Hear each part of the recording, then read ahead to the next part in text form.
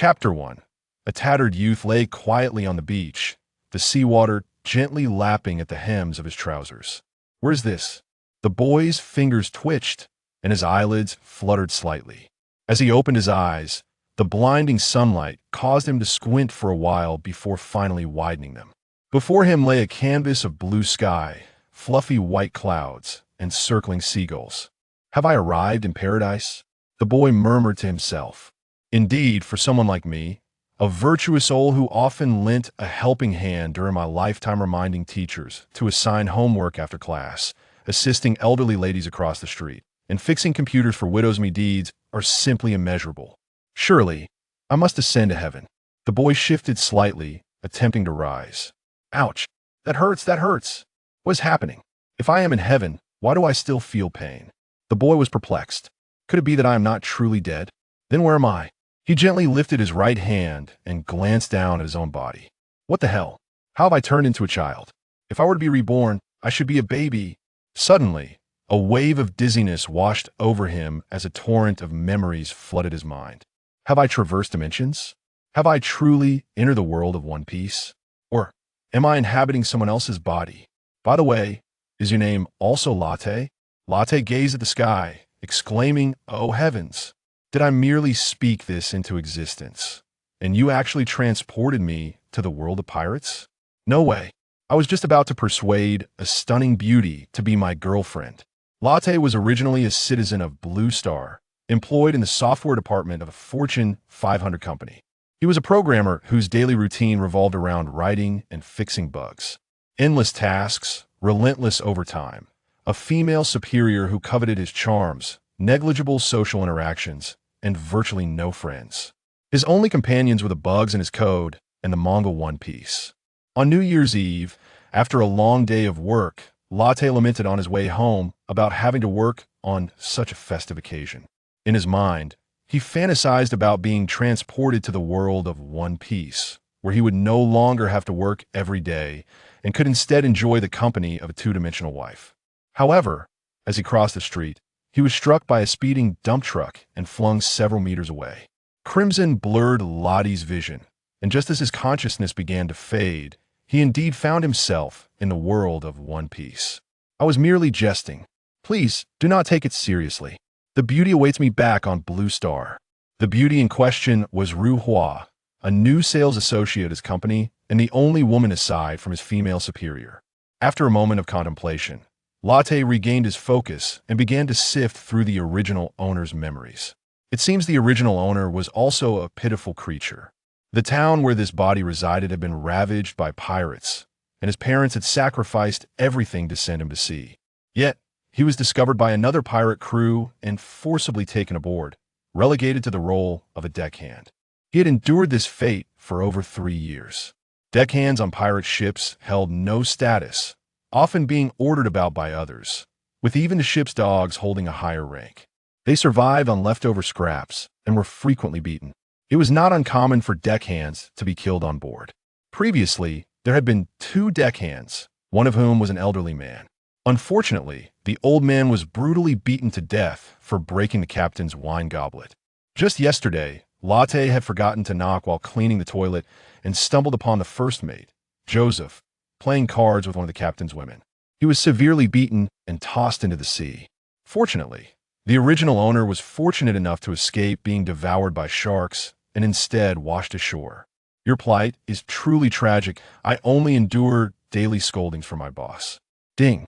The system detected that the host successfully traversed to the pirate world, and activation began. Upon hearing the mechanical voice resound in his mind, Latte struggled to sit up. "What? Do I also have a golden finger?" At that moment, a progress bar began to load in Lottie's mind. Before long, the progress bar reached completion. System activation, successful beginner's gift pack, acquired 1.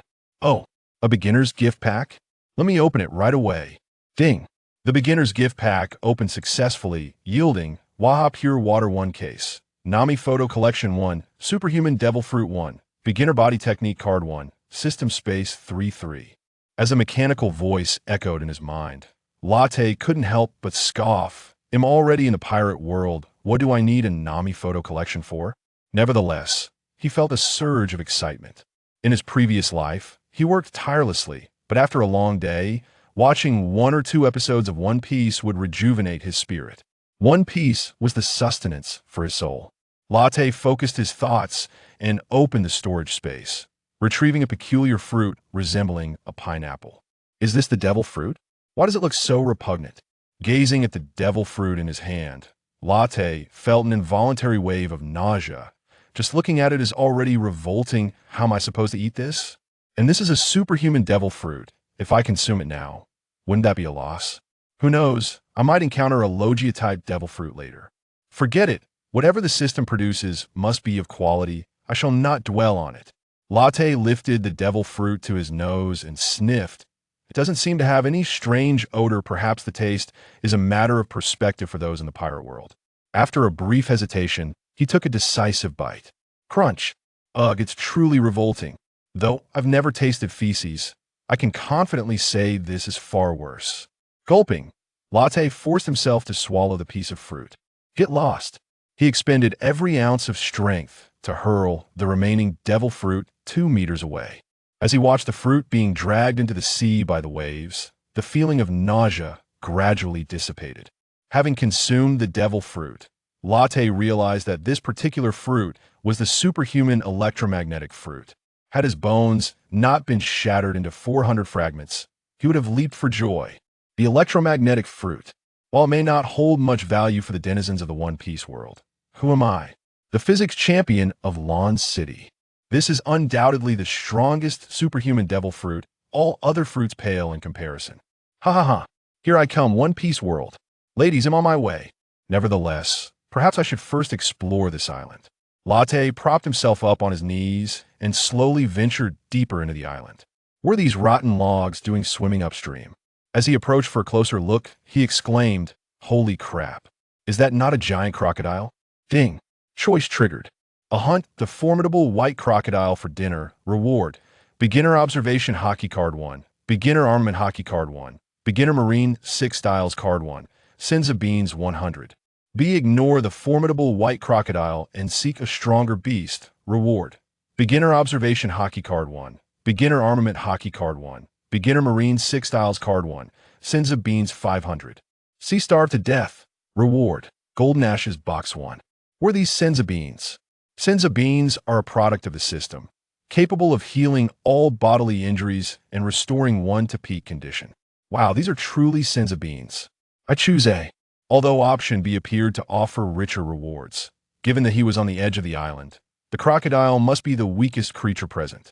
Considering that it had already cost him half his life to gather a few coconuts, it was unlikely he could hunt anything stronger.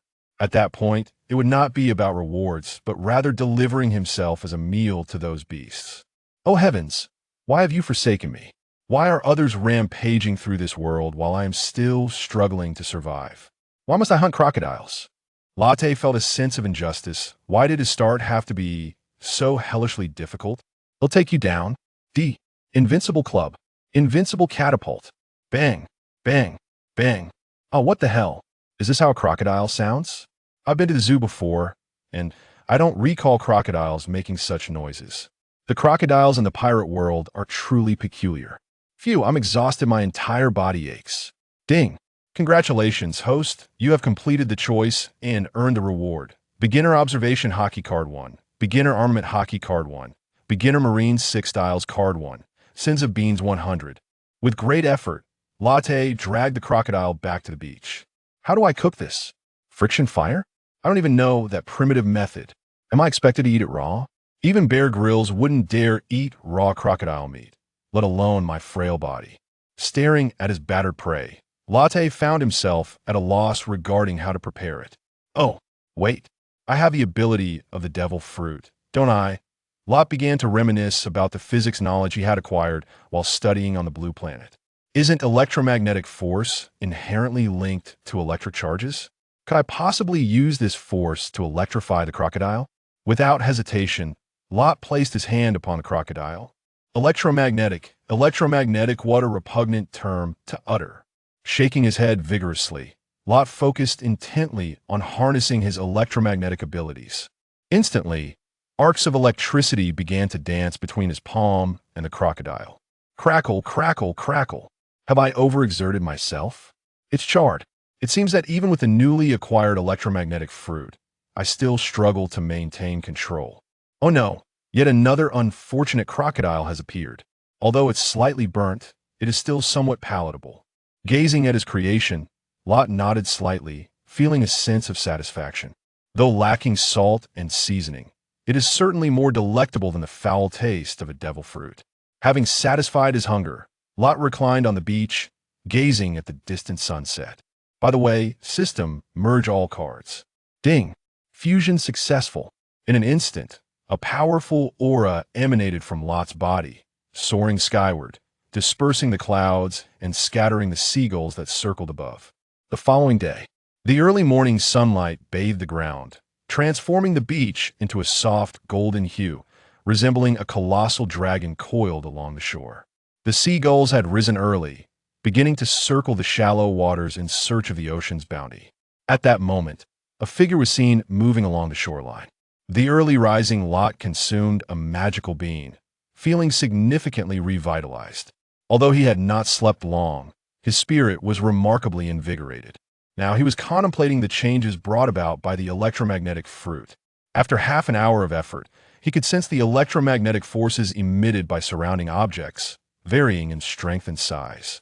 He then attempted to activate his awakened basic observation haki. What is this? He discovered that his observation haki could encompass nearly half the area of the island. The cacophony of various animals and beasts was a lively uproar. It was as if a bustling marketplace had sprung up within his mind. For Lot, who had never experienced such a phenomenon before, the noise was overwhelming. He endeavored to gain better control over his observation haki, but soon found himself drenched in sweat, gasping for breath. Rolling up his sleeves, he glanced at his almost imperceptible biceps and shook his head slightly. This body, having endured hunger and malnutrition aboard the ship, could hardly withstand the demands of observation haki. Having regained a modicum of strength, Lot sought to use his observation haki to scout the island's fauna, needing to ascertain the number of beasts present. After all, on an uncharted deserted island, one misstep could lead to dire consequences. Combining his electromagnetic fruit abilities, Lot gradually expanded the radius of his observation haki, probing deeper into the island. He saw numerous beasts and could even vaguely sense their strength. Can basic observation haki really yield such effects? Lot pondered, somewhat perplexed. Am I truly that remarkable? It seems I possess a rare talent. Upon further reflection, Lot realized this must be due to the amplification provided by the devil fruit. A year later, bang! A young boy collapsed onto the ground, panting heavily, his complexion slightly pale. Not utilizing haki, the six powers, nor the devil fruit, such intense combat is still quite taxing for me at this stage. Next to the boy lay a massive grizzly bear, its skull bearing a gaping hole. It was evident that this boy was none other than Lot, who had spent 2 months on this small island. Throughout the year, Lot did not remain on a single island but traversed multiple ones. The large hole in the bear's skull was indeed the result of Lot's handiwork.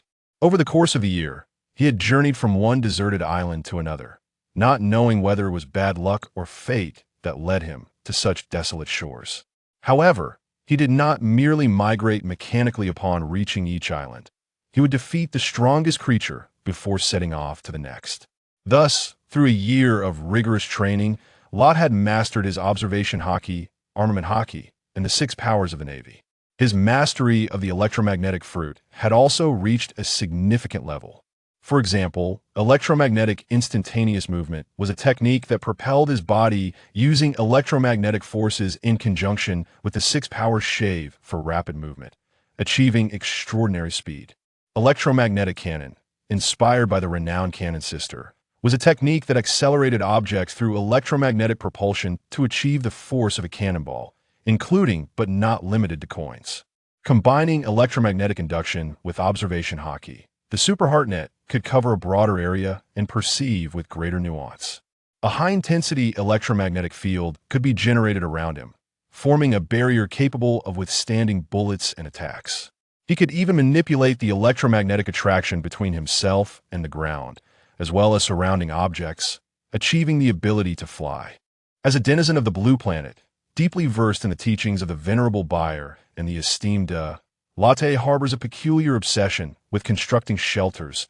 Thus, upon arriving at any island, his foremost task is to erect a refuge. However, for Latte, who possesses the powers of the electromagnetic fruit, the endeavor of building a shelter proves to be rather effortless. Electromagnetic furnace. Waves of electromagnetic energy emanate from Latte's hands, enveloping the grizzly bear in an environment reminiscent of a microwave. The tantalizing aroma of roasted meat wafts through the air, appearing quite delectable. Next, he retrieves a pouch of white powder, sprinkling it generously over the meat. This powder is salt, extracted from seawater by Latte's electromagnetic prowess. He then casually tears off a bare paw, indulging in its savory goodness. High-quality ingredients often require only the simplest of culinary techniques. Gazing upward, he observes the sun setting through the clouds, casting golden rays across the sky. Seagulls, too, are on the lookout for their evening meal. Unbeknownst to him, he has spent a year in this world, oblivious to the progression of the original storyline. Suddenly, he senses a disturbance. Latte finds that he need not constantly activate his observation hockey, as he can naturally perceive the electromagnetic waves surrounding him, allowing him to sense danger even in slumber. Moments ago, he detected two electromagnetic signatures swiftly approaching his encampment. Observation hockey activated? Two individuals, perhaps children, after such a long stretch without encountering another soul. Latte feels a twinge of excitement. He remains still, sensing no threat from the two figures. In fact, they seem rather weak. As they draw nearer, one of them exclaims, "Ace, it smells incredible." "Who's grilling?" Latte hears the other respond, "Luffy, can you not think of anything other than food?" "Hey, Ace, look who's talking. You're drooling all over yourself." Silence. Latte observes the exchange, bemused by their antics.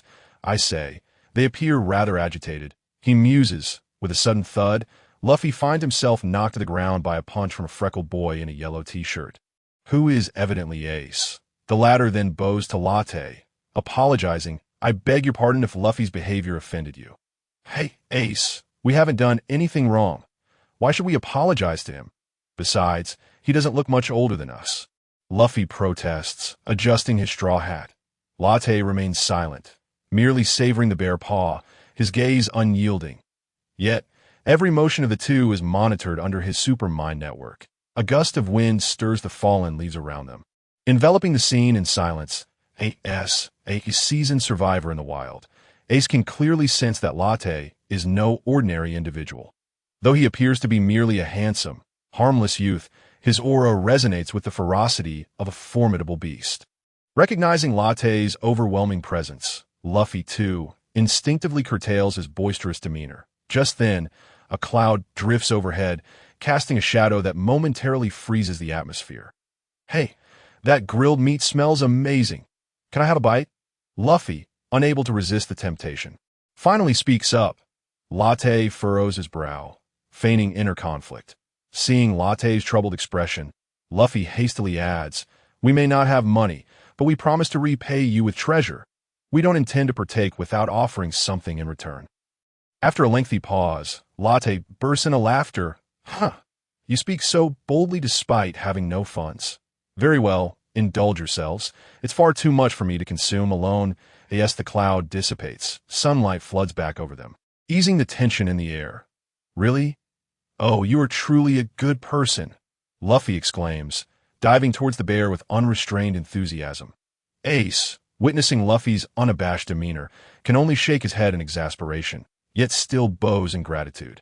"Thank you for your hospitality, kind sir. Hey, your grilled meat is superb. Far superior to Ace's culinary skills," Luffy exclaims, his mouth full, rendering his words somewhat incoherent.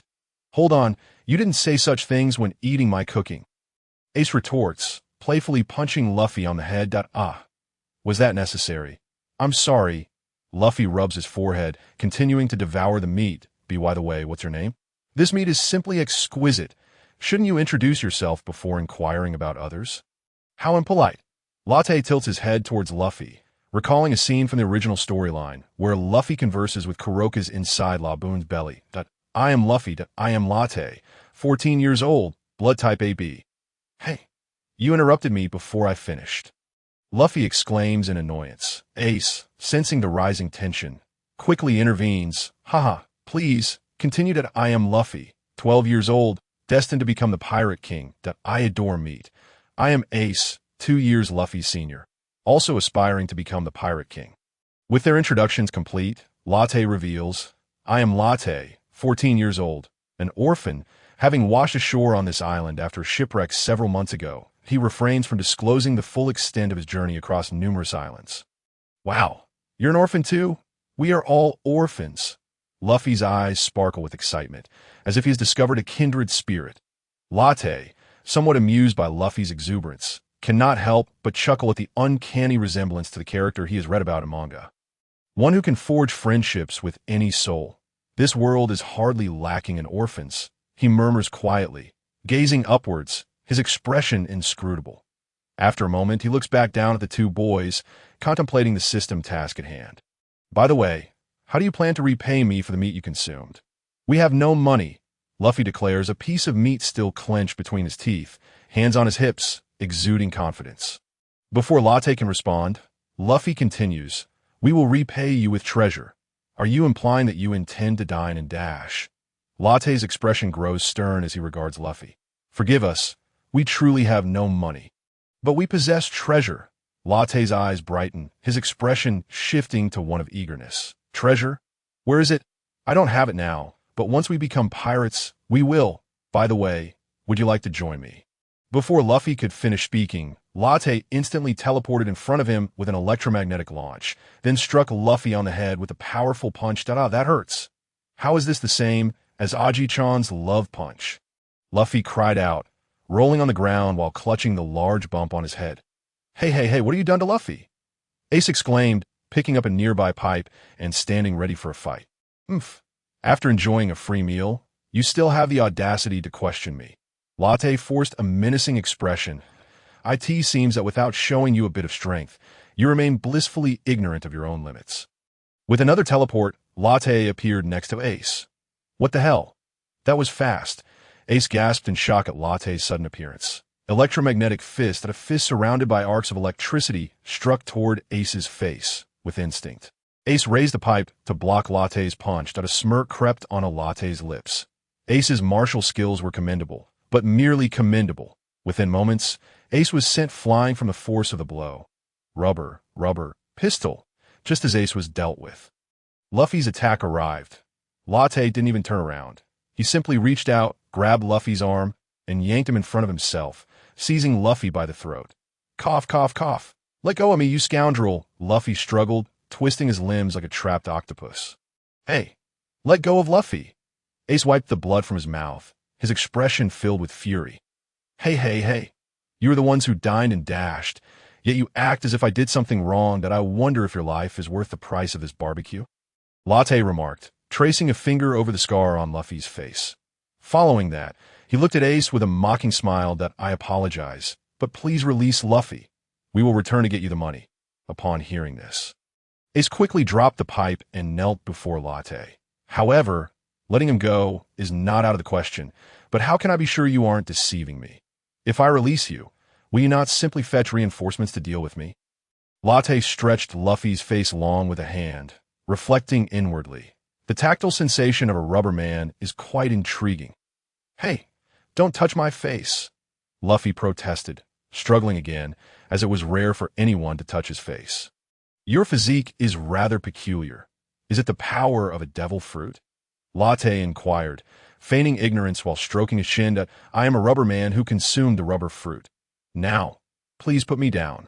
With Luffy's struggles, his straw hat flailed wildly behind him that I might let you go, but do you truly possess any treasure? Latte casually tossed Luffy in front of Ace. Cough, cough, cough, after rolling on the ground. Luffy was righted by Ace. Damn it, bring it on. I wasn't even serious just now, Luffy declared, rising to his feet and shaking his fists at Latte. Latte shook his head and beckoned Luffy closer. It appears you will not learn your lesson until I bring you down. With that, he teleported in front of Luffy and kicked him away. Luffy collided violently with a large tree, and only then did Ace react, gasping in astonishment. Such speed! Far quicker than before, he glared at Latte in anger. Observing this, Latte gestured to Ace again. Gripping the pipe tightly, Ace grit his teeth and charged at Latte from the left, aiming for his lower body. Upon seeing Ace's maneuver, Latte felt an inexplicable chill. What the hell?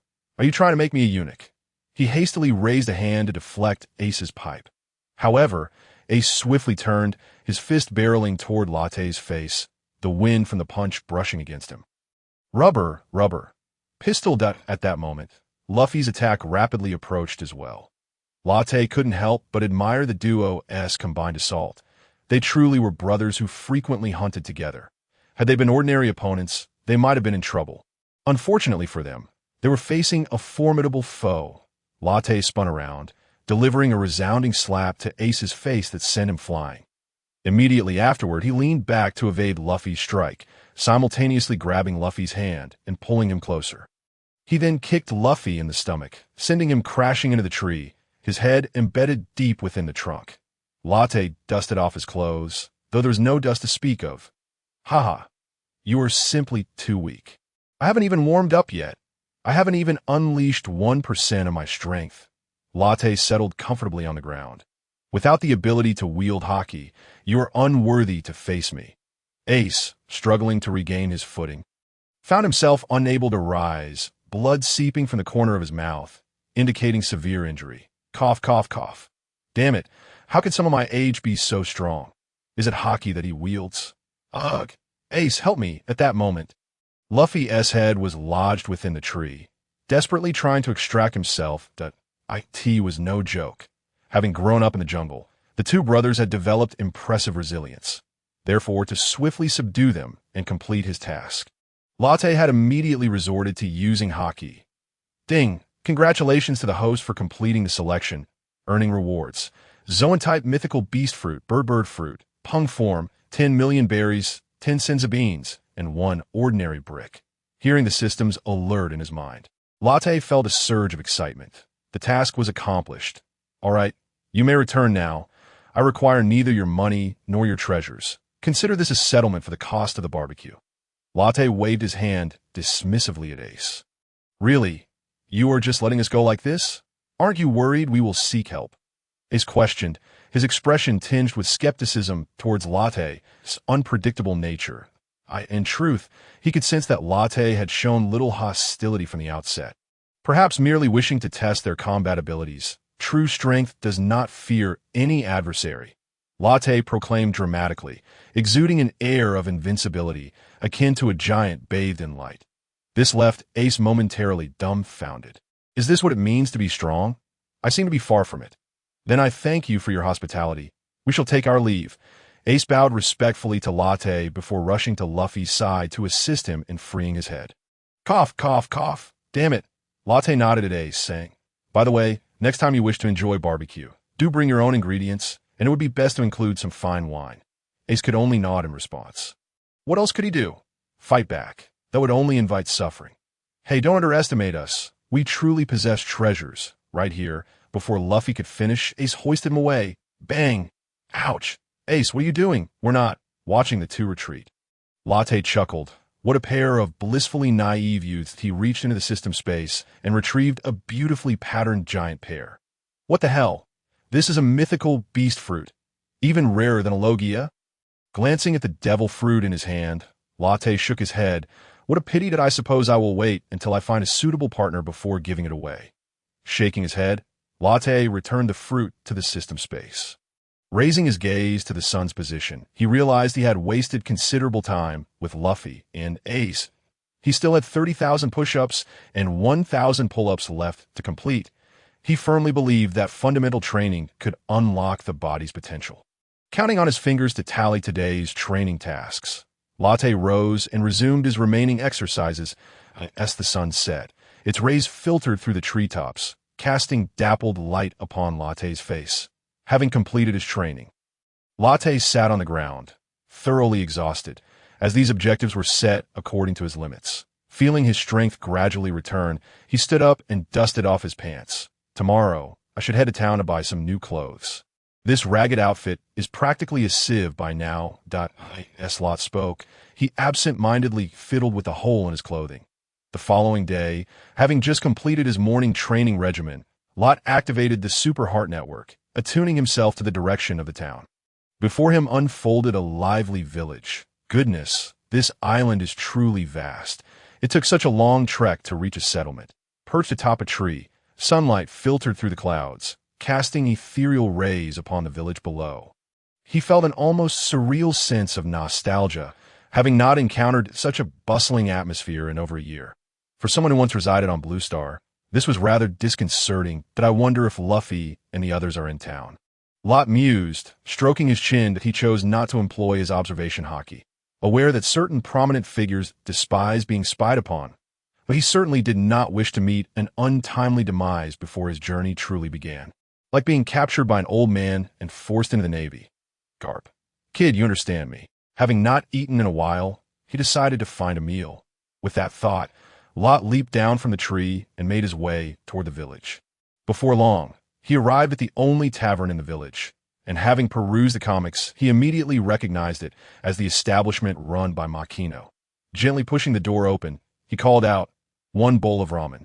"Please, hey little brat, have you wandered here from elsewhere?" A drunken villager stumbled over to Lot, draping an arm around his neck. "How unfortunate. Come, have a sip of this drink to warm your bones. No. First you ought to have a piece of roasted meat." Another villager chimed in, wobbling over with a leg of meat. "Hey, can't you see this kid's clothes are in tatters? The priority should be to get him something decent to wear." "Take mine," one burly man declared, beginning to remove his shirt. Listening to the banter of the crowd, Lot felt a warmth in his heart. Indeed, just as he had imagined, this village was filled with kind-hearted folk. "Thump, thump, you rascals, don't lead the boy astray." An elderly man hobbled forward, leaning on his cane, that a drunken man interrupted, taking a swig from his cup. "Oh, come now, village chief, you were drinking since you were 10. He punctuated his words with a belch. "Yakamashi," the old man retorted, his face slightly flushed. "Little brother, would you like a bowl of ramen?" A lively female voice called from behind the counter. Lot looked up and recognized it as Makino, the tavern's proprietor. Nodding, he replied, "One bowl of ramen. A large portion, please. I can pay." The two drunken men, sensing Makino's presence, relinquished their hold on Lot. Who in Windmill Village didn't he know that Makino was a fierce woman? Lot approached the counter, introducing himself. "I am Lot, 14 years old." Makino regarded the boy, who was about the same size as Ace, standing roughly 6 feet tall, with black hair and yellow skin, quite handsome indeed. Because Lot often used his electromagnetic knife for haircuts, he did not appear wild or unkempt as a former inhabitant of Blue Star. He even sported a stylish hairstyle. "I am Akino, the owner of this establishment. Please have some hot soup." She pushed a bowl of warm broth toward him. "Thank you." Watching Lot obediently lift the bowl, Makino nodded in satisfaction before retreating to the kitchen, after savoring the warm soup. Lot exclaimed that for the past year he had not eaten anything so palatable. Moments later, Makino returned with a steaming bowl of ramen. "Little Lot, your ramen is here." She placed the dish before him and handed him a set of clothes. "Here, wear these for now. The bathroom is just behind." "Oh, thank you." Slurping the noodles, he thought, "Wow, this flavor is exquisite. I've grown tired of roasted meat after years. This is a delightful change in diet." Makino observed with a pleased smile as Lot devoured the noodles. Once he finished the last drop of soup, he patted his full belly and declared, "I'm done. It was truly delicious." "Thank you, Sister Makino." It was noteworthy that in Blue Star, he never drank the soup. Now he nearly wished to lick the bowl clean, a testament to the ramen's deliciousness. Holding the new clothes, he stood and bowed slightly to Makino before heading to the bathroom. Inside the bathroom, he gazed at his reflection. "This face is strikingly similar to my former self. No matter how many times I look, I find it handsome." He smiled and shook his head as he proceeded with his ablutions. When he emerged, Makino nodded, her expression akin to that of an older sister regarding her younger brother. "After tidying up, you clean up quite well. You won tea of trouble finding a girlfriend now." Lot scratched his head, feeling a bit bashful. "It seems no matter how strong I become, receiving compliments from girls still makes me somewhat shy." Observing the boy before her, Makino appeared to recall something and stepped closer, casually asking, "By the way, have you seen Luffy and the others?" Lot slowly approached the counter and took a seat on a bar stool. "Yes, I just saw them yesterday." Makino began to polish a glass that was hardly dirty, casually continuing, I heard you treated those two to roasted meat? Upon hearing her inquiry, Lot realized that Luffy had likely shared the details of their encounter with Makino, possibly even recounting their scuffle. Though Makino's tone seemed calm, there was an undertone of protectiveness. Lot understood her fondness for Luffy and his friends, akin to that of siblings. Feeling a bit bashful, he scratched his head. I suppose so. I heard you even got into a fight with them? Makino raised her head, her eyes filled with surprise. Initially, she had been concerned that Lot might be a bad influence and wanted to warn him to steer clear of those two children. However, upon seeing Lot, she could sense his gentle demeanor, much like that of a neighborly younger brother, and concluded he was not a bad person. Indeed. Well, sort of. What is it to you? Lot was puzzled by Makino's question. Oh, that's quite impressive, she remarked, nodding. Then, as if recalling something, she added, they're always causing trouble. Since you're older than Ace, I suppose I'll be relying on you. Her expression mixed exasperation with a hint of fondness, and she flashed a gentle smile. Seeing that smile, Lot couldn't help but think, what a truly kind sister. Luffy had a fortunate childhood, blessed with brotherly bonds with Sabo and Ace, and the affection of Dayton, Makino, and Garp. Sure, I understand, Lot nodded to be by the way. However, before Makino could finish her sentence, Lot had already risen and made his way toward the tavern's exit. Sister Makino, I'm just going out to buy some supplies. I'll be back shortly. Hearing this, Makino smiled and shook her head, realizing that this boy was likely accustomed to living in the jungle like Luffy and his friends. She could only nod in response. Then be careful. After purchasing some clothes and a few spices, Lot flew back to his shelter. Indeed, nothing compares to the comfort of my little den. As a homebody, he found it somewhat challenging to adapt to the lively atmosphere of the village. Perhaps that was just his nature. Hey, Lot, are you home? We're here. Foolish Luffy, it's Lot. Even before Luffy arrived, his voice had already echoed through. Recognizing the sound, Lot knew that the two little rascals had arrived. We're here, Lot. Oh, Luffy, you've come. Lot, quickly, see what we've brought for you. With a sudden thud, a colossal object was tossed into the center of the camp. Upon closer inspection, it revealed itself to be an enormous rhinoceros. Its sheer mass estimated at a staggering 20 tons. Latte nodded at the two individuals present. Ace, Luffy, it has been quite some time, about a month had elapsed since their last, rather unpleasant reunion. During this period, Latte's strength had steadily increased, and his mastery over his devil fruit abilities had reached new heights. His proficiency in Haki and the six powers had also become increasingly adept. However, the system had not issued any new missions. Is this your quarry? He inquired. Indeed, we are quite formidable, aren't we? Luffy boasted, proudly flexing his biceps. Latte, stroking his chin while eyeing Luffy, teased, impressive, but I doubt you contributed much, did you? Hey, Latte, are you underestimating me? Luffy retorted, ready to charge at Latte. His fierce expression resembled that of a feral beast. Ace quickly intervened, chuckling as he said, Luffy, Latte, I isn't entirely wrong. How infuriating. Ace, you too? In the end, it was my rubber pistol that sent him flying. Luffy exclaimed, struggling in Ace's grasp. Ace delivered a light punch to Luffy's head and remarked, this was a joint effort. Luffy played his part too. Right? Exactly. Luffy eagerly agreed, nodding vigorously. Ace released Luffy, and the two found a spot to sit. Hey, Latte, that barbecue from last time was absolutely delicious. Could you possibly make it again? Luffy's words were barely out before saliva dripped from his mouth, his mind fixated on the aroma of grilled meat. Ace looked at Latte with keen interest, his expression unmistakably eager. Latte, do you share this sentiment? Latte glanced at Ace, his eyes filled with curiosity that it's merely Luffy's craving. Ace blushed slightly as he wiped the corner of his mouth. Oh, quite the tsundere, aren't we? Latte teleported in front of Ace and playfully poked his cheek. Get lost. Ace turned his head away, unwilling to concede. Latte returned to his spot, a smile gracing his face as he observed Ace. Ace, feeling flustered under Latte's gaze, reluctantly admitted, I too wish to sample your roasted beast meat. Ha. Latte laughed heartily. Looking at the two, he felt a wave of nostalgia, pondering whether the people of this world were inherently simple or if these two were just particularly naive. He recalled their last encounter, which had been fraught with conflict, yet now they behaved as if they were long-separated old friends. Very well, since you both plead so earnestly, I shall reluctantly showcase my skills. Rising, Latte strolled over to the giant rhinoceros, instinctively rolling up his sleeves. Yet wearing the t-shirt gifted by Makino, he had no sleeves to roll. He awkwardly scratched his nose and then pressed his hand against the rhinoceros's body. Latte, aren't you going to start a fire? Luffy questioned, puzzled. Ace and Luffy exchanged surprised glances at Latte's actions. Latte did not respond.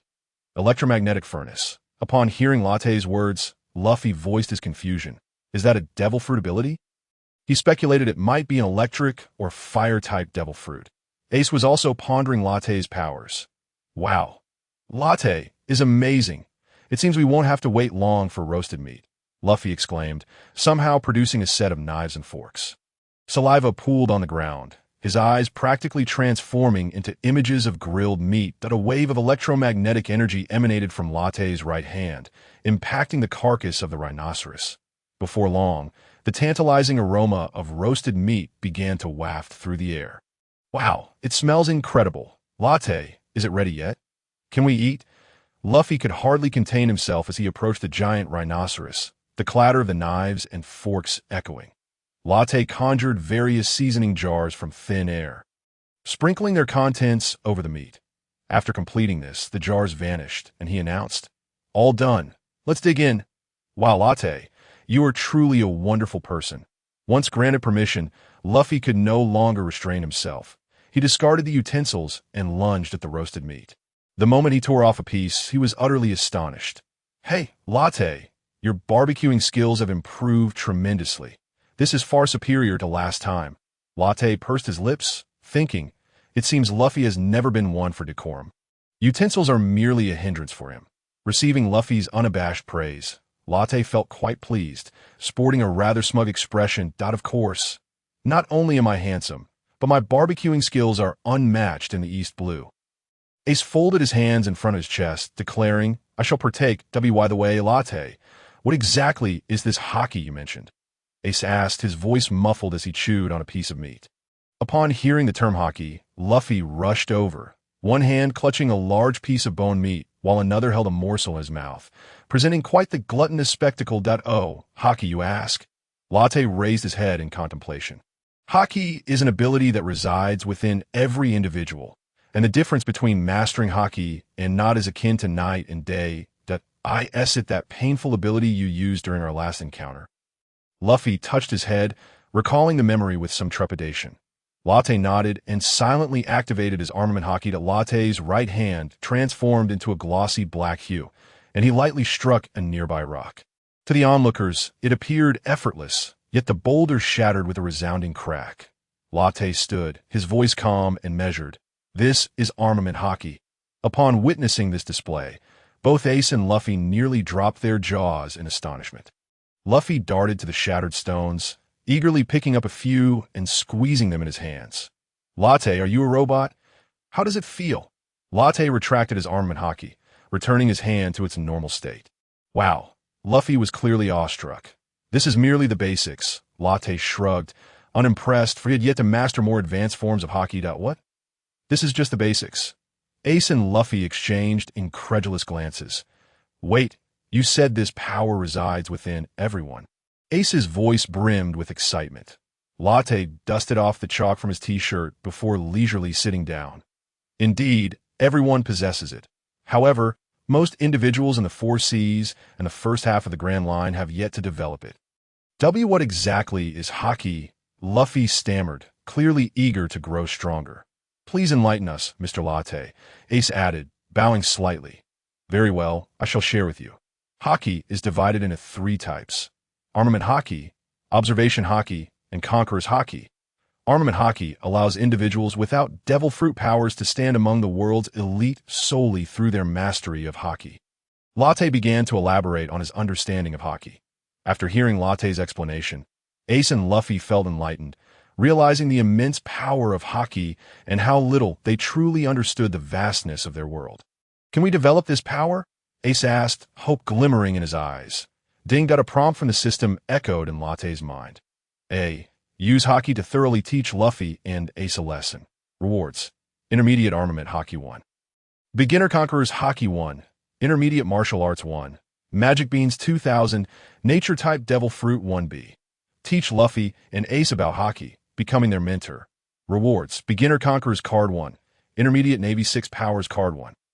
10 million berries. Intermediate Martial Arts Card 1. System space upgraded to 99. Beginner Void Pirate Ship. Box of Spicy Ghost Peppers 1C. Pretend not to hear Ace's question. Rewards. Heavenly Kings Album 1. Spicy Prince 1 box. Upon hearing the system's prompt, Latte discreetly smirked. While option A offered richer rewards, he ultimately chose B, curious to see how these two with higher starting points would fare. I choose B. Of course, both observation Haki and armament Haki can be learned by anyone. Upon hearing Latte's affirmative response, Ace's eyes sparkled with excitement. Can you teach us? Certainly. However, I cannot guarantee that I will be an exemplary teacher.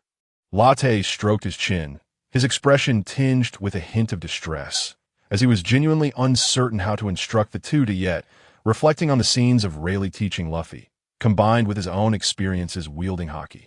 He believed that with Luffy and Ace's innate talent, mastering it should not pose a significant challenge. Without a moment's hesitation, Ace nodded vigorously. Luffy's eyes also sparkled with determination.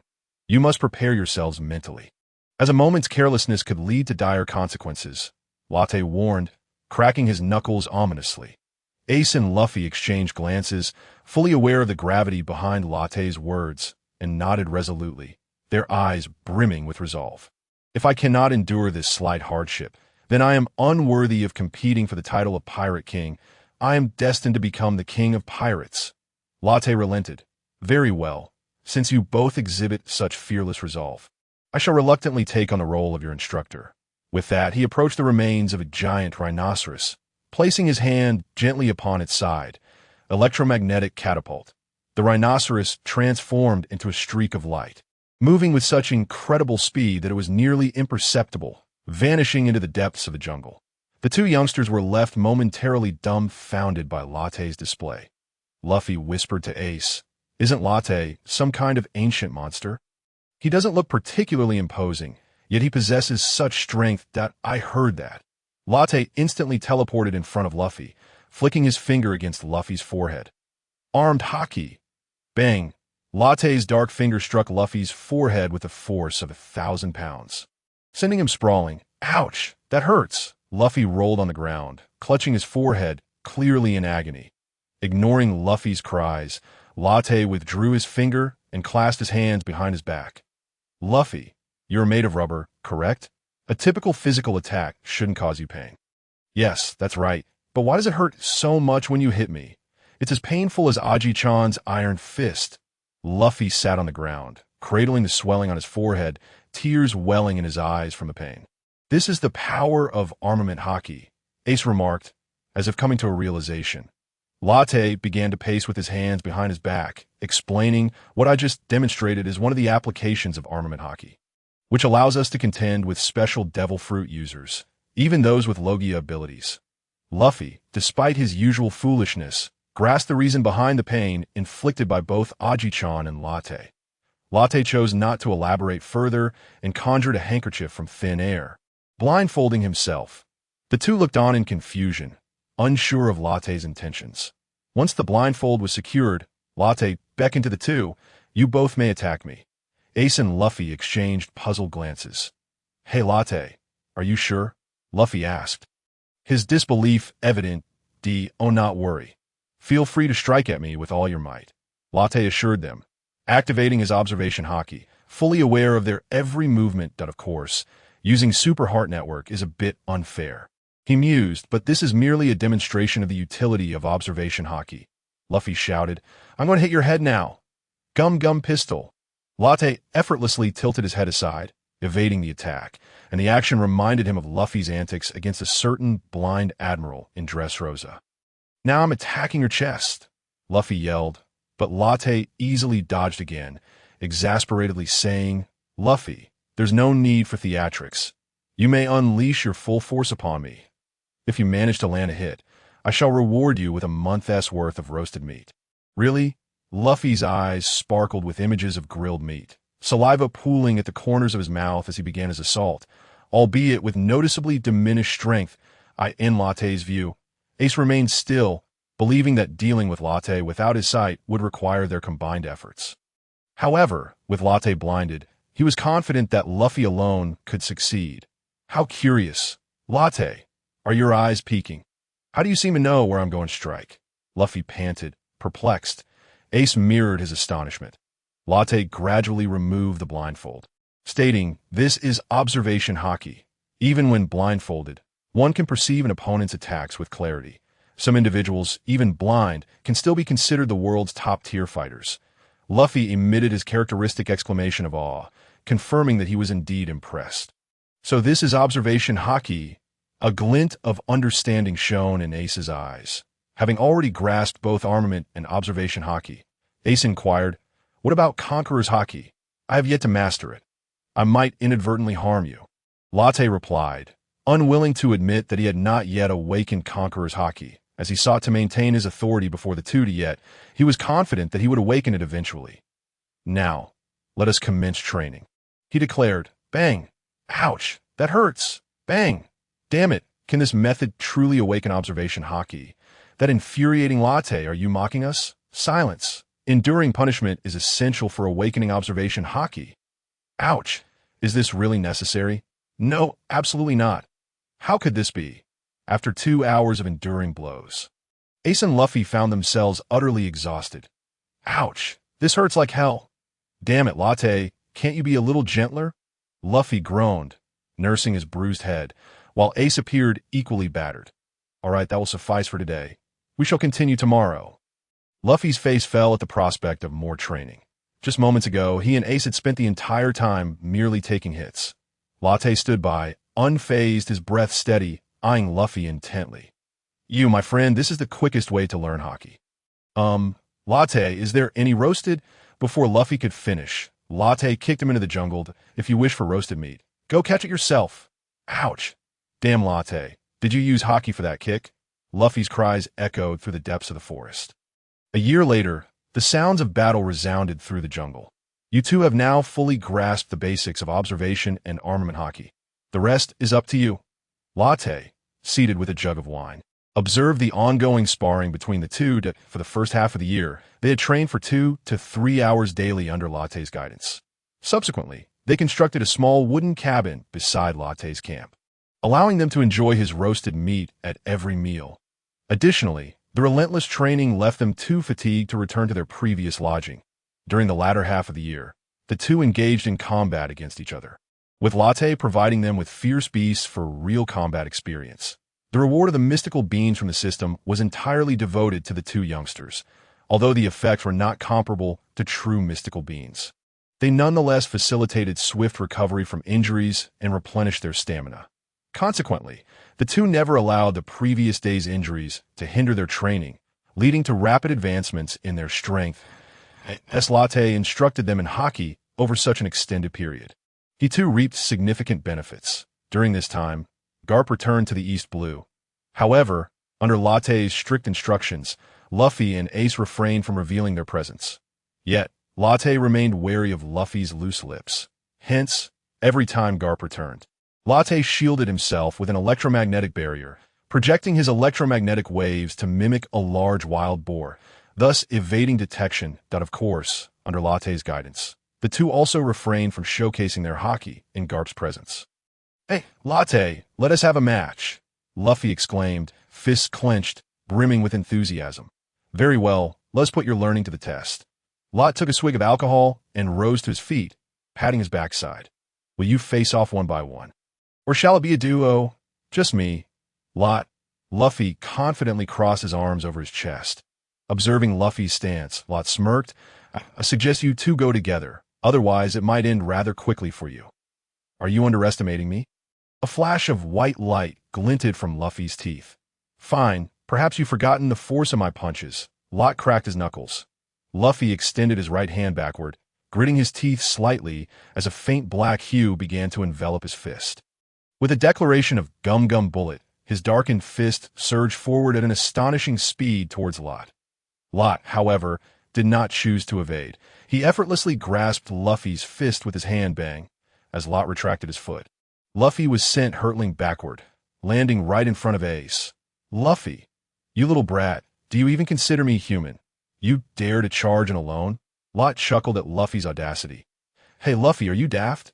Ace could no longer contain himself, and without hesitation, he launched his own punch at Lot. However, Luffy's foot slipped unexpectedly, causing his attack to land squarely on Ace's head. Ta-da! Luffy, what are you doing? It was just a slip from an initial confrontation between Luffy and Ace against Lot. It devolved into a chaotic three-way scuffle, where Luffy and Ace primarily endured the brunt of the assault. Naturally, Luffy bore the brunt of the injuries by the end of the skirmish. He could barely rise to his feet. Is that it? You both need more practice. Lot, aren't you merely 2 years my senior? When I reach your age, I will surely defeat you. Luffy lay on the ground, making bold proclamations a testament to the saying. Luffy's body may be soft, but his words are hard. Given our current state, it seems dinner will be your responsibility, Ace remarked, sitting on the ground, his face bruised, his tone somewhat teasing. As if either of you has ever prepared a meal. Lot retorted disdainfully. Ace blushed, scratching his head. All right, consider it debt for my past life. Lot shook his head and ventured into the jungle. Before long, he returned bearing a robust wild boar. In no time. The aroma of roasted meat wafted through the campsite. Lot's barbecued meat was truly delectable. Hey Lot, I'm destined to become the Pirate King. Would you consider joining my crew as a chef? Luffy exclaimed, clutching a leg of meat. His voice laced with anticipation. I think not. I have no immediate plans to become a pirate, Lot replied, taking a bite of the meat. What a pity. If you ever change your mind, there will always be a place for you on my ship. Luffy's eyes sparkled. Oh, I appreciate that. Lot responded indifferently, internally mocking, why does this feel reminiscent of a mere four-emperor subordinate? Hey Luffy, I'm still here, trying to lure my master onto your ship in front of me. Ace glared at Luffy, visibly irked. But Lot, your barbecue is simply divine, Luffy said, casting a pitiful look at Lot.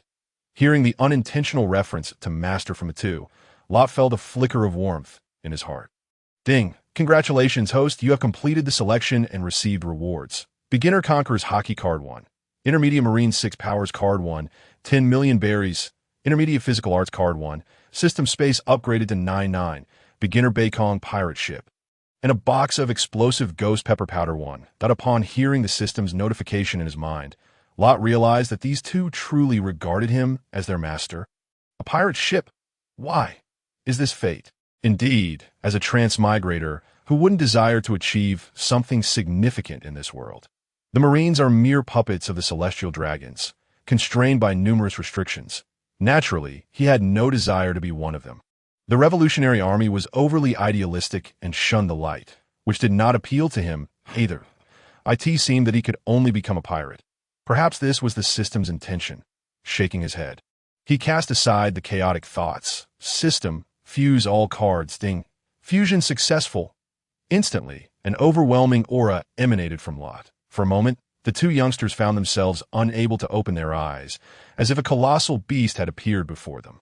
After a while, Lot reigned in this imposing presence, allowing the two to breathe again. Ace silently marveled. It seems Lot Sensei is hiding his true strength. Sensing the transformation within himself, Lot nodded in satisfaction. Since you've called me master, I shall take you out to sea tomorrow for a little adventure. Is that really possible?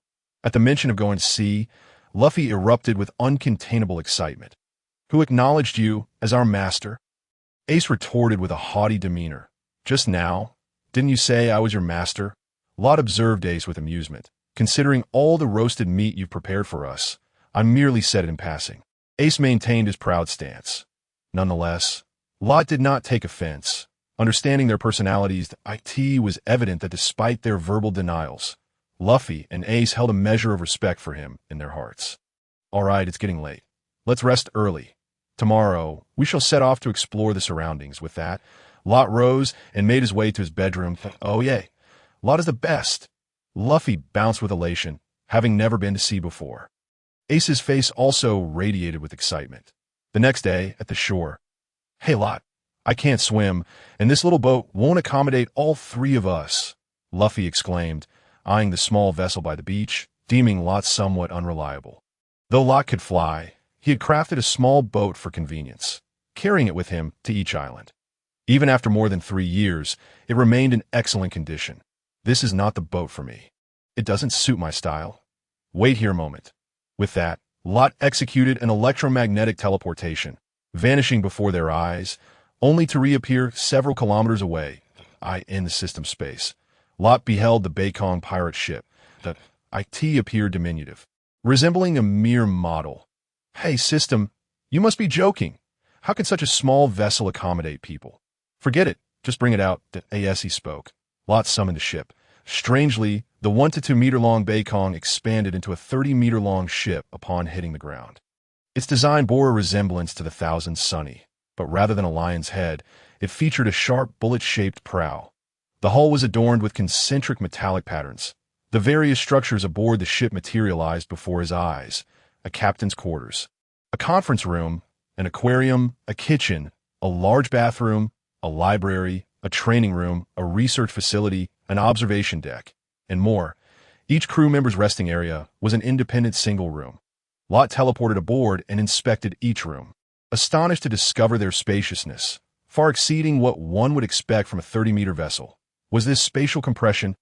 Pleased with the pirate ship, Lot ventured into the training room, which was divided into 2 areas.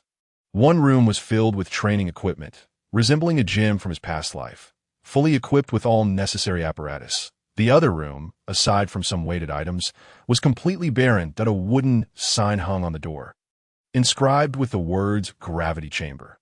However, as Latte stepped into the room, he found that the gravity remained largely unchanged. After a moment's contemplation, Latte discerned the reason. It appeared that the gravity chamber required an infusion of his electromagnetic force. Without a second thought, Latte began to gradually exert his electromagnetic power, a wave of pressure building up, first to 1 times, then 2 times, and ultimately surging to 50 times. He knew he could push it even higher. Yet he was on the verge of being overwhelmed. Aware of the chamber's extraordinary capabilities, Latte felt a surge of anticipation for the strength of his future companions, dragging the Void Breaker to stand before Luffy and Ace. Luffy exclaimed, "Wow, Latte, is this your pirate ship?" As Kaku circled the Void Breaker with sparkling eyes, Ace displayed a similar astonishment, marveling at the beauty of Latte's vessel. Latte waved at them, saying, "Come on, let's board." Luffy could scarcely contain his excitement as he leaped aboard, with Ace following suit. "Wow, there's even a lawn and swings." Luffy rolled about on the grass, filled with glee. Latte nodded in satisfaction, realizing this was merely the initial stage. He could only wonder what the final form would be like. "By the way, we are on the beach. How do we get the ship into the water?" Ace inquired, puzzled. Latte extended his hands, announcing, "Watch closely, electromagnetic force." Waves of electromagnetic energy emanated from the ship's hull, and to their astonishment, the Void Breaker began to ascend into the air. Kaku gasped, "The ship can fly." Luffy, eyes alight with wonder, dashed about the deck. Ace, too, was taken aback. Despite reading the papers regularly, he had never heard of a ship that could fly. However, he quickly deduced that it must be a result of Latte's fruit ability. Once they reached the sea, Latte gently lowered the ship back down. After all, flying continuously would be quite exhausting. He exerted some electromagnetic force at the stern to propel them forward. "Wow, is this the ocean? Ah, the sea is so vast," Luffy exclaimed, standing at the bow, his eyes wide with excitement. Ace leaned over the railing, equally intrigued. Watching the two, Latte couldn't help but chuckle, reminiscing about the joys of youth. Gazing at the endless expanse of sea, he wondered if there were any other pirate crews or naval forces nearby. An electromagnetic field with a diameter of 30 kilometers radiated outward. Aside from the island behind them, there were no other electromagnetic signals detected. "IT seems relatively calm," Kaku remarked, mesmerized by the grandeur of the sea. Luffy remained animated, darting about the deck, exploring every nook and cranny, while Ace maintained a quiet demeanor. Initially intending to have the 2 youngsters train in the gravity chamber, Latte decided to let them be, recognizing that they were still children. "Ahem, although I may still be considered a child, My soul carries the weight of a 35-year-old man. The cries of seagulls echoed above. Latte glanced up, momentarily filled with joy by the sight of the clear blue sky and white clouds. In his past life, he had also witnessed the ocean, the azure sky, and seagulls, but back then, the sky always seemed shrouded in gray, and the sea was tainted by the refuse of mundane life. Such a pure ocean and sky were beyond his previous experience. And for a moment, all his unhappiness seemed to dissolve. Sighing, Latte reflected, "Indeed, I have been training relentlessly. It has been ages since I last rested." Finally allowing himself to relax, he lounged on the deck, leaning against the ship's railing. He extended his hands to activate the electromagnetic force, unfurling the two large sails, and then disengaged the propulsion at the ship's stern. Allowing the void breaker to drift freely, he paid no heed to the direction in which they sailed. Time passed unmeasured. "Look, an island! An adventure!" Luffy exclaimed, practically bouncing with excitement. Had they finally sighted land? Latte rose slowly. Activating his heart network, the small island appeared within his vision, fully enveloped by his cognitive field. The scene revealed chaos on the island. As if a battle were taking place. "Let's head ashore.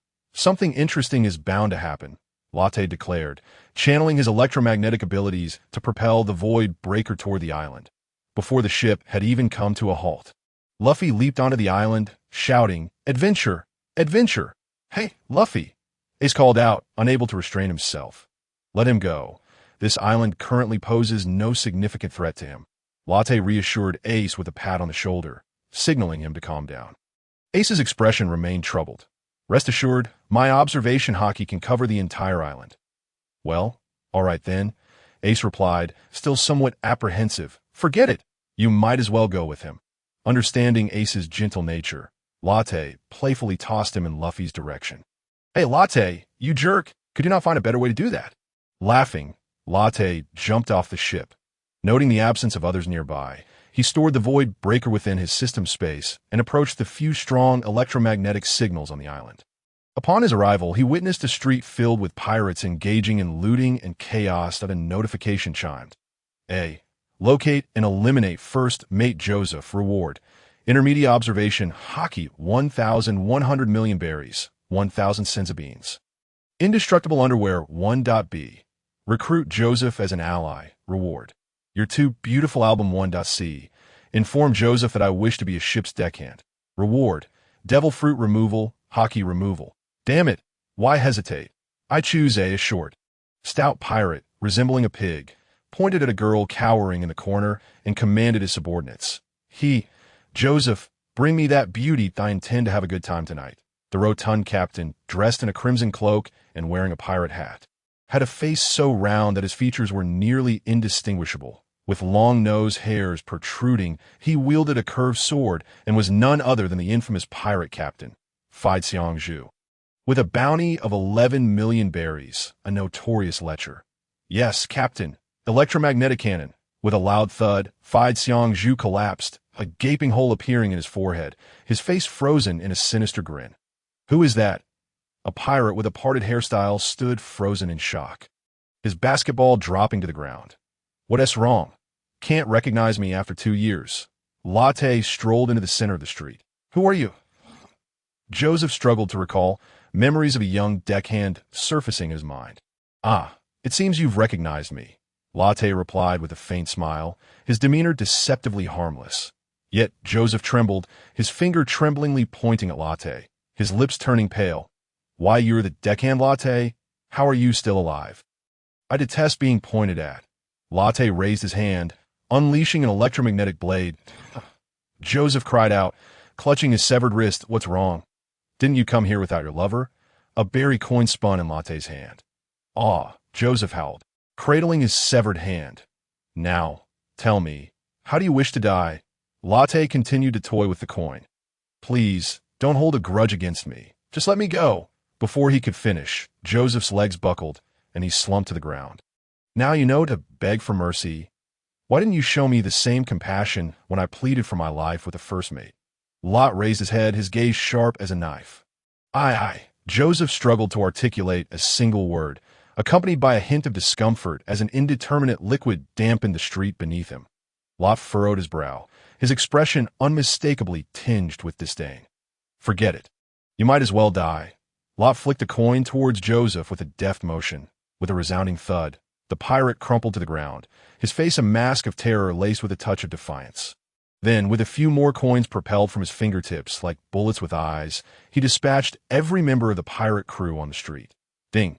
Congratulations, host. You have completed the selection and received rewards. Intermediate observation, Hockey 1. 100 million berries, 1,000 sins of beans. Indestructible underwear won. Before Lot could examine his rewards, a lively female voice called out. Grandpa! Grandpa! Wake up! He looked up to find it was the girl that the fat man had specifically targeted. He slowly approached her. Please, don't kill me. Lot advanced. The girl's complexion drained of color. She had realized that this boy was even more terrifying than the pirates she had just encountered. My dear girl, fear not. I am not a pirate. The pirates have all been driven away by me. Lot endeavored to soften his expression. Really? You're not one of them? The girl looked at Lot. Her face filled with doubt. Lot chuckled softly. Have you ever seen anyone from that crew act this way? Benefactor, I beg you, save my grandfather. The girl clutched Lot's arm, no longer caring whether he was good or evil, pleading for his help. Lot remained silent, merely nodding as he crouched down and placed his palm on the old man's forehead, activating his electromagnetic power. In truth, the old man's brainwaves had long since ceased. Lot bestowed upon him a new SET. In no time, the old man slowly opened his eyes. Grandpa, you're awake? The girl embraced the old man, her voice brimming with excitement, just as she turned to kneel in gratitude to Lot. He shook his head. Why, dear girl, your grandfather has actually passed away. I merely used my ability to temporarily revive him. Speak your final words to him. Say your goodbyes. Tears welled in her eyes once more. Lot nodded at the young girl. Time is limited. You should listen to what your grandfather has to say. With that, he stepped aside to give the pair space. Moments later, Lot heard the old man calling out to him. Young man, thank you for granting me this second chance at life. Although you are the same age as Linger, your strength is formidable. I have an ungrateful request. After my death, Linger will have no family left. Could I trouble you to look after her? Glancing at the weeping girl nearby, Lot addressed the old man. Old sir, how can you be certain I am not a villain? Are you truly at ease in trusting your granddaughter to me? The old man replied, having lived so long and seen countless people, I can tell you are not a bad person. Lot stared at the old man for a long moment, then reluctantly nodded. Very well, your granddaughter is named Linger, correct? I shall take care of her. I assure you she will not come a harm. With Lot's affirmative response, the old man finally closed his eyes in peace. Grandpa! The girl wept inconsolably as she clutched her grandfather's lifeless body. Lot did not intrude or offer comfort. He merely stood quietly to the side. After a while, the girl's sobs finally subsided. Benefactor, thank you for saving me. She wiped her tears, her eyes reddened, and knelt before Lot. Lot quickly activated his electromagnetic power to lift the girl. Only then did he take a good look at her. The girl appeared to be around 14 or 15, standing about 1.50 meters tall, dressed in a somewhat tattered dress, with a head of red hair and a round, adorable face. Her large eyes, though red from crying, evoked a sense of pity. It was clear she was a beauty in the making. My dear girl, there is no need for such formality. I am merely avenging myself. Lot gestured dismissively. No. Benefactor, if it weren't for you, I can't bear to think of what might have happened next. As she spoke, she attempted to kneel again, only to find an unseen force preventing her from doing so. Hey, Lot, so this is where you are. At that moment, Luffy's voice rang out from the side of the street. Looking over, he saw Ace and Luffy rushing towards him. Has everything been resolved here? Yes. What about you? Did you encounter pirates as well? Lot asked, feigning ignorance. After all, he had enveloped the entire island in his super heart net upon arrival, keeping a vigilant eye on Luffy and Ace's every move. Yes, but I sent them all flying. Luffy flexed his biceps proudly. By the way, there's 30 million berries here. Ace, take it to help the townspeople. We should stay in this town for a day or two. With that, Lot produced a large bag of money from his pocket and tossed it to Ace. Oh. Ace nodded. visibly excited. He had been fretting over how to rescue the little town. After exchanging greetings with Lot, Ace and Luffy dashed towards the town's center. Benefactor, I truly don't know how to thank you. Perhaps I could cook you a meal? Upon hearing this, Lot initially intended to decline, but seeing the hope in the girl's eyes, he ultimately nodded. However, I must first lay your grandfather to rest. Very well. I will accompany you. With Lot's assistance, Linger quickly arranged for her grandfather's burial. Lot followed Linger to a restaurant in town. Thankfully, it was not a true battlefield. The conflict had not reached here, or would have surely suffered the same fate. Benefactor, this is the restaurant my grandfather owned. Please sit over there for a moment. Watching Linger bustling about, Lot felt a warmth in his heart. In his previous life, he had longed for a sister just like her. Ding. Selection triggered. A. Recognize Linger as a sister. Reward. Good Brother Title 1. Animal Type Devil Fruit 1. Senza Beans 100.b. Recruit Linger as a pirate companion. Reward. Nature Type Devil Fruit 1,100 million berries. Senza Beans 1,000 c. Walk away and leave. Reward. Cotton Candy 1. Superhuman Type Devil Fruit 1.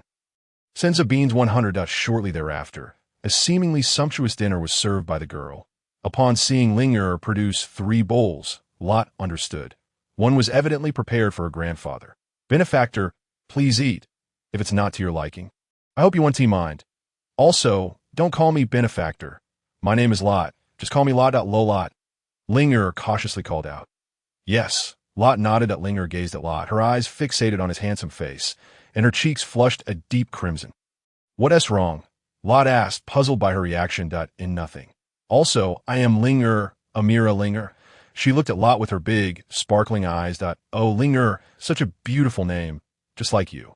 Upon hearing this, Linger blushed even more intensely. Lot, please try the dishes I made. I may not have much talent, but I am quite confident in my cooking. Linger eagerly placed a piece of steamed meat on a Lot's plate. As he tasted it, his eyes widened in astonishment. What divine flavor was this? Even considering his past life, Linger's culinary skills would rank among the top 3. Delicious, incredibly delectable. This is the best dish I've ever had. Lot couldn't help but shovel more food into his mouth. Hearing Lot's sincere praise, a satisfied smile blossomed on Linger's face. After that, she began to chat animatedly, sharing everything about her life, including how her parents were killed by pirates shortly after her birth. Lot sighed. It seemed this girl was also a tragic soul. Would you like to come with me? Latte began to speak. Although his grandfather entrusted her to him, he felt it necessary to seek her consent. Since he intended to become a pirate, a chef would undoubtedly be the most critical and indispensable member of the crew. His invitation to Linger was not solely based on her culinary skills or the old man's request. More importantly, he wished to spare such a young girl from a life of solitude and helplessness. Since my grandfather has entrusted me to you, I can only follow you. However, I am still not of age. Linger covered her face, steam rising from the top of her head. In the pirate world, one comes of age at 16, and seeing Linger's expression, Latte guessed that she had misunderstood. He quickly clarified, that is not what I meant. I simply cannot remain on this island forever. Would you be willing to join me as my companion? Huh? Oh, sure. Linger lifted her head, a blush still adorning her cheeks. But I might very well become a pirate. At this, the girl visibly stiffened, clearly offended by the term pirate. After all, the suffering she had endured in her life was all due to pirates. I want to force you. The decision is entirely yours. Latte remained calm. Quietly enjoying his meal, he understood that for an orphan girl, whose home had just been ravaged by pirates, suddenly being saved only to be asked to join them would be a source of great inner turmoil and concern for anyone. I am willing. The girl's tone was resolute. I believe someone as good as Lord Latte will surely be a good pirate. A good pirate, you say? Latte pondered, finding a hint of irony in the words. If there are good pirates, does that imply the existence of bad marines? Really? Really?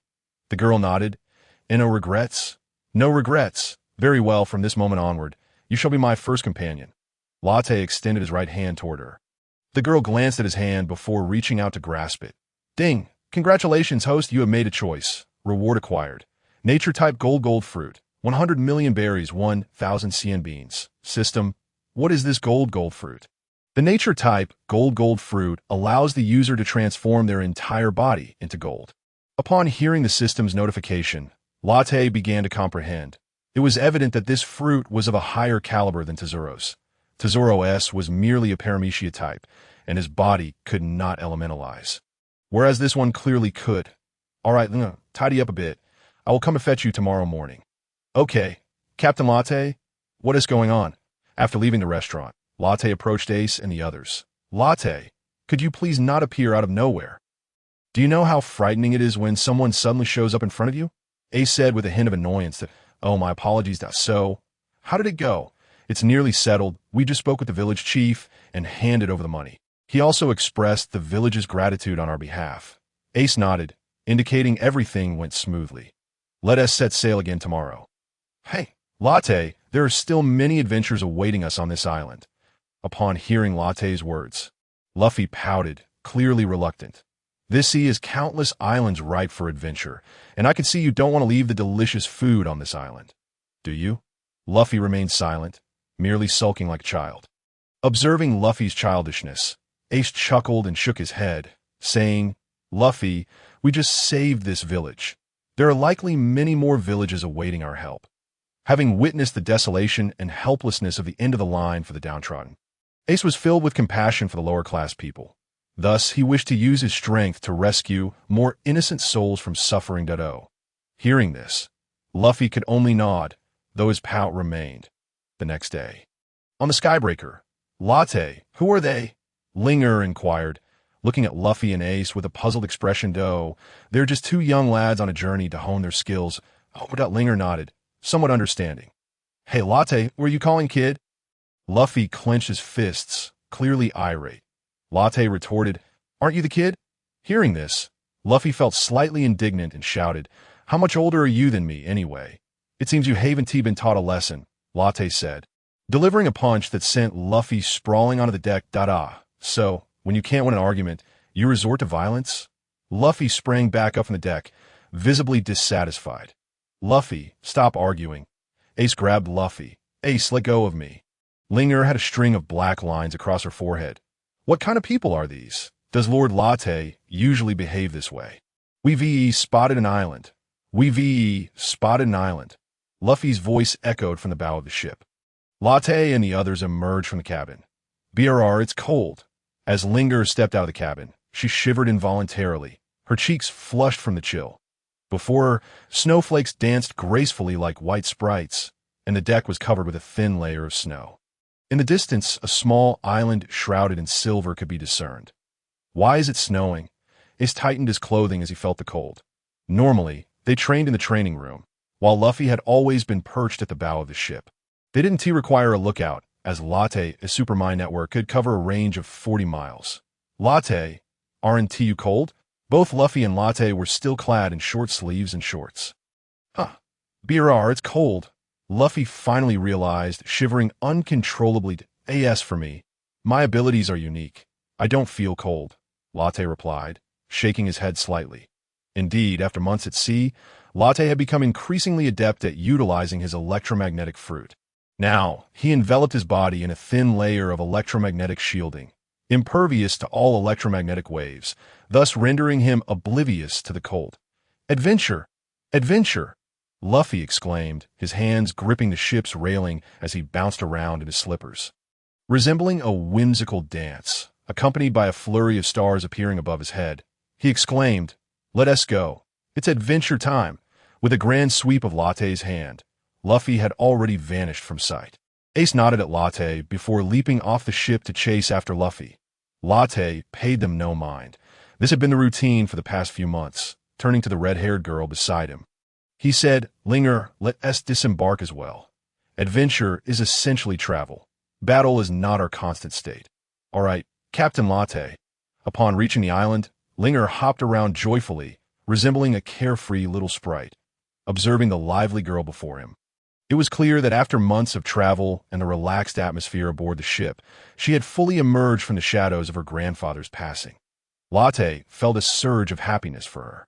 He knew that Linger had never left that island since birth and had never seen snow. Now, Witnessing the girl frolicking in the snow was reminiscent of the southern people from Blue Star visiting the north to see snow for the first time.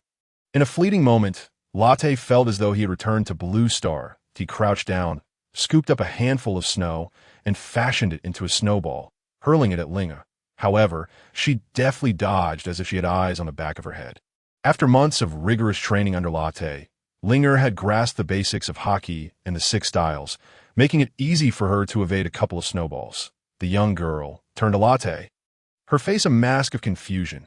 "Hey, Captain Latte, why did you ambush me?" Latte picked up another handful of snow, forming another snowball. Ling, you see, this snowball doesn't hurt when it hits, and it's quite clean. It is a perfect opportunity to train your observation hockey. Linger tilted her head, pondering for a moment before nodding. Latte, just don't hit too hard, okay? You know, during training in the Skybreaker or on some islands. For Linger and her companions, Lot has always maintained the same strictness, showing no favoritism simply because Linger is a girl. As a result, the trio is often battered and bruised each day. Fortunately, with the existence of celestial beings, all their injuries can be instantly healed, allowing them to continue their training without hindrance the following day. This has become a significant reason for the surge in their strength. Ditto. I see. Linger nodded and retrieved a handkerchief from behind her. Blindfolding herself, once her eyes were covered, she pouted. "Hey, Captain, you can't bully me by predicting the future with your observation hockey." "Of course not. I don't even know how to use observation hockey," Lot responded playfully.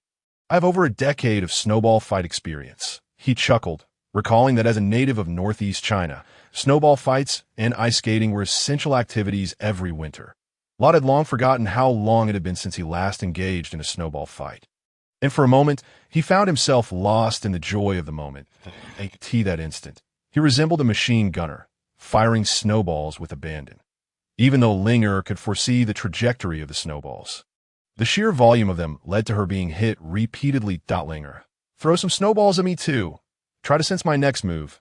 Linger nodded, eager to retaliate after being struck so many times. Thus, they engaged in a snowball fight, unlike any ordinary one. As both were blindfolded, one relied on observation hockey, while the other depended solely on instinct to evade. Initially, Linger found herself at a disadvantage, but as her mastery of observation hockey improved and Lot began to hold back, she gradually gained the upper hand.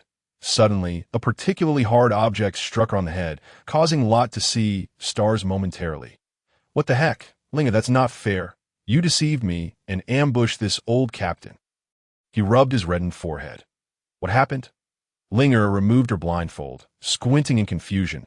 They had been so engrossed in play that she had merely grabbed and thrown without ensuring it was packed snow. "What is this?" Lot reached down into the snow and pulled out a hard object. His astonishment. It resembled a peculiar fruit with bizarre patterns all over it. This? A devil fruit. Upon seeing it, Linger rushed over, her eyes sparkling with curiosity. "Is this really a devil fruit?" "It's my first time seeing one." She examined the fruit in her hand, realizing it looked identical to the Mera Mera no Mi from the Dressrosa Coliseum. Indeed, it was the very fruit that Ace had consumed. "Goodness, what kind of luck is this? I find a devil fruit while having a snowball fight. Truly, I must be destined for greatness," Lot exclaimed, exhilarated as he glanced at his system space. Including the devil fruit in his hand, he now possessed 3. The Mera Mera no Mi, Flame fruit, the Tori no Mi, Model, Pong, Bird fruit, Mythical Zoan, and the Goro no Mi, Rumble fruit. Having already consumed 1 devil fruit, he intended to reserve these 3 for his future crew. He contemplated not returning this fruit, originally belonging to Ace, to him. After all, who decreed that the Mera Mera no Mi was exclusively Ace's?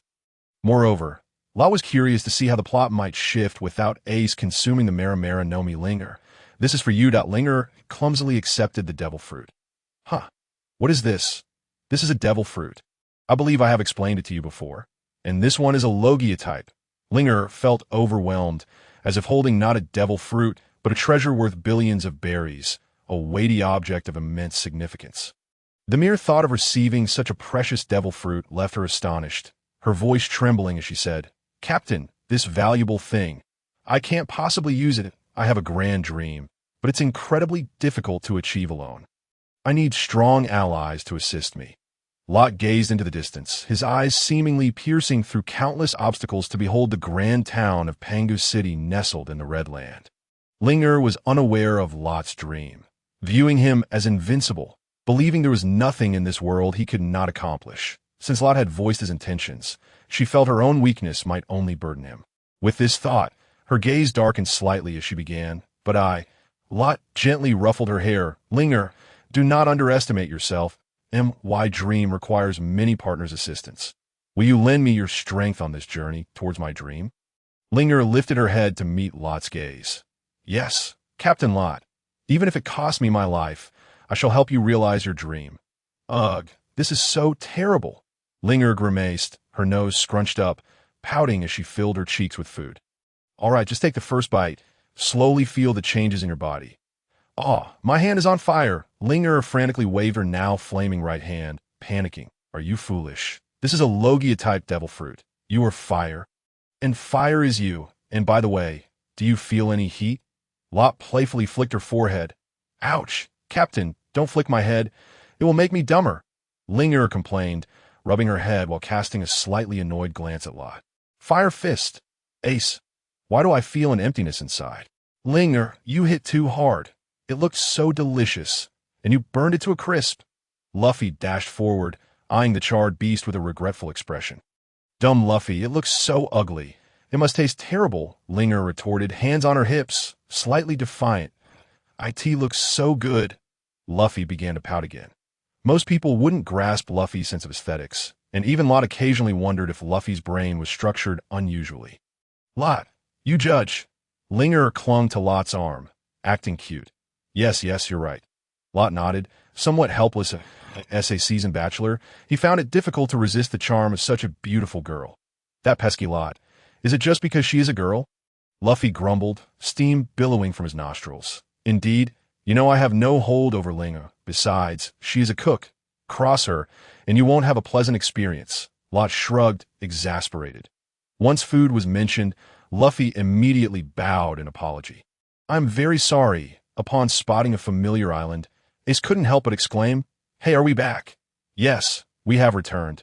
More accurately, I brought you back, Lot stated as he approached the ship's bow, gazing at the island before them. There are still many islands left to explore. Luffy expressed his reluctance. Little brat, you are too young and weak to venture out. Once you grow up a bit, maybe, Lot replied, unusually refraining from flicking Luffy's forehead. What? Lot, are you setting sail? Are you heading to the Grand Line? Ace looked at Lot in shock that he knew Lot would eventually set sail, but he never anticipated it would happen so soon. Yes, I'm going to the Grand Line. Lot affirmed with a nod. Upon hearing Grand Line, Luffy's eyes lit up. Hey, take me with you, little brat. You're too small and too weak. Lot scoffed, showing no hesitation in his disdain. I'm not small. Luffy protested from the ship's bow. All right. Lot chose to ignore Luffy. Before long, the ship docked. They all disembarked onto the island, gazing at the overgrown shelter before them. Lot remarked, It has been over 2 years since I last returned. Electromagnetic blade. A wave of ultra-thin electromagnetic energy emanated from Lot's feet, swiftly clearing the excessive weeds from the campsite like a lawnmower. Whoa, Lot, are you trying to harm us? Luffy, startled, leaped to his feet. Look, you can't even handle this minor crisis. Yet you're still dreaming of setting sail. You little rascal. That doesn't count. Let's start over. Ignoring Luffy's outcry, Latte chose a spot to sit down. You too. Come here. Observing Latte's serious demeanor, Luffy unusually refrained from complaining further. Latte produced a notebook and a devil fruit from the system space. This is the Logia-type gold fruit. Once consumed, your entire body can transform into gold, and you can manipulate gold for attacks, Ace spoke. Latte handed the apple-shaped devil fruit to Ace that I'm about to set sail. And as your teacher, I have nothing of great value, so consider this a gift. Are you really giving this to me? Even Ace, typically composed, felt a surge of excitement within. Yes, go ahead and eat it. It's certainly more powerful than your previous fruit. After all, real gold fears no fire. What previous fruit? Ace was somewhat perplexed. Have I eaten a devil fruit before? Consume it and become stronger. Ugh, it tastes terrible. Ace grimaced as he took a bite, his face turning green as he hurriedly covered his mouth. Luffy, Watching Ace's reaction, looked bewildered. Is the devil fruit really that awful? I don't remember it being so. Hearing Luffy's remark, Latte couldn't help but give him a light tap on the head. You fool, you swallowed the entire devil fruit, so of course you wouldn't find it unpleasant. Luffy scratched his head and, with a carefree grin, burst into laughter. Huh.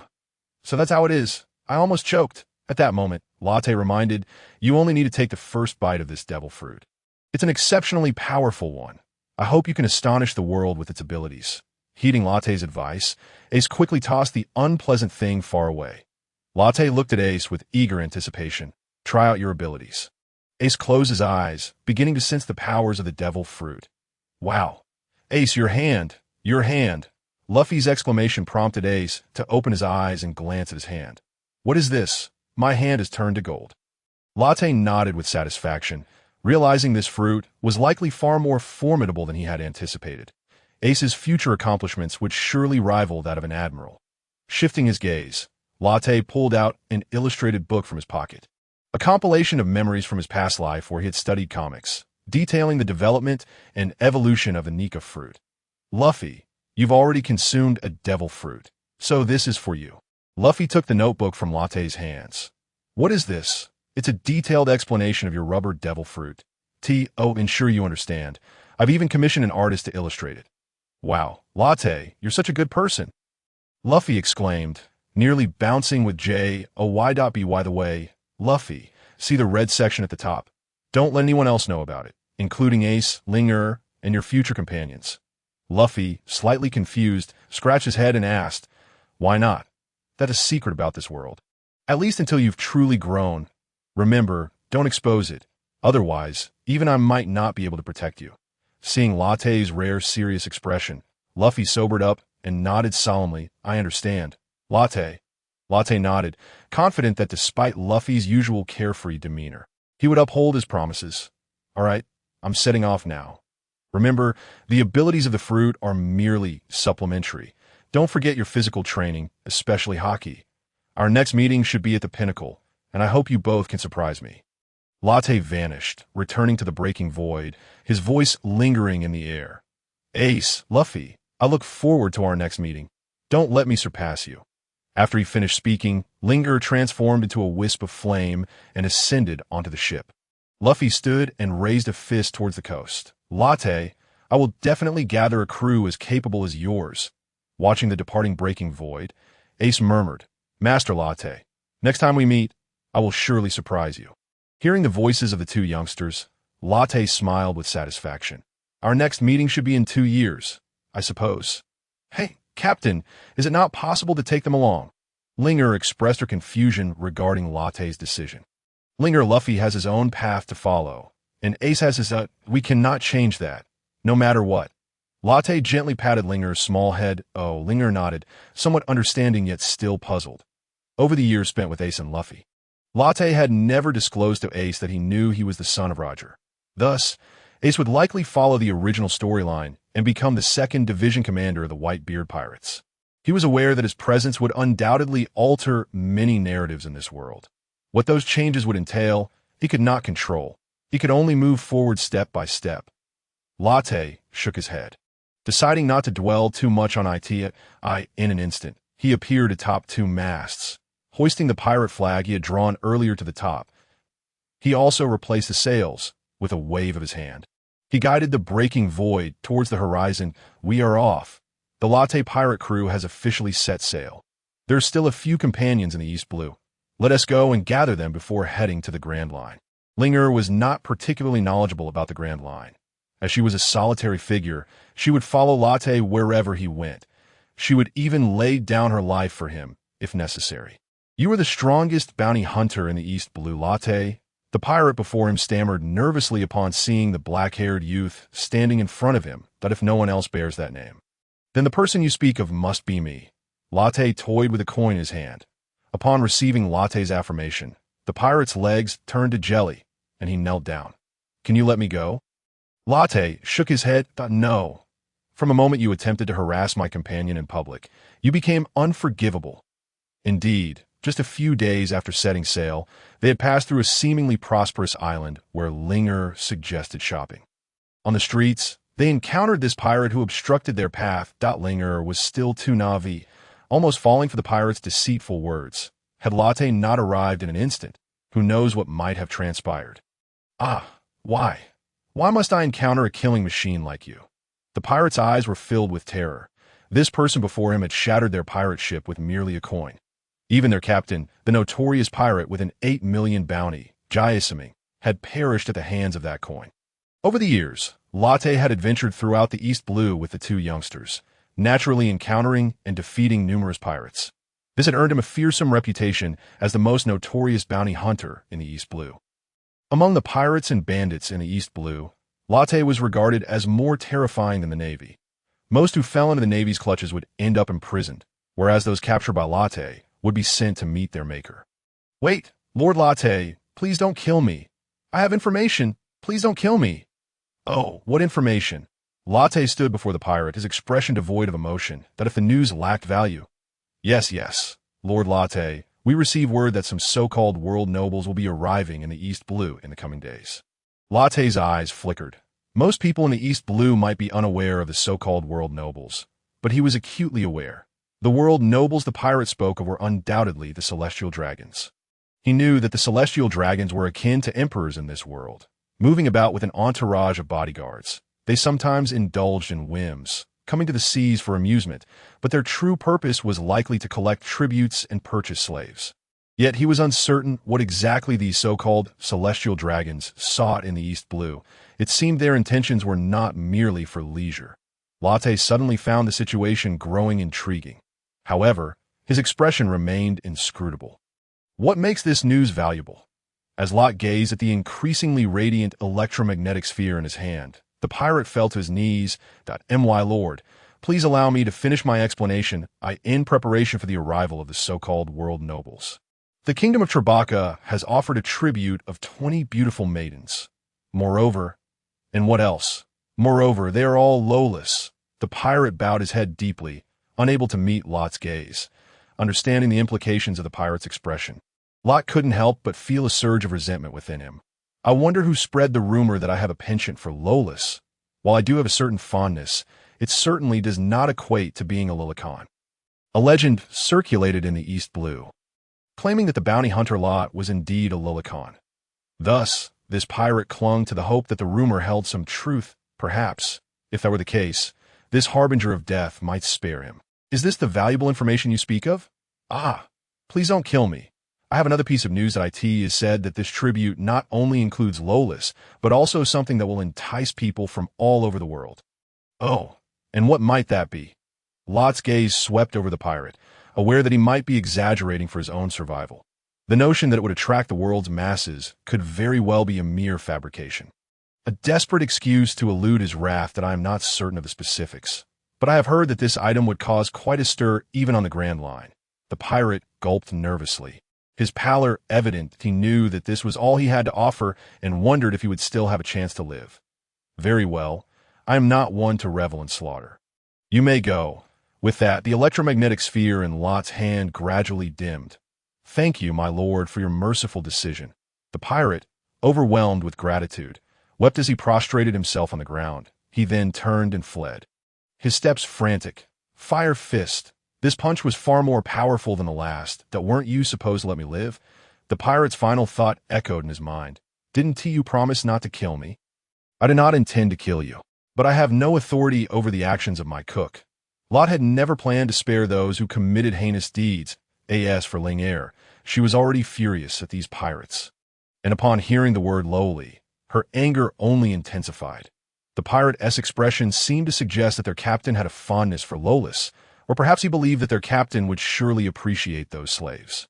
Let us go. Ling Er, we need to resupply before setting off. Understood, Captain. Just then, a figure suddenly emerged from the nearby thicket. Where are we? What happened to that group of pirates? Sensing a presence behind him, Lot turned to assess the newcomer. The individual bore a familiar green hairstyle, with 3 swords strapped to his waist. Roronoa Zoro. Hey, do you know me? Have you seen a group of pirates? Zoro blinked in surprise before asking again. As a renowned bounty hunter in the East Blue, he was certainly familiar to many. However, Lot began to formulate a plan regarding the green-haired swordsman. Zoro had already been on his recruitment list, intended for when he would intercept him at the naval base. Now that fate had brought them together, it merely indicated their fortuitous connection. The pirates you mentioned? We've already taken care of them. Upon hearing Lot's words, Zoro finally had the opportunity to scrutinize the striking duo before him. The two were exceptionally powerful, particularly the man, whose strength seemed unfathomable. You are Lot. Oh, you know me. Lot regarded Zoro with keen interest. Of course, as the strongest bounty hunter in the East Blue, I certainly recognize you. Lot observed Zoro with intrigue, contemplating how best to invite him aboard. You have a ship, right? Immediately after uttering those words, Zoro's face flushed slightly. Yes.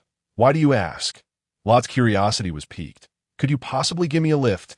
It seemed as if uttering that request had drained Zoro of all his energy. Lot, who had been racking his brains for an excuse to persuade Zoro onto his ship, found this situation to be serendipitous. He nodded in agreement, maintaining a facade of calm despite his internal elation. Sure, let us go. We need to resupply in town anyway. Care to join us? Zoro lifted his head, appearing somewhat shy. All right then. Let us move. After taking a couple of steps, Lot and Ling Er continued straight ahead, while Zoro veered left. Ling Er was left speechless, having never encountered someone so directionally challenged. Hey, are you lost? Can't you even follow us properly? Lot burst into laughter, amused by Zoro's apparent navigational struggles, just as depicted in the manga. Zoro flushed with embarrassment and turned back. Hey, you turned the wrong way. This way. This way. Come on, can't you differentiate left from right? Just go straight. Is that too hard to grasp? Forget it. Fire fist. Throughout their journey, Ling Er found herself exasperated by the three-sword-style bounty hunter Zoro, who was unlike anyone she had ever met. After several detours and wasted time, they finally reached the seaside. That you're not planning to hitch a ride on our ship because yours sank. Are you? Zoro nodded. My ship was destroyed by that group of pirates, and their ship was severed by my blades. All right then, hop aboard. With that, Lot leaped onto the ship, followed by Ling Er, who transformed into a flame and ascended. Zoro also leaped aboard with a few agile bounds. He surveyed the vessel before him. He was taken aback by its opulence. That it was more than just a ship. It resembled a luxurious palace on the sea. I'll only need a ride for a short distance. Just drop me off at the next island. Lot settled into a chair on the deck, casually sipping from a cup of goji berry water that had seemingly appeared from nowhere. You've seen for yourself. My ship is not your ordinary vessel. Are you certain you can afford the fare? What? There's a fare. Zoro's expression shifted drastically. He was practically penniless, unable to even afford 2 decent swords. However, he quickly reasoned that Lot's request was not unreasonable, considering they were not acquainted. Tentatively, he inquired, How much do you want? Lot slowly raised a finger. Zoro was astounded. What? 1,000,000 berries for just a short ride. Lot shook his head slightly. That's too little. Zoro gritted his teeth, his voice strained. 10 million. Lot raised an eyebrow and replied coolly, 100 million berries. Zoro felt as if he might vomit blood. What? 100 million berries? Are you trying to rob me? Exactly. You didn't think that just anyone could board Lot's ship, did you? It's a matter of fate. Others would have no chance. Then I'll just get off now. Zoro frowned. 100 million berries was beyond his means, as all the money he earned as a bounty hunter went towards buying alcohol.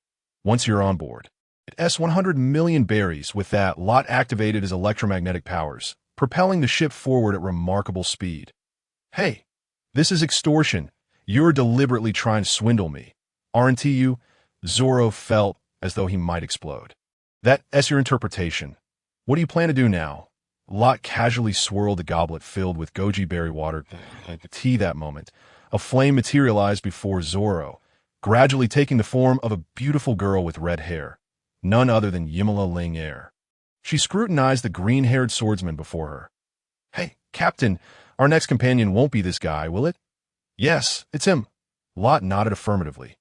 That guy, a directionally challenged fool. Ling Er chuckled at Zoro. Lot waved his hand dismissively.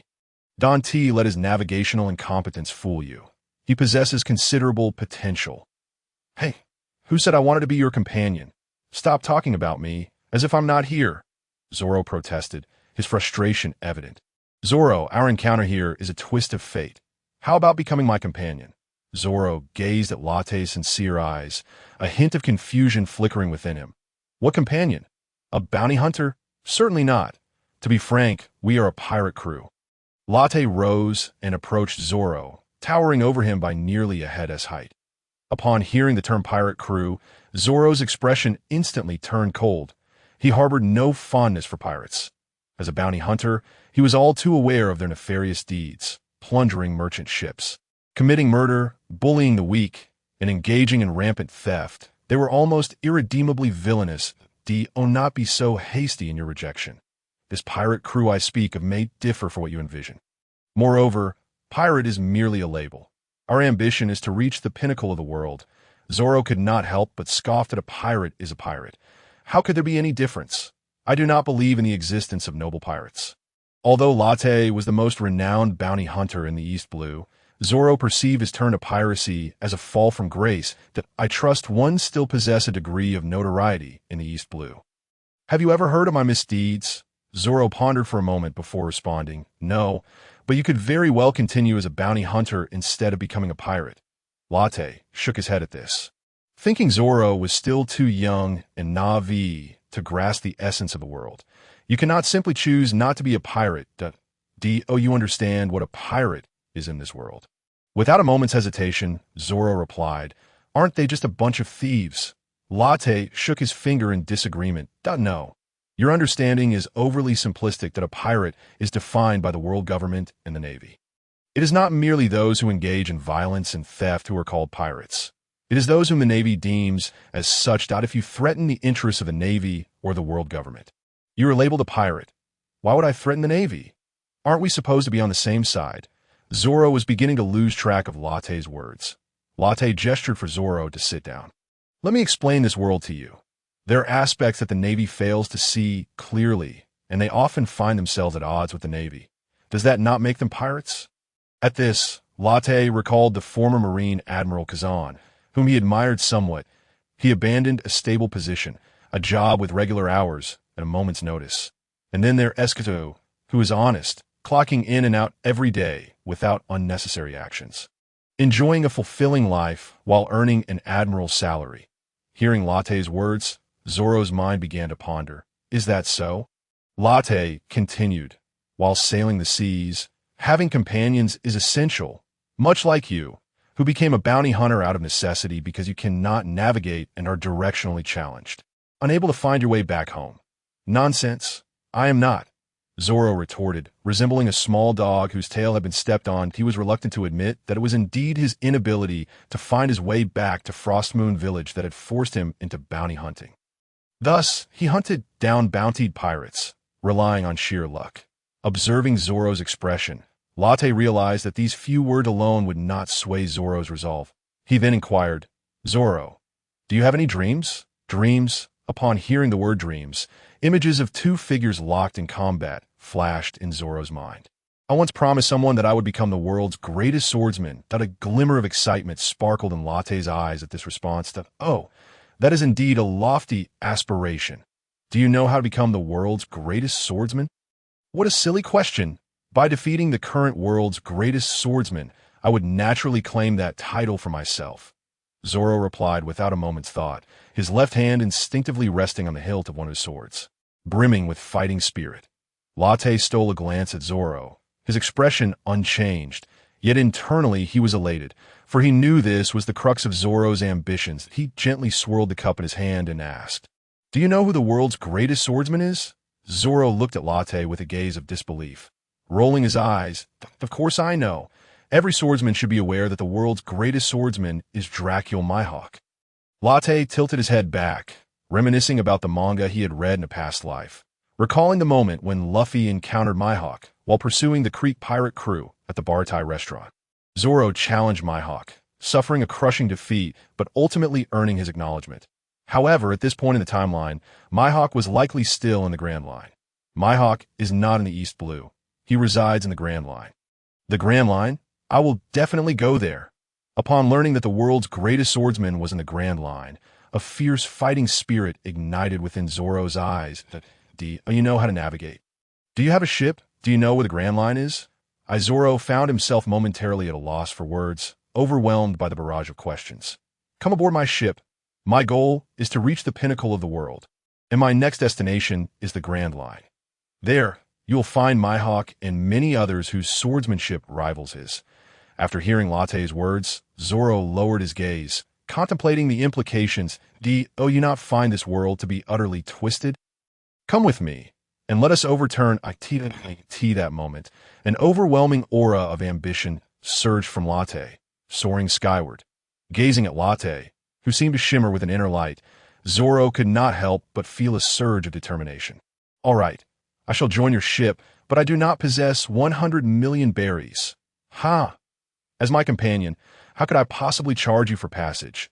Zoro pushed aside the guard of his sword with his left thumb, revealing a glimmering blade as sunlight danced upon its surface, and I will undoubtedly become the world's greatest swordsman.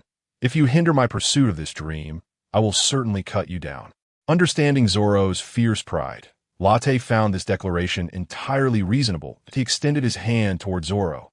Since we both intend to overturn this world, the title of the world's greatest swordsman must be achieved. Zoro glanced at Latte's outstretched hand and extended his own. With a firm clap, their hands met. Welcome aboard. I trust you will not regret this decision. A chime echoed in Zoro's mind, announcing the acquisition of a new companion. Congratulations. Host, you have gained a new partner. Rewards. Advanced Armament Haki 1. Intermediate Conqueror's Haki 1. 100 million berries. Upgrading the ship, Voidbreaker, to intermediate level. A pair of indestructible flip-flops. The system's voice resonated in his mind. Latte distinctly felt the Voidbreaker beneath him undergoing a transformation. Fuse all cards. Ding. Fusion successful. System. Open personal panel. Name. Latte. Gender. Male. Age. 17. Observation Haki. Intermediate special type. Future sight empathy. Armament Haki. Advanced. Conqueror's Haki. Intermediate. Martial arts. Advanced. Electromagnetic fruit development. Intermediate. Pirate ship. Intermediate Voidbreaker. Latte nodded, contemplating his current level of combat power, which likely fell short of defeating an admiral, though he could still hold his own for a time. Next, he intended to investigate the so-called tribute from the kingdom of Trikabaka while also rescuing those enslaved. Not for any lowly reason, of course, that he merely wished to see that tribute which had driven the world into a frenzy. He had no idea what it was, but he anticipated it would not disappoint. By the way, I should inquire in town about the location of the kingdom of Trikabaka. With that, Latte vanished in an instant. The Voidbreaker glided smoothly across the sea, and once he acquired the whereabouts of the kingdom of Trikabaka, Latte set his course in that direction. Reports indicated that the world nobles would arrive at the kingdom of Trikabaka in nearly half a month. Latte did not rush to reach his destination. He merely applied a bit of electromagnetic force to the ship, allowing it to progress steadily. Ding ding. Clang clang. Latte reclined on a lounge chair on the grass, leisurely sipping the banana juice prepared by Lin Air, while observing Zoro vigorously swinging a massive barbell. The barbell sliced through the air, generating gentle breezes that tousled Latte's hair. As he watched Zoro, who was tirelessly dedicated to his physical training, Latte felt a sense of camaraderie. Lot felt a sense of nostalgia as he recalled the manga he had once read, where Zoro was depicted as a tenacious genius. During their time aboard the Thousand Sunny, Zoro was relentlessly striving to enhance his abilities. Though he could not compare to the extraordinary Luffy, he was undoubtedly regarded as a prodigy within the vast pirate world. In truth, Lot too was engaged in constant training, employing the powers of his devil fruit to stimulate every single cell with electromagnetic force, achieving an even more remarkable enhancement than Zoro. Linger, a remarkably astute individual, spent almost all her time in the training room and gravity chamber. Aside from preparing meals, she understood that her captain was destined for greatness, and thus felt compelled to assist him whenever he required her support. After finishing his banana juice, Lot stood and approached Zoro. Green algae, your training is rather sluggish, he remarked. Zoro turned his head to glance at Lot, yet his grip on the barbell remained unyielding. Hey, you were about to call me green algae. Weren't you? Who's green algae? With that, Zoro swung the barbell like a weapon in Lot's direction. Armament Haki. In an instant, Lot's fist turned black, shielding him from the impending strike. With a resounding clang, he effortlessly blocked the iron barbell with his hand. Zoro, taken aback, could distinctly hear the sound of metal colliding. He brought the barbell to his eyes and noticed an unmistakable fist imprint upon it. "What is this?" he questioned, gazing at Lot with skepticism, his expression clearly suggesting he suspected it was the ability of a devil fruit. Lot, fully aware of Zoro's thoughts, rolled his eyes and replied, "This is not a devil fruit. It's called Haki, a power that everyone can learn." Upon hearing Lot's words, Zoro couldn't help but steal another glance at the imprint on the barbell, his astonishment growing. "You mean to say this is a power everyone possesses? Then what is the point of my training?" Zoro's voice trembled slightly. "You claim this is a power everyone can wield?" He pointed incredulously at the red-haired girl beside him. "Does she possess it too?" Linger, who had been watering plants nearby, was unexpectedly drawn into the conversation. Transforming into a ball of flame, she floated over to Zoro. "Of course I can, though I'm not as powerful as the captain," she promptly declared, "Armament Haki," and her right fist turned black as well. Zoro stared in disbelief. Lot continued, "You should know Linger is a devil fruit user, specifically possessing the powers of the Mera Nomi. Linger, transform into fire and show him," he instructed. Upon hearing Lot's command, Linger obediently transformed into flames. "Zoro, reach out and try to grab her."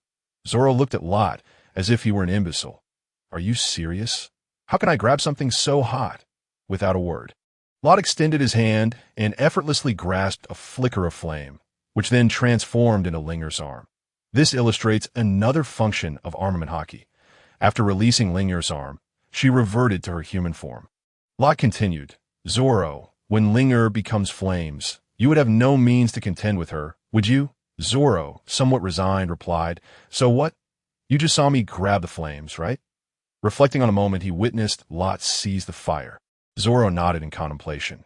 This indeed was another application of Armament Haki, capable of grasping or even attacking those who wield nature-type devil fruit abilities. Zoro seemed to come to a realization, pondering deeply.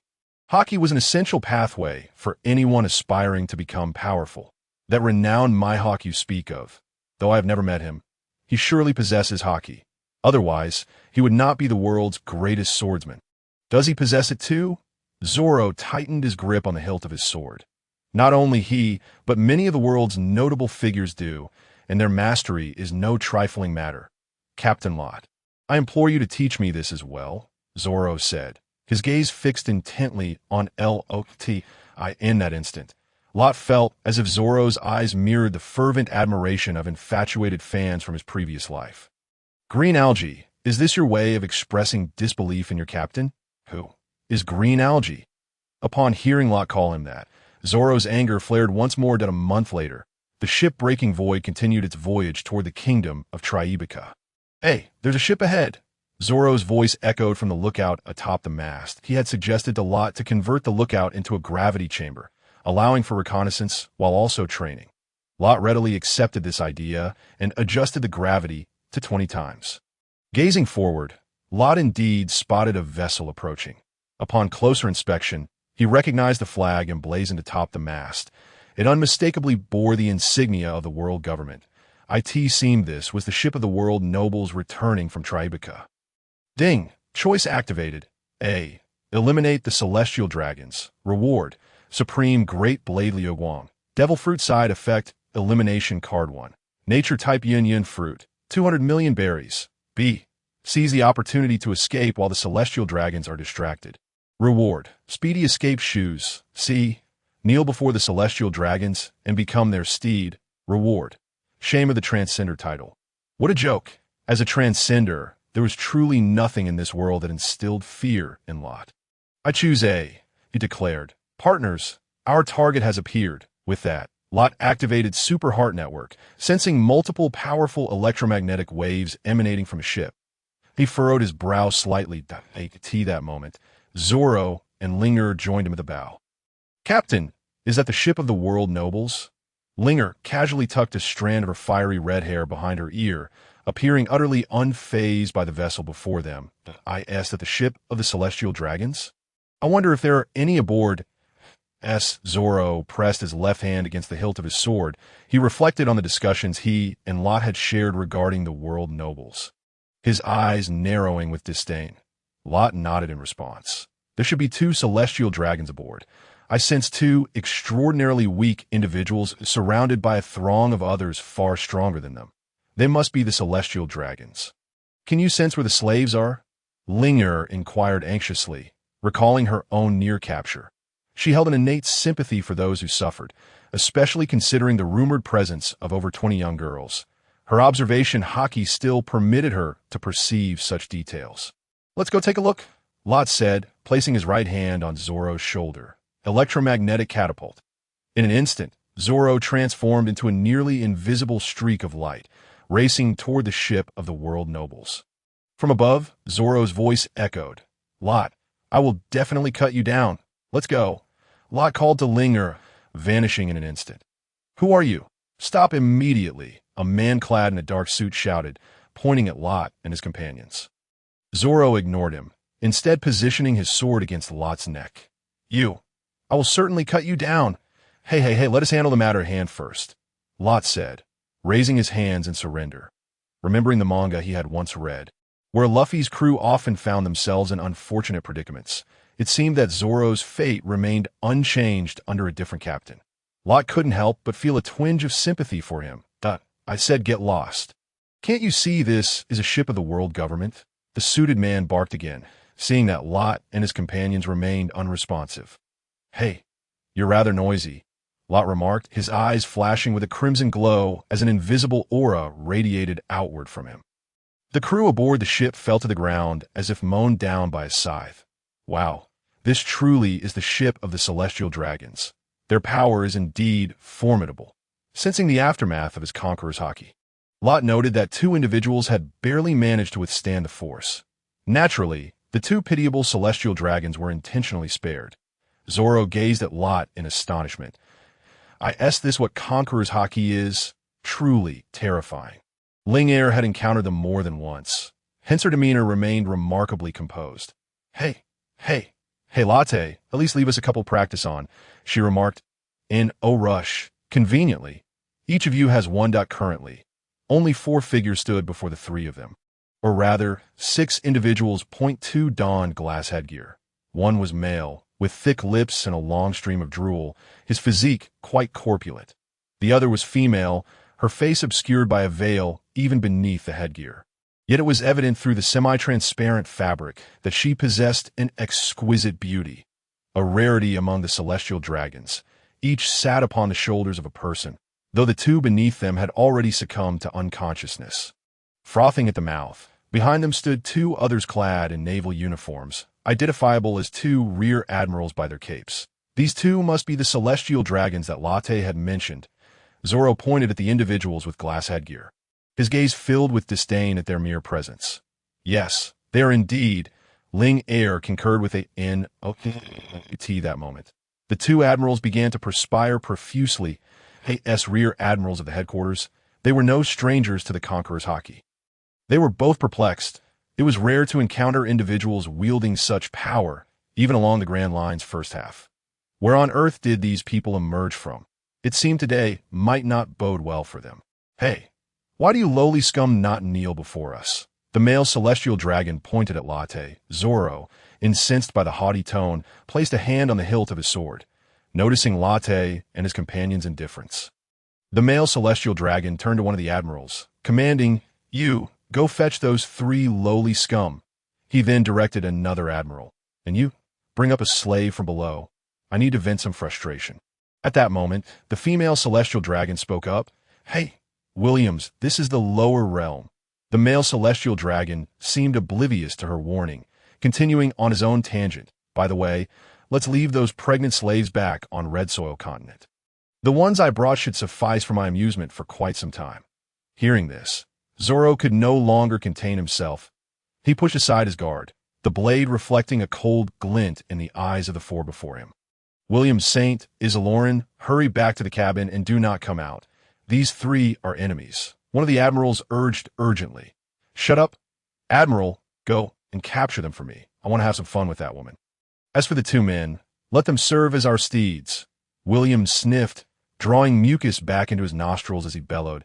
He then brutally kicked the already unconscious slave beneath him, his expression one of utter disdain. Ling Er, filled with fury, recalled what Latte had shared about the despicable nature of the celestial dragons. Upon confronting them in person, she realized she had underestimated the situation. Now, all she desired was to reduce that celestial dragon to ashes. However, Williams drew a pistol. With a loud bang, a bullet hurtled towards Latte's forehead. Latte calmly extended his hand, and astonishingly, the bullet gradually halted before him, as if it had struck an invisible barrier. Electromagnetic cannon. The electromagnetic force acted upon the bullet, which then shot back towards the celestial dragon at an unimaginable speed. Iron block. With a sickening thud, one of the blonde-haired rear admirals collapsed before the celestial dragons. Having acted as a human shield at a critical moment, quite the loyal servant, aren't you? No wonder you're a lackey of the celestial dragons. What a pity. Had you wielded a blade, you might have stood a chance. But you should refrain from using such ill-fated tactics in the future. Oh, but seems you can no longer do so. Latte shook his head. The bullet pierced through the admiral's iron block, exploding a gaping hole in his chest. He was on the verge of death. Damn those Navy scum. You startled me. The female celestial dragon not only failed to express gratitude for the admiral's sacrifice, but instead began to kick him mercilessly. Observing this scene, Zoro tightened his grip on his sword. Hey, wasn't it agreed that you would leave us a couple to practice on? Ling Er's voice reflected her dissatisfaction. And aren't you going to rescue those slaves? They're currently on the lowest level. Latte pointed downwards. Ling Er, eager and impatient, transformed into a blaze and sped towards the cabin. The remaining admiral attempted to intervene, but was halted by Zoro. Your opponent is me. You'll serve as a means to gauge my recent growth in strength, he declared. With their guards occupied, a glimmer of fear flickered in the eyes of the two celestial dragons. Electromagnetic attraction. Latte extended his right hand, and Williams' body involuntarily flew towards him. As Williams drew near, Latte snapped his fingers, shattering the headgear, before tightly grasping Williams by the neck. His neck was so thick that Latte had to apply considerable force to prevent him from escaping. Latte hoisted Williams aloft, his body writhing, resembling a piece of swaying pork belly. That moment, Williams was still shouting, but with his neck in Latte's grip, only muffled sounds escaped his lips. Hey, how dare you lay hands on the esteemed nobility of the world? Have you thought this through? Isolauren shouted, her expression grotesquely contorted, utterly lacking the composure she previously possessed. To be frank, I acted against you precisely because you were celestial dragons, Latte casually remarked, digging into his ear with his left hand. Not to mention this was a system mission. Even without it, Latte had no intention of sparing them. Are you insane? We are the descendants of the supreme creators. Do you not fear the pursuit of the admirals? Isolauren still failed to grasp the gravity of the situation, bellowing at Latte. Has anyone ever told you how annoying you are? Moreover, as someone intending to overturn this world, would I fear mere admirals? Latte extended his left hand, drawing Isolauren towards him and similarly grasping her neck. What do you intend to do? We are world nobles. Think carefully. If you strike us, you shall live your life in fear of the Navy's pursuit. Isolauren writhed, continuing to shout defiantly. You are far too naive. With that, Latte exerted pressure with his right hand, snapping Williams' neck. It was only when she witnessed her brother's lifeless body before her that Isolauren comprehended the existence of those who would disrespect the celestial dragons and fear not their wrath. In an instant, she panicked, her face paling, rendered speechless. Yet when her gaze met Latte's expression of utter disdain, she realized there was no escape for her either. With a venomous glare, she spat, prepare to die for your audacity. Admirals will be here shortly. Gazing at the lifeless forms of the two celestial dragons, Latte felt no trace of emotion. The malevolence they had perpetrated could never be atoned for, even if they met their demise 100 times over. Ding! Congratulations, host, on completing the choice. Rewards received. Supreme Blade Liuguang. Devil Fruit Side Effect Elimination Card 1. Natural Type Devil Fruit Yin Yin Fruit. 200 million berries. Upon hearing the system's notification, Latte found it hard to believe the opulence of the equipment dropped by the celestial dragons. He felt a tinge of embarrassment. Never mind, this is not the time for such thoughts. I must make my escape swiftly. A glance revealed Zoro, gaining the upper hand. Zoro, hurry and finish this. The Admiral may arrive soon. It was not that Latte feared the Admiral. He merely found it bothersome. Hearing Latte's words, Zoro quickened his movements, and for a moment, the Admiral found it increasingly difficult to defend himself. You insufferable pirates. You are unaware that your position has already been exposed. Even your photographs have been transmitted to the naval headquarters, the Admiral warned, struggling against Zoro's onslaught. Upon hearing this, Latte felt a pang of annoyance as he slapped his forehead. Hastening to the side of the two celestial dragons to search them. Sure enough, he effortlessly located two compact transponder snails, their eyes wide open that if he guessed correctly, they were likely recording. Damn it, I should have anticipated this. As world nobles, how could they lack even this basic defense? Latte surveyed the battlefield between Zoro and the Admiral, where Zoro had already seized control. Nodding slightly at Zoro, he said, I leave this to you. ILL check for any valuable items in the cabin. Having spoken, Latte immediately vanished into the ship's cabin to the Navy headquarters in Marineford. Brew. Moshi Moshi is Sengoku. This is the Gorosei. What do you mean the celestial dragons were attacked in the East Blue? Sengoku hung up the phone and gazed at the two photographs that had been transmitted. Point 1 depicted a black-haired youth, approximately 17 years old, with a rather indifferent expression that he stood around 6 feet tall. Clad in brown shorts and a sky-blue t-shirt, his flip-flops strikingly vibrant, he wore a cool outfit and was quite handsome. The other featured a green-haired individual, standing about 5 feet tall, dressed in a green t-shirt, with 3 blades strapped to his waist, appearing to be around 15. Upon viewing the photographs, Sengoku felt a jolt. Were these two not bounty hunters from the East Blue? How could they have crossed paths with the celestial dragons? Meanwhile, an elderly man on the other side of the desk tossed a piece of rice cracker in his mouth, munching loudly. The celestial dragons have been killed. How delightful. Kapu, you are a Navy officer. Mind your words, Sengoku reprimanded, snatching the rice cracker from Kapu's hand and devouring it himself. I was about to break my record for staying awake while eating rice crackers, Kapu protested, his expression one of mock sorrow. This was always the case. Just as he was about to succeed, Sengoku would ruin it for him, for one reason or another. Watching his unrefined partner, Sengoku felt an urge to swat him away. Did he not care for his dignity as the fleet admiral? Be quiet, Kapu. The celestial dragons have been attacked in the East Blue. Your homeland. Your jurisdiction? Pwah! My apologies. Kapu's lips curled into a grin at the thought of the celestial dragons being assaulted. Sengoku, no longer fixated on Kapu's behavior, turned to the soldier at the door and commanded, quickly, summon Kizaru. Meanwhile, Kapu, somewhat disinterested, reclined in his chair and fell asleep. Just as he closed his eyes, bubbles began to form from his nose. Clearly, he had not slept well in his quest to break the record. Moments later, a tall figure sauntered into the fleet admiral's office, donned in a yellow striped uniform and sunglasses, sporting a signature lecherous expression. It was none other than the Navy headquarters' most formidable admiral, Kizaru. Kizaru glanced at the photographs in his hand, and his lecherous demeanor shifted to one of mild shock. Kawa! Someone actually dared to attack the celestial dragons. And in the East Blue no less, Kizaru remarked, pouting slightly. Did I understand, Mr. Sengoku? I shall attend to it shortly. With that, he donned his justice cloak and made his way out of the office, in the East Blue aboard the breaking sky. A ball of flame descended from the sky, landing gently on the deck without harming the grass above. Captain, I have successfully secured those slaves, a voice announced, as the flames gradually transformed into a red-haired girl, none other than Ling. The slaves had been rescued, and within the cabin lay not only 2 billion berries and a knife, but also an abundance of jewelry. Of course, Latte had not exterminated the remaining Navy personnel. They were still aboard. Albeit the power systems and mast had been destroyed, they should still be adrift at sea. Kawa, they truly are so young. With a dazzling flash of golden light, a towering figure appeared at the bow of the ship. Choose your path. A. Engage Kizaru in battle and successfully evade the Admiral's pursuit. Reward. Advanced Physique Card 1, Kizaru's Sunglasses 1, 1,000 cents of beans. B. Flee without a fight. Reward.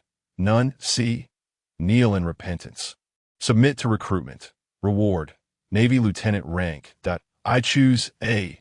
Latte squinted. Ah, the Admiral has truly arrived. What brings you here? I didn't wish to come, but who would have thought that you would attack a celestial dragon? I merely intended to clock in. Kizaru replied languidly, seemingly indifferent. Latte deduced Kizaru's intentions. It seemed, as many fans had speculated, that the three admirals had differing philosophies. Akainu adhered to absolute justice. Akiji's justice was humane yet constrained, while Kizaru appeared to be a mere office worker, showing up for his shift. Zoro, keep your distance. This is the Navy headquarters' most formidable admiral, Kizaru. In truth, Zoro and Linger could feel the overwhelming pressure emanating from the lecherous man, a sensation rivaling that of Latte. Hey, Latte, I'm coming, Linger said, her face filled with concern, attempting to step forward. Zoro quickly pulled her back. Stop. This is not a battle we can engage in right now. We should focus on improving our strength. Although Zoro had his pride, he was no foolhardy brute. Oh dear, I digress. By the way, have you ever been kicked at the speed of light? Just as the words left his mouth, Kizaru appeared at Latte's side, lifting his leg to deliver a kick to Latte's head with blinding speed. What the so fast? Latte raised both arms to block Kizaru's attack. In an instant, he was sent flying into the sea. Just as he was about to plunge into the water, he activated his electromagnetic fruit powers, hovering above the surface. That kick definitely landed. It hurt, he remarked, shaking his slightly sore arms. It seems the notion that Kizaru overly relies on his devil fruit is merely a reflection of how his abilities overshadow his martial skills and haki. I can only assume that the strength of the three admirals' martial arts and haki ranks among the world's elite. Latte gradually ascended to match Kizaru's height, his aura fully unleashed. Kizaru gazed at Latte in surprise, bracing himself against the overwhelming pressure radiating from him. He's still a devil fruit user. What a terrifying presence. There exists such a powerful individual in the East Blue. Come on, let me witness the strength of an admiral, Latte declared, instantly teleporting before Kizaru and delivering a kick aimed at his face, only to have Kizaru block it with a bent arm. Kizaru was taken aback. What incredible speed. That kick is quite powerful. His lecherous face showed signs of surprise. After a moment of stalemate, Kizaru transformed into a beam of light, shooting toward a nearby island and obliterating a small hill, sending clouds of dust into the air. Latte teleported to the island, fully aware that this attack would not significantly harm Kizaru. Oh my, what a formidable young man. Showing no respect for his elders, Kizaru remarked, emerging from the dust cloud, looking somewhat disheveled. Yet his lecherous expression remained largely unchanged. Latte approached Kizaru, stating, as an admiral, you must be aware of the tendencies of those so-called descendants of the creators, right? Is serving as their lapdog truly the Navy's notion of justice? Upon hearing Latte's unyielding words, a flicker of disgust crossed Kizaru's face, quickly masked by his usual lecherous demeanor. However, Latte, possessing the electromagnetic fruit, could easily detect this subtle shift in expression. It seems even the Navy admirals are not entirely free to act as they wish. Perhaps the higher one rises, the more constraints they face. I am merely a soldier of the Navy. I do not wish to delve into the rest. What I do know is that if I do not take you back today, it will be quite troublesome, Kizaru concluded, transforming into a flash of light and ascending into the air. Yada no Kagami. Countless beams of light shot toward Latte, utilizing his electromagnetic powers to alter the trajectory of the nearby beams while combining it with his observation haki. Latte weaved through the light projectiles like a fish through water. He teleported in front of Kizaru, declaring, I must say, Admiral, you are underestimating me. He then unleashed a punch aimed at Kizaru's face. Bang! Kizaru was sent hurtling backward for dozens of meters. Shaking his sore arms, Kizaru's mindset shifted. He had initially approached this task with a relaxed demeanor, but now realized it was far from easy. Had he known, he would have asked Sengoku for leave and sent Akiji or Akainu instead. Latte smirked, for that punch had combined armament haki with electromagnetic force. Even an admiral would find it somewhat taxing to take it head-on. Kawa, today's youth are truly terrifyingly strong. The expression on Huang Yuan's face was somewhat grave. Observing Huang Yuan's still nonchalant demeanor, Latte understood that he was not exerting his full strength. However, Latte had no time to waste here. The longer the battle dragged on, the more unfavorable it would become for him. If an old-timer showed up, it would spell disaster. It seems I must swiftly conclude this battle and distance myself from this troublesome place. With a swift motion of both hands, he conjured a dragon-shaped entity composed of invisible electromagnetic waves. Hurling it towards Huang Yuan, the dragon-like creature soared towards Huang Yuan at nearly the speed of light. Electromagnetic force, divine dragon descends. This was troublesome. Sensing the imminent danger, Huang Yuan's expression grew increasingly serious. Light, being a form of electromagnetic wave, rendered him momentarily immobilized, as if he had been struck by a paralysis spell. This might be the manifestation of the inherent mutual restraining nature of the devil fruits. The electromagnetic divine dragon pierced through Huang Yuan's form, and in an instant he was scattered by an unseen gust, transforming into countless photons that splintered outward. Each photon exploded like a cannonball, wreaking havoc across the island. Latte scarcely had the time to contemplate the outcome. Yet he knew that a Marine Admiral should not be so easily defeated. He quickly executed an electromagnetic teleportation back to the ship, after a considerable while. Amidst the swirling dust on the island, the photons gradually coalesced into a rather unseemly humanoid figure. Cough, cough, cough. Blood trickled from the corner of his mouth. It was none other than Huang Yuan. He truly managed to escape. What a terrifying young man he is. It seems I can apply for a few days of sick leave again. No. This level of injury is insufficient. Whoosh, whoosh, whoosh. Captain, you're back. Are you hurt? Upon returning to the ship, Ling Air rushed over, concerned and inquiring about his well-being, inspecting him closely, anxious that her captain might be injured. Electromagnetic barrier.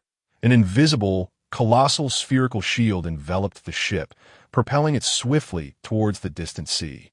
Exhausted and drained of every last bit of energy, Latte collapsed onto the ground, coughing. Thankfully, he was merely fatigued. His complexion was somewhat pale, yet he bore no visible wounds. He casually tossed a healing bean into his mouth. Zoro, standing nearby, remained silent, his grip on the hilt of his sword tightening, his face resolute. This one do. I can't always let Latte bear the brunt. I must intensify my training as well. Ding. Congratulations, host. You have completed the selection. Rewards. Advanced Physique Card 1. Huang Yuan Sunglasses 1. Healing Beans 1,000. It seems something peculiar has slipped into the rewards. Naval Headquarters. Marshal's Office. What? Borisolino, you personally intervened and still let him escape. Were you truly putting in your best effort? You wouldn't have held back simply because they are young, would you? Sengoku slammed his hands onto the desk, roaring furiously as if his mouth were a spray nozzle. Marshal Sengoku, the facts are as such. He indeed got away. Huang Yuan was wrapped up like a mummy, with only his eyes visible. Then tell me what transpired at that moment. Enraged, Sengoku gulped down a mouthful of tea, only to sputter as it sprayed onto the sleeping Carp's face. The old man jolted awake. Huh. Did I fail another challenge? Carp. Observing Carp's state, Sengoku was infuriated. Carp turned to meet Sengoku's furious gaze, wiped his face, and glanced at the ceiling. Is it raining? Carp then noticed Sengoku's wrathful expression and quickly hid the healing beans behind him, his old face filled with vigilance. Oh, it's Sengoku. Are you also competing with me for the record of staying awake while consuming healing beans? Sengoku, unable to contain his frustration, slammed his palm on the desk. Carp, we are currently discussing the incident involving the celestial dragons being attacked in the East Blue. Beside them, Admiral Tsuru watched the two clowns with a weary expression. All right, you two. Let us first hear what Huang Yuan has to say. After listening to Huang Yuan recount the entire sequence of events, Sengoku's forehead was lined with veins, realizing the gravity of the situation. Previously, they had not engaged in any outrageous behaviors while acting as bounty hunters. Yet now, such formidable power had emerged, resulting in the deaths of two celestial dragons. Carp munched on a piece of healing bean. Feeling reassured, Sengoku, didn't you hear Borisolino? This bounty hunter Latte rescued slaves and returned them home, all while dispatching two scoundrels in the process. As he spoke, Carp patted Sengoku's shoulder and continued. A pirate like him wouldn't engage in the slaughter of civilians, thus posing no significant threat. Carp, do you even realize what you just said? Those were celestial dragons. Sengoku rubbed his temples, exasperated. Why must I be burdened with such a nonsensical person? Carp finally registered the implication. Oh, then let us just pretend I never said that. Ha! Sengoku truly did not want to deal with the old man. In truth, he had no fondness for the celestial dragons either. But what could be done? The Navy today is not the Navy of the people, but rather the Navy of the world government. Although he held the position of Admiral, certain matters were not as straightforward as he wished. At times, he genuinely envied Carp's carefree demeanor. Sighing softly, Sengoku resumed. Now, seeking him out would be akin to searching for a needle in a haystack. First, let us draft the bounty notice. How much should the reward be? At this moment, Tsuru interjected. Given his strength, it should be at least 1.5 billion or more. Sengoku nodded. Indeed, after all, he managed to contend with Huang Yuan to this extent. He was well aware of Huang Yuan's work ethic. Knowing he was merely a clock-punching employee, always eager to take sick leave whenever possible. Beneath a mummy-like exterior, it was likely he had only sustained superficial injuries. He could hardly believe that a 17-year-old rookie could truly injure Huang Yuan to such an extent. Yet, it was clear that anyone capable of injuring Huang Yuan must possess considerable strength. Tsuru glanced at Huang Yuan, a hint of helplessness in her eyes. Then she spoke. Let us set it at 200 million. According to his tendencies, he wants to remain in the East Blue. He is bound to venture into the Grand Line eventually.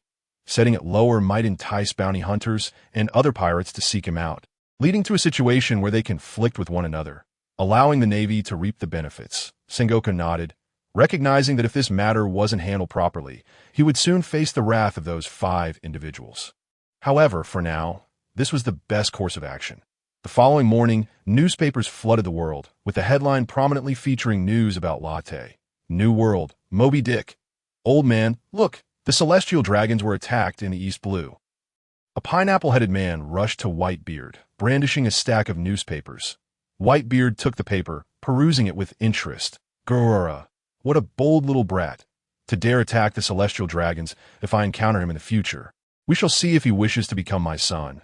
The pineapple-headed man beamed, aware that his father wished to protect this fledgling young man.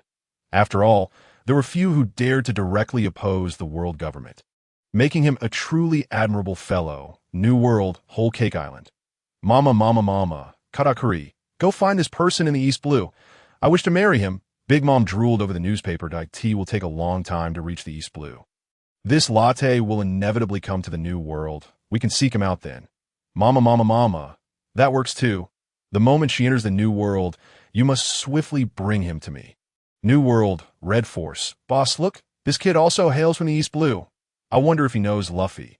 Lucky Lou held a leg of meat in one hand and the newspaper in the other. Oh, let me see. Since such a significant event has occurred, let us forget about it for now. Let us drink and feast. Brothers. Whoa. Yet no one noticed the fleeting worry that crossed Shank's face. East Blue, Windmill Village, Makino's Tavern. Is Latte's bounty really this high for his first? Well, he is indeed a monster, but soon I shall set sail as well to that point. We will be adversaries. Ace mused, gazing at the bounty notice. He recognized Latte's strength, yet that was not a reason for him to shrink back. Rather, the stronger the opponent, the greater his motivation. Wow. Kakaway, Latte is so handsome. My bounty will definitely surpass his when I set sail. Luffy was shouting excitedly. Yakama! Do you know what pirates are? They are the villains. At that moment, the village chief appeared inside the tavern. Chief, you're clearly worried about Latte too, aren't you? Shut up. The entire world has gone mad. It has been years since we last heard news of the celestial dragons. Yet now, the celestial dragons have made headlines, and they were attacked in the East Sea. Meanwhile, Latte and his crew were piloting the Voidbreaker towards Syrup Village. The Voidbreaker was still surrounded by an invisible electromagnetic barrier. Despite the long journey, Latte remained uneasy, for the seas and the paradise were rife with the Navy spies. The 3 of them sat on the deck. Zoro, as our new companion and the only swordsman aboard, these 2 blades are now yours.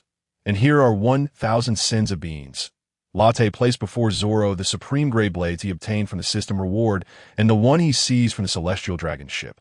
Zoro gazed at the two swords, and, as a swordsman, he could distinctly sense the formidable aura emanating from them. Latte this. Latte stood up and patted Zoro's shoulder. You've seen it.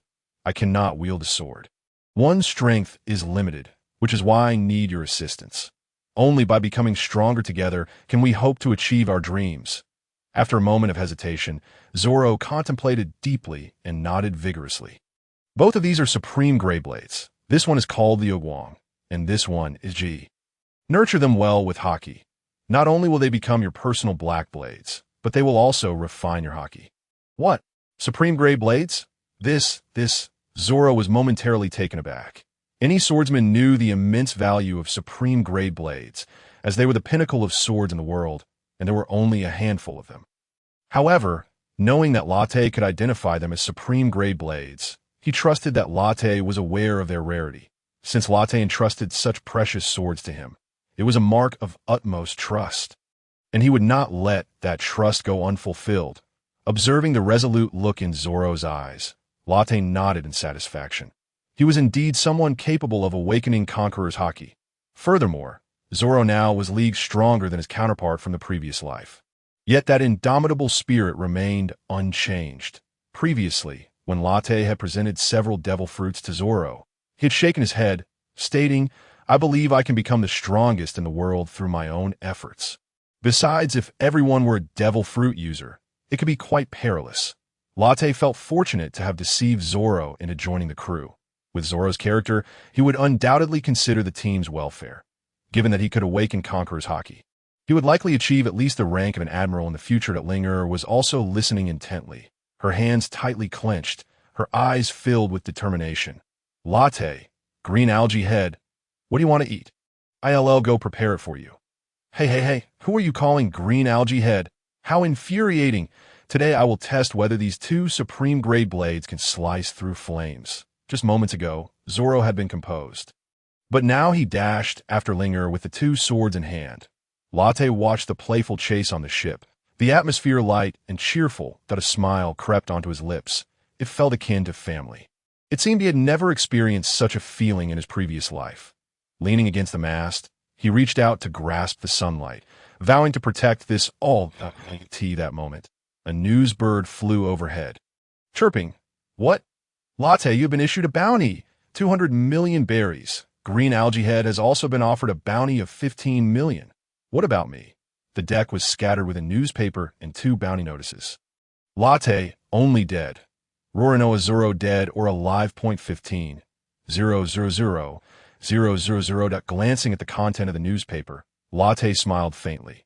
Indeed, they only reported the attack on the celestial dragons without mentioning their deaths. Yet they devoted considerable space to portraying Latte and his crew as exceedingly wicked. Suggesting their motives were anything but pure. It was evident that the Navy intended to vilify them, aiming to incite hatred against them while promoting their own image. However, Latte anticipated this, having read the manga. He was well aware of the world government's tactics. The world government merely sought to maintain an image of supremacy and invincibility before the public. They would never report that the celestial dragons were killed under the Navy's protection. That was in line with their style, that he believed that outside there were likely voices condemning him and his crew, for he understood the power of public opinion. He also realized why his bounty was only 200 million. It was likely a ploy to provoke bounty hunters and pirates to confront them. If Latte were to fall short and be killed, it would suit their agenda perfectly, eliminating a pirate who harmed the celestial dragons. Conversely, if they managed to eliminate numerous pirates, it would alleviate the pressure on various Navy branches. In any scenario, the world government would not incur a loss. Latte could only admire their cunning calculations. Mira-san, trouble is brewing. Pirates are coming. Oh no. Pirates are coming. Early in the morning, a little boy with a long nose ran while shouting. Bang, bang, clang, haha, can't catch me, can't catch me. The little boy dodged the various greetings from the villagers and swiftly darted into the bushes. This little boy was none other than Usopp. He, delivering another vibrant morning to the villagers, he exclaimed while wiping his nose. Task accomplished, he decided to visit Kaya. Usopp surveyed the village with satisfaction before setting off towards the mountaintop. Hey, excuse me. Could you please tell me if this is Syrup Village? A voice called out from behind Usopp. Who? Startled by the sudden voice, Usopp turned to find two men and a woman standing before him. These three were none other than Latte, Zoro, and Linger. After arriving on the island, Latte had stored the Void Breaker in the system space, uncertain when a nearby navy would discover them. This moment, upon reaching the island, they encountered Usopp. Although Latte had read the manga and knew the location of Kaya's grand mansion, the act still needed to be played out properly. Who are you? What are you doing in this village? The young Usopp's legs trembled like leaves, yet his words were unyielding. Hello, we are here to tour this place and experience its local customs, Linger quickly explained with an adorable expression. Huh. Linger, are you foolish? We are pirates. Zoro looked at Linger with a hint of exasperation that Linger turned her head, regarding Zoro, as if he were an idiot, her expression conveying, you silly fool. Don't you realize that admitting we are pirates will frighten him? However, upon hearing that the three before him were pirates, a glimmer sparked in Usopp's eyes, and he feigned bravado, saying, Pirates? What do you want? Do you intend to slaughter everyone on this island? Hearing Usopp's assertion, Latte felt a playful urge rise within him, that he lowered his head slightly, the shadow of his hair obscuring his expression, and a single voice emerged. We are indeed pirates, here to rob, that if you do not comply, we will truly wipe out everyone. Linger looked at Latte in disbelief, unsure why her captain would say such a thing. Zoro glanced at Latte, immediately understanding, and added, yes, hurry and hand over all your treasures. We are not ordinary robbers, don't mess around. I am also a pirate.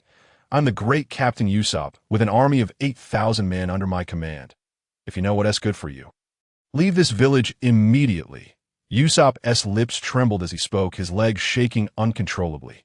Seeing this, Zoro and Latte exchanged glances, and Zoro pushed the blade Liuguang slightly ajar with his left thumb, allowing the sunlight to reflect off the blade and into Usopp's eyes.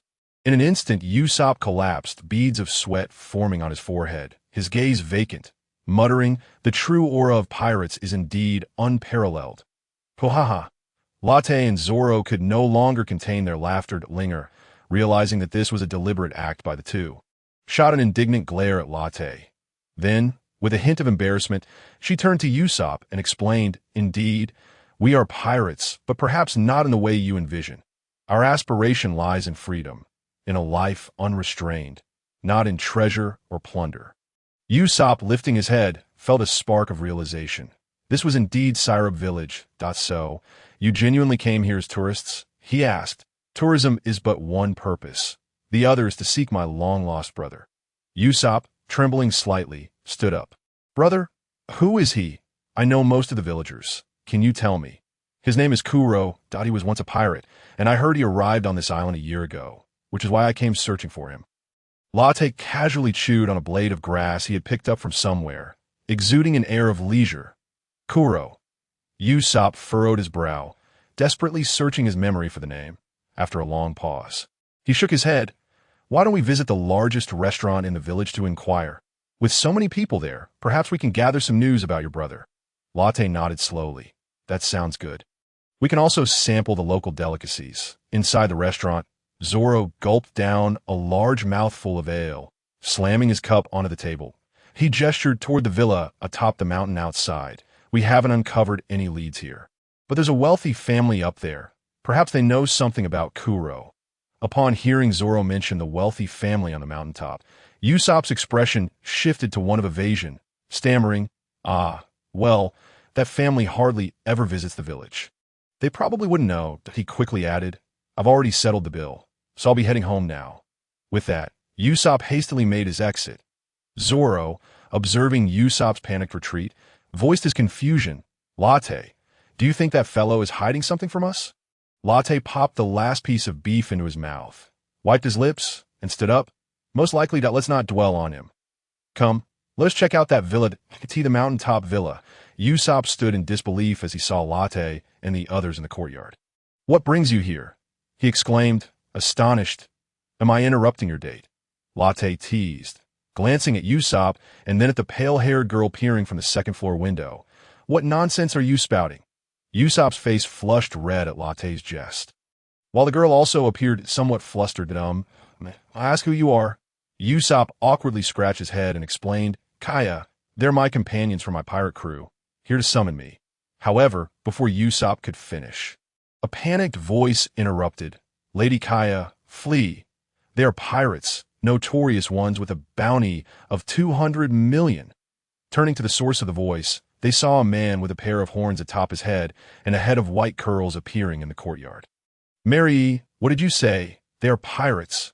Kaya's already pale face turned even whiter. Oh, it seems your village is not completely isolated from the outside world.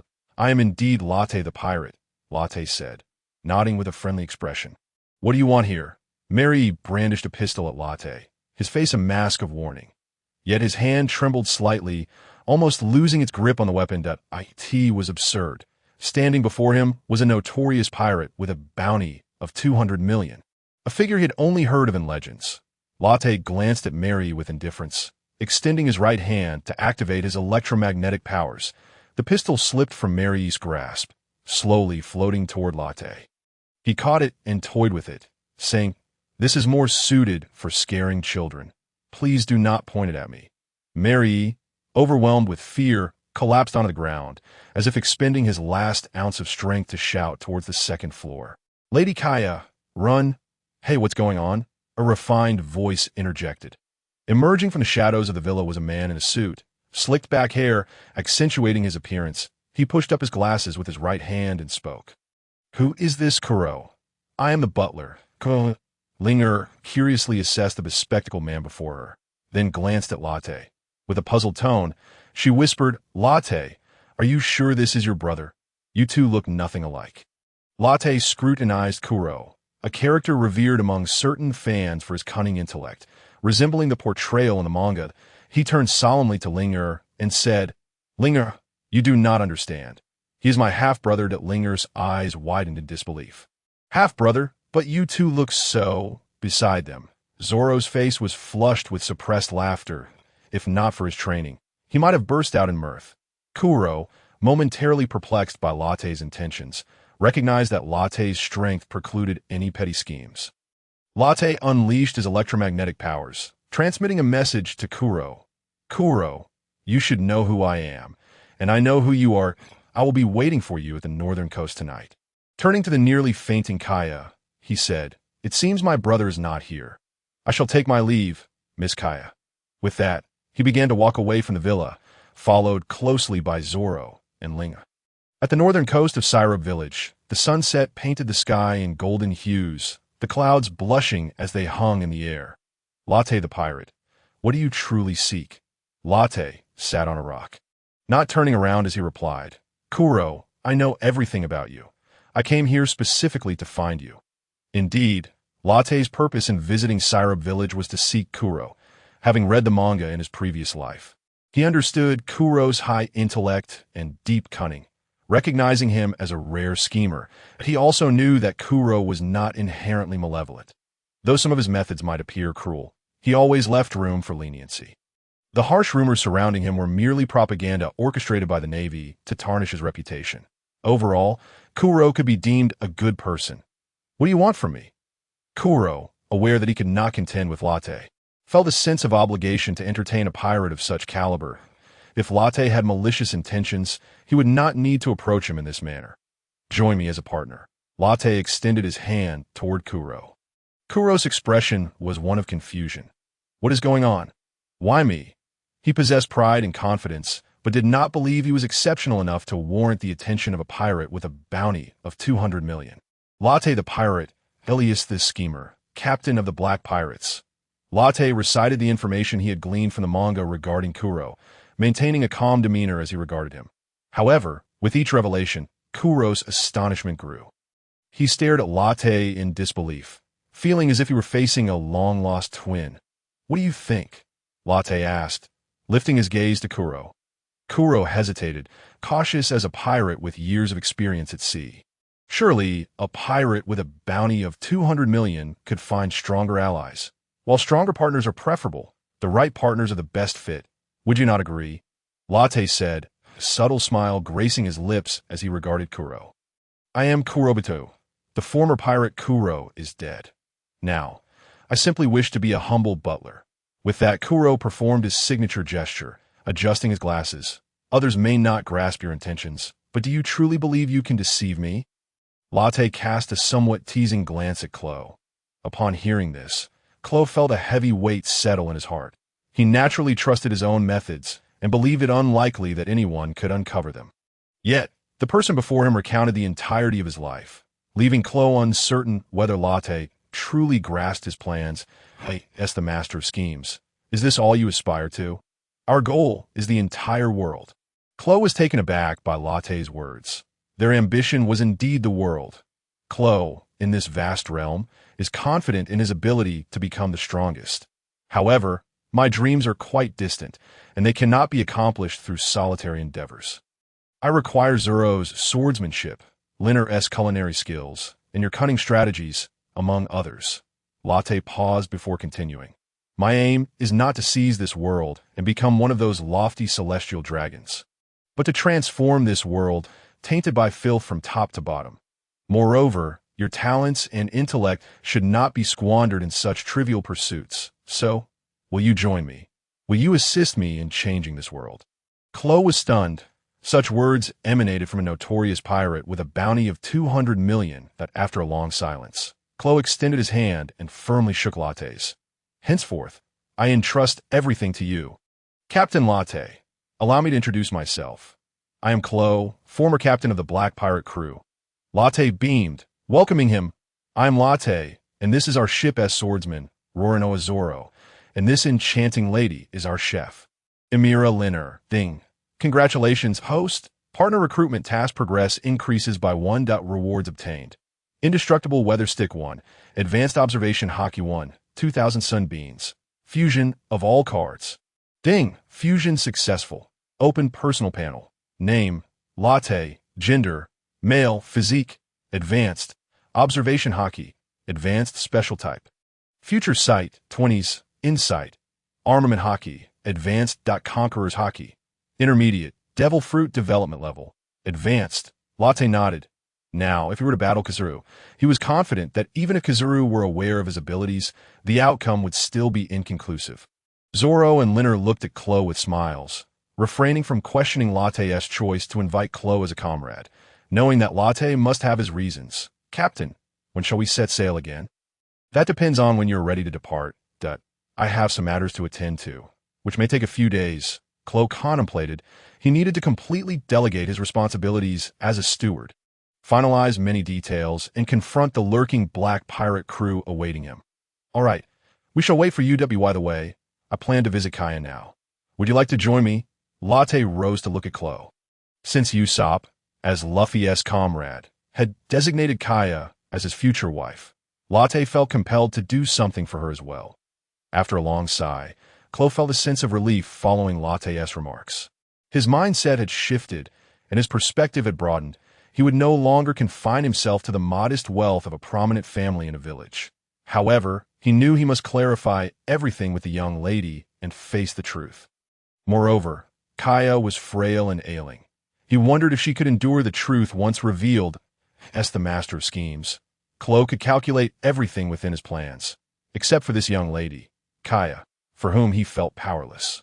Having read the manga, Latte recognized Chloe's deep feelings for Kaya. Now, as he prepared to confess, it was understandable that Chloe was uncertain about how to face her. Latte patted Chloe's shoulder, reassuring him. Do not worry. Kaya is not as fragile as you imagine. Her mental fortitude is remarkably strong. Chloe nodded somewhat helplessly, and together with the three of them, they made their way to the hillside villa. What? Clabatel, coughed. Yes, everything you just said true. Kaya gazed incredulously at the steward, who had always considered her well-being. She found it hard to believe everything Chloe had just stated. She did not believe that all of it was merely a facade to gain their family's fortune. Indeed, Miss Kaya, everything I have done is for your family's estate. Chloe lowered his head, unable to meet the gaze of the beautiful and gentle young lady. Melly, standing by, appeared somewhat indignant. Clabatel, how could you do this to the recently deceased master? Chloe felt a pang of guilt, not lifting his head or speaking. Usopp remained quietly at the side. Latte, observing the awkward scene, cleared his throat. I recognize this as a family matter, as an outsider and a pirate. My words may seem inappropriate. However, to speak candidly, Klo has not committed any wrongdoing against you over the past year. In fact, his actions have been commendable. Latte looked up at Kaya and continued, although his intentions may not be entirely pure. As a steward, he has indeed been diligent and responsible. Furthermore, he could have easily taken your lives, couldn't he? Kaya lifted her head to meet Latte's gaze. From the moment she laid eyes on him, she sensed he was not like ordinary pirates. He radiated a warm and gentle aura, entirely unlike a typical pirate. She also understood that Clabatel was not a villain. In her heart, she felt immense gratitude. For after her father's passing 6 months prior, Clabatel had cared for her like a father. Miss Kaya, I will soon set sail with Latte, returning to my true calling. Klo raised his head, looking gently at Kaya. Throughout the past year, Klo had treated Kaya as a daughter. The thought of parting filled him with reluctance. He worried whether Kaya would eat well without his care, whether she would have someone to prepare her medicine, and whether Clabatel, are you truly leaving? Kaya, in the end, felt a pang of sorrow. Miss Kaya, I will depart in a couple of days. As for the steward, ensure you find someone reliable. Do not hire another like me. Driven by ulterior motives, in the following 2 days, Klo devoted himself entirely to relaying all the details Kaya needed to Melly. He also disbanded the Black Pirate crew, which had lacked cohesion from start. At Syrup Village on the northern coast. Hey, Latte, are you certain you want to invite me to be your vice captain? Usopp gazed at Latte, his eyes brimming with hope. In recent days, he had received news about his father from Latte and learned that Latte's crew was also one that cherished freedom. Thus, he wished to join Latte on his voyage. Latte approached Usopp and gently patted him on the back. Little brat, you are still too young, and now is not the ideal time for you to set sail. In the future, a boy wearing a straw hat will come to invite you to join him at sea. He will be your captain. Usopp nodded. In these past few days, he had come to see Latte as a prophet, possessing knowledge of many things in this world, much like a fortune teller. Hence, he fully agreed with Latte's words. Take care of Kaya, and make sure to study your sniper manual diligently. Not let the excellent genes of Yasopp go to waste. At this, Kaya blushed slightly, glancing at Latte. She was no longer as frail and sickly as she had been days prior. Latte had utilized the powers of his electromagnetic fruit to eliminate some of the abnormal electromagnetic waves within her, resulting in significant improvement in her health. She would continue to grow stronger in the days to come. Watching the departing Voidbreaker, Usopp tightened his grip on the manual, silently thinking, we shall meet again, and I hope we can be of help to you then. On board the Voidbreaker, let us welcome Klo aboard. Cheers, cheers.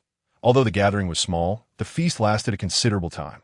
Ding, partner recruitment task progress increases by 1. Rewards obtained.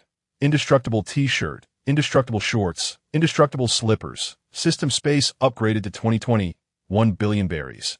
Upon hearing the system notification in his mind, Latte suddenly remembered he still had cards left and used. System, fuse all cards. Ding, fusion successful. Open the personal panel. Name. Load. Gender, male, age, 17.3 years. Observation Haki, advanced special type, foresight of the future, perception of the human heart. Armament Haki, advanced, Conqueror's Haki. Intermediate, physical skills, advanced, electromagnetic fruit development level. Advanced, no side effects. Pirate ship, breaking air number. Intermediate, this electromagnetic fruit, with no side effects, presumably signifies immunity to sea prism stone and seawater. Luo nodded in satisfaction.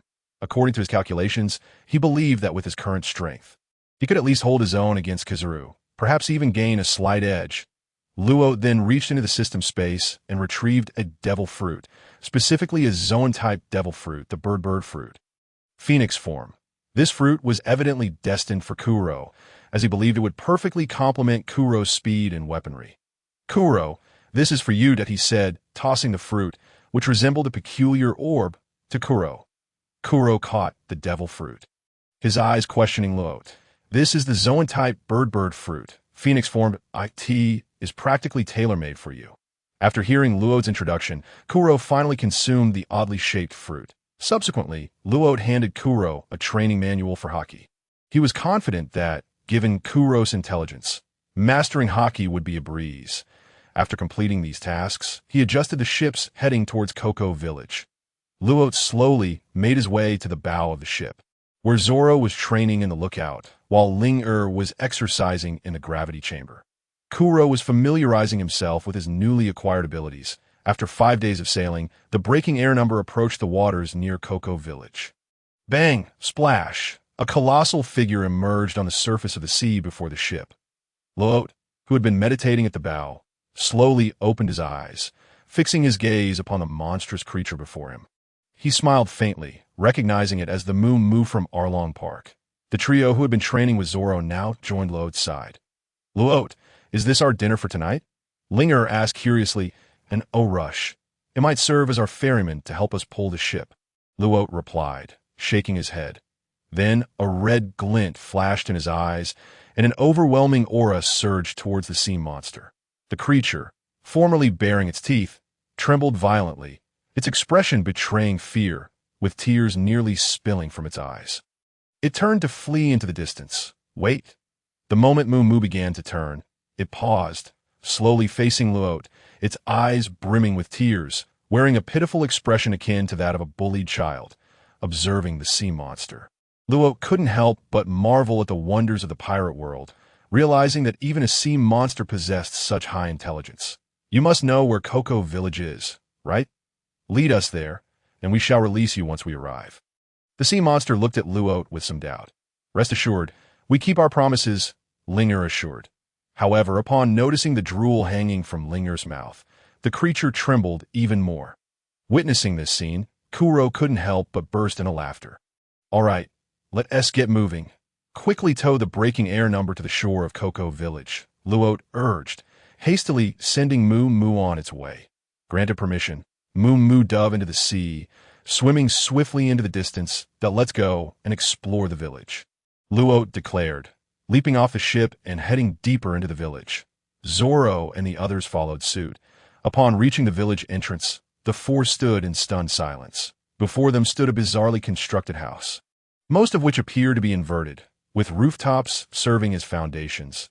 The streets were riddled with ravines, devoid of any human presence, resembling a village ravaged by some calamity. Ling-Er, feeling a sense of dread, clutched Luote's arm tightly, burying her head in the crevice between his arm and body. Her voice trembled as she spoke.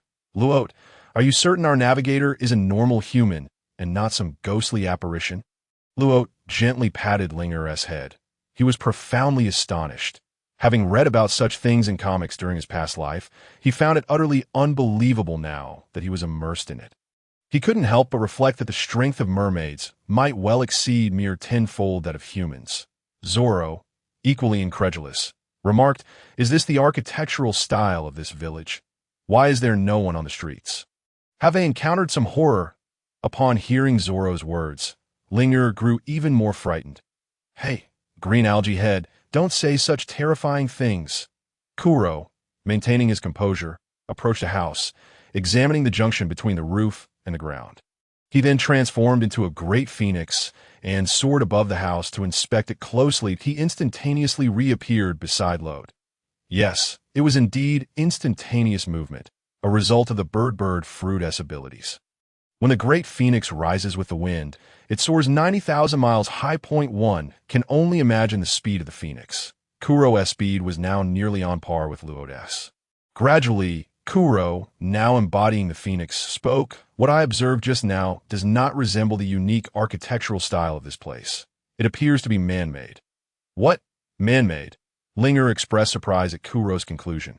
Zoro also regarded Kuro with disbelief. Kuro, adjusting his glasses as was his habit, continued, "To be precise, it is not human that I notice that the rooftops and the ground are not connected, but instead placed directly upon the ground at the same time. The foundation structure of the house aligns perfectly with the ground.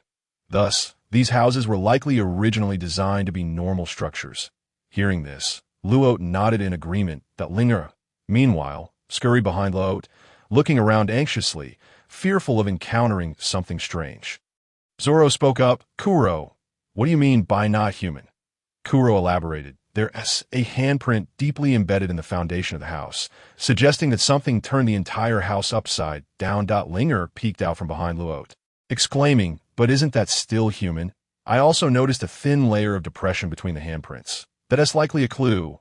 A glimmer of realization shone in Kuro's eyes. He continued, "All indications suggest this was likely perpetrated by another race. The fishmen. Moreover, the sea monster we just encountered clearly doesn't belong to the East Blue. It likely hails from the Grand Line. Therefore, I have reason to suspect that all of this was instigated by the fishmen fleeing from the Grand Line. I recently passed by a large building, and the flag depicted what resembled a shark. The conclusion became evident. This village might have been overrun or even massacred by the fishmen residing within that building, which likely housed at least one shark fishman and possibly a great white shark fishman at that." Upon hearing Kuro's analysis, Luo couldn't help but give him a thumbs up, his attention to detail. Meticulous thought process and logical analysis were commendable, truly deserving of the title Master of Strategy. It is said that the fishmen possess strength 10 times greater than that of humans. It seems there is some truth to this. Zoro nodded in agreement, also somewhat impressed by Kuro. Linger, having never heard of the fishmen, was unaware of what kind of beings they were, but she presumed that those capable of annihilating an entire village could not be benevolent. Clinging tightly to Luo's arm, she implored, "Oh, do you think that Navigator has already fallen victim to the fishmen? We should make a hasty retreat." Luo gently tapped Linger on the head. "What do you think your observation hockey is for? Try to sense it." Linger pouted, glancing at Luo with a hint of grievance, then activated her observation hockey. There are still quite a few living people. Cocoa Village's largest orange orchard, gazing at the vast expanse of orange trees before him, laden with ripe fruit. Zoro couldn't help but exclaim, "In this village that resembles a wasteland, there exists a veritable paradise." Latte approached the sole residence before him and gently rapped on the door. "Knock, knock. Hello, is anyone there?" The door creaked open to reveal a girl standing before him. Her blue hair, cut short to frame her face, was adorned with a perfectly placed red headband. Her healthy, sun-kissed skin bore blue tattoos that extended from her chest to her arms. Observing the unfamiliar man before her, the blue-haired girl regarded him with a measure of wariness. He was quite handsome, his tone remarkably gentle, youthful, yet carrying a depth of experience that belied his age. Nevertheless, she politely inquired, "May I ask whom you are looking for? I notice there's a vast orange grove nearby. Are there oranges for sale? I would like to purchase some," he replied, upon hearing that he sought to buy oranges. The girl's caution diminished slightly. "Noki Gao, who is it?" Another girl-esque voice emerged alongside her, revealing herself at the door. This girl appeared slightly younger, with short, orange hair and large, sparkling eyes that lent her a captivating charm. She wore a yellow t-shirt that accentuated her developing figure, paired with blue jeans that rendered her proportions quite pleasing. This young girl was evidently Nami, the navigator Latte had chosen, gazing at Nami. Latte endeavored to explain in the gentlest tones, "Hello, my name is Latte. I am a traveling merchant who happened upon this expansive orange grove and would like to buy some oranges." Upon hearing Latte's words, a smile blossomed on Nami's face, though the sincerity behind it remained uncertain. Instantly adopting a merchant's demeanor, she introduced herself. "I am Nami, and this is my sister, Noki Gao. The oranges on this mountain are cultivated by us. How many would you like to purchase?" She secretly hoped that Latte would buy a substantial quantity, ideally 100 million berries. Even though they certainly did not possess that many oranges, it was merely a matter of seeing if this man would be willing to play the fool. Meanwhile, Noki Gao eyed Latte with lingering suspicion, increasingly convinced that he looked familiar, though she could not quite place where she had seen him before. Nevertheless, she courteously invited Latte inside for a more detailed discussion. "Hello, how many oranges would you like to buy?" As soon as they entered the house, Nami eagerly asked, her eyes sparkling with the allure of wealth. Inwardly, Latte could not help but smirk. "Truly a little money-minded one," he replied. "I would like to purchase oranges worth 100 million berries." "Oh, 100 million berries." Nami nodded, her expression tinged with disappointment. "What? 100 million berries?" Upon finally grasping the magnitude of his request, Latte chuckled at the little thief, affirming, "You heard correctly. It is indeed 100 million berries." Nokigao, standing nearby, was momentarily rendered speechless by Latte's grand declaration. Nami had often fantasized about a day when someone would come to buy oranges at such a high price. Yet she had not anticipated that the man before her would actually be such a Navi benefactor. You truly possess 100 million berries. Latte did not respond verbally, but instead pretended to reach behind him, retrieving a black briefcase from his system space. With a click, the sight of cash laid out before Nami's eyes left her astounded. Although Nami was indeed drawn to wealth, she had never encountered such an amount before. However, one who could casually produce 100 million berries would not be an ordinary individual. For a moment, she hesitated, stammering, but we don't have oranges worth 100 million berries. Latte smiled at the young girl, inquiring, how much more do you need to reach 100 million berries? Oh, still over 40 million to go. What do you mean? Nami suddenly leaped back, her expression turning weird that moment. Nokigao also realized, covering her mouth as she whispered through her fingers, I remember now. You're Latte, the notorious pirate with a bounty of 200 million from the EC. What? 200 million berries? Nami gasped, nearly exclaiming. Observing the reactions of the two girls, Latte was not overly surprised. He simply nodded. If there are no other individuals named Latte, then it must indeed be me. Upon his confirmation, Nokigao quickly shielded Nami behind her, eyeing Latte with apprehension. Hey, I genuinely wish to buy oranges, Latte proclaimed, peeling an orange from the table for himself. Having encountered numerous pirates, Nami sensed that Latte was different from those she had met previously. He lacked their arrogance and menace. Tentatively, she asked, Are you truly here to buy oranges? Latte popped a segment of the orange into his mouth, his eyes widening in delight.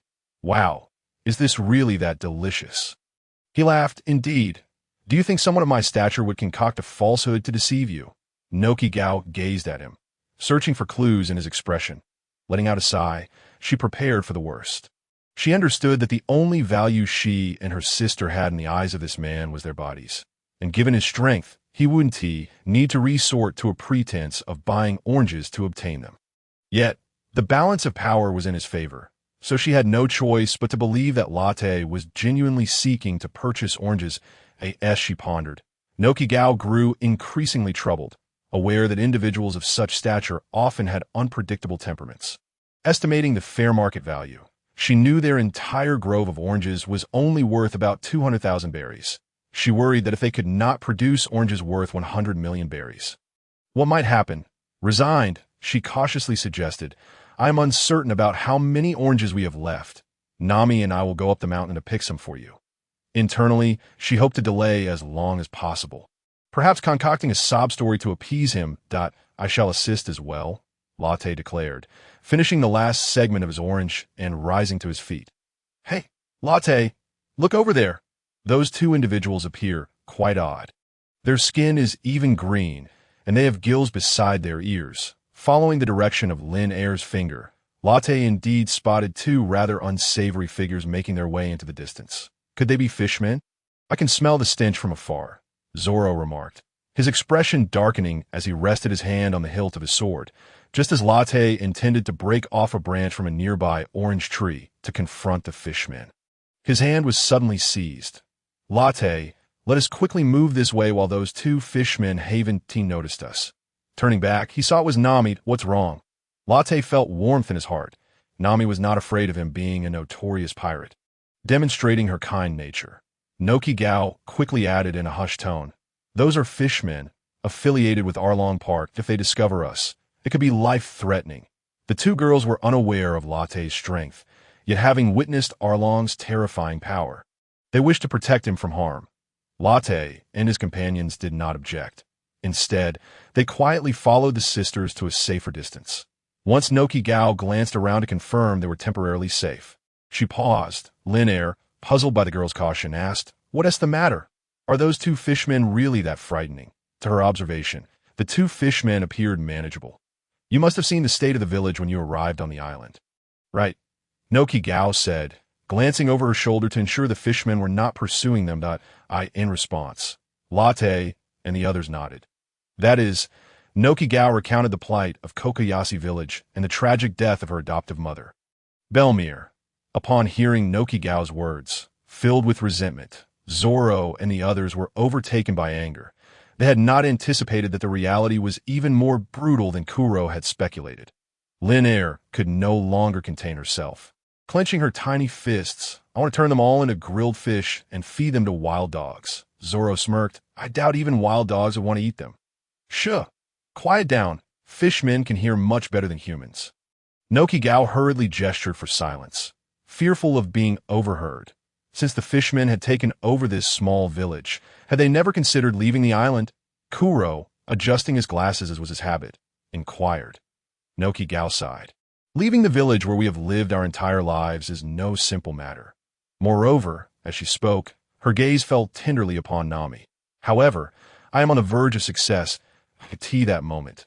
Nami clenched her small fists, her confident voice resonating. "Oh, what success are you referring to? Do you have some plan?" Linger regarded Nami with a hint of curiosity. "That I have made a pact with Arlong." Nami revealed the agreement between herself and Arlong, wherein she intended to purchase Cocoa West Village for 100 million berries. Considering their various actions within the village, I doubt he will honor this agreement.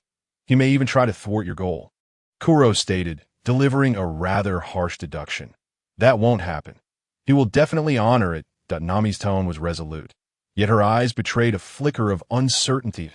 In truth, she herself harbored doubts about Arlong's commitment to the agreement. "But the weak have no choice, do they? By the way, how many oranges do you need? Let's pick them together, and then you should leave this island promptly. It would be unfortunate if Arlong and the others discovered you," Nami said, lifting her gaze to Lot. Observing the kindness radiating from the girl's eyes, Lot felt a warmth in his heart, igniting a desire to protect her. He pondered how this petite girl bore the weight of an entire village's fate on her slender shoulders. He wondered how she had endured over the years, and if the fishmen did not consider themselves a superior race, looking down upon humans. He shuddered to think of what further atrocities Arlong might commit against such a delicate girl. Sensing Lot's compassionate gaze, Nami quickly lowered her head, averting her eyes, her voice barely above a whisper. "Let's hurry and pick the oranges." Lot turned to Nojiko, who was standing nearby, and asked earnestly, "Aren't you afraid we might pick the oranges and then run away? After all, we are pirates." Upon hearing this, Nojiko was momentarily taken aback. It was a possibility she had considered, but what could she do about it? Nami raised her head and addressed the group. "I believe you won't do that." Lot looked at Nami and could not help but think, "Fool, why are you so naive? How about this? I'll go ahead and make the payment." With that, he retrieved a black box from his system space and extended it toward Nami. Nami mechanically accepted the box. "This is 100 million berries, but we don't have oranges worth that much here. They're at most worth 200 to 300,000 berries," Nami replied, her hands trembling slightly as she held the box. "I just ate the oranges you grew, and they were the best oranges I've ever tasted on some islands. Such quality oranges would cost 10 million berries for merely 10 pounds." That Aesi spoke. Lot pushed the box further into Nami's embrace. Lot bent down and ruffled Nami's hair with his right hand. "You should go to Arlong and buy back your village. Only then can you pick oranges with peace of mind. Right?" Upon hearing this, Zoro, Linger, and Kuro all smiled. "Lot," Nami sniffled. She could sense Lot's goodwill. Initially, she had thought he was helping her out of a desire for her and her sister's bodies, but upon meeting Lot's clear gaze, she found no trace of the aggression that characterized the stares of other men. "Go on. We will wait for you here." She did not understand why Lot was helping her, but she would inquire about his motives after this matter was settled. Watching her frail figure depart, Lot felt an inexplicable pang in his heart. As he observed Nami making her way toward Arlong Park, Nojiko's face was filled with concern. She knew Arlong was a terrifying pirate and worried for Nami's safety. Lot spoke up at the right moment. "If you are worried about Nami, why not go and see for yourself?" Nojiko hesitated, glancing at Lot and the others. "No need to worry. We will handle the picking ourselves," Kuro assured, plucking an orange from a nearby tree. Nojiko nodded determinedly and then hurried in the direction Nami had gone. Lot straightened his back, cracked his knuckles, and said, "Let's go check it out as well." With that, he walked slowly toward the distance. Linger and the others exchanged glances and smiled before following suit. Along the way, Lot's pace remained unhurried. he was not as anxious as one might expect. However, the Superheart network had already enveloped the entire island, with a particular focus on tracking the electromagnetic waves of Nami and her companions. Should anything untoward occur, he could instantly appear before Nami with a mere thought. Arlong parked at look who has returned. Is that not our navigator, Nami from the Arlong Pirates? A fishman seated in the main chair spoke mockingly. This individual had quite a distinctive appearance. Blue skin, fins protruding from his back. Long, thick black hair, sharp teeth, and a jagged nose that was particularly eye-catching. He was none other than Arlong, the leader of Arlong Park. Hearing Arlong's teasing tone, a hint of self-deprecation flickered in Nami's eyes. But she quickly regained her composure. She approached Arlong, holding the box. Arlong, our previous agreement still stands, right? Arlong smirked, displaying a look of confusion. What agreement? Struggling to contain her burgeoning emotions, Nami endeavored to keep her tone calm. It was that if I saved 100 million berries, I could buy Cocoa West Village. Arlong rubbed his head with his left hand, which was adorned with barnacles, his brow furrowing. Let me think. Yes, I believe there was something of the sort. He then raised his gaze to Nami, a mocking glint in his eyes. You aren't telling me you've actually saved 100 million berries, are you? Nami remained silent, instead placing her hand on the box's lock. With a click, the box opened, and the lid fell back. The fishmen peered into the box, their mouths agape at the sight of the abundant berries. This is 100 million berries. Here you go. Cocoa West Village is mine now. Henceforth, you must not harm Cocoa West Village or enter it again. With that, Nami gently placed a box filled with berries on the ground. Arlong scrutinized Nami, astonished that she had indeed managed to amass 100 million berries. Ha ha ha. Nami, is there really 100 million berries in there? He then gestured to a nearby fishman lackey. The lackey approached the box filled with berries and began counting. Nami stood quietly by, not intervening. She had counted it herself, and it was precisely 100 million berries, so she felt no concern. After a considerable time, the fishman lackey finished counting and nodded at Arlong. Big brother Arlong, there really is 100 million berries in there. Arlong appeared surprised, then clapped his hands. Bring it over. The lackey complied, covering the box and bringing it to Arlong. However, in a moment of clumsiness, Arlong accidentally let the box slip from his hands, spilling the berries all over the ground, with several stacks even tumbling into the sea. Upon witnessing this, Arlong shrugged. Oh dear, Nami, it seems there is no longer 100 million berries in the box. Nami bit her lip and dashed into the sea, salvaging the berries that had scattered across the surface. She gathered the fallen berries from the ground, meticulously placing them back into the box. Nami looked at Arlong, who sat calmly in his seat, and struggled to suppress her rage. Arlong, the 100 million berries are right here. Please return Cocoa West Village to me. Arlong turned his head, nonchalantly stating, I'm sorry, Nami, but I don't want wet berries. Oh, you'll have to collect them again. How can wet berries not be money? Nami's tone had begun to reflect her anger. Arlong shrugged. Wet berries are the easiest to tear, so they no longer count as money. Arlong, you... Before Nami could finish her sentence, Arlong stepped forward, grasping her neck and lifting her off the ground. Nami, the money is given to me. If I say it isn't, then it isn't, so you might as well obediently draw the sea chart for me. Nami struggled to pry Arlong's fingers apart, but how could the strength of a girl match that of an adult male, let alone a fishman? Arlong, did you never intend to sell Cocoa West Village to me from the very beginning? What? I genuinely wish to sell the village to you, yet you have indeed failed to amass 100 million berries. Arlong extended his left pinky, idly twirling his ear. Arlong. Tears brimmed in Nami's eyes. She understood that Arlong would not easily relinquish her. However, she felt powerless, compelled to follow Arlong's dictates. That it is indeed tragic that the weak are deprived of the choice of freedom, unable even to choose death. Arlong, what have you done to Nami? Release her at once. Nojiko appeared at Arlong Park, brandishing a long staff. Nami, her neck ensnared by Arlong's grip, could not turn, yet she recognized her sister. Nojiko, in a voice laced with urgency, Nami implored. Nojiko, hurry and flee. Arlong's gaze, filled with murderous intent, surveyed the village. Aside from Nami's navigational skills, the rest were mere fodder, lives that could be extinguished at his whim. Water shot. No. Nami's protest barely escaped her lips when a droplet of water shot from Arlong's left hand, striking with the velocity of a bullet, poised to pierce Nojiko's brow, just as it seemed destined to breach her skull. It inexplicably halted mid-air, suspended mere 2 centimeters from her forehead. The anticipated spectacle of bloodshed did not unfold. What was happening? Then, as if drawn by an unseen force, Nami broke free from his control, hurtling towards the exit. Hey, Fishman, is this truly how you treat 2 delicate beauties? Witnessing this supernatural occurrence, the fishmen within Arlong Park turned their gazes towards the entrance point. 4 figures materialized at the threshold, with Nami cradled in Latte's arms. Who are you? Lowly human. Arlong see that upon seeing the woman he intended to kill being rescued, his ire stoked further to me. I suppose I could be considered chef.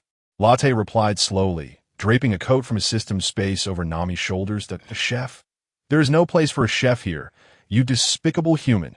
Arlong roared, unleashing a barrage of water shots towards Latte. Unfazed, Latte casually conjured an electromagnetic barrier before him, deflecting all attacks effortlessly. Those familiar with me know I excel at preparing fish, Latte remarked, lifting his head to reveal a grin. Yet, in Arlong's eyes, that smile was laced with contempt. Very well, I'll deal with you later. Latte raised his hand, enveloping all of Arlong Park in an imperceptible electromagnetic barrier, ensuring that the fishmen could neither escape nor transmit sound or attack. Nami looked up at Latte. You shouldn't have come here. Latte gently tousled Nami's damp hair, and then set her down, reassuring her, rest assured, these beasts pose no threat to us. Feeling the warmth from above, Nami slowly lifted her head, her large, doe-like eyes resembling a clear spring, evoking sympathy. In that instant, Latte found himself momentarily entranced, nearly lost in those depths. Is there anything I can assist you with? A middle-aged man's voice resonated. Nami, we are all aware of your sacrifices for this village over the years. We lack the strength to carry your burdens alone. Turning to Latte's side, Nami beheld the assembled villagers, each wielding tools of conflict, ready to confront Arlong's pirate crew.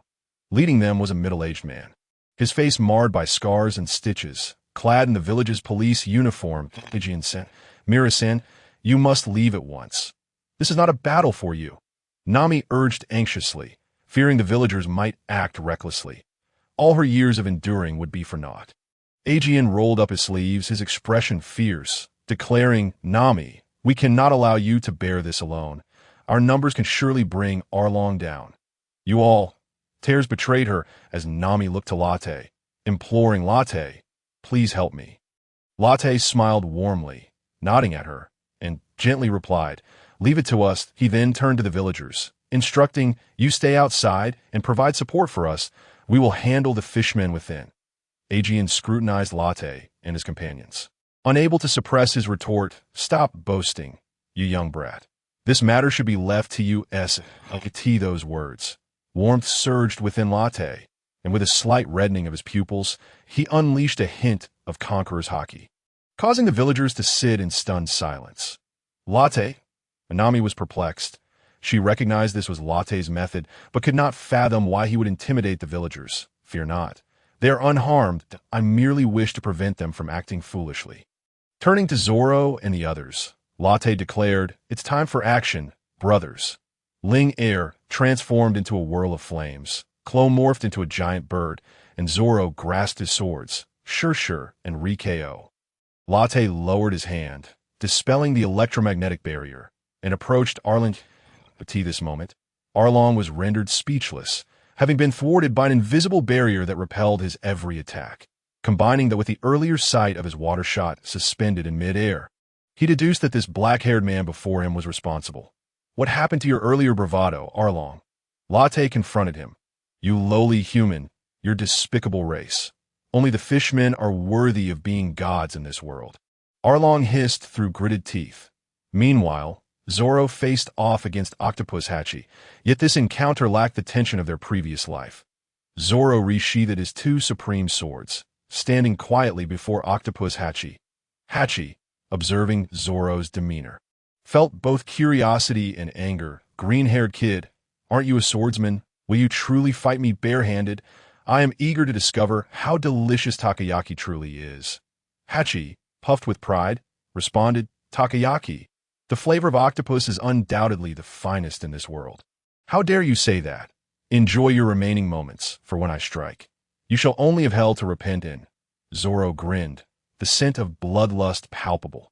Then perish, green-haired boy. Hachi instantly wove his 6 blades into an impenetrable net. Lunging at Zoro. Gradually, Zoro bore numerous cuts upon his form. What a disappointment.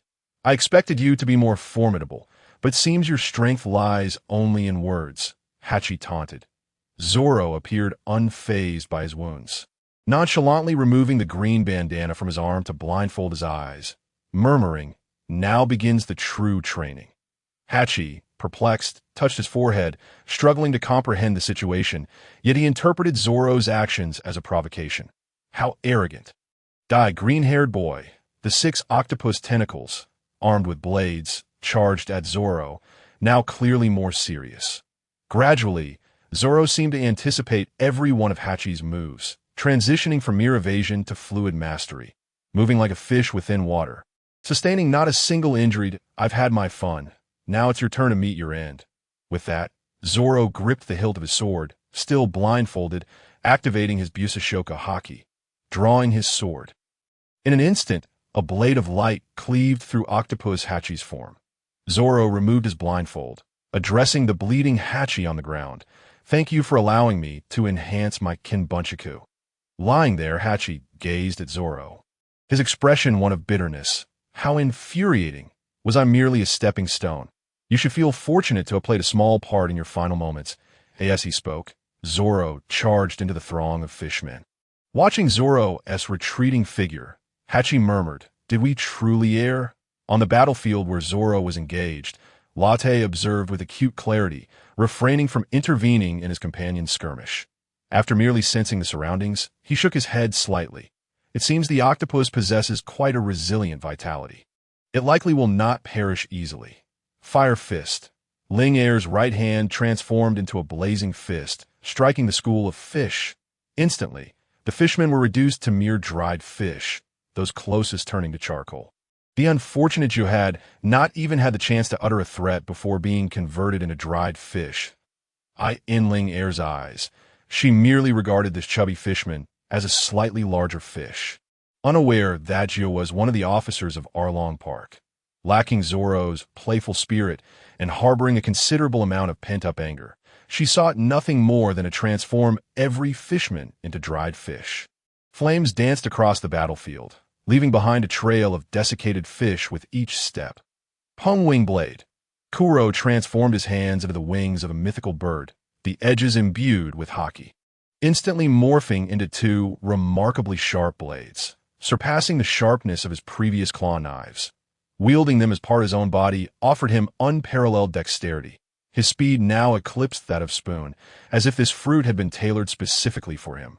Becoming increasingly effortless to use, Kuro deftly flicked his wings, appearing behind Black Fin in an instant. The corner of Black Fin's mouth curled into a mocking smile, yet before he could utter a word, an X-shaped wound appeared on his chest. Blood gushing forth as he collapsed slowly to the ground, a smirk still etched on his face. Kuro did not linger. He vanished, and in a heartbeat, countless illusions of Kuro filled the arena, accompanied by the terrified cries of the fishmen. Each appearance of a shadow heralded another fishman collapsing in a spray of blood. Outside the scene, Nami watched in astonishment, rendered speechless. She never anticipated that this seemingly youthful group could so effortlessly slice through the terrifying fishmen as if they were mere vegetables. Noki Gao's eyes widened in disbelief. My kin, what have you done to my kin? Witnessing his fisherman brethren falling one by one, Arlong's eyes brimmed with rage, yearning to rush forth and slay Zoro and the others. Hey, how do you feel seeing your brethren meet such a fate? Did you ever consider their humanity when you slaughtered the villagers of Kokoyashi? Latte's voice resonated coolly. Bah, we fishmen are a supreme race. You humans are a lowly species incapable of even breathing underwater. As a superior race, we inherently possess the right to decide life and death. Slaying a few humans is merely our duty. Arlong cast a scornful glance at Latte, his gaze akin to that of a beast regarding its prey. Latte had initially hoped to enlighten this fisherman, but it appeared that the deep-seated hatred within him could not be resolved with mere words. Furthermore, having committed such heinous acts and taken countless lives, he had no intention of sparing Arlong. Electromagnetic attraction. Latte extended his hand toward Arlong, drawing him close and seizing him by the throat. Have you considered that? In my eyes, you are no more than a mere fish? Arlong pounded on Latte's arm. But it was futile. Release me, you despicable human. It is only natural for humans to eat fish, is it not? Lowly beings devoid of even the most basic humanity have no right to exist in this world. Arlong remained oblivious to his own faults, stubbornly fixated in his beliefs, gazing at the grotesque visage of Arlong. Latte shook his head slightly. It seemed he, like Hody, was an embodiment of hatred, never willing to confront his own mistakes. Truly irredeemable. I never intended to let you go anyway.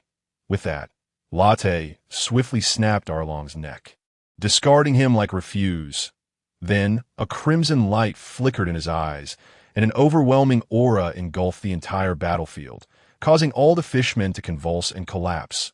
Frothing at the mouth, this time, he unleashed the full extent of his haki. These feeble fishmen could not withstand it, meeting their ancestors directly. Nami, this place that has entrapped you, the site of your many nightmares, the very Arlong Park that has only served to oppress and slaughter the villagers of Kokoyashi, shall be obliterated today. You shall no longer bear the burden of saving your village. No one shall ever bully you again. Arlong Park became a thing of the past. Latte's commanding voice echoed across the island. And in an instant, the villagers cast aside their weapons, weeping with joy. After years of living under Arlong's oppressive rule, they could finally put an end to their suffering. Those villagers who had perished due to Arlong could now rest in peace.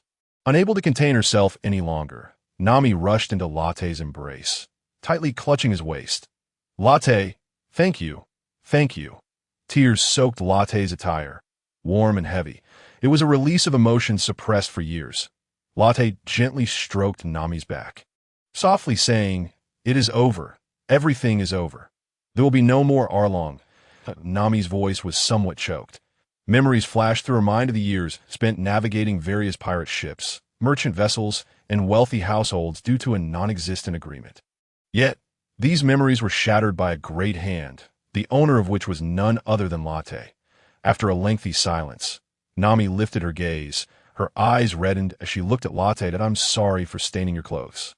No worries. Let us go home to the village to celebrate the shattering of the towering mountain that was Arlong over Kokoyashi village." The villagers organized a grand feast that lasted 3 days and 3 nights. At the banquet, the village guard, Ajien, tirelessly recounted the bravery of Latte and his companions, as if he were inexhaustible. Zoro drank with the villagers. Kuro sat atop a rooftop, drinking alone, and Ling Er joined the cooks, learning to prepare the signature dishes of Kokoyashi village. "Nami, would you like to come with me?" Latte's words fell into the young girl's ears, causing her to blush fervently. Stammering, she replied, "But I'm not yet of age." Nokigao immediately wrapped her arms protectively around her sister, a wary expression on her face. "Lord Latte, while you are our savior, you cannot be so reckless. Nami is still just a child." Then, lowering her head shyly, she added, "If it truly cannot be helped, I could go instead." Hearing the two girls speak, Latte found himself blushing furiously. "I think you've misunderstood. That is not what I meant. I just need a navigator for my ship." "You want Nami to become a pirate?" Nokigao's eyes flashed with coldness at the mention of Nami joining the pirate life. Latte understood Nokigao's resentment towards pirates. Their adoptive mother had perished at their hands, and many villagers had also fallen victim to pirates. Merely rescuing them was insufficient to earn their complete trust. "Although I'm a pirate, I may not be what you imagine a pirate to be. I yearn for the freedom of adventure upon the seas, unrestrained and without fear." Latte reclined in his chair, hands behind his head. "Moreover, there are aspects of this world I find intolerable. Perhaps I can effect some change. I doubt I can sleep in your bed. Bah, ship. However, I must manage the treasure aboard." In that instant, Nami's eyes transformed into gleaming berries. Latte chuckled at Nami. As such words perfectly aligned with her character, he nodded, genuinely pleased. Very well, from now on, you shall be our crew's navigator and treasure manager. Hooray! Nami leaped up in joy. Nokigao looked at her sister in astonishment. Hey, Nami, are you certain? While Latte may be a good person, the life of a pirate is fraught with danger. One misstep could lead to a watery grave. Now that their lives had finally stabilized, Nokigao was reluctant to see her sister embark on such a perilous journey. The world of pirates was riddled with rival pirate crews, pursuing navy forces and bounty hunters that it would not be an exaggeration to say they slept on the edge of a blade. Yet upon hearing Nokigao's words, Nami felt no inclination to retreat. Instead, she spoke with unwavering determination. Nokigao, you know my dream is to chart all the seas of the world, right? I believe that together with Rote and the others, we shall undoubtedly realize this dream. However, Nokigo seemed poised to voice further thoughts. Yet Nami interjected, All right, Nokigo, I understand your concerns. I have faith that Rote will keep me safe. Upon uttering these words, Nami cast a glance at Rote, from whom she sensed a sense of security akin to that provided by Barumel. Rote nodded affirmatively, assuring, of course, as long as I draw breath in this world, no one shall harm my companions. Moreover, my strength ranks among the finest in the world, see? I told you Rote would protect me. Nami beamed at Nokigo. Observing her sister's resolute determination, Nokigo could only respond with a resigned nod, saying, Nami, I respect your decision. As long as you find happiness, you may do as you please. Yet, a lingering thought remained unspoken in his heart. I hope your choice to sail with Rote is not solely based on his handsome appearance. Nami, have you truly made up your mind? A male voice interjected. As they turned, they recognized it to be the village officer, Ajien. Nami nodded at Ajien, declaring, Ajien-san, I have decided to set sail with Rote. Ajien scrutinized Nami intently for a while before bursting into laughter. Well, since you've made your decision, go forth. Just remember not to forget to smile. Upon hearing Ajien's words, Nami felt a swell of emotion. Knowing that Ajien regarded her and her sister as his own, he had been the best elder to her, aside from Barumel. Furthermore, receiving Ajien's support brought Nami immense joy. Hey, Rote, come quick for a drink. These folks can't hold their liquor. It's no fun. At that moment, Zoro's voice echoed from a distance. Rote turned in the direction of the sound, spotting Zoro seated on a large log, a colossal cup in hand. Surrounded by villagers who lay sprawled about, thoroughly intoxicated, it was no wonder Zoro felt such exasperation. Rote waved back at Zoro, responding, coming right away. After exchanging greetings with the three, Rote made his way toward Zoro, understanding that farewells were imminent and that the trio surely had much to discuss. Thus, he would allow them this time together. Observing Rote's departing figure, Ajien nodded, recognizing him as a reliable man. You should fare well following him, he mused, though he noted that a man like Rote would surely attract many women. Ajien's words reached Nami's ears, causing her to blush fiercely. Ajien-san, what nonsense are you speaking? I am going aboard their ship as a navigator, not as the captain's wife. Very well. No matter what happens in the future, do not neglect your own happiness, understand? Both Ajien and Nokigo felt a deep reluctance regarding Nami's impending departure. The three conversed until the late hours of the night, reminiscing and sharing countless stories. By the time Rote returned, only Ajien remained. Rote casually handed a bottle of liquor to Ajien, inquiring, Ajien-san, has Nami retired for the night? Ajien accepted the bottle without opening it, instead addressing Rote earnestly. Listen, if you let Nami lose her smile, I will pursue you to the ends of the earth. Hearing words meant for Luffy, Rote nodded solemnly, affirming, of course, no one shall take away my companion's smile. Ajien scrutinized Rote's face and remarked, I hope you can uphold your promise. By the way, Nami should be over there. You might want to check on her. Rote understood that Ajien referred to Barumel's grave. There was no other place. Activating his observation haki, he saw Nami standing alone at the cliff's edge. In an instant, he vanished from Ajien's sight. Ajien's pupils widened in astonishment, realizing, it seems Rote truly harbors hidden depths. I wonder if Nami is wise to follow him. On the hillside beside Barumel's grave, Rote, having just teleported, chose not to disturb Nami immediately, but instead stood at a distance. He observed her speaking animatedly to the gravestone, likely recounting the events of the day to Barumel. After some time, Rote slowly approached Nami from behind and spoke gently. "Nami, what brings you here alone?" Nami turned, surprised. "Rote? What brings you here?" Rote settled beside her, expressing concern over her absence, fearing potential danger. Nami felt warmth in her heart, assuring, "I'm fine. It's quite safe here. This is my adoptive mother Barumel's grave. I came to have a word with her before I leave." Rote nodded in understanding. Casting a glance at Rote, Nami gently rested her head on his shoulder, murmuring, "Rote Barumel." There she lay, gradually drifting to sleep as she spoke of Barumel's kindness. Rote turned to glance at her, realizing she had fallen asleep. "Nami, so you truly are here." No Kigo's voice resonated from behind. As No Kigo approached, he beheld Nami asleep against Rote's shoulder.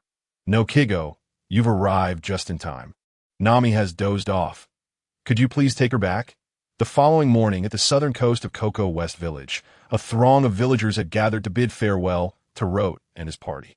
"Hey, are we really setting sail? Nami hasn't boarded yet." Ling Air's voice carried a hint of worry, fearing Nami might have merely been speaking whimsically, without any genuine intention to join their pirate crew. At that moment, Kaido spoke up. "No worries, since Nami has instructed us to set sail. She will certainly come aboard before we leave." Rote nodded, guiding the breaking void away from the shore. In truth, Rote's Super Heart Network had been enveloping the entire island, and he saw Nami racing towards the shore as she neared. The other three sensed her approaching presence as well. Nami weaved through the crowd, leaping onto the breaking void. She tossed aside her t-shirt, causing a cascade of wallets to drop to the ground. Turning back, she flashed a triumphant smile at the villagers, exclaiming, "Thank you. Damn! My wallet?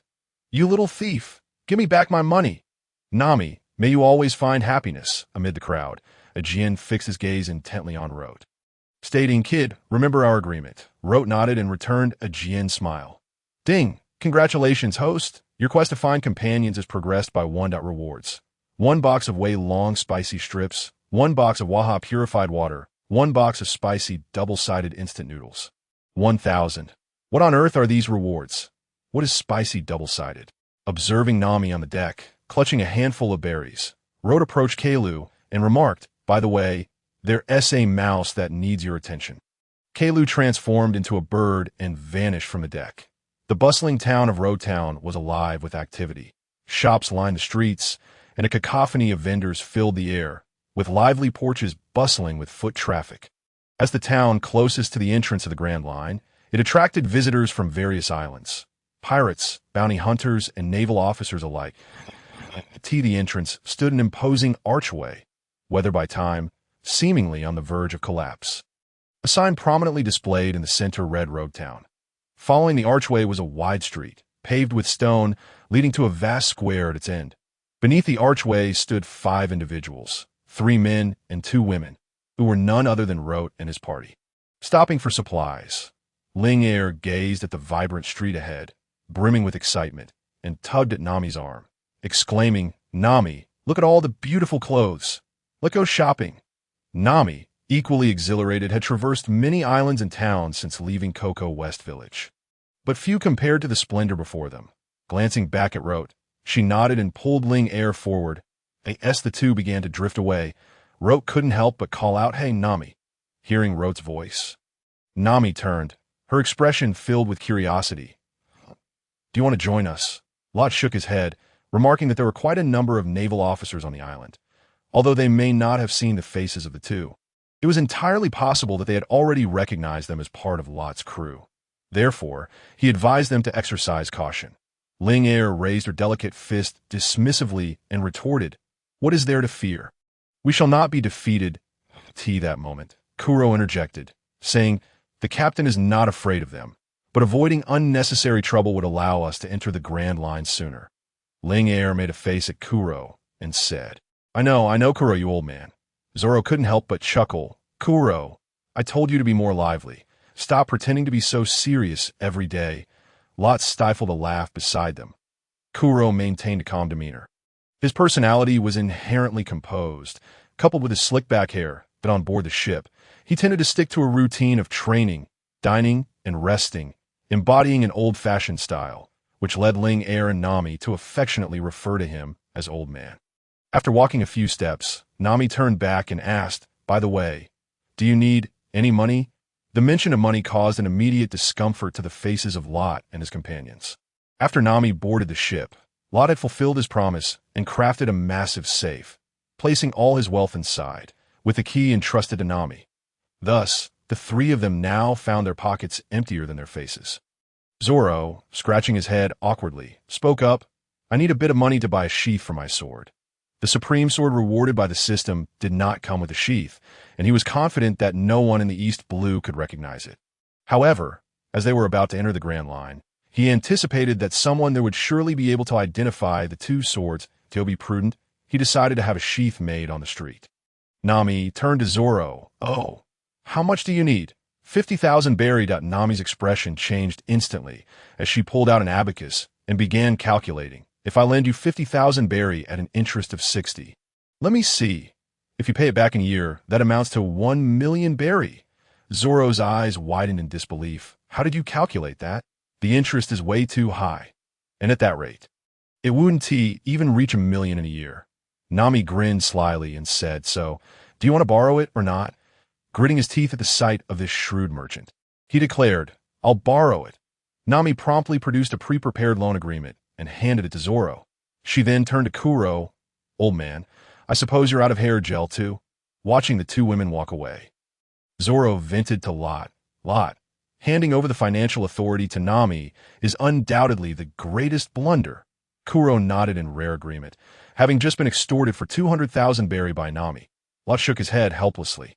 As captain, and with his ambiguous relationship with Nami, he too had fallen victim to extortion, losing 50,000 berry. "Let us go. I need to head to the streets." With that, Lot donned his yellow ape sunglasses and strode towards the square. Navigating through the crowd, by the time he reached the square, there were not many people left. In the center stood a high platform made of steel, already rusted from years of rain. Lot stood beneath the execution platform, marveling, is this the very platform where Pirate King Roger was executed? Quite a sight indeed.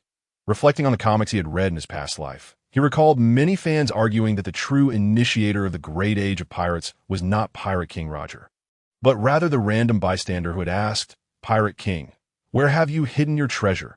He found it amusing yet entirely reasonable. With a sigh of boredom, Lot decided to observe what others were doing instead. Before he could even activate his observation hotkey, a ruckus erupted from the North Street. Lot changed direction, heading towards the commotion. Upon entering, he spotted Zoro, surrounded by a group of people. Zoro, feeling a headache, surveyed the situation. He had been cautious, yet he was still recognized. Zoro had intended to find a blacksmith shop on the street, having asked for directions multiple times, only to find himself inadvertently walking into a gathering of bounty hunters discussing a joint venture to hunt down Lot's crew. "Excuse me, is this the blacksmith shop?" Zoro glanced around and shook his head. It doesn't seem like it. His signature 3 swords and green moss hairstyle instantly caught the attention of the bounty hunters, who recognized him as the one with a bounty of 15 million. Their eyes widened with greed. Without a moment's hesitation, the bounty hunters charged at him. Zoro quickly sprinted towards the street, only to find himself surrounded by bounty hunters. Lot felt a headache coming on, muttering to himself, "Zoro, your knack for getting into trouble rivals that of Luffy." Hearing that familiar voice, Zoro looked up to see Lot, donned in sunglasses, and exclaimed, "Why didn't you give me a pair of sunglasses?" Lot rolled his eyes. "I only have 1 pair." The surrounding bounty hunters exchanged glances. "Do you have any allies? But today you won't escape. Rorinoa Zoro." "Do you need me to help?" Zoro confidently replied, "This little matter doesn't require assistance. I can handle it myself." As he spoke, he drew his sword, Wad Ikamanji. Lot nodded, preparing to watch the show, but unexpectedly, a bounty hunter lunged at Lot with his blade. "You must be Zoro's accomplice. Although you have no bounty, you can still die." Lot shook his head. "Some people just never grasp the situation. Is that all?" Zoro sheathed his Wad Ikamanji. Utterly unimpressed, he had expected at least some semblance of challenge. But these foes were far beneath his current capabilities after mastering hockey. "Wait, Can I see that sword? A girl-esque voice called out from behind Zoro. Lot had already noticed the girl but chose to remain indifferent. Since the commotion had already begun, there was no need for him to shrink back. Zoro slowly turned around, about to refuse, but found himself asking, "Who are you? Why do you look so much like her?" The girl appeared to be around 15 or 16, with black hair and sporting a pair of red-framed glasses, cradling a sword in her arms. This girl was, of course, Tashigi, the assistant to Smoker. If she hadn't heard Zoro's words, Tashigi reached out to touch Zoro's wad Ikamanji. Hey, just because you resemble her doesn't mean you can touch my sword. Zoro stepped aside, hand resting protectively on his 3 swords, his expression filled with wariness. I just saw the patterns, curvature, and length of that sword. It wad Ikamanji. Tashigi's eyes sparkled with enthusiasm. What's it to you? That sword is mine. Zoro glared at Tashigi, feeling a flush of embarrassment. If it were any other woman, he would have already brandished his weapon, but he found himself at a loss against her familiar face. With her left hand holding Shodai Kitetsu and her right hand reaching toward Zoro, she implored, "Please let me see that sword. My dream is to collect famous swords from around the world. What you do with famous swords is none of my concern. That sword belongs to me." Seeing Tashigi's sword-obsessed expression, Zoro tightened his grip on Wad Ikamanji. "We need to leave. This woman is insane." Zoro turned to walk away, not wanting to engage with her any further. Realizing Zoro was adorned with 3 swords and earrings shaped like water droplets, Tashigi finally connected the dots. "So, you are Roronoa Zoro?" Zoro was reluctant to face her again, but he had no choice but to nod in acknowledgement. "I absolutely refuse to let a villain like you take that sword. I must retrieve that famous sword," Tashigi declared vehemently. Upon hearing her, Zoro felt a surge of irritation. It seemed he had no choice but to teach this woman a lesson. "If you have the ability, then come and try." As expected, Tashigi was defeated in just 2 moves by Zoro, who had deliberately held back. Otherwise, she would have been dispatched in a single strike. Watching Shodai Kitetsu lodge beside her head and the 2 figures retreating, Tashigi's eyes brimmed with frustration as she shouted at Zoro's back. "Why didn't you just kill me? Is it because I'm a woman?" Zoro turned away, covering his eyes, exclaiming, "Do not utter such words with that face." At that moment, Smoker patted Zoro on the shoulder, saying, "Someone is approaching." Zoro sensed it too, and indeed, a 3-wheeled motorcycle was making its way down the street towards them. As the vehicle drew near, the figure atop it became clearer. A man with flowing white hair, 2 cigars clamped between his teeth, and a navy cloak dramatically billowing open, revealing his muscular chest and abdomen, that a large weapon was slung across his back. Who else could it be but Smoker? Dismounting the motorcycle, Smoker approached Daisuke and helped at her feet. "Miss, are you still able to stand?" Daisuke, feeling slightly embarrassed, replied, "I apologize, Smoker-san. It is my own ineptitude."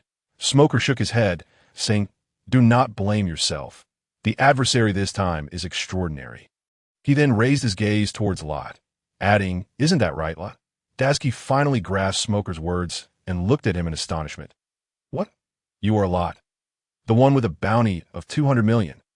Lot, unable to maintain his FAAD any longer, nodded and removed his sunglasses, and no doubt about it, "Smokey, you recognize me." Smoker chose not to delve further into that topic and inquired, "What brings you here, Lot?" Lot regarded Smoker, silently shaking his head at the squandering of a perfectly good Logia-type devil fruit. Without the hockey system in place, one could be virtually invincible relying solely on their powers. However, with the introduction of hockey, they were rendered weak, becoming characters easily trampled even by those tagged as the Yonko in the New World. Lot sighed, "Of course, I come to the Grand Line. Otherwise, what would I be doing here?" Smoker's expression turned knowing. "Indeed, your ambitions extend beyond the East Blue." His demeanor then shifted, and he spoke sternly, "But regardless of whether you are Lot or any other name, whether your bounty is 1 million or 200 million, this is my territory, and I shall not permit any pirate to pass." Taking a deep drag from his cigar, he drew the weapon from his back, pointing it towards Lot and his companions. Just then, a cloud descended from the heavens, transforming into a girl with orange hair. "Lot, leave this navy to me. How about it?" Lot glanced at Nami and shook his head. The opponent wields a Logia-type devil fruit, Nami. You have yet to master Haki and cannot contend with him. Suddenly, a colossal bird appeared as if teleporting into the fray, and before it even landed, its beak opened and closed. Lot, we must act swiftly. I've spotted a naval ship on the horizon. It appears to be that old man Garp. I've already sent Ling Air to prepare the ship. The giant bird transformed into Kuro, who surveyed the situation before turning to Lot with a worried expression. Upon hearing Kuro's report, Lot furrowed his brow. Garp, huh? He truly is a troublesome opponent. I wonder how much distance remains between us.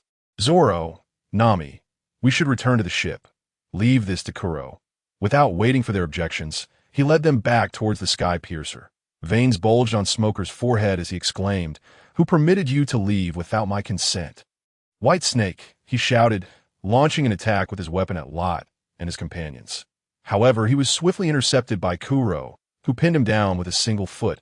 Admiral, you ought to remain in Logtown, Kuro said, pushing his glasses up.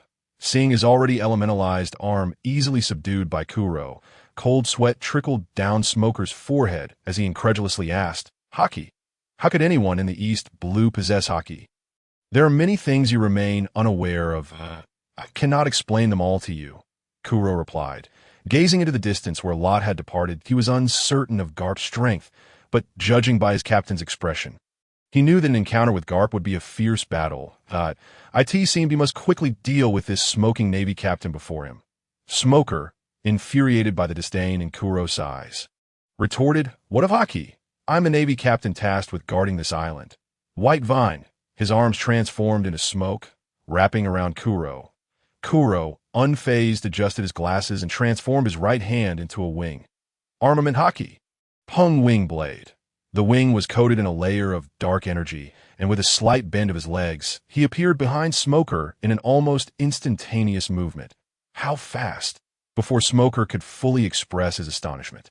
A massive gash appeared from his left shoulder to his right abdomen, and blood began to pour forth. He then collapsed to the ground. Smoker-san, Daisuke exclaimed in disbelief, unable to comprehend how the seemingly invincible Smoker had been defeated so swiftly. My captain has instructed me to convey a message. Do not presume that possessing a Logia-type devil fruit allows you to act with impunity. Instead, return and learn Haki from your teacher Zephyr. 2 years from now, a pirate with an exceedingly powerful background and formidable strength will pass through here. Moreover, this pirate differs significantly from the kind you envision. You will soon discover the truth. I'm unclear why my captain holds such high hopes for you. With that, Kuro transformed back into a large bird and vanished from sight. Wait! Smoker struggled to rise, but found Kuro's strike had been perfectly executed, not fatal, yet enough to render him immobile. Ultimately, he could not stand. Admiral Smoker! Smoker-san! His subordinates rushed over, but the adversaries had already vanished without a trace. Quick! Bring me a den mushi. I need to call the headquarters. On board the Sky Piercer, a giant bird suddenly appeared on the deck. Have you arrived? I thought you would linger a while longer. The bird spoke. I never engage in unnecessary actions. I wonder why you chose to spare that Navy captain. Lot reflected on the events of his previous life. Although Smoker projected an image of being inexperienced and playful, his character, one that did not flatter superiors, did not bully the weak, and prioritize the common folk, was one he greatly admired. Perhaps he would seek Smoker's assistance in the future, he slowly replied. Not all Navy officers are mere puppets of the celestial dragons. He is one of the few Navy personnel I genuinely respect. I hope he can heed the message I left him. Kuro gazed anxiously at the sea. Lot, why not simply fly away? Taking this route will undoubtedly lead us to Garp. Thinking of Garp, Lot's eyes gleamed with fierce determination. For he was one of the strongest individuals in this world, without a devil fruit, no less. Engaging him in battle would surely yield significant rewards that I wish to ascertain whether the strength of the Navy hero lives up to the legends. Here he comes. Lot's observation Haki detected a naval vessel approaching, and he made no effort to evade it. He desired to measure the distance between himself and the pinnacle of the world. Nami looked at the massive ship with concern, her first encounter with such a formidable vessel, and asked Lot, Shall we move closer? Ding that a choice was triggered. Engage in battle with the hero Garp and successfully escape. Rewards: Advanced Conqueror's Haki 1, Peak Physique 1, Limited Edition Garp Dog Hat 1, Senzabean's 1000, Upgrade of Sky Piercer to Advanced, System Space 50/50, B. Engage in battle with a hero Garp and request to join Navy. Rewards: Navy Major General Rank, Indestructible Navy Cloak 1, C. Make a hasty retreat. Rewards: Title of Runaway King. Of course I choose A. Lot declared without a second thought. Do you think me a fool? Bring the ship closer. In no time, the two vessels met that moment. Lot stood at the bow of his ship, gazing across at Garp on the opposing vessel. Garp scrutinized the face before him, pondering where he had seen it before, and then raised his gaze to the flag that bore the unmistakable emblem of a skull, yet the crossed bones were replaced by a magnet and a lightning bolt. A new pirate. Is it? Garp mused, shoving a handful of Sun-Bay into his mouth. Rolling up his sleeves, he commanded a nearby soldier, "Fetch me 500 rounds of cannonballs." The soldier leaned in and whispered, "Admiral Garp, that is the pirate lot." Garp's eyes lit up, and oh wonder, that face seemed familiar. This is the pirate who recently killed a celestial dragon. "Hey, are you Lot?" Garp shouted. Lot nodded. "I am indeed the pirate Lot, the one who slew the celestial dragon." Feeling the imposing aura of the elder before him, Latte could not help but express his astonishment. This old man is truly a monster, absolutely incomprehensibly powerful. "Kid, surrender quickly. I can still plead for leniency on your behalf before the warring states." Securing you a position within the Navy, Latte soared directly between the two ships, shaking his head. "I should just take action. After all, I am in a hurry to reach the Grand Line." Kapu, infuriated, exhaled through his nostrils. "Are you really not considering this? Kapu, I hold great respect for you, but I cannot stoop to being a lackey for the celestial dragons." Upon hearing Latte's words, Kapu's expression turned somewhat regretful as he pouted. "Stubborn as a mule. Shave." In an instant, Kapu, who had just been on the ship's bow, appeared right before Latte, delivering a powerful punch aimed at him. Latte hastily raised his hand to block, feeling as though he had been struck by a freight train. Being sent hurtling backward for several hundred meters, shaking his nearly broken arm, he felt a sweetness rise in his throat, which he quickly swallowed down. How fast! Almost on par with my own speed. Moreover, my observation haki cannot foresee the future. I can only vaguely sense the impact point of the punch. It seems this old man can also utilize observation haki. Truly a bizarre old fellow. Kapu, observing Latte still suspended in the air, expressed some surprise. "Kid, you possess quite the strength." That he then exhaled onto his fist, declaring, "Fist of the bone collision." Dark, domineering haki coiled like crimson lightning around the surface of his fist, and Kapu's figure instantaneously appeared before Latte once more. This time, Latte was prepared. Their fists collided with one another. In that fleeting moment, the black, streaked haki erupted outward, a shockwave radiating from the point of contact, pushing the two ships apart. The soldiers aboard the Doghead warship were left in shock. What on earth is this Latte to contend with Vice Admiral Kapu to such a degree? The Navy below only knew that Latte had attacked a celestial dragon's vessel, unaware that he had also slain one of them and fought against Kazu. In a moment their fists met, Latte felt as though he were colliding with a block of steel. "Kid, you're quite formidable," Kapu grinned, and with that he exerted even more force into his punch. Latte immediately sensed a tremendous power surging from Kapu's fist, and he gritted his teeth, continuing to channel his haki into the clash. After a brief stalemate, Latte ultimately found himself overpowered by Kapu. His body being sent flying back dozens of meters, his fists swollen to the size of a sandbag. Cursing under his breath, this old man is simply monstrous, with peak observation haki, peak armament haki, and even Conqueror's haki intertwined. Kuro and the others, observing the two's intense aura, felt a sense of unease, knowing they could not intervene. They could only hope their captain would triumph in this battle. Kuro then spoke. "Since Latte has engaged, we should make our move as well." Transforming into a rock, he appeared on the Doghead warship in a near-instantaneous blur. However, just as Kuro prepared to unleash his wrath, a man wearing a military cap appeared before him. "Pirate, are you so arrogant as to brave the enemy's camp alone?" With that, he swung his sword towards Kuro. Kuro quickly reinforced his wings with armament haki to block, momentarily holding his ground. The man, taken aback, exclaimed, "Such strength? Surely, you must have some intelligence." Kuro remained expressionless, perpetually calm, as he regarded the man before him. People are often confined within the confines of the environment and information created by their superiors, rarely possessing the awareness to discern for themselves. With that, he swung his other wing towards the as the two engaged fiercely. A cloud carried Ling, Air, Nami, and Zoro up to the warship. Zoro could not help but address Kuro. "So you think you can just choose your opponent due to your speed?" Eyeing the swordsman battling Kuro with envy, he could only helplessly charge toward the navy with his blade drawn. Clang! The blade was intercepted as a man wielding a pitch-black steel pipe appeared before Zoro. "Roronoa Zoro, you dare to plunge into piracy?" Upon seeing the man before him, Zoro felt a surge of shock. So strong, and he can use haki. He immediately hacked at the steel pipe, creating distance, and smiled as he replied, "Well, whether pirate or navy, as long as one remains true to oneself, there is no distinction between right and wrong." Observing Kuro and Zoro, Nami and Ling Air rushed toward the navy's ranks.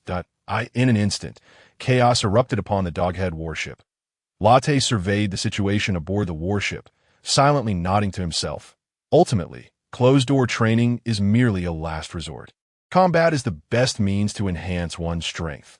Kapu, of course, sensed the turmoil on the warship but felt no concern, instead laughing heartily. "Latte, it seems your companions are not to be underestimated." Latte turned to glare at Kapu.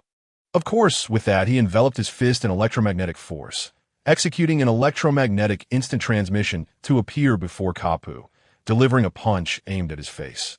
Kapu laughed heartily and met the attack head-on. Boom! Their fists collided. Boom! Boom! Boom! In that moment, their figures flickered in the air. Latte squeezed his already bloodied and battered fist, grinning, "Truly a naval hero. Your physique is nothing short of monstrous." He recalled Oda's words in the SBS, stating that Kapu's strength does not diminish with age. Yet Latte understood this was merely in comparison to Whitebeard. Kapu's power would gradually wane with time, though perhaps not in a particularly noticeable fashion. Looking back at the still, tumultuous warship, Latte conjured a few nearly invisible electromagnetic waves, transmitting them to the ears of Kuro and his companions.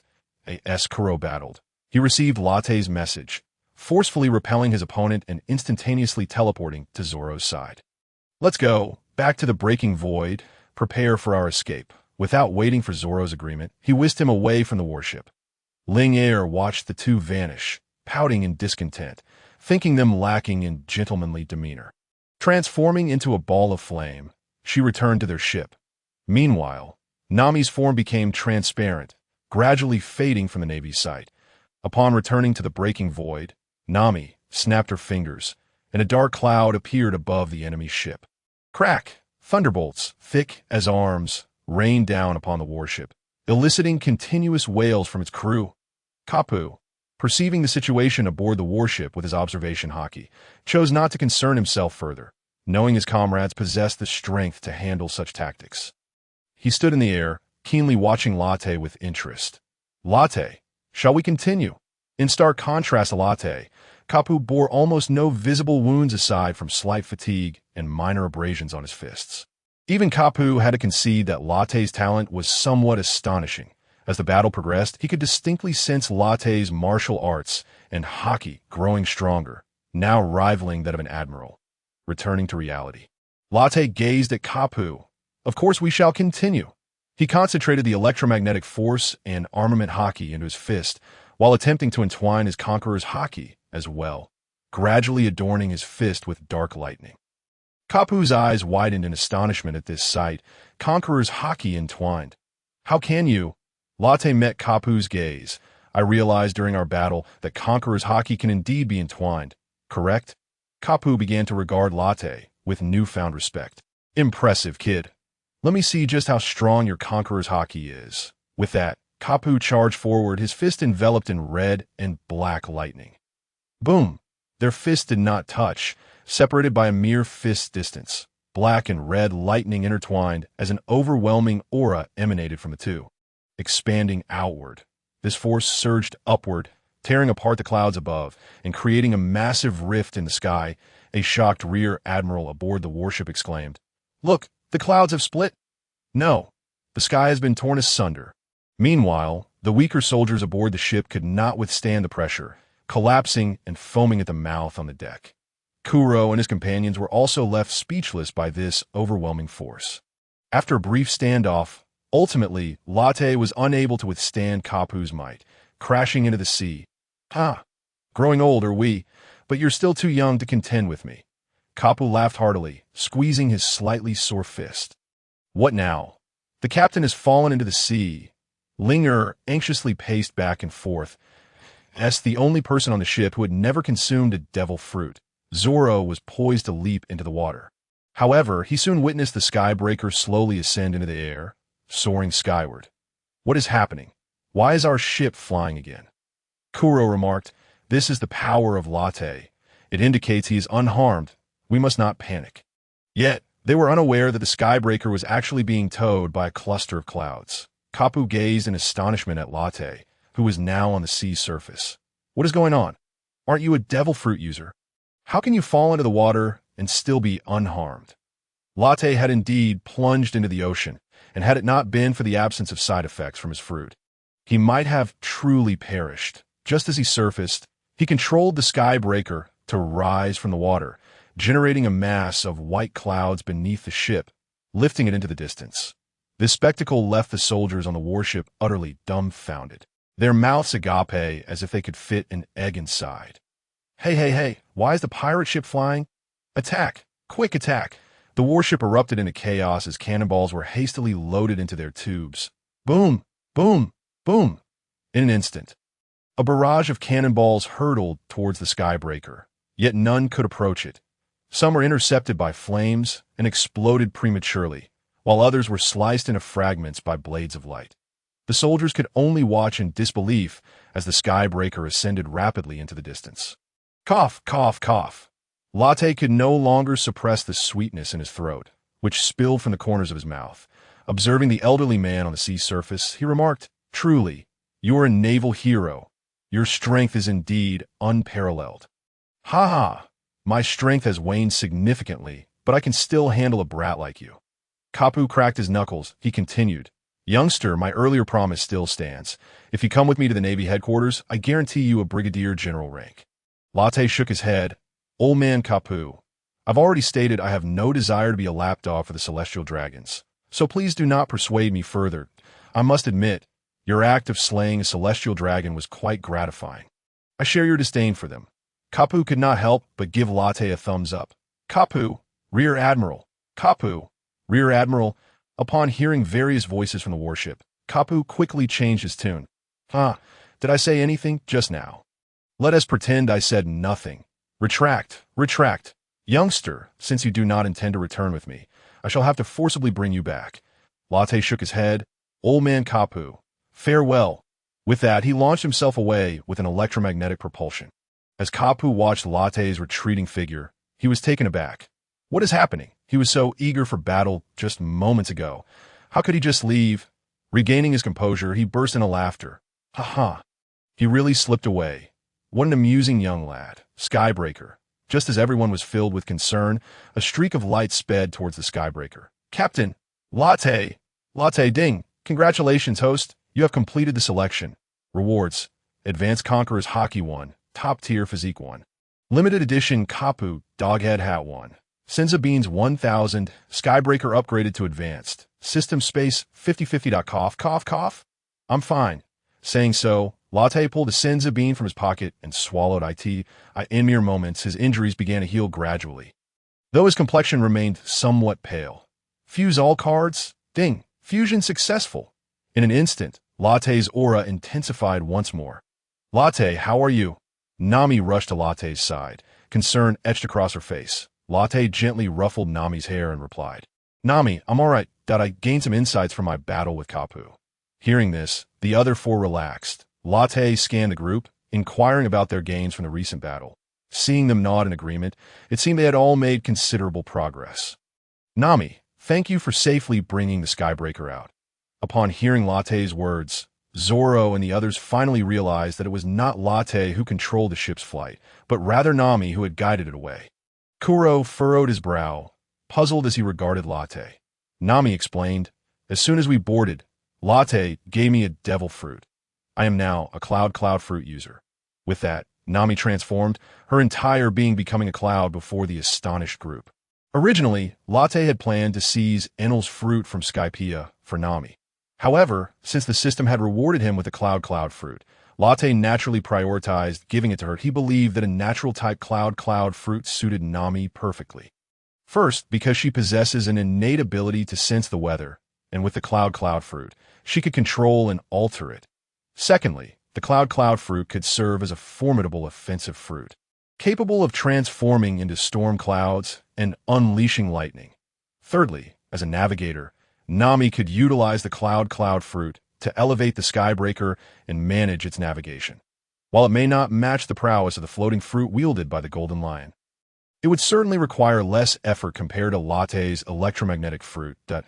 In summary, Latte decided to bestow the cloud fruit upon Nami.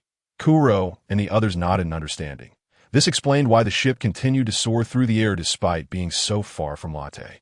All right, my comrades, let us rally our spirits. Our next step is to enter the Grand Line. The East Blue is but a cradle of comfort compared to the Grand Line.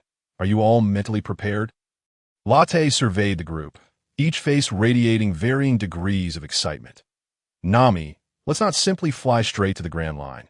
I wish to witness the wonders of Reverse Mountain, which has thwarted nearly 80% of ships from entering the Grand Line.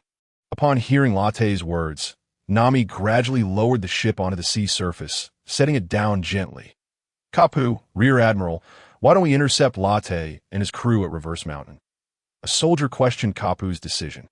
Kapu, with his pinky finger lodged in his nostril, responded, "Did you not see that the little brat's ship can fly? We cannot intercept it. He may have already soared to the Grand Line," a young soldier tentatively inquired. "Then what are we to do?" His meaning was clear. Kapu shook his head in resignation. It was time to return to Marineford. Their leave had come to an end. Meanwhile, Latte and his companions steadily advanced towards Reverse Mountain. As time passed, the group reflected on the experiences from their recent battle. The sky turned overcast, and a gentle drizzle began to fall. "Hey, a mountain has appeared ahead." The crew hurriedly emerged from the cabin, and before their eyes stood a towering, cloud-piercing red mountain range. Nami murmured, "This must be Red Line." "What? This is Red Line." Zoro stared in disbelief at the gigantic crimson peak that seemed to touch the heavens. Kuro maintained his usual calm demeanor, exuding an air of refinement. Linger, glancing at the massive red barrier at the bow of the ship, clung to Nami's clothing in trepidation. "Nami, hurry and make the ship fly. If we continue like this, we will collide with Red Line." At that moment, Zoro appeared with a barrel of sake, placing it in the center of their circle. Having read the original story, Latte immediately understood Zoro's intent. This ritual, though seemingly trivial, would help everyone engrave their dreams firmly in their hearts and perhaps bring about good fortune. With one foot atop the barrel, Zoro declared, "My dream is to become the world's greatest swordsman." Next, Latte placed his right foot on the barrel, stating, "My dream is to overturn this world, allowing everyone to live freely and without restraint." Then it was Kuro's turn. "My dream is to witness the world's ugliness and assist Latte in establishing a peaceful realm." Linger proclaimed, "My dream is to grow stronger and support Latte." Nami added, "My dream is to chart every sea in the world." She cast a sidelong glance at Latte, mentally adding, "and to always be by Latte's side." With that, everyone raised their feet. As the Sky Piercer was on the verge of colliding with the Red Land, Nami calmly produced a sketch and placed it on the barrel. "Behold, this is Reverse Mountain, an essential passage for all who venture into the Grand Line." After hearing Nami's explanation, the crew was left in disbelief. Even Kuro's expression revealed a hint of astonishment. "Nami, since you claim the probability of our ship meeting its demise is 90%, I suggest we should simply fly over," proposed Linger, who was visibly frightened, not wishing to plunge into the depths of the sea without understanding the situation. Nami confidently replied, "Do not worry, if we are truly on a collision course. Latte will intervene, correct?" Latte nodded in agreement. Adding, moreover, do not underestimate the Sky Piercer. Even if we were strike the Red Land, it would remain unscathed. Nami rose and moved to the bow, squinting with excitement. Mira-san, look, that is the waterway of Reverse Mountain. The crew eagerly gathered at the ship's deck. Zoro, incredulous, exclaimed, "Are you joking? It's so narrow. How can the Sky Piercer possibly fit?" Linger glanced at it, her legs trembling, yet she maintained her support for Nami, saying, "Trust in our navigator, Green Algae Head." Turning to Nami, she added, "Right, Nami-chan?" Nami leaped up and playfully punched Zoro, asserting, "Of course, I can take you to any destination you desire." As the Sky Piercer pressed onward, a storm began to rage, causing whirlpools to form in the surrounding waters. Gradually, an upward-flowing river appeared before them. Zoro widened his eyes and remarked, "You must be kidding.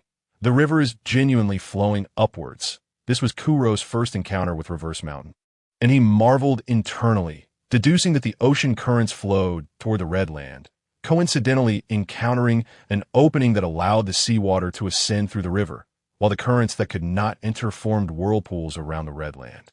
Habitually adjusting his glasses, Kuro continued, "Have you all noticed something peculiar? This waterway appears to be artificially created, likely to facilitate access for those from all four seas to the Grand Line." Upon hearing Kuro's words, Latte stroked his chin thoughtfully. "Hey, stay alert. We are about to enter the channel." Nami's voice rang out, interrupting Latte and Kuro's musings. Utilizing electromagnetic force, Latte steered the Sky Piercer into the river. Linger transformed into a swirling flame, darting about the ship, exclaiming, "We're truly climbing a mountain. How wondrous!" The Red Land loomed high, so elevated that those from the four seas might never reach its summit, towering above like deities gazing down upon the mortal realm. So high that no one had truly seen its entirety in 8 centuries. The seawater surged upward along the river, creating splashes at the peak, where the sunlight illuminated a breathtaking array of rainbows. Zoro gazed at the summit, murmuring to himself, "Beyond this mountain lies the Grand Line, where Hawkeye, my hawk, awaits." Nami added, "The weather there is unpredictable, and countless treasures lie in wait, alongside maps yet to be drawn." Linger inquired, "Is that where Latte spoke of the Grand Line?" Kuro remarked, "Beyond lies a world even broader than the East Blue, filled with intricate human hearts and struggles." Suddenly, the Sky Piercer soared over the summit of Reverse Mountain and rapidly slid down the waterway. The two girls embraced, tears nearly spilling from their eyes, as they pierced through the clouds. Latte found himself unable to see the so-called wall. The Sky Piercer smoothly arrived at the waters off Twin Cape. Just as everyone prepared to celebrate their narrow escape, an elderly voice rang out amidst the splashing waves. "Hey, hey, do you not see an old man basking in the sun over here?" As the water subsided, they beheld an elderly man resembling a flower, seated on a deck chair, drenched from the splashes caused by the Sky Piercer. Latte raised an eyebrow, muttering to himself, "So we have indeed encountered someone." This floral-like elder was none other than the lighthouse keeper of Twin Cape, Kuroka's. "My apologies." Linger quickly bowed an apology to Kuroka's. "Little brats, do you think an apology will suffice?" Kuroka's cast a sidelong glance at Latte and the others aboard the Sky Piercer. "What does the old man intend to do?" Latte's voice echoed in Kuroka's ear. Upon hearing the elder's words, Latte instantly teleported to Kuroka's side. The old man's pupils constricted in surprise, internally astonished. Teleportation? Such speed. Having served as the ship's doctor on Joel Rogers' vessel, he was no stranger to grand spectacles, maintaining a calm demeanor. Hey, don't stand so close. It could be dangerous." Hearing Kuroka's words, Zoro placed his hand on the hilt of Wad Ikamanji, his lips twitching slightly as he retorted, "Oh, who is in danger?" Linger and Nami assumed combat stances as well. The elder fixed his gaze on Zoro and replied, "I. Oh, so you would be the one in danger?" "Kuro, let me go. I must cut him down." Had Kuro not restrained Zoro's collar, Zoro would have undoubtedly charged at Kuroka's, intending to cleave him into pieces. The elder's gaze swept across the faces of those aboard the Sky Piercer, and he did not speak further. Instead, he proceeded to remove his waterlogged clothing before everyone's eyes. "Hey, perverted old man, do not undress in front of the ladies." Linger and Nami covered their eyes and dashed into the cabin. The elder wrung out his drenched garments and donned them again, addressing Latte. So you are the rising pirate, Latte, correct? Latte, not concealing anything, nodded. I had no idea my reputation had spread this far. The elder turned his gaze upon Latte for a prolonged moment. Latte felt goosebumps rise under the elder's stare and quickly stepped back, thinking, this old man would he happen to have any peculiar preferences? Would he? The very notion sent a chill down his spine. Haha, Latte boy, there are few in this world who dare to directly confront the celestial dragon ships. You are among the rare few. If this does not qualify as fame, then what does? After a pause, he continued, moreover, you do not appear to be as malevolent as the reports suggest. Latte stepped back again, maintaining a safe distance from the eccentric elder, finally exhaling. Don't the Navy's reports always exaggerate? Kuroka's smoothed out the wrinkles in his clothing, saying, you do have a point. Meanwhile, Kuro and the others had also made their way to the shore. With a snap of her fingers, Linger summoned flames that quickly dried everyone's clothes at this moment. Kuroka scrutinized Latte and his companions, expressing admiration. Latte boy, your comrades are quite remarkable. Just then, a tremendous whale's cry echoed through the air. Laboon! Is it starting again? Kuroka exclaimed, leaping into the sea. What is that? Nami pointed at the enormous creature appearing near the shore. Is that a whale? Kuro asked, glancing incredulously at the scarred beast before him. Latte nodded. That's an island whale. They say it can grow as large as an island in adulthood. That Linger's eyes widened in disbelief. Is that really true? Wait. That old man just jumped into the sea. Could he be in danger? No sooner had she spoken than Nami trembled, pointing at the gigantic creature. Look, that old man is on the whale's mouth. Latte raised his head and reassured, do not worry. That old man will be just fine. However, before anyone could react, the whale charged toward the red land. With a resounding crash, water exploded around them, and the ground trembled beneath their feet. What is he doing? Questioned the crew, their minds filled with confusion. Latte understood the reason and knew that Kuroka's could calm Laboon. Sure enough, moments later, the whale grew quiet, and Kuroka's returned to shore. Hey, old man, what was that? Why did you charge at the red land? Ling Er gazed at the elderly man before her and could not resist asking, so that is how it is? Truly, what a pitiable whale. After listening to Kuroka's tale, Ling Er wiped away the tears that had fallen from the corners of her eyes, feeling quite moved like a tea that moment. Nami interjected, have you ever considered seeking out the Rumber Pirates? Kuroka shook his head. I have searched, but to no avail. Not even a whisper of their whereabouts. Kuro adjusted his glasses. 50 years have passed. It is inconceivable that there would be no trace of them if they still roamed these waters. Could it be possible that they have departed from this sea? Zoro took a sip of his drink and remarked, could it be that they have left the Grand Line and returned to the Four Seas? Kuroka shook his head again. From what old Kuroka describes, that group would not abandon their comrades. Thus, they must either have been captured by the Navy or succumb to the depths of the ocean. Kuroka set aside a piece of fish and continued, these two possibilities seem to be the only ones. Nami, somewhat puzzled, asked, but didn't you mention this to Laboon? Logically, he should be able to understand and not harm himself like this. Kuroka lifted his gaze to the sky and sighed. It is of no use. Laboon still believes that this red line obstructs his reunion with the Rumbar pirates. Nami turned to look at Lot. Her eyes noticeably reddened and said, Lot, Laboon is so pitiable. Please help him. In Nami's eyes, Lot was nothing short of omnipotent. Lot gently patted Nami's head and replied, of course. He slowly floated above Laboon, sending a carefully edited electromagnetic wave into Laboon's mind, followed by tossing a magic bean into Laboon's mouth. The crew of the Lot pirates observed Lot's actions before resuming their enjoyment of the grand fish feast prepared by Ling Er. Once Kuroka confirmed that Laboon showed no signs of distress, he turned to Lot, his face reflecting confusion.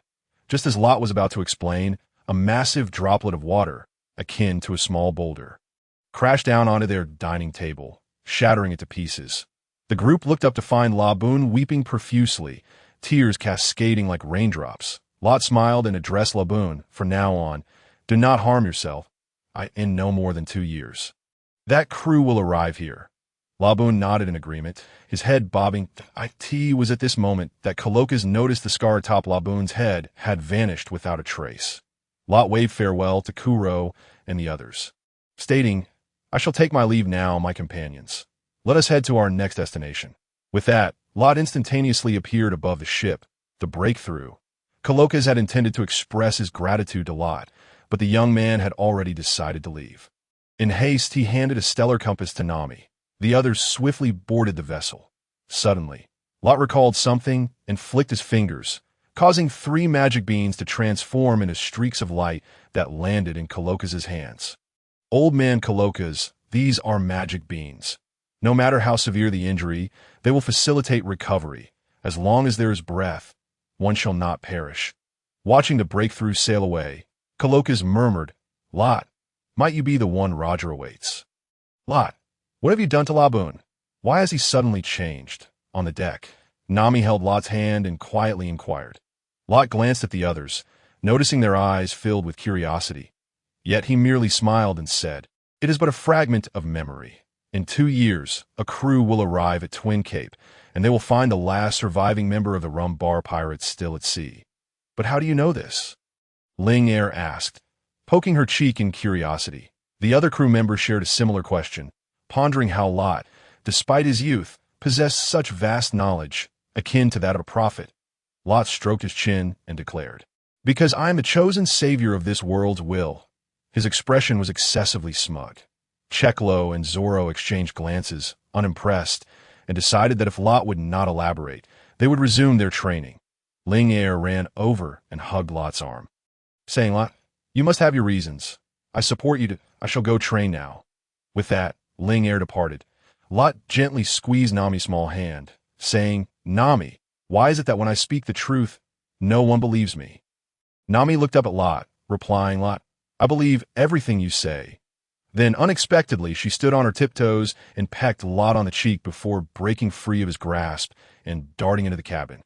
Lot touched his warm cheek, shaking his head with a smile. "This girl has a penchant for sneak attacks to the Marine headquarters in Marineford. Good morning, Vice Admiral Garp." Garp, sporting his distinctive doghead hat, disembarked from the warship, and numerous soldiers saluted him, their eyes brimming with admiration. Garp removed his hat, responding to each greeting that moment. A soldier approached Garp, saluting before draping a cloak over his shoulders, stating, "Vice Admiral Garp, the Admiral has summoned you to his office." Garp nodded, just in time. "I was looking for him in the Admiral's office." Sengoku paced anxiously, while a nearby chair was occupied by Admiral Tsuru, who was savoring her tea. Bang! The office door was kicked open. Accompanied by a jovial voice, "Sengoku, I'm back." Sengoku halted and turned to the entrance. "Garp, how many doors have you destroyed by kicking them down?" Garp nonchalantly strolled to the sofa and sat down. Responding, "Sengoku, don't be so petty. It's just a door." Sengoku was about to retort, but shook his head instead. "Forget it. I'll settle the score with you later. Let us discuss Lot first." Tsuru set her teacup down on the table and looked at Garp, her brow furrowed with concern. News of Garp's clash with Lot in East Blue had already reached the headquarters through his subordinates. According to their accounts and the footage captured by the Den Den Mushi, Lot's strength was astonishing, managing to contend with Garp on equal footing in a short span of time. To be honest, they found it hard to believe that a mere teenager could possess such power. Garp poured himself a cup of tea and began, "Yes, the information you received is likely accurate. That kid indeed possesses considerable strength. Even I might struggle to subdue him in a brief encounter." Upon hearing Garp's confirmation, Sengoku's expression darkened. With only a few years left until he could apply for retirement, now Lot had stirred up such a commotion. Tsuru interjected, "So he is indeed a devil fruit user, correct?" Garp took a sip of his tea, shifting his gaze to Tsuru, and replied, "It seems he is a devil fruit user. He can fly, but it doesn't appear to be moonwalk. Nor does he employ any other tools." Tsuru pondered for a moment, her mind racing through the possibilities of flying devil fruits, speculating, could it be a gravity fruit? Garp then revealed another shocking piece of information, stating, "However, it seems he is not a devil fruit user. I hurled him into the sea, and he effortlessly soared back into the air." "What?" Sengoku slammed his hands on the table, incredulity lacing his tone. He could not fathom how an ordinary human could float in the air. nor could he believe there existed a devil fruit user impervious to seawater. Yet, no explanation seemed capable of elucidating this phenomenon. Tsuru, too, furrowed her brows, finding it hard to believe that such a situation was even possible. She hesitantly asked, "Are you certain he flew? And are you sure you really threw him into the sea?" "Ha ha, little Tsuru. Though I may be old, my eyesight is still sharp, that I can assure you of both that that." Sengoku and Tsuru fell silent, left to categorize this occurrence as yet another mystery of the devil fruits. Sengoku then spoke again. Furthermore, his crew members also cannot be underestimated, especially Kuro and that Roronoa Zoro. Kuro interjected, "Indeed, I didn't expect those two young girls to be capable of wielding Logia-type devil fruit powers. If they were to grow stronger, it would be unimaginable." Sighing, she continued, "Their current strength exceeds what our branch can handle. We must expedite their bounty notices, breaking the void." Nami held a rolled-up newspaper in her hand, her finger poking at the delivery pigeon before her. "Why has the price gone up again? Is what you're selling becoming a bit too expensive? If it rises again, I won't be purchasing." The delivery pigeon looked at the orange-haired woman with a hint of helplessness, scratching its head with its wing. "Nami, is there any news?" At that moment, Lin Air approached Nami, carrying 2 cups of fragrant pear juice. Nami reached out to take 1 cup and placed it on the tea table beside her reclining chair, beginning to flip through the newspaper. "Oh, is there another country in rebellion?" she remarked. "These times are truly turbulent." As Nami turned to the next page, several wanted posters fell out. Lin Air, quick on her feet, picked one up. Whose bounty notice could this be? She flipped it over and gasped. Luo Te. "What? Is it a bounty notice for Luo Te?" Nami quickly leaned in to take a closer look. "The bounty for Luo Te has increased so much." Hearing the 2 women's exclamations, Luo Te and the others also gathered on the deck. Kuro pushed up his glasses and inquired, "What is going on?" Zoro picked up several wanted posters from the ground and remarked, "Aren't these our bounty notices?" The group arranged the 5 wanted posters on the lawn. Luo Te Kuro Ro Noya Zoro, 80. 000 Yimura Lin Air 72 000 We have all become wanted criminals. Lin Air trembled slightly as she held her bounty notice. She had never imagined that one day she would become a fugitive. After all, she had always been a law-abiding citizen. However, as long as she could be by Luo T's side, she would be willing, even if it meant becoming a notorious villain. Zoro held his bounty notice, a smirk forming at the corner of his mouth. Not bad. Over 130 million for his second bounty. Yet, it was still not enough. He then leaned in to glance at Kuro's bounty notice, his eyes nearly popping out in disbelief. "Why is your bounty higher than mine?" Kuro placed his bounty notice on the tea table, calmly stating, "The amount of the bounty does not represent much. Do not focus on such superficial matters. What truly matters is to train diligently, for we are no longer in the East Blue." Zoro pouted, muttering, "Don't act like you see through everything." The news about Luo Te and the bounty notices spread throughout the pirate world, causing quite a stir. East Blue, Windmill Village, Kakue, Luo Te is getting stronger. His bounty has reached 1.2 billion. That's simply amazing, Luffy exclaimed, standing in front of Luo T's wanted poster while holding a large piece of meat. Everyone said that bounty reflected a portion of strength. Although Luffy did not fully grasp what 1.2 billion meant, he understood it was incredibly impressive. Ace stood nearby, his fists clenched, feeling a tremor within. Is this truly Luo T's real strength? It's terrifying. There seem to be very few pirates with such high bounties in this world. In a few days, Ace planned to set sail as well, wondering what kind of bounty he might earn with his strength. Frost Moon Village, Isin Dojo, a samurai with a ponytail held his bounty notice, his expression inscrutable that he murmured, "Zoro-kun, is this the path you have chosen?" He then set down the bounty notice and slowly walked out of the dojo, looking up at the clouds above, pondering that perhaps this was fate's arrangement. As long as one advances towards their dreams, even hardship can taste sweet. Alabasta, an endless golden sea, scorched by the sun, each grain of sand resembling a tiny nugget of gold. The wind howled, stirring up clouds of sand. Wow, is this Alabasta? Why is it just an endless desert? But it's so hot. Lin Air exclaimed, her curiosity piqued. Snap! With a single snap of her fingers, Nami conjured a dark cloud overhead. Nami-chan is the best. Lin Air couldn't help but affectionately hug Nami's arm. Let's go meet our new companions. With that, Luo-te strode forward, in the highest office of the Rain Casino, a woman clad in black tights and a crop top, wearing a wide-brimmed hat, stood in the center of the room, reporting to the figure lounging on the sofa. Mr. Zero, according to the intelligence from Baroque Works, Luo-te has arrived in Alabasta. Luo-te? The pirate who attacked the celestial dragons? The figure inquired while taking a puff from a cigar. From the descriptions provided by below, it's almost certainly him. These two were none other than Nico Robin and Crocodile. Crocodile, somewhat disdainful, remarked, "Isn't it just an attack on a celestial dragon ship? There must be a fair amount of exaggeration in that 200 million bounty." With that, he extinguished his cigar in an ashtray shaped like a crocodile. Wearing an air of arrogance, as petals began to bloom, the bounty notice in Nico Robin's hand appeared in Crocodile's grasp. "Look, this is the latest bounty notice. According to Morgan's news agency, Luo-te's strength is now on par with a Marine Admiral." "What? This little brat?" Crocodile exclaimed in disbelief, holding the bounty notice, as Luo-te appeared to be merely 17 or 18 years old. However, he quickly resumed his haughty demeanor, dismissing the significance of an admiral.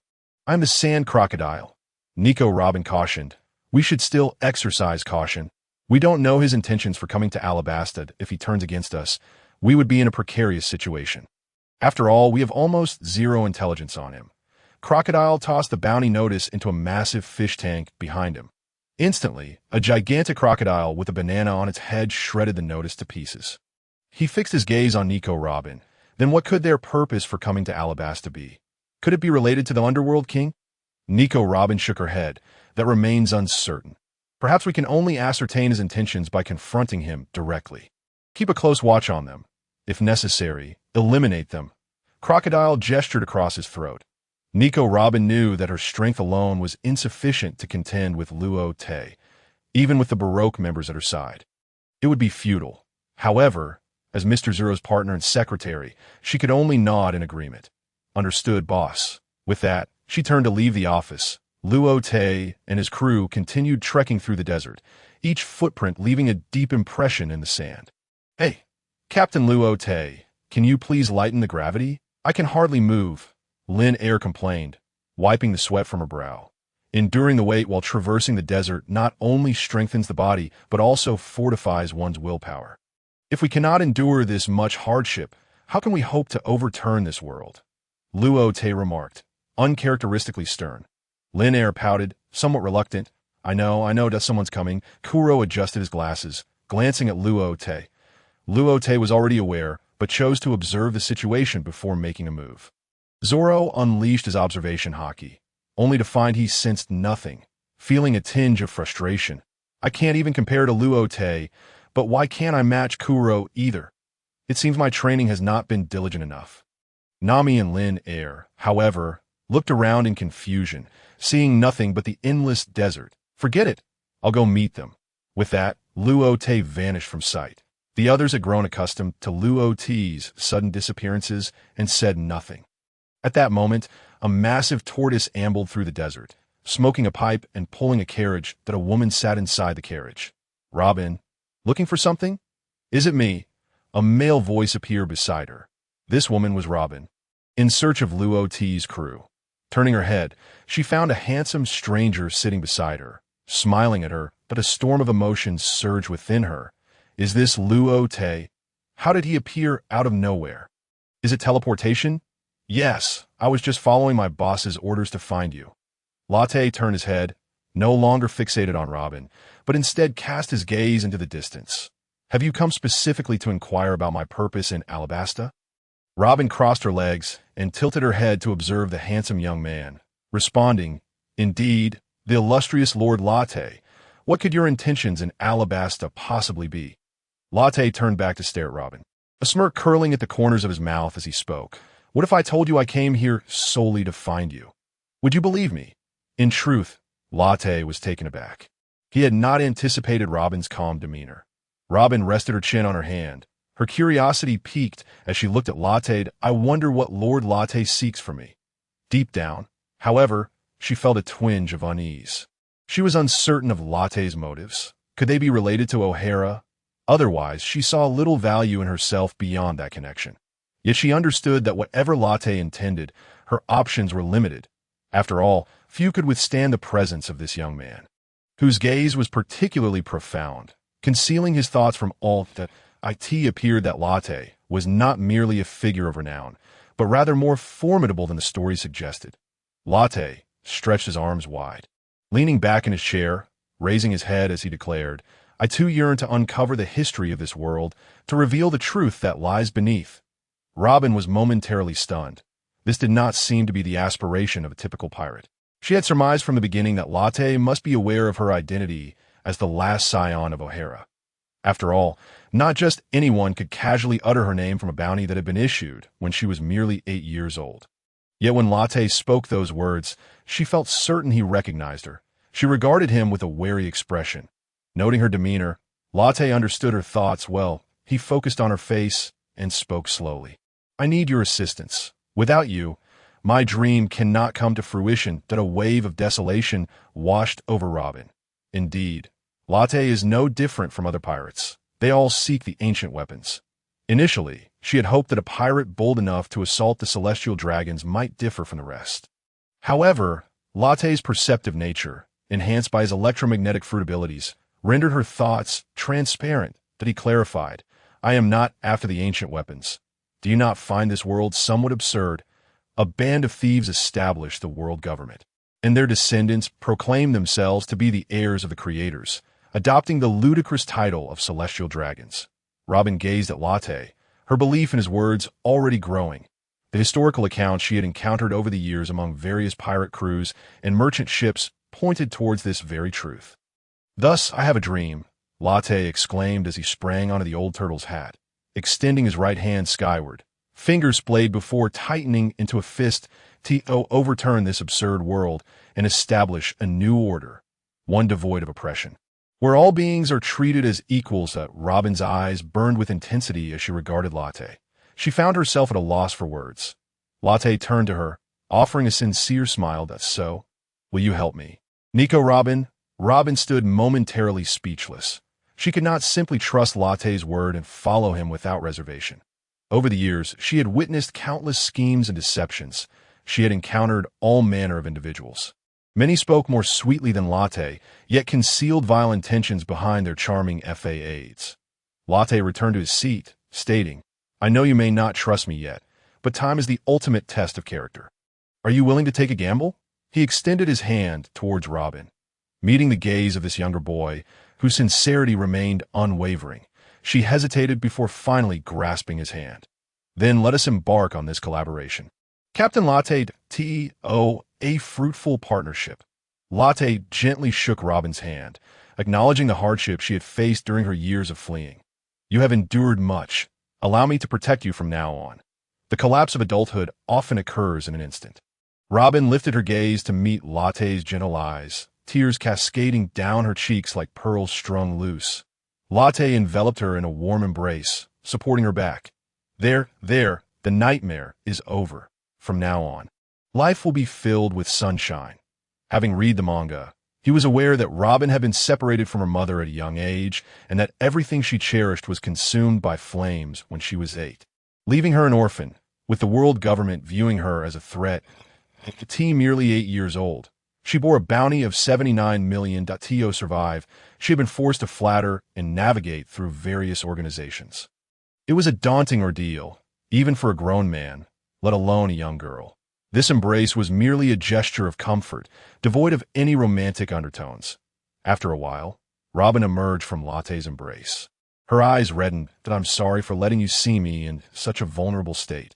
Feeling a touch of embarrassment, she was disconcerted to have cried in front of a man nearly a decade her junior. Latte gently wiped away the tears at her eyes. It's all right. There are countless others in this world who are lost and fleeing, as long as we stand together. I believe we can change this world. Robin was now fully convinced of Latte's sincerity. After all, no one had ever truly understood her suffering. She nodded. Though it may be difficult, I am willing to lend you my strength. Let us go and reunite with our companions." With that, Latte swiftly severed the chains binding the carriage to the turtle with his electromagnetic knife, and soon they were soaring towards Kuro and the others. The vehicle sped rapidly, swiftly arriving before Kuro's group. "Hey, Latte, who is she?" Nami exclaimed, pointing at Robin with a hint of hostility upon seeing Latte share a carriage with a beautiful woman. Linger's gaze was equally scrutinizing. Latte gently landed the vehicle before his companions, and both he and Robin disembarked. Nami dashed to Latte's side, clinging to his arm as though fearing Robin would take him away. Latte began the introductions. "This is Nico Robin, a historian capable of deciphering the records of our predecessors. This is Kuro, the strategist of the Latte pirates. This is Roronoa Zoro, our swordsman. This is Imelda Linger, our cook. And this is Nami, our navigator." Latte affectionately ruffled Nami's hair, softly saying, "All right, Nami, we are all partners now. Let us get along well." Nami looked up at Latte, her eyes narrowing. "You smell like her perfume. How to explain this?" Latte scratched his head, somewhat flustered. Zoro and Kuro stifled their laughter, having never seen Latte in such an awkward situation. Observing this, Robin pulled a cloth bag from a nearby pit, waving it in her hands, muttering, "Oh dear, I just found a bag of jewels in the desert. Who should I give it to?" "Robin, you're wonderful. I adore you," Nami exclaimed, her eyes sparkling with excitement as she clutched the gems, causing Latte to shake his head in resignation. "Let us go meet another companion," with a snap of her fingers. Nami summoned a cloud, lifting the group as they sped towards the oasis and the rain-soaked ground. "Quick, go see where Latte has gotten to." Crocodile's voice held an edge of anger as he addressed the kneeling agents. "Crocodile, you need not search. I have arrived." "Who goes there?" Crocodile's gaze shifted towards the door, his pupils narrowing in recognition. "You are Latte?" Latte shrugged. "Indeed, that is I." Crocodile's brow furrowed as he scrutinized Latte, attempting to glean something from his expression. But Latte maintained a cheerful demeanor. "What brings you here?" Latte and his entourage gradually entered the office, each finding a place to sit without pretense. It was only then that Crocodile noticed Nico Robin accompanying them. "Nico Robin, why are you with them?" In truth, Crocodile had only recently arrived in Alabasta, and at that time, he did not possess a multitude of formidable agents. The Baroque works had merely been established. Robin had only joined the organization a couple of months prior. Little did he anticipate that Robin, who was exceedingly efficient and exceptionally intelligent, would choose to betray him. Robin remained silent, quietly seated beside him. At this moment, Lot interjected, "Crocodile, let's strike a deal." "What kind of deal?" Lot was able to engage Crocodile in this brief conversation, as anyone else would have long been reduced to mere husks by the Sansan fruit. "Join me as my partner," Lot said, gazing at Crocodile with a smile. "That on what ground should I become your partner? What qualifications do you possess to make such a proposition?" Crocodile's eyes narrowed, and his expression turned somewhat hostile. Lot shook his head.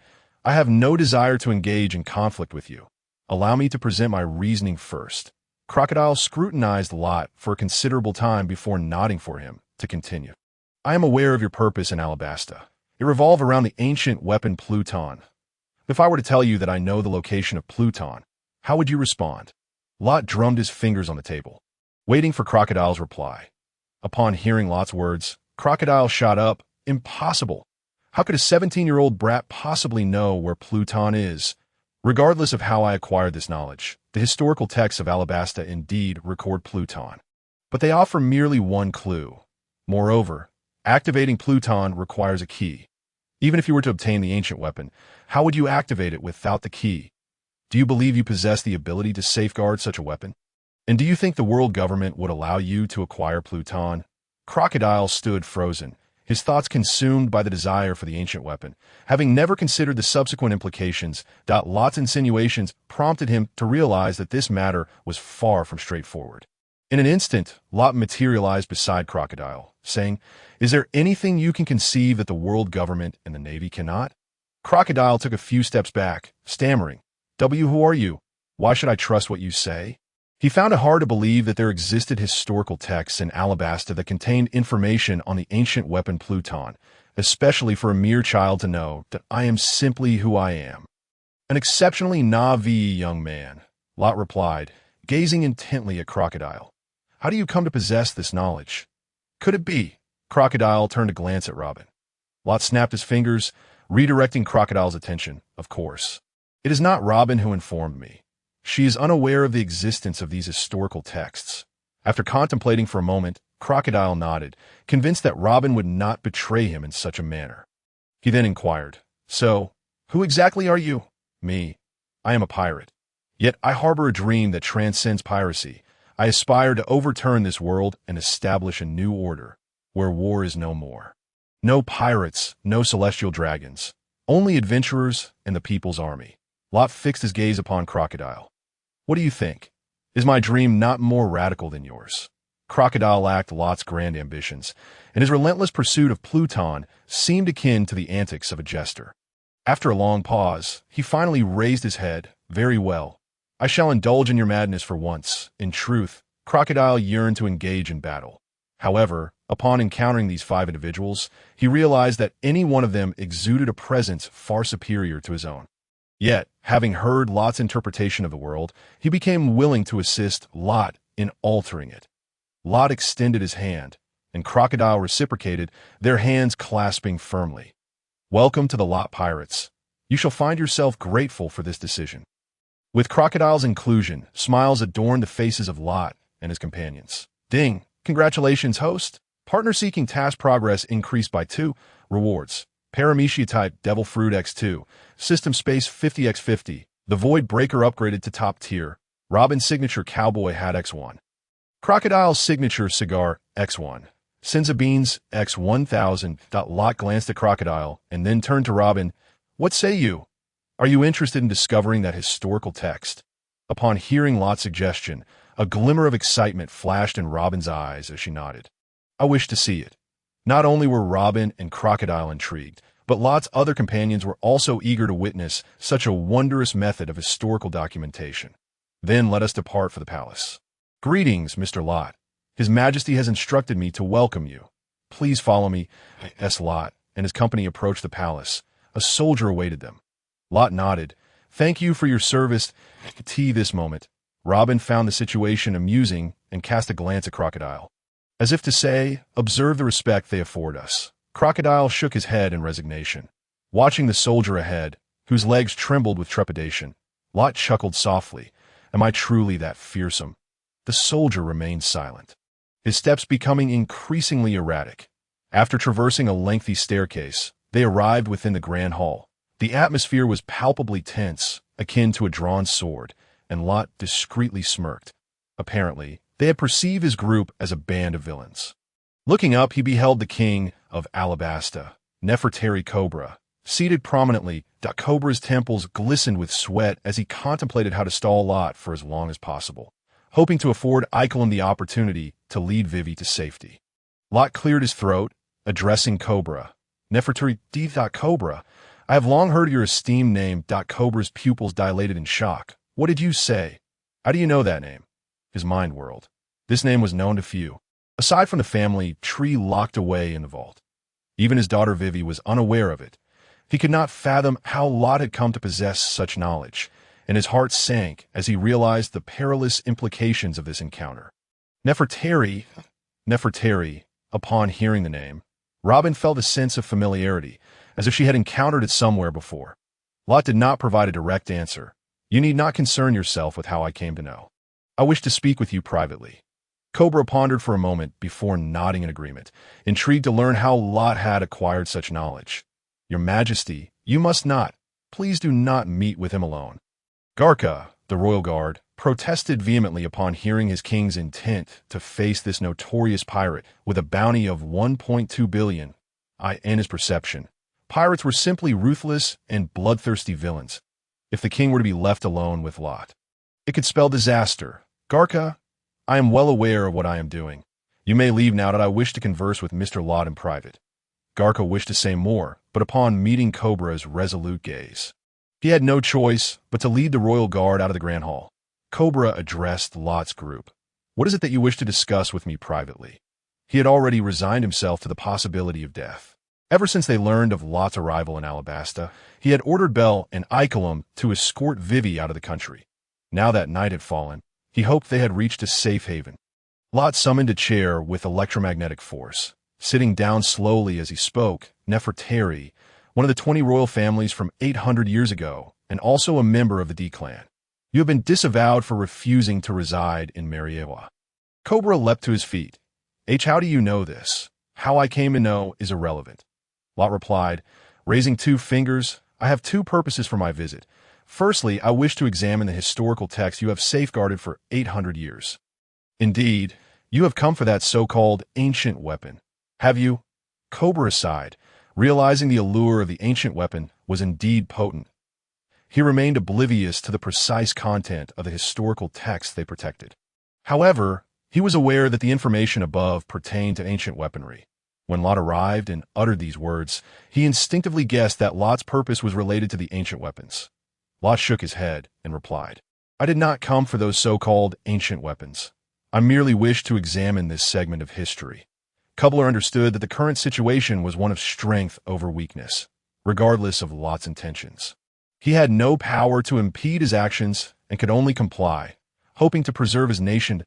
In that moment, Kubler appeared to age decades, pondering what other ulterior motives might exist, setting aside that inquiry. Let us now delve into the historical text.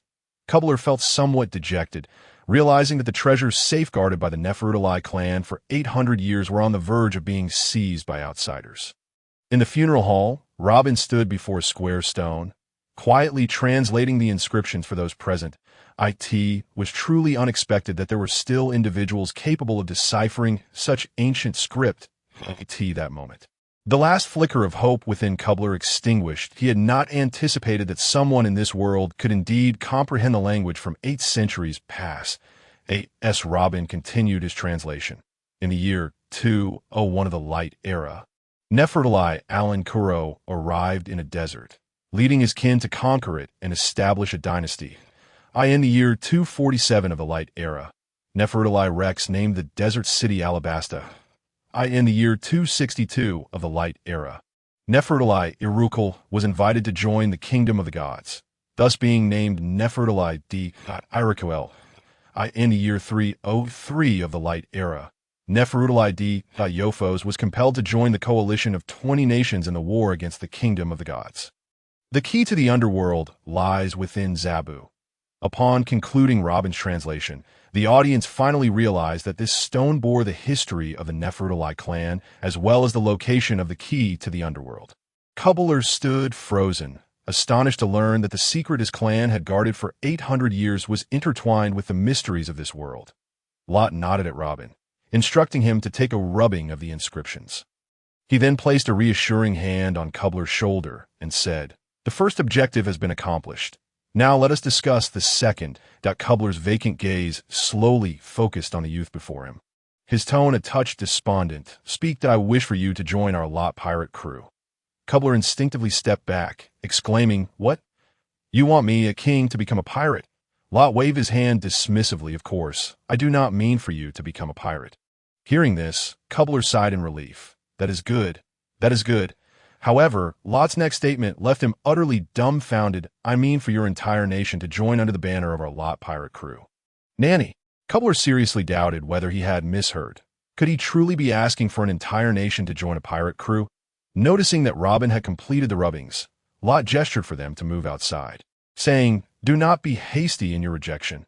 I can propose a few conditions. First, I will not require Alabasta to engage in any immoral acts. Second, you will not be forced to leave your nation. And I will not interfere with your way of life. In fact, I will ensure you live even better. Third, no wrongdoing will be permitted in your land. Fourth, I will address the current drought afflicting your nation. Listening to Lot's terms, Kubler momentarily felt dazed. At face value, these conditions seemed beneficial for his country. Uncertain of what Lot stood to gain, he tentatively asked, What will you obtain from Alabasta? Or what do you wish us to do? Let us discuss this in the office at length. Vivi, why are you still here? Upon returning to the palace with Lot and his companions, Kubler spotted a blue-haired girl seated in the great hall, accompanied by a peculiar-looking man with curly hair and a flat face. Zoro remarked, That man is dressed oddly. Does he have some sort of cross-dressing fetish? Suddenly hearing Kubler's voice, Vivi rushed to him and embraced him tightly. "Father!" Cobbler turned, feeling somewhat embarrassed as he glanced at Lot, then leaned in closer to Vivi and whispered, "Vivi, why have you returned? Why not stay far away?" Vivi looked up, her eyes reddened, her voice trembling as she replied, "I know there is danger, but I do not wish to be a coward. I'm the princess of this nation, your daughter." Cobbler gently patted Vivi's head and turned to the curly-haired man beside him, saying, "Akainu, I instructed you to take Vivi far away. Why have you returned?" Akainu lowered his head, unable to meet Cobbler's gaze. Lot, observing the figure in Cobbler's embrace, spoke, "I presume this is the princess of Alabasta." Vivi, upon hearing Lot call her name, Cobbler instinctively shielded Vivi behind him, eyeing Lot warily. "What are your intentions, Lot?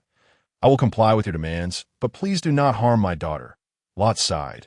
"Do I truly appear to be such a nefarious villain?"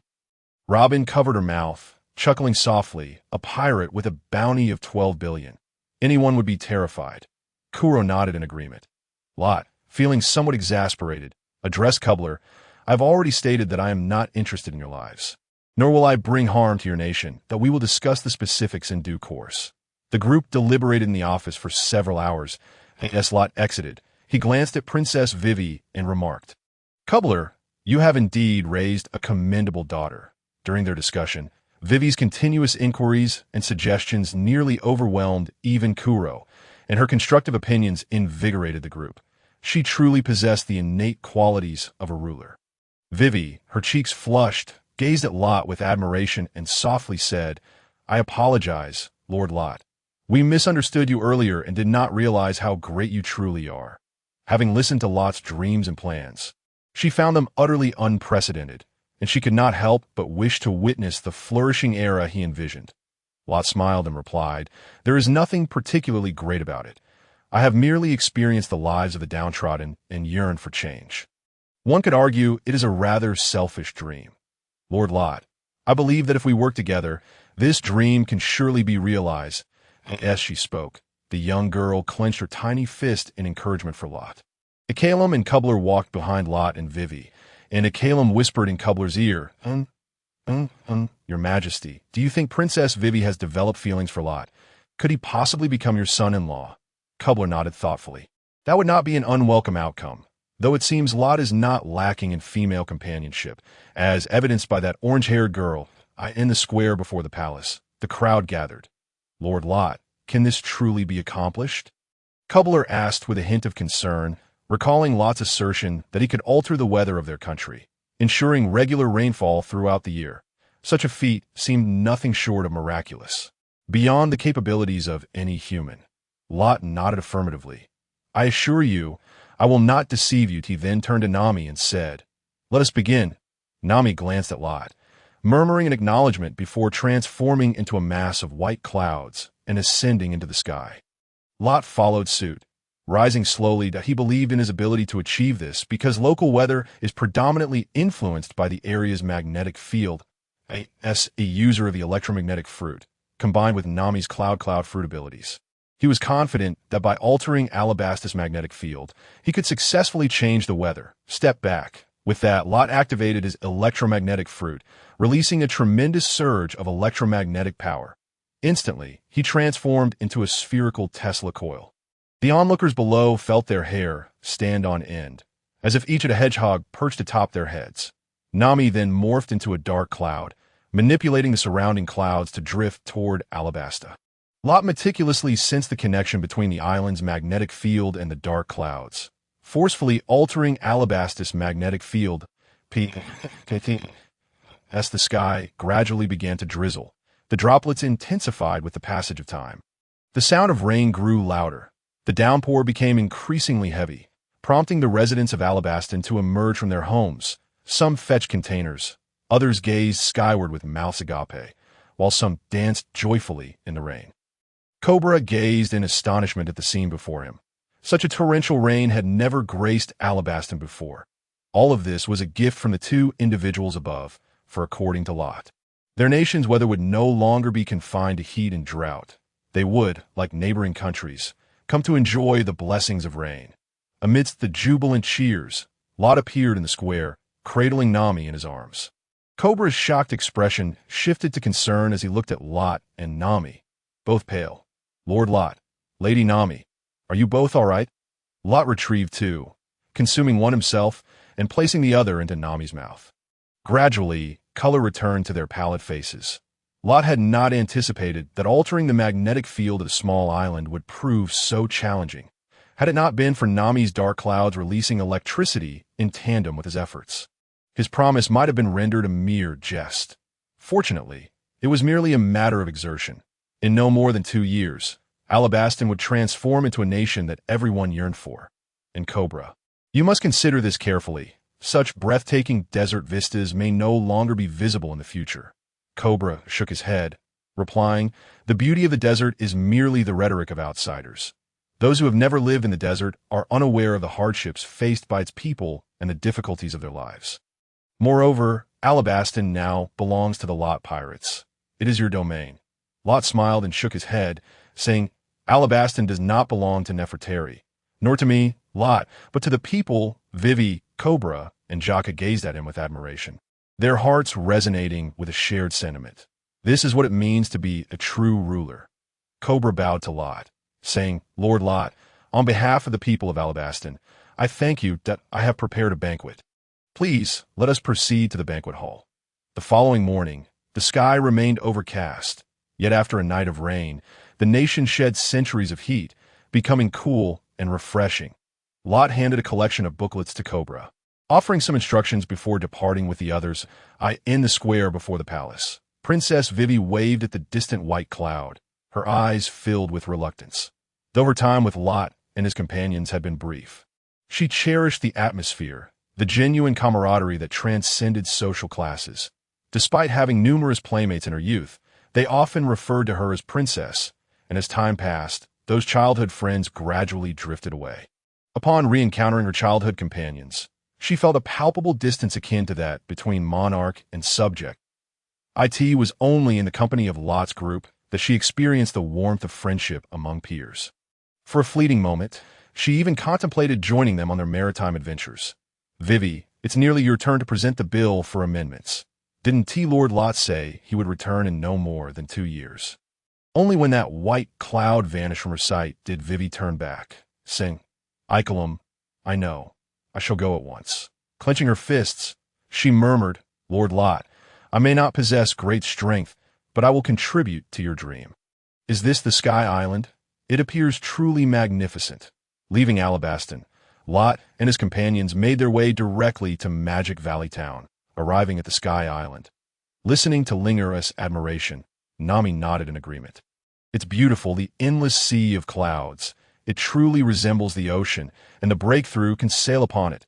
Crocodile shook his head, scoffing, "What is so special about this? It's just a vast expanse of white." Hearing Crocodile's words, Linger rolled her eyes, thinking him a man utterly devoid of appreciation. Croc stepped forward, patting Crocodile on the shoulder, chuckling, "Men like us should refrain from involving ourselves in the girls' conversation." At that moment, Lot interjected, "This isn't even the Sky Island. The true Sky Island is above this layer." Above layer. Linger tilted her head in confusion. "Someone is coming," Lot announced. Upon hearing Lot's warning, the group promptly took up combat stances. Shortly after, an eccentric figure wearing a peculiar mask and strange shoes appeared before them. "Oh, this visitor does not come with good intentions," Crocodile remarked, holding a cigar in his right hand while a miniature sandstorm formed in his left palm. Zoro slowly pushed open the guard of his sword, his expression vigilant. Except for Robin, the rest of the group had mastered hockey, particularly Croc, whose aura remained formidable. They could clearly sense that the strange individual possessed some strength. Yet it posed no real threat. The figure glided swiftly across the sea of clouds towards the breakthrough. As he approached, he leaped into the air, spinning rapidly towards Lot. Just as those peculiar shoes were about to crash down upon Lot's head, smack. Nami snapped her fingers, summoning swirling white clouds that ensnared the intruder like a thick vine, imprisoning him mid-air. "What is this?" the masked man mumbled, struggling in vain. Regardless of his efforts, he could not break free from the bindings that felt more like sturdy ropes than mere clouds. Through the small holes in the mask, Lot glimpsed furious eyes. He recognized the assailant as Weepa, a warrior of the Scythian people. Damn it. Whippa gritted his teeth, resisting the cloud vine, while slowly raising a rocket launcher to aim at Lot. However, a flash of cold light sliced through the air, severing the rocket launcher in two, along with the mask adorning his face. Clang, clang. The sounds rang out as the remnants of the rocket launcher and mask fell to the ground. Revealing a fierce visage, Zoro smoothly sheathed his sword, having pushed the blade back into its scabbard. Crocodile also retracted the sandstorm in his hand, smiling faintly, a glimmer of relief in his eyes as he mused. My goodness, this whole crew is composed of monsters. Setting Lot aside, both girls are remarkably strong, and they're ace swordsmen wielding haki. Especially Croc, whose presence is inscrutable. It seems that my decision to refrain from intervening when Lot invited me to join was indeed prudent. Any one of them could easily handle me. Are you from the Blue Sea? Here to seek treasure, I presume. I advise you to leave immediately. The gold and the base are beyond your reach. Whippa's face contorted with rage, his voice laced with warning that, oh, which of your eyes discern that I am here to seize the base? Lot looked up at him. Whippa glanced at the flag atop the breakthrough, stating, I recognize that flag. It is a pirate flag. Pirates are never up to any good. I could see this moment. Linger transformed her right hand into flames, asserting, Lot, don't engage in conversation with him. He clearly approaches us with murderous intent. Having endured much at sea, she was no longer the naive girl she once was. She sensed palpable malice emanating from the man before her. Lot had previously instructed her that such enemies must be eradicated completely. Everyone, I implore you to spare Whippa's life for my sake. Just as Linger awaited Lot's command, an aged voice drifted over from a distance. The group turned to see a peculiar heavenly horse with 4 hooves approaching the breakthrough. As it drew near, they noticed an armored elder seated atop the heavenly horse. The creature moved swiftly, and before long, the elder had dismounted and removed his helmet, bowing to the group. Hail! Lot immediately recognized the elder as Gonfall, the former god of the Sky Island. I know not what grievance Whippa has caused you, but I beseech you to grant this man mercy. Whippa glared at the elderly figure pleading for his life, exclaiming, Hey, Shingonfurer, are you attempting to plead on my behalf in order for us, the Sandia, to abandon base? Gonfurer glanced at Whippa and shook his head, saying, That is not my intention, and I am no longer a god. This war, which has persisted for centuries, I lack the power to halt. Even if I wish to, Crocodile adjusted his glasses, having gleaned the current state of the Sky Island from their conversation. He regarded Gonfurer with amusement and spoke. What gives you the right to plead for this man? With a sigh, Gonfurer acknowledged that he did not know this group and was no longer a god, merely an old man who tended to his garden and watered his flowers. In the eyes of this group, he might be inconsequential, just a minor character. He sighed again, his frail form hunching further to that moment. Latte interjected, Linger, let Nami release him.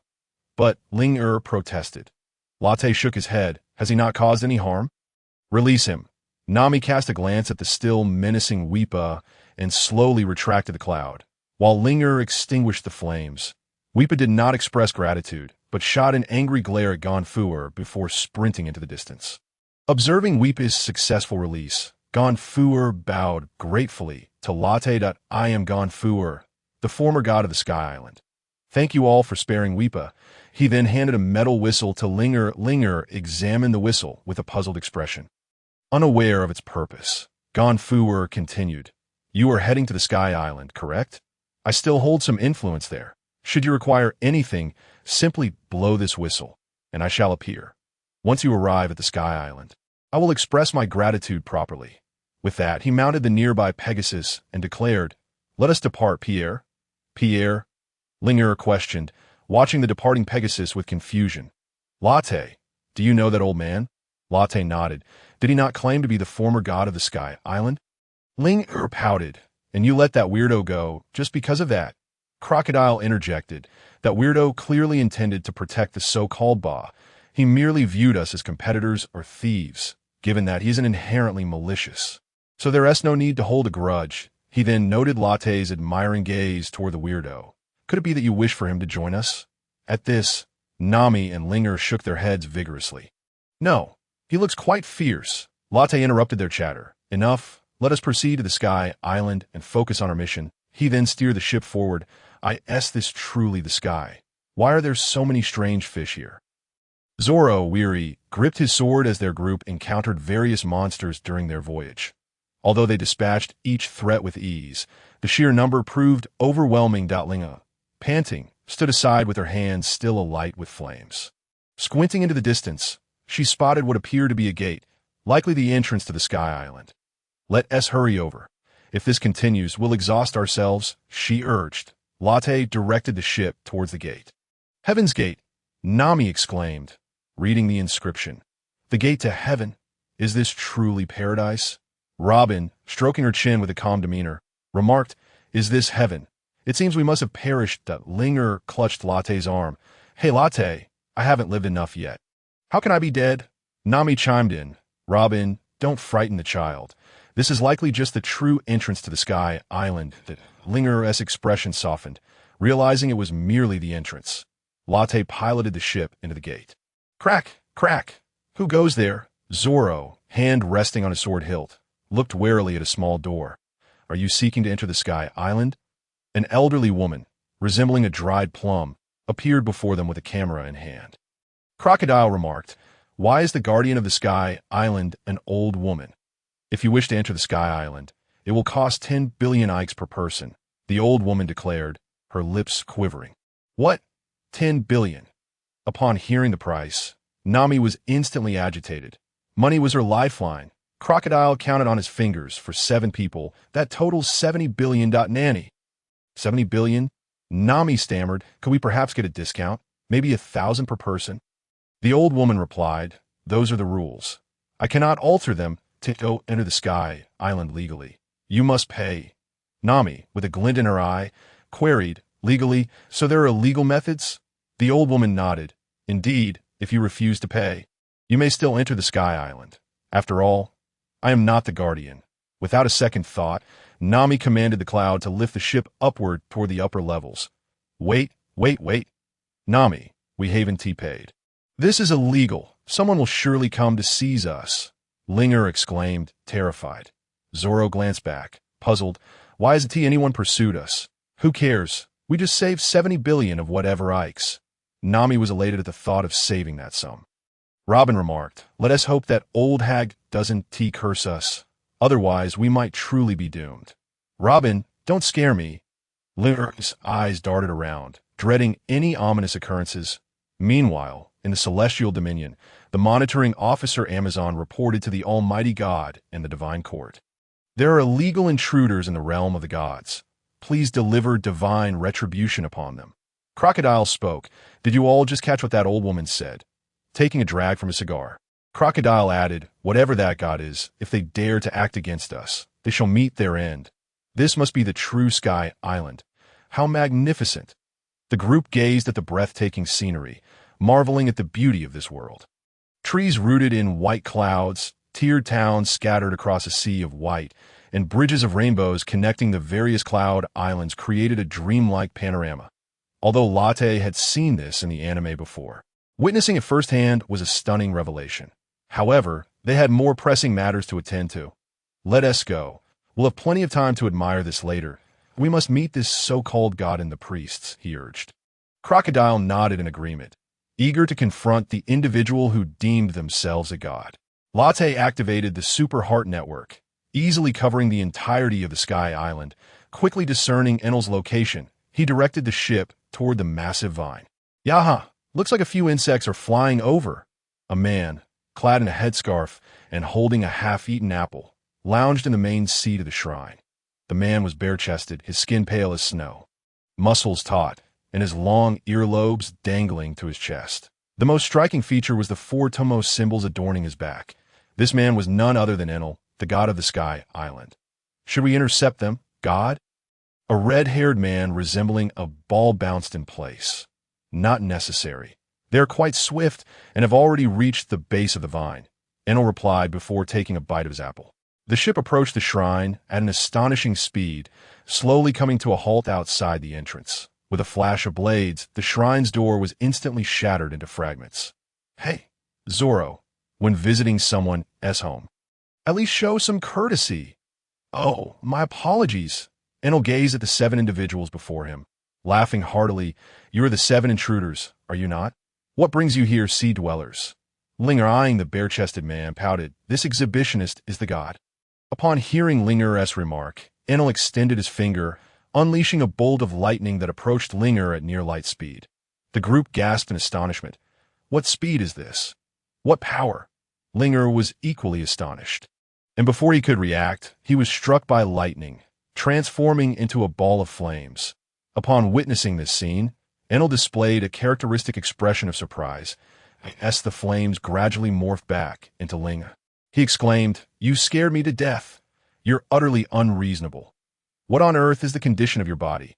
Enel pointed at Linger, his face a mask of disbelief. Kuro and the others, witnessing Enel's aggression towards Linger, immediately assumed battle stances. Enel, is it? Kuro waved his hand. Upon hearing Kuro's words, Enel slowly shifted his gaze, realizing that Kuro was evidently the leader of this group. Yes, what of it? Kuro looked at Enel and asked, Would you care to join me in toppling the true god of this world? Enel, his face rife with confusion, retorted, True god? I am a god. Kuro shook his head, saying, You are merely a god in this small sky island. The true god far surpasses you. Enel had never encountered someone who so brazenly defamed him. He raised his hand, conjuring a bolt of lightning. Bang! However, before the lightning could reach Kuro, it was intercepted by conflagration, resulting in a violent explosion. Hey, how dare you disturb the king right off the bat? Enel exclaimed, fury etched on his face. 50 million volts. Raijin. The flames enveloped the thunder beast, followed by several more explosive sounds. Kuro casually picked an apple from a nearby plate, took a bite, and remarked, There are countless people like you in the blue sea. Nanny? Enel looked at Kuro in disbelief. Kuro slightly furrowed his brow. Then, his eyes gleaming, pointed at Kuro's group, saying, I know you don't believe me, so feel free to choose one. That moment, a priest named Shura could no longer contain himself, exclaiming, Lord God, they are utterly unreasonable. Allow me to teach them a lesson with the trial of ropes. Silence. My trial of marsh is far superior. Another priest interjected. Let my trial of iron send them straight to hell. Zoro furrowed his brow and remarked, What fly is buzzing in my ear? How annoying. With that, he executed a shave and appeared before Om. Om foresaw Zoro's move within the mind net. However, he was too slow to react. With a flash of blade light, a wound appeared on Om's chest as he collapsed. Without pausing, Zoro swiftly dispatched the remaining 3 priests. Nami, shaking her fists in annoyance, complained, Zoro is such a show-off. Enel stared in shock at Zoro, who was sheathing his sword, but his astonishment was short-lived. He then pointed at Kuro, declaring, Then it's him. Upon hearing the exhibitionist's choice, Linger covered his mouth, nearly bursting into laughter. Of all the choices, you dare to select that pervert, Kuro. Among the entire pirate crew, aside from Kuro, he was the strongest. Kuro adjusted his glasses and inquired, Are you ready? Enel nodded, transforming into lightning and instantaneously appearing to Kuro's left. 50 million volts. Discharge. The lightning effortlessly pierced Kuro's body, and Enel raised his head proudly, declaring, People fear me because I am a god. The thunder they dread most in their lives. He was prepared to bask in the accolades of the crowd, only to find Linger and the others smirking at him, looking at him as if he were a fool. What is going on? Coming to his senses, Enel noticed Kuro's shadow gradually fading away. You must possess observation haki. How could you commit such a simple error? Kuro's voice echoed behind Enel. Startled, Enel quickly turned around, only to see Kuro calmly standing at the very spot he had occupied moments ago. When did you get over there? Never mind. Let me show you the might of thunder.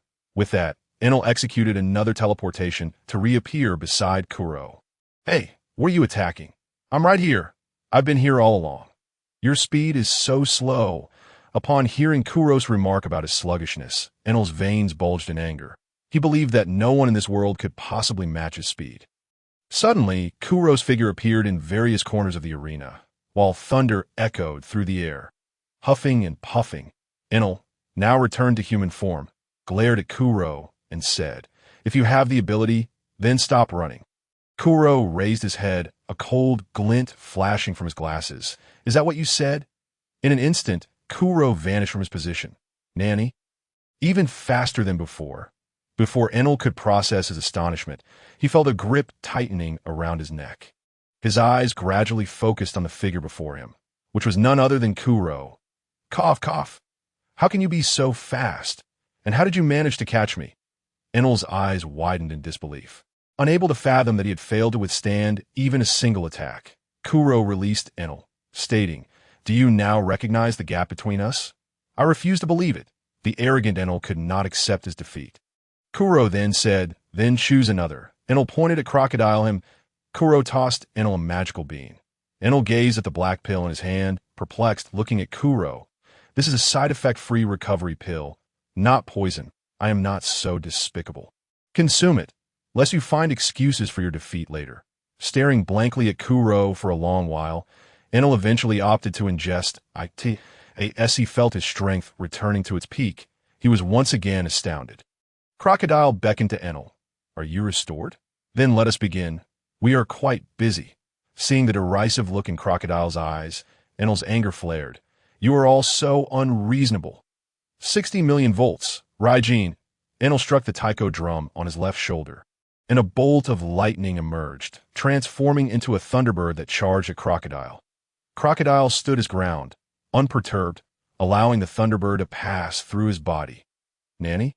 Enel initially thought he had misfired his skill, only for several more thunderbirds to pass through Crocodile. Crocodile shook his head. What a feeble attack. Let us end this farce. With that, Crocodile transformed into sand, instantly enveloping the arena in a whirlwind of yellow dust. A dark fist materialized from the sand near Enel, knocking him to the ground with a single blow. Cough, cough. Enel lay on the ground, momentarily unable to rise. Amidst the swirling sands, a humanoid figure emerged beside Enel, extending a black pill towards him. I still want to challenge him. Enel pointed at Zoro. Unsurprisingly, he faced another thorough defeat. What is this cloud? Next, Enel challenged Zoro and Nami, and predictably, he lost again. Huffing, Kuro slowly rose from his chair and looked at the dejected Enel, saying, So, how does it feel? I did not deceive you, did I? Enel lifted his head. Though he was reluctant to admit it, he nodded, saying, I have lost. Kuro patted Enel's shoulder, but do not be disheartened. Indeed, the strength of my companions ranks among the best in the Blue Sea. Enel's gaze gradually sharpened. Accustomed to invincibility, he had never faced such setbacks. This time, he had been thoroughly schooled. Well then, are you interested in witnessing the gods of this world? Enel's eyes brightened. What caliber are they to share the same title as me? He glanced at the others, nodding. Very well. I accept this deal. Allow me to bring them down from their pedestal. Have you heard? The new god has summoned us to Appiato. I wonder what kind of person the new god is. Hush! Be careful not to let the god hear you. The chief said, I suspect the new god is those people from the Blue Sea. The elder chief leaned on his cane and sighed. Regardless of who it is, anyone capable of toppling Enel from his pedestal must not be underestimated. We should go. After all, we have been specifically summoned. As he gazed down at the throngs of people below, Lot cast a glance to ensure that all the influential figures had gathered.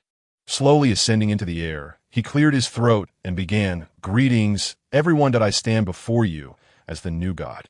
I understand that for you, the identity of God may hold little significance as long as you can live well. The crowd, upon seeing the youthful figure hovering above, began to murmur among themselves. Is this truly our new god? He appears so young. Indeed, he is quite youthful and handsome to not swoon. God is not someone you can covet. Keep your voices down, lest he hears us. Naturally, Lot's perception caught the whispers of the crowd, and with a smile, he continued, As the new god, I am aware of the battles you have fought and the demands you have made over the years. He scanned the faces of the native inhabitants of Angel Island, the Gonfuer, the Sandia people, and the sacred land of Appiato, declaring, I hereby proclaim divine decrees. The first decree. Appiato is now open to all, and plans will be made to establish towns and housing upon it, with each family allocated a property. The announcement of this first decree landed like a bombshell among the crowd.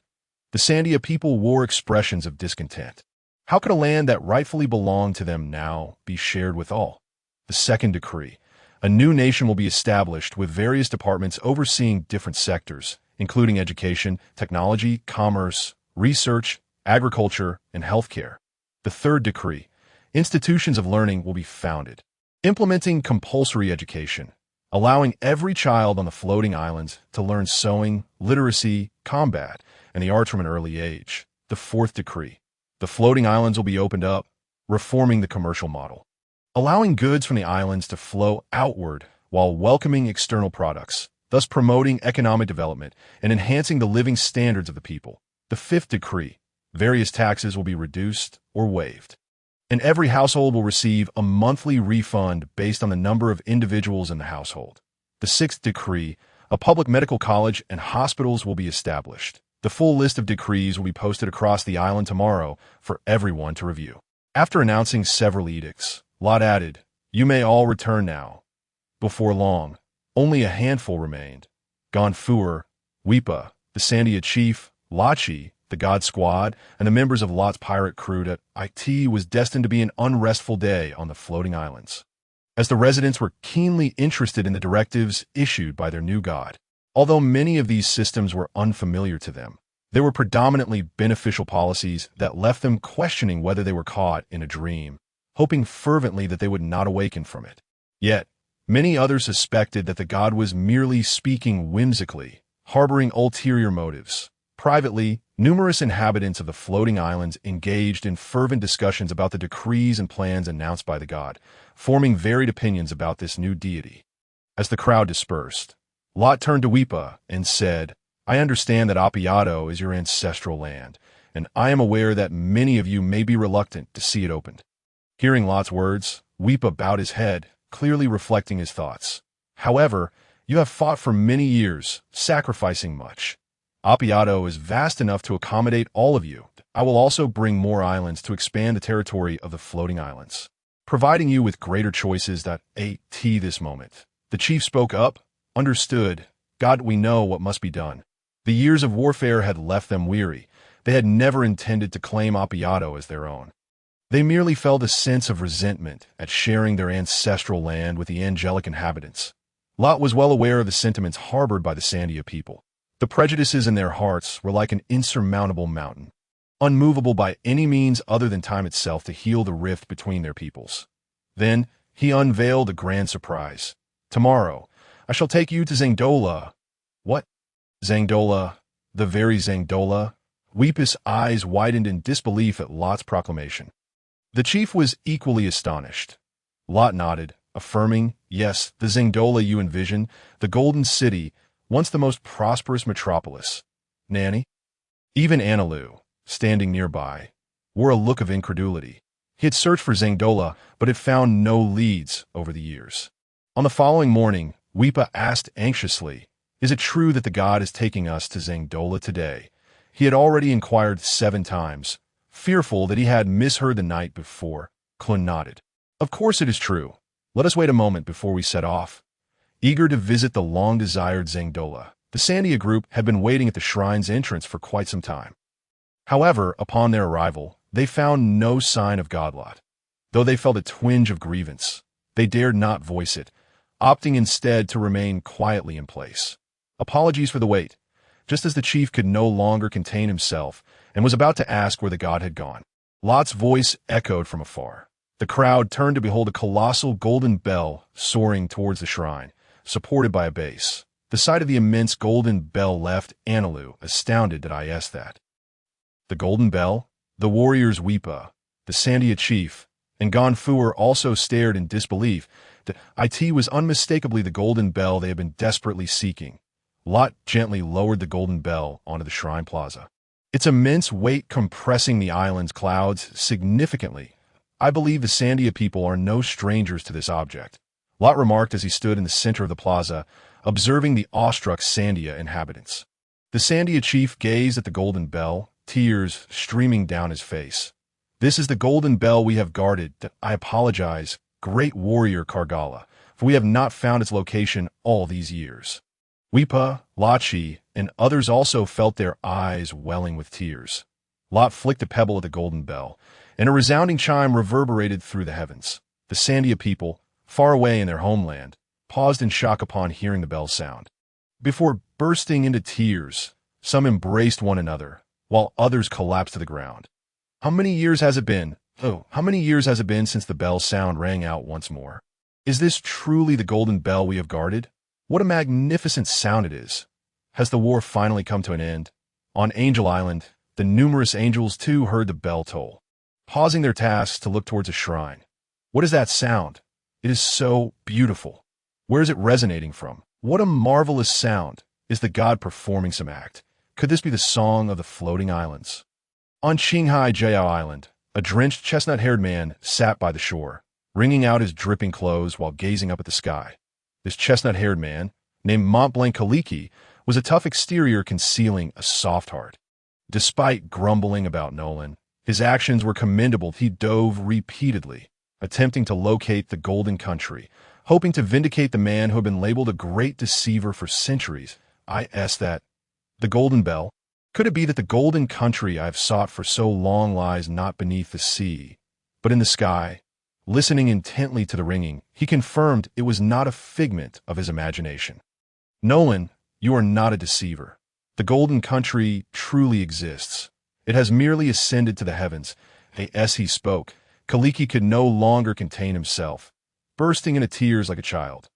Boss, boss! Two gorillas rushed over, exclaiming, Boss, congratulations! The Golden Country truly exists.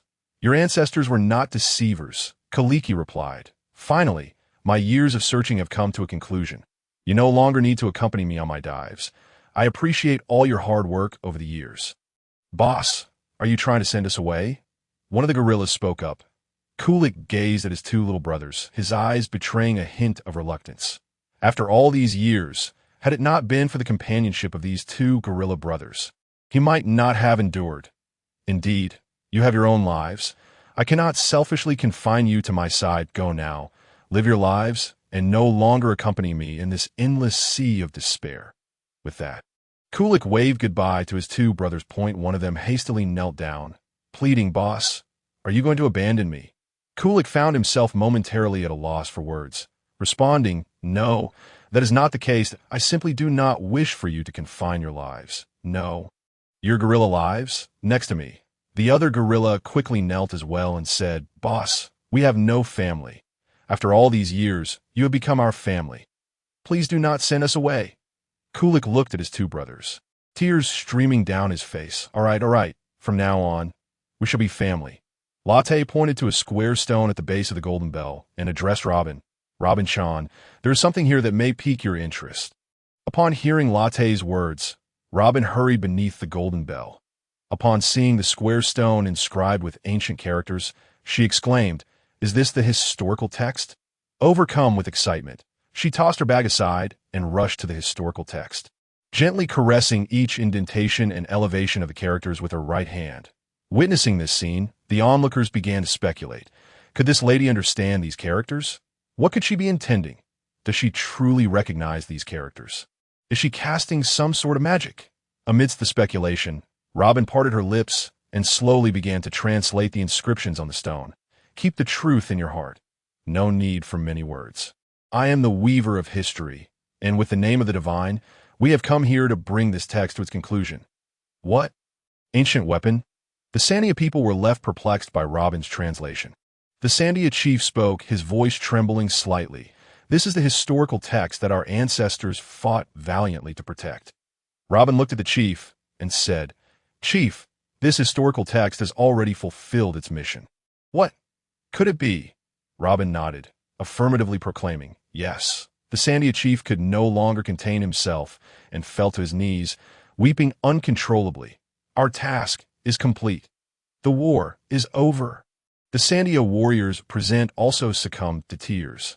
Celebrating the end of the war, Gonfuer discreetly wiped away his tears, casting a grateful glance at Latte.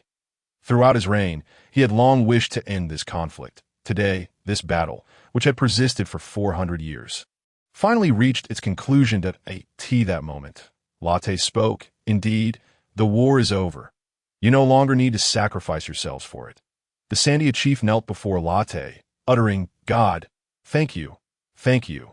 Latte raised his hand, using electromagnetic force to lift the elderly chief, and then said, "All right, everyone, the war has ended. From now on, you can devote more energy to your lives ahead." The chief nodded, glancing back at the equally tearful Sandia warriors, his heart brimming with compassion. T.O. reclaim Appiato. The Sandia people had been trained as warriors from a young age, making them a nation of soldiers.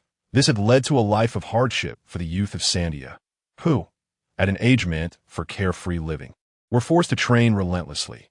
Fortunately, the war was finally over, and they could now embark on a true life. Latte led the group across the cloud-covered terrain beneath the vines, arriving at the location of Shandora. He pointed downwards, declaring, "Shandora lies just beneath us." "What? Below us? Isn't that just the sea?" Upon hearing Latte's claim that the legendary Golden City was right under their feet, Gonfuer wore a disbelieving expression. During his reign, he had searched tirelessly but found no trace of the fabled Golden City of Shandora. Thus, he remained skeptical that Shandora lay beneath them. Enel too found it hard to accept that the city he had sought for so long was right below him. Whitebeard was filled with excitement, eager to plunge down and see their once thriving home. Latte nodded at Zoro. Zoro drew his sword, and with a flash of blade light, he cleaved a large hole through the clouds below. Latte nodded, then jumped down, followed closely by the others. As they traversed a passageway, an extraordinarily magnificent ruined city emerged before them. Ancient structures rose majestically, standing silently through the ages, the stairways and pathways intertwined. As if recounting tales of the past, the walls and steps of the buildings were adorned with vibrant green vines, breathing life and vigor into the architecture. Time had left its unique mark here, bestowing upon these structures an enchanting charm. Beneath them lay such a grand assembly of buildings. It seemed the upper structures were merely the tip of the iceberg, upon witnessing the ancient architectural ensemble. Robin's eyes widened in awe. She had always been unable to resist the allure of such antiquities that documented history. Unable to contain herself, she stepped forward, reaching out to touch the weathered walls eroded by time. The others stood frozen in place. Even though Latte had seen this in comics in his past life, he could not help but marvel at the craftsmanship of the ancients. Whitebeard was crying uncontrollably. "Great warrior Kalgura, the war has ended, and we have found Shandora." Latte surveyed the grandeur of the city before him, nodding in approval. "This place is well suited to serve as the capital. Thus, our nation's capital shall be established here, in Shandora." Upon hearing Latte's decree, the Sandia people were initially taken aback, but then they erupted in joyous celebration. They understood that the god wished to restore Shandora's former glory, ensuring that this golden city would not be lost to the passage of time. They all knelt before Latte, exclaiming, "God, thank you." Latte graciously accepted their gratitude, and after a long moment, he spoke. "All right, the decrees and resolutions I previously issued must be implemented step by step, and your assistance will be indispensable." The crowd nodded and surrounded Latte, awaiting the directives of this god. Suddenly, a loud crash drew everyone's attention. A colossal python appeared behind them, causing the Sandia people to tense up. Latte recognized it as the Lord of the Skies. Nola, a sorrowful serpent over 400 years old. In his youth, he had lived alongside Norrand and the great warrior Kalgura, particularly fond of the sound of the golden bell. Having lived in the golden city of Shandora, he now mourned the loss of Norrand and Kalgura, as well as the home they once shared, buried beneath the white clouds. Whitebeard aimed his rocket launcher at the serpent, inquiring, "Lord of the Skies, what brings you here?" Just as Whitebeard prepared to fire at the Lord of the Sky, he saw it wandering through the streets of Shandora, gazing around. Gradually, tears began to stream from the Lord of the Sky's eyes, falling drop by drop onto the time-worn streets. Soaking the ancient cobblestones, it was returning the tears it had shed over the years to this city. It crying. The Sandia people were puzzled, and Gonfuer remained uncertain of the reason.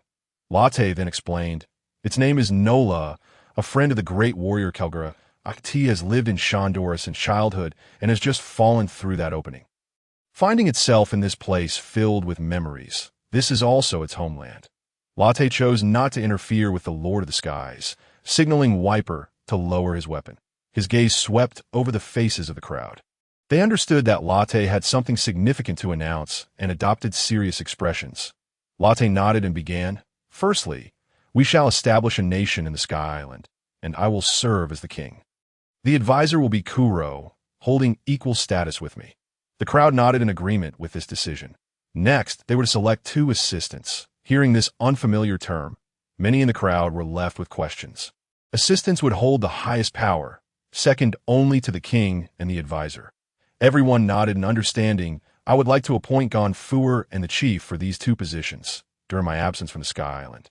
The operations of a nation will be entrusted to the 2 of them. Noticing Gonfuer's hesitation, Latte spoke again. "You have held the divine position for so many years, and your contributions to the Sky Island are well recognized by all. Therefore, you should not decline." Gonfuer glanced at the others before reluctantly nodding. "Very well. I shall use this last bit of energy to do something for everyone." Chief Sandia also wore an expression of hesitation.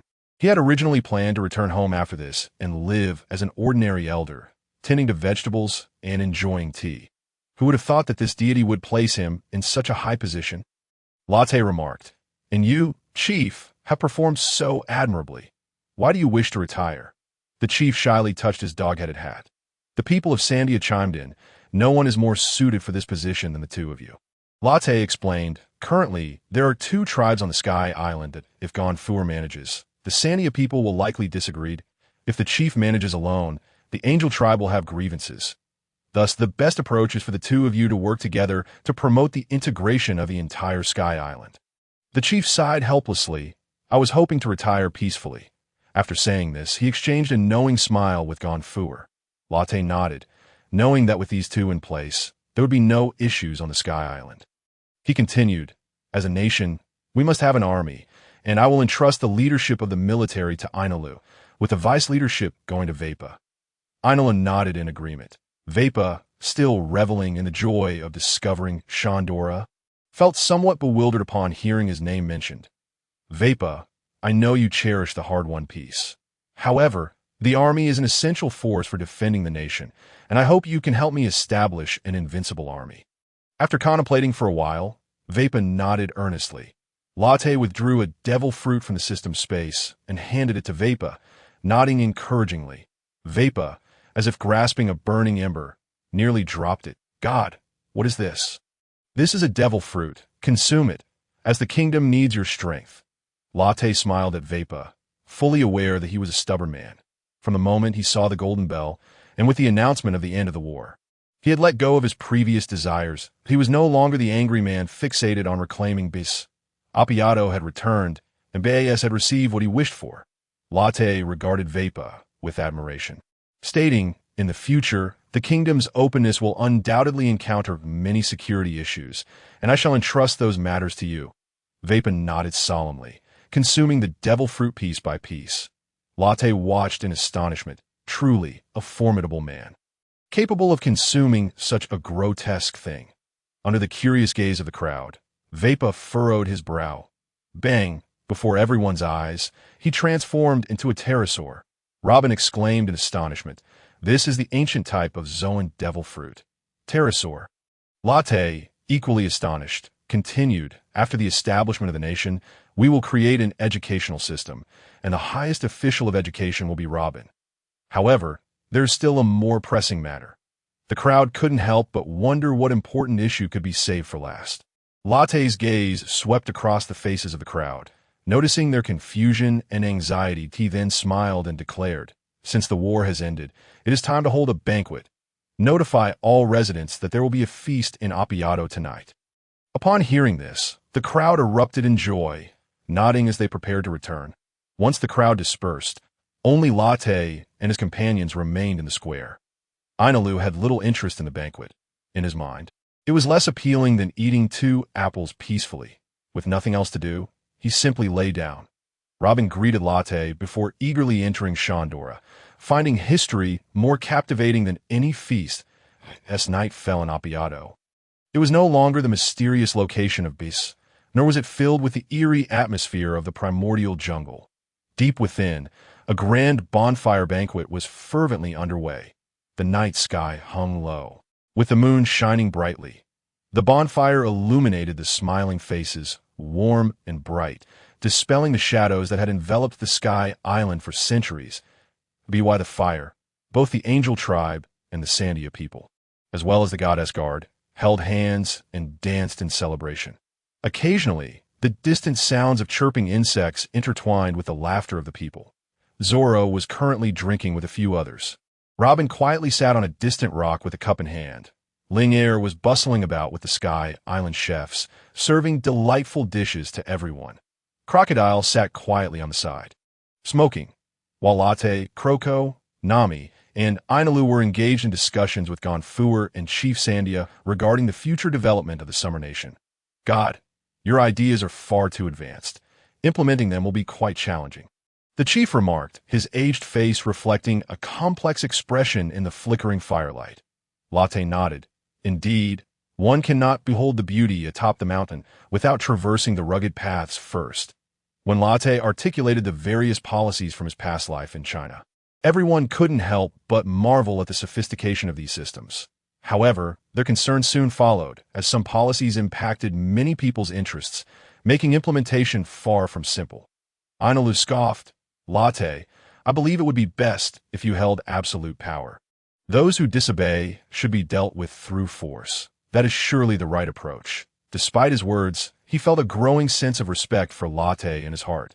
The spirit of selflessness, of striving for the greater good, and of establishing a fair order made Latte seem like a true deity. Latte looked at Ainalu and slowly spoke. Perhaps I could do that, but it is not the world I desire. The world I envision is one where, on this vast ocean, regardless of whether one belongs to the giant tribe or the angel tribe, whether strong or weak, young or old, poor or rich, all can live freely. Both Gonfuer and the chief couldn't help but admire him. By the way, in the future, I plan to relocate the Sky Island to the New World. What do you think? Gonfuer and the chief, hearing New World for the first time, looked puzzled. This world is divided into the 4 seas and the Grand Line, with the Grand Line further split into the first half and the second half. The Sky Island is located in the first half, so to establish a foothold in the New World, one needs formidable strength. After Latte's explanation, the 2 elders understood why he intended to move the Sky Island to the New World. They exchanged glances and nodded in agreement. Gonfuer stated, "We have always been unfamiliar with the world of the Blue Sea. Our generations have lived on this island. Therefore, no matter where the deity plans to move the Sky Island, it will not have a significant impact." The chief also inquired, "When does the deity plan to move?" Latte furrowed his brow, pondering for a moment before responding. "No more than a year, so we must enhance our strength within this time." Gonfuer nodded in response. "Starting tomorrow, I will organize the people on Angel Island to construct residences and commercial streets according to the plan." Chief Sandia added, "Then I shall lead the Sandia people to clean and organize the environment." Latte looked at the eager expressions of the 2 elders, a surge of respect welling up within him. These were 2 elders who had devoted their lives to the prosperity of their tribes. He handed a bag of senzu beans to both of them. "God, what is this?" "This is a miraculous medicine that can heal any injury. As long as one breathes, it will restore health within minutes." Upon hearing Latte's explanation, the 2 elders hesitated. There are 2,000 beans in here. Come to me for more when you run out." The chief began, "Such a precious pill, Before he could finish, Latte waved his hand. "I have plenty of such items. There is no need to be modest. Construction will inevitably involve accidents, so take them just in case. Furthermore, this will be indispensable for future training. Consider it a reward from the deity." 2 elderly gentlemen intended to kneel in gratitude, but were halted by Latte's wave, which summoned a magnetic force to prevent their act. Here in Xia country, such gestures of submission are neither necessary now, nor will they be in the future. The 2 elders nodded, feeling the weight of their responsibilities grow heavier. Latte spoke, "Thank you for your hard work." They exchanged glances and Gonful replied, "There is no need for such words. It is an honor for us to assist the divine." With that, they departed to study the plans crafted by Latte and Klo. Klo also returned to the shrine to meticulously plan for future developments.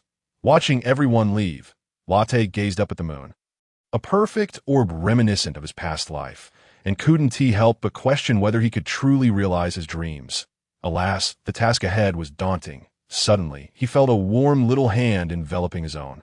Turning his head, he beheld Nami's exquisite face. "Latte, I believe in you that I will always support you." Her clear eyes sparkled in the moonlight. Latte gently caressed the back of Nami's hand, nodding, "I certainly will." Nami understood the magnitude of Latte's aspirations but wished he would not overexert himself. Leaning softly against Latte's shoulder, she murmured, "Don't push yourself too hard." Latte looked at Nami, his gaze filled with tenderness. He was no Lu Xiaohui, but he could only wait until the young girl matured before he could indulge.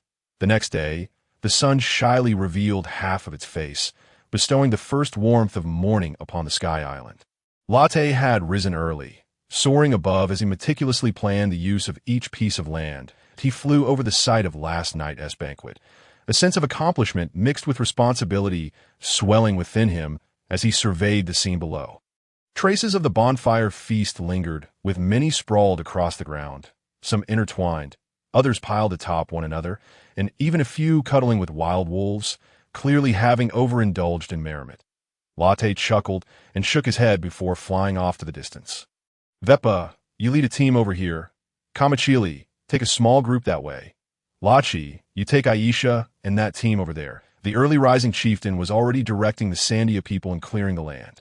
Soon, Latte flew to another coastline, where he saw Gonful commanding the residents of Angel Island to utilize the island clouds to construct temporary roads. Latte nodded in satisfaction, knowing that for both the Sandia people and the residents of Angel Island, establishing a peaceful, prosperous nation of their own would bring them immense joy. The thought of this charming and innocent group becoming the citizens of Xia country made Latte feel that his seemingly unattainable dream was within reach. Along the way, he beheld countless wonders, feeling an almost surreal sense of belonging as this island, thousands of meters above the ground, had become his domain. It seemed imperative to bring Alabasta up here as well. Upon returning to the shrine, Latte summoned Chloe and the others to the plaza. "Dear companions, our voyage may need to pause for a while. Unlike ordinary pirates, we must establish our own stronghold if we are to have a chance against the gods." Chloe and the others smiled at Latte's words. Nami declared, "Latte, no matter what you do, I will support you." Ling Air echoed, "So will I." Crocodile exhaled a puff of smoke, "to personally establish a nation capable of opposing the world government. It's thrilling just to think about." Ling Air chimed in again, "So will I." Chloe added, "A land where we no longer fear pursuit, where we need not flee, will give our future journeys a foundation that I am willing to contribute my strength." Ling Air reiterated, "So will I." Robin mused, "To write our own history feels quite splendid." Ling Air affirmed, "So will I." Zoro remained silent, yet nodded in agreement. Enel said nothing, understanding that this was for confronting the gods of the Blue Sea, and he wholeheartedly concurred. Seeing the expressions of his companions, Latte felt a surge of emotion. "Thank you for forgiving my recklessness." That moment, he was immensely grateful for being transported to this world. Grateful for having such a group of comrades willing to follow him into madness without concern for the consequences. That was a sentiment he had never dared to imagine in his past life, one that he now found fulfillment in here. Perhaps this was why so many fans of the sea adored this world. Chloe then suggested, "Let us print and post the previously drafted laws and systems. This will facilitate the public's cooperation with our upcoming endeavors." Latte nodded in agreement. The afternoon sun poured through the clouds, casting a gentle crimson hue upon the swirling sea of clouds. Resembling a swarm of Antarctic krill in pursuit, that moment, two figures stood opposed in the plaza before the shrine. Many had gathered atop the eaves. Latte's group alongside Veppa, Gonful, the Sandia chieftain, Lachi, and Aisha. "Nami, why do you think Enel is so reckless as to challenge Latte?" Ling Air asked, tilting her head in curiosity.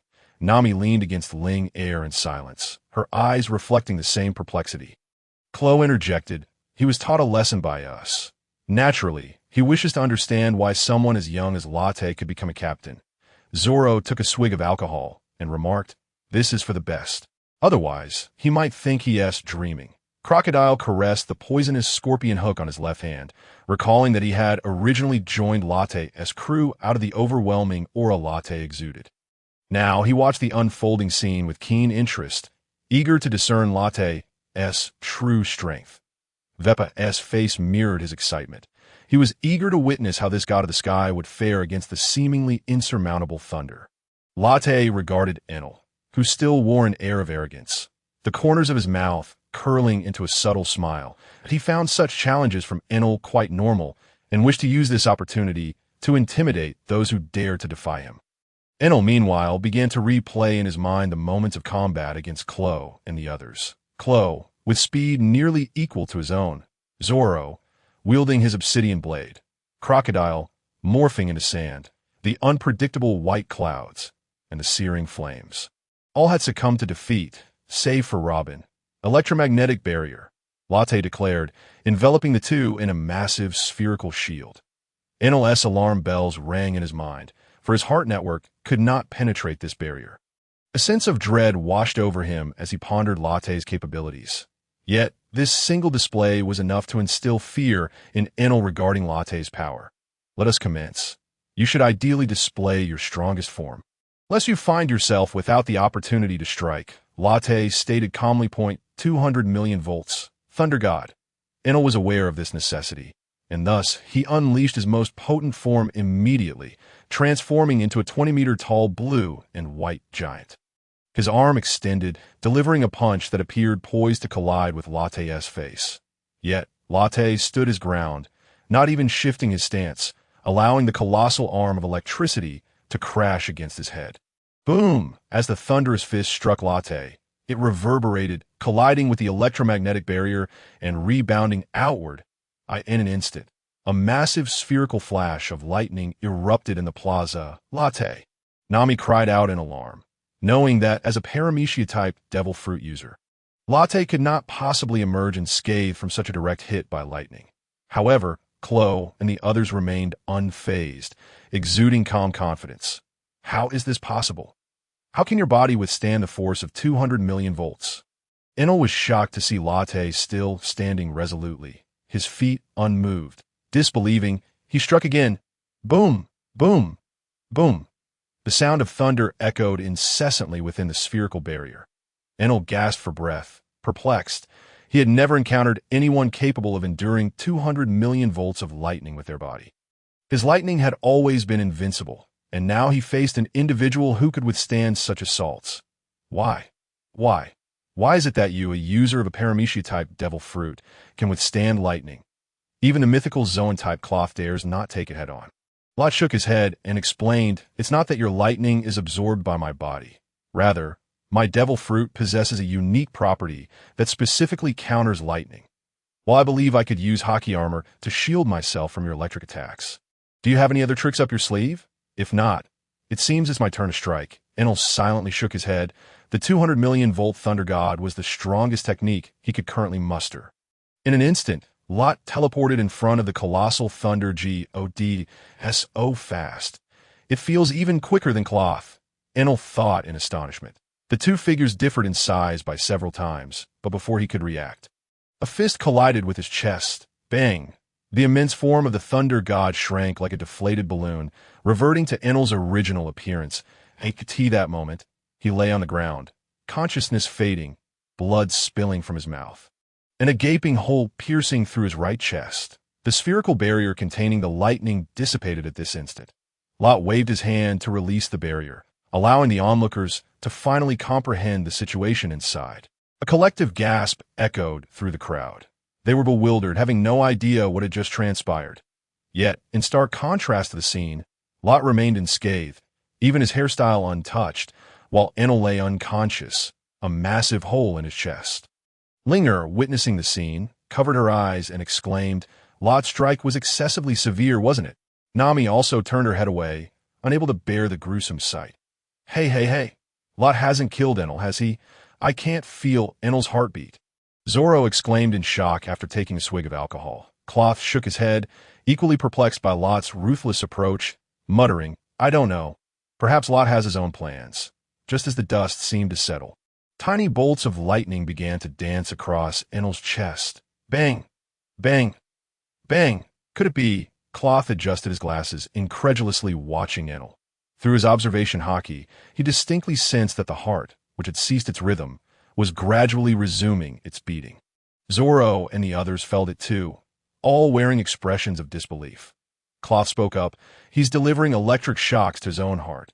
Crocodile exhaled a long plume of smoke, remarking, "The Logia-type rumble-rumble fruit is indeed extraordinarily powerful. I wonder how formidable Enel will become once he masters haki." Hearing the others, Nami finally dared to turn around, initially fearing that Enel, who had just become their ally, had been eliminated by Lot. She understood that in Lot's heart, any recognized comrade would be safeguarded. Thus, upon seeing Enel's near-fatal wound, her earlier confusion arose. Meanwhile, Viper and the others, if not for Cloth's explanations, might still be oblivious to the events that had transpired. Their faces now painted with astonishment as they gazed at Lot, secretly relieved that he was not their enemy, at least not at this moment. Cough, cough, cough. Enel finally regained consciousness, but the severity of his injuries prevented him from sitting up. Lot flicked his finger, sending a healing beam to Enel's mouth. Without resistance, the black pill was swallowed whole. To everyone's astonishment, the massive hole in his chest began to slowly heal. However, the injury was too great. Even after consuming the healing bean, it took 10 minutes for the wound to close up. Cough, cough. Captain, your strike was a tad too harsh, don't you think? Had I not possessed the rumble-rumble fruit, I would surely have been sent off. Enel remained sprawled on the ground. Although the external wound had healed, his internal injuries were not recovering as swiftly to this moment. Linger and the others approached. Nami and Linger rushed to Lot's side, each clinging to one of his arms. Nami nuzzled her head against Lot and said, "Lot, you scared me. Are you hurt?" Lot gently patted Nami's head, reassuring her, "There's no need to worry. Everything is just fine." Enel, unable to bear it any longer, interjected, "Hey, at least acknowledge me as a comrade. I was just about to inform everyone about the feast." Robin, ever the schemer, couldn't hide her wickedness. "Hey, little girl, I'm still alive, you know." Cough, cough. Hearing Robin's words, Enel rolled his eyes, coughing up a few more drops of blood, his complexion growing increasingly pale. "Huh, Enel, you're in quite the predicament." Crocodile couldn't help but mock as he looked at the prostrate Enel.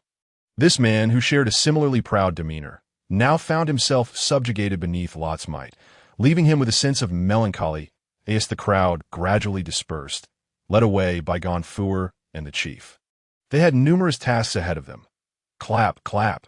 Lot patted Enel's shoulder, saying, "All right, time to get up. I have some matters to discuss." Nami grasped Lot's hand and asked, "Lot, are you leaving?" Lot's expression turned somewhat helpless as he replied, "The revolution is yet to be completed. We cannot afford a pause." Cloth nodded, aware of Lot's forthcoming intentions. Under the sun, Sandora appeared to be enveloped in a golden aura, with weathered stone walls, smooth, stone-paved streets, and scattered buildings narrating tales of yore. The debris that once obscured it had been cleared away, and now many Sandians were diligently removing the vines from the walls, observing the vibrant scene before him. Lot nodded. After days of planning, the construction of the Sky Island had gradually fallen into place. Cloth, while I return to the Blue Sea, the Sky Island will be entrusted to you. When we re-emerge in the public eye, the entire world will tremble in our wake. Cloth nodded, understanding that Lot's pirate crew was unlike any other, with distinct objectives. They couldn't all be together at all times, embarking on adventures, while the camaraderie of sailing together was delightful. Each individual had their own responsibilities. According to Lot, a major event was set to transpire in just over a year, marking the moment when their pirate crew would truly display their might.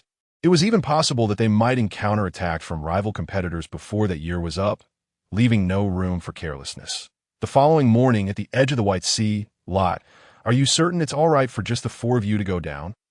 Linger and the others observed as Lot brought only Nami, Enel, and Crocodile with him. "I'm not going down there to fight. The number of people isn't crucial. What lies ahead is the world's largest whirlpool, and we must enhance our strength to maintain our footing within it." The others nodded thoughtfully.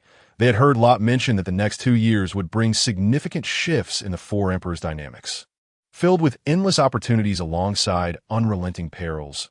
Originally, Lot intended to descend to the Blue Sea alone, but Nami's persistent cajoling, clinging to his arm, left him with no choice. However, Having such a beautiful companion along the way was indeed a fortunate occurrence. Enel followed suit, eager to witness the vastness of the blue sea and to encounter its formidable warriors. He needed to reclaim the standing he had lost among Lot's crew. Reluctantly, Lot nodded in agreement. Leaving such a dim-witted individual on the Sky Island would only be a distraction for Cloth, yielding more trouble than it was worth. Thus, he decided to bring him along. Crocodile was brought along as Lot's temporary advisor. Nami, upon learning that Lot intended to take Enel and Crocodile with him, expressed her dissatisfaction, lamenting the loss of their intimate world, now disrupted in frustration. The little girl left a deep bite mark on Lot's shoulder. Lot waved goodbye to the others on the shore, saying, "After I descend, the Summer Kingdom is in your hands." After finishing his words, he nodded slightly at Nami. Nami activated her ability, lifting the Sky Piercer gently as it began its slow descent towards the blue sea. Observing the gradually rising scenery before him, Lot couldn't help but chuckle. He recalled that in the manga, Luffy and his crew had descended to the blue sea aboard an octopus balloon, which ultimately deflated and plummeted into a naval base. The descent from an altitude of 10,000 meters was brief, in no time. The Sky Piercer was delicately placed upon the sea surface. Is this truly the blue sea? The blue sea of which you speak, teeming with countless formidable beings? Enel, having never seen seawater before, expressed a childlike wonder at the sight of the blue expanse. Crocodile, somewhat speechless, mused that this was what a deity looked like, akin to a naive child unfamiliar with the world. "Hey, did I just hear you mock me?" Enel glared at Crocodile, his anger palpable. Nami stifled a giggle nearby, clearly amused by Enel's antics.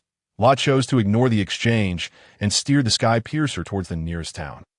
Upon arrival at the port, the townsfolk caught sight of them and fled in a panic as ominous cannon barrels suddenly emerged from the harbor. "Pirates, listen up. Leave Bamatru Island at once. You are not welcome here. This is your final warning. If you do not depart, we shall open fire." Crocodile took a deep puff from his cigar and remarked, "The guards in this town have become quite courteous, now offering warnings. They certainly weren't like this before. I recall, when I was a pirate, countless cannonballs rained down upon my ship without restraint." Nami and the others looked on, bewildered. What they didn't realize was that the individuals manning the cannons were nearly paralyzed with fear, terrified that a single tremor might cause them to fire. Enel, laughing in disbelief, exclaimed, "How ungrateful! How dare they disrespect a god? What a bunch of rude people." Let us go. He raised his hand, transforming it into lightning, ready to strike, but Lot quickly interjected, "Let's not. We should return to the sea for now and come back later." Lot concealed the Sky Piercer in the system space in an unobserved part of the ocean, and the group then made their way to the town on the island. Enel, feeling bored, surveyed the town before him, thinking that the inhabitants were pathetically weak. "This is hardly impressive," he scoffed, upon hearing Enel's arrogant remarks. Crocodile exhaled a smoke ring and replied, "As much as I dislike admitting it, I know there are many stronger than me in the blue sea." Enel's eyes narrowed. Having spent time with Crocodile, he recognized him as an exceedingly arrogant individual. Yet for someone so conceited to utter such a statement made it hard for him to dismiss its truth. Nevertheless, he retorted, "That merely indicates your weakness." Crocodile swung his scimitar towards Enel. "Are you sure you're stronger than me?" Lot, feeling a headache coming on, rubbed his temples and said, "There are indeed many individuals in this world stronger than me." "Nanny!" Enel couldn't believe it. Rather, he was unwilling to accept it. "Yes, this world is far more complex than you can imagine." Lot gazed up at the blue sky, contemplating the Knights of God, the 5 elders, and that person seated upon the throne. That individual resembled a bright moon surrounded by stars, while simultaneously overseeing all beings. Just then, a carrier pigeon flew overhead, and Lot intercepted it, purchasing several newspapers, one for Crocodile and one for Nami. He knew that Enel would have no interest in reading newspapers, perhaps even unaware of what they were. Lot slowly opened the paper, having neglected the news for a month, curious about the significant events that had transpired in the world. Shocking, a powerful pirate has emerged in the East Sea, attracting frenzied interest from various factions. Who is he? Oh, this headline. Lot continued reading, coming across an illustration of a man radiating a metallic sheen, golden man. Instantly, Lot recognized him as one of his disciples, Ace, Captain Ace of the Spade crew, the second richest man in the world, unveiling the power of the gold fruit. What is the relationship between the Golden Emperor Ace and the Golden Emperor Tesoro? Are they father and son? The world government extends an olive branch. Will the Golden Emperor choose to become a warlord of the sea? As he read the contents of a newspaper, a proud smile crept across Lot's face that he surmised that Ace had developed the gold fruit exceptionally well. Otherwise, he wouldn't have earned the moniker of Golden Emperor.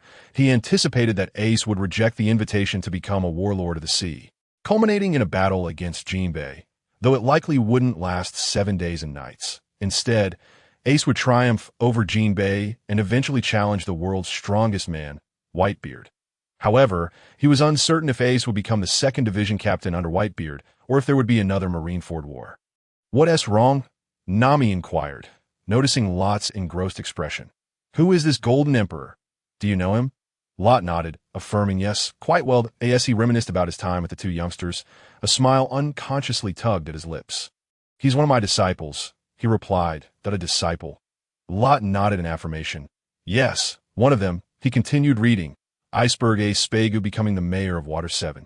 Upon seeing this news, Lot recalled the CP9 undercover operation in Water 7, attempting to steal the design of Pluton, but he contemplated that now that Robin had joined his crew, the likelihood of her being kidnapped by CP9 had diminished, and there would be no scene of Luffy's crew defeating CP9. "I should pay a visit to Water 7 sometime," he thought. Even if he couldn't control such weaponry, he didn't want the world government to wield such a dangerous ancient weapon. "Guests are arriving." Enel's voice echoed lazily. Lot looked up to see a squad of Marines rushing towards them. Squinting slightly, he recognized the lead officer, a woman with long pink-black hair, her crimson uniform unable to conceal the waves of authority emanating from her. A cigarette perched at the corner of her mouth, and sunglasses were pushed up on her forehead. It was Tina, Smoker's old acquaintance. Is she beautiful? Is she big? Nami's voice chimed in Lot's ear, only for him to feel a sudden sharp pain in his ear. Ouch! He turned to see Nami glaring at him with puffed cheeks. "What's wrong?" Nami glanced at Tina's chest, then down at her own. "Am I not as attractive? I'll be bigger than her one day." Lot face-palmed. "Miss, what are you talking about? My interest in her is purely curiosity. She should be aware of my strength and not act so mindlessly." "Lot, you dare appear in my territory with intentions of wrongdoing?" Tina was visibly furious. She gestured for the Marines to encircle Lot and his companions. "I say, Miss, which eye of yours saw me committing any wrongdoing?" Lot shrugged in exasperation. "Regardless of whether I have done anything wrong. As a pirate, you should be apprehended." Tina pressed down her hand, and the soldiers swiftly aimed their guns at the 4 of them. Hey, don't point those toys at us. We might accidentally do something wrong," Crocodile remarked as he casually held his cigar. Upon hearing Crocodile's voice, Tina scrutinized the 4 individuals closely. When she recognized Crocodile among them, her cigarette fell to the ground in disbelief. "You are? Crocodile, aren't you a warlord of the sea? Have you truly joined Lot's crew?" Crocodile raised his poisonous scythe and replied nonchalantly, "Warlord of the sea? Who cares about that?" Hearing this, Tina's face flushed with anger. "Have you really joined Lot's crew?" Crocodile shrugged. "Isn't the truth right before your eyes?" Tina was furious. "You won't escape today." She then pointed her right index finger at Lot. Boom, boom, boom. In an instant, gunfire erupted and bullets rained down upon the 4 companions of Lot. However, the scene the soldiers anticipated did not unfold. Instead, bullets pierced through Nami's body, only for white clouds to billow forth, causing the wounds to vanish in an instant. The projectiles passed through Crocodile, stirring up clouds of yellow sand. Bullets struck Enel, generating arcs of lightning as they were transmuted into droplets of molten metal. Yet, these bullets that traversed their forms struck the soldiers behind them, eliciting a cacophony of anguished cries. The bullets halted around Lot as if ensnared in a quagmire, unable to budge an inch in a heartbeat. Lot appeared beside Tina, whispering in her ear, "Do the Navy not possess any information about us? Do you dare to act against us with just a handful of men?" Feeling Lot's warm breath against her ear, Tina blushed and stepped aside, maintaining a safe distance from him. And no matter how formidable they were, Tina vowed that she would capture them. Ignoring the chaos around her, she signaled her soldiers to advance. Lot shook his head, exclaiming, "How foolish! Did your old acquaintance Smoker not caution you to know your limits?" With that, his pupils flared crimson, and an overwhelming aura radiated outward. The soldiers, unable to withstand it, fell unconscious, frothing at the mouth. Tina's legs buckled, and she collapsed to the ground, her eyes widening as she murmured, "Haki of the Conqueror!" Lot called out, "Let us go." Nami dashed to Lot's side, her face aglow with a smile as she gazed at him. Lot felt a shiver down his spine under her gaze. Wondering what was amiss, aren't you going to take that Navy officer with you? Nami asked, pointing at the prostrate Tina while clinging to Lot's arm. Lot sighed, vexed. Why are women in this world just as troublesome as those from Blue Star? He patted Nami's head, adopting a serious demeanor. What are you thinking? You're still but a child. Such thoughts should not concern you. Nami huffed, puffing out her chest defiantly. I'm not a child anymore. I will definitely be bigger than her in the future. Lot nodded. Indeed, I look forward to that day. Seizing the moment when Nami was distracted, he instantaneously teleported back to the ship. Looking back at the cloud like Nami, he smirked. Nami-chan, you're still too small. When you grow up, I shall show you what true cruelty entails. Shortly thereafter, the three others boarded the ship as well. Is this what you call the greatest power of the Grand Line's Navy? They don't seem so impressive. Enel remarked just as a blinding flash appeared at the bow of the ship. Koier, Lot-kun, we meet again. Lot gazed at the lecherous Admiral Kizuru before responding. It's been a while, Uncle Kizuru. Choice activated. Defeat Kizuru and sow the seeds of rebellion. Reward. Supreme Armament Haki. Peak Physique. 1,000 sins of beans. B. Accompany Kizuru to Impel Down. Reward. Paramecia type Devil Fruit X1. Kizuru's Suit X1. 100 sins of beans. C. Leave Kizuru at the bottom of the sea. Reward. None. What does option A mean? And option C offers no reward. What gives? I choose A. After weighing his options, even though he could escape and recruit powerful allies in level 6, he still opted for A. Crocodile looked at Kizuru, standing at the bow with astonishment. In truth, the two belonged to entirely different factions. Their last encounter had been at the World Conference, which occurred every 4 years. He had not expected to meet Kizuru again under such circumstances. Oh my, is that not our warlord, Crocodile? Kizuru observed Crocodile standing aside, his lecherous expression shifting to curiosity. Have you truly joined Lot's crew? Crocodile shrugged. Isn't that obvious? Kizuru clasped his head, a look of disbelief crossing his face. He had not anticipated that such a rebellious individual would choose to serve under someone else. To clarify, we do not have subordinates here. We are partners, Lot interjected, cutting off Kizuru. Enel, unable to contain himself, remarked, Is this the Admiral you speak of, Lot? Kizuru then noticed the bare-chested man on the ship and asked Lot, Is this your new partner? Lot nodded, introducing, This is God Enel, my newest ally. He then introduced Kizuru to Enel. This is Admiral Kizuru, a user of the Pika Pika, know me, and one of the Navy's top combatants. Upon hearing that Kizuru was among the Navy's elite, a glimmer of battle intent flashed in Enel's eyes. Koier, you found two powerful allies. Enel, indifferent to Kizuru's identity, challenged him directly. So you're Kizuru, huh? Let us have a duel. I want to see the strength of a blue sea dweller.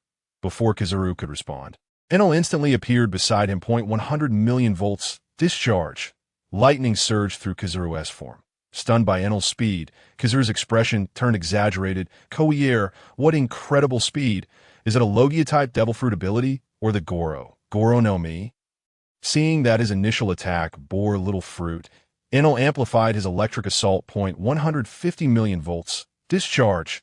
Kizuru swiftly vanished from sight, only to reappear beside Enel. Have you ever been kicked at the speed of light? Aware that Enel was a Logia-type user, Kizuru's kick was imbued with armament Haki. Bang! With a single kick, Enel was sent crashing into the island, raising a cloud of dust. Enel rose, blood trickling from his lips. Cough, cough! Kizuru did not pursue immediately. Remaining at the ship's bow. 200 million volts, Thunder God. A massive blue figure materialized at the bow, delivering a punch aimed at Kizuru. Kizuru looked up. Koier, what a terrifying fellow. He flipped, landing a kick on the Thunder God's head. Bang!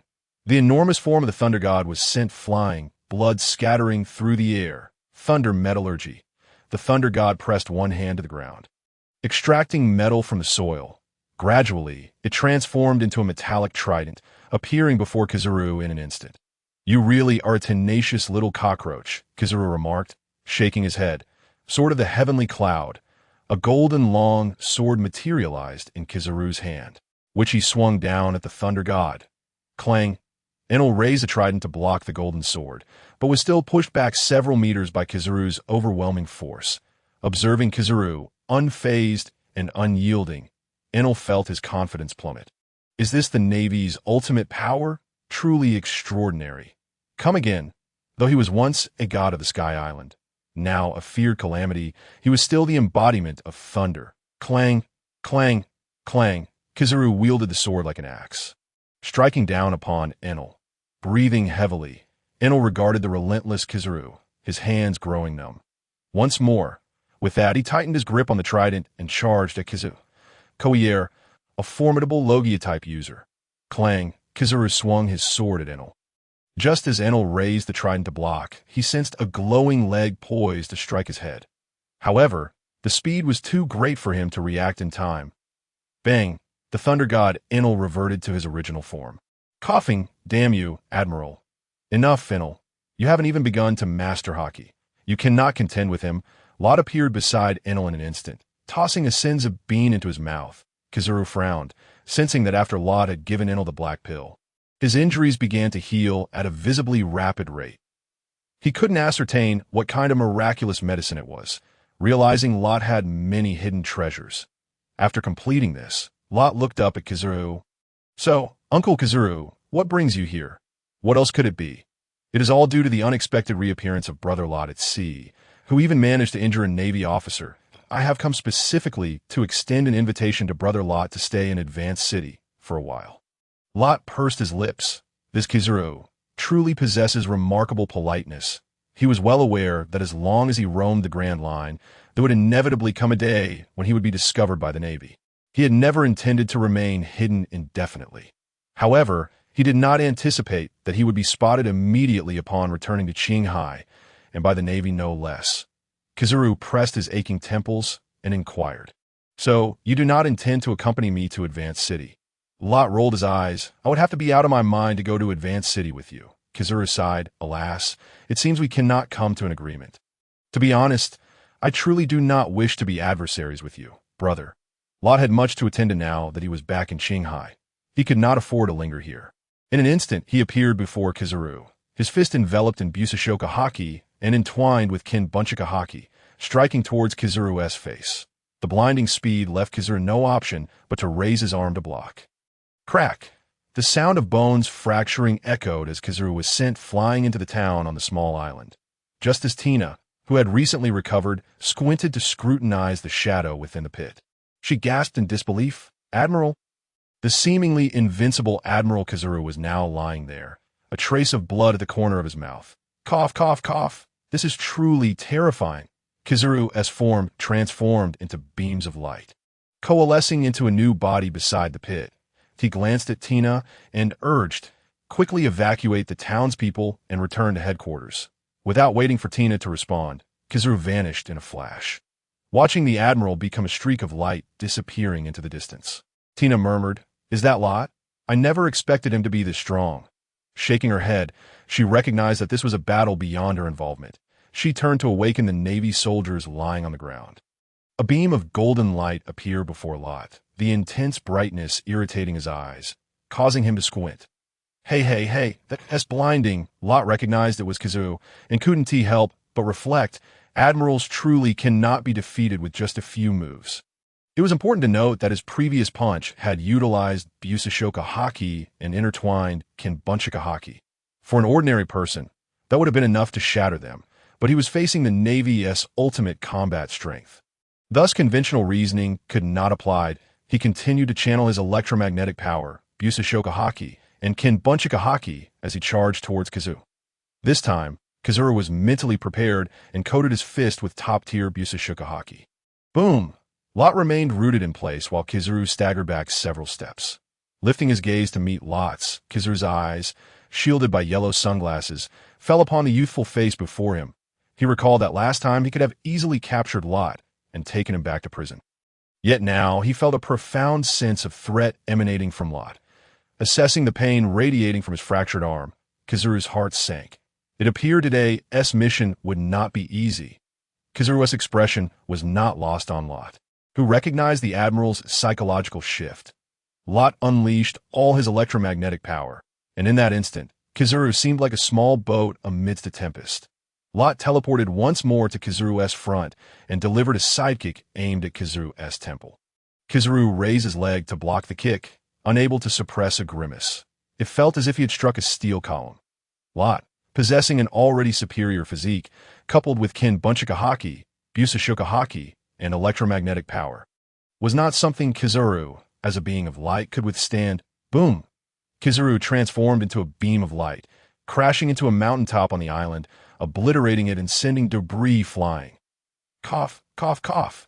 As the dust settled, Kizaru's figure gradually emerged.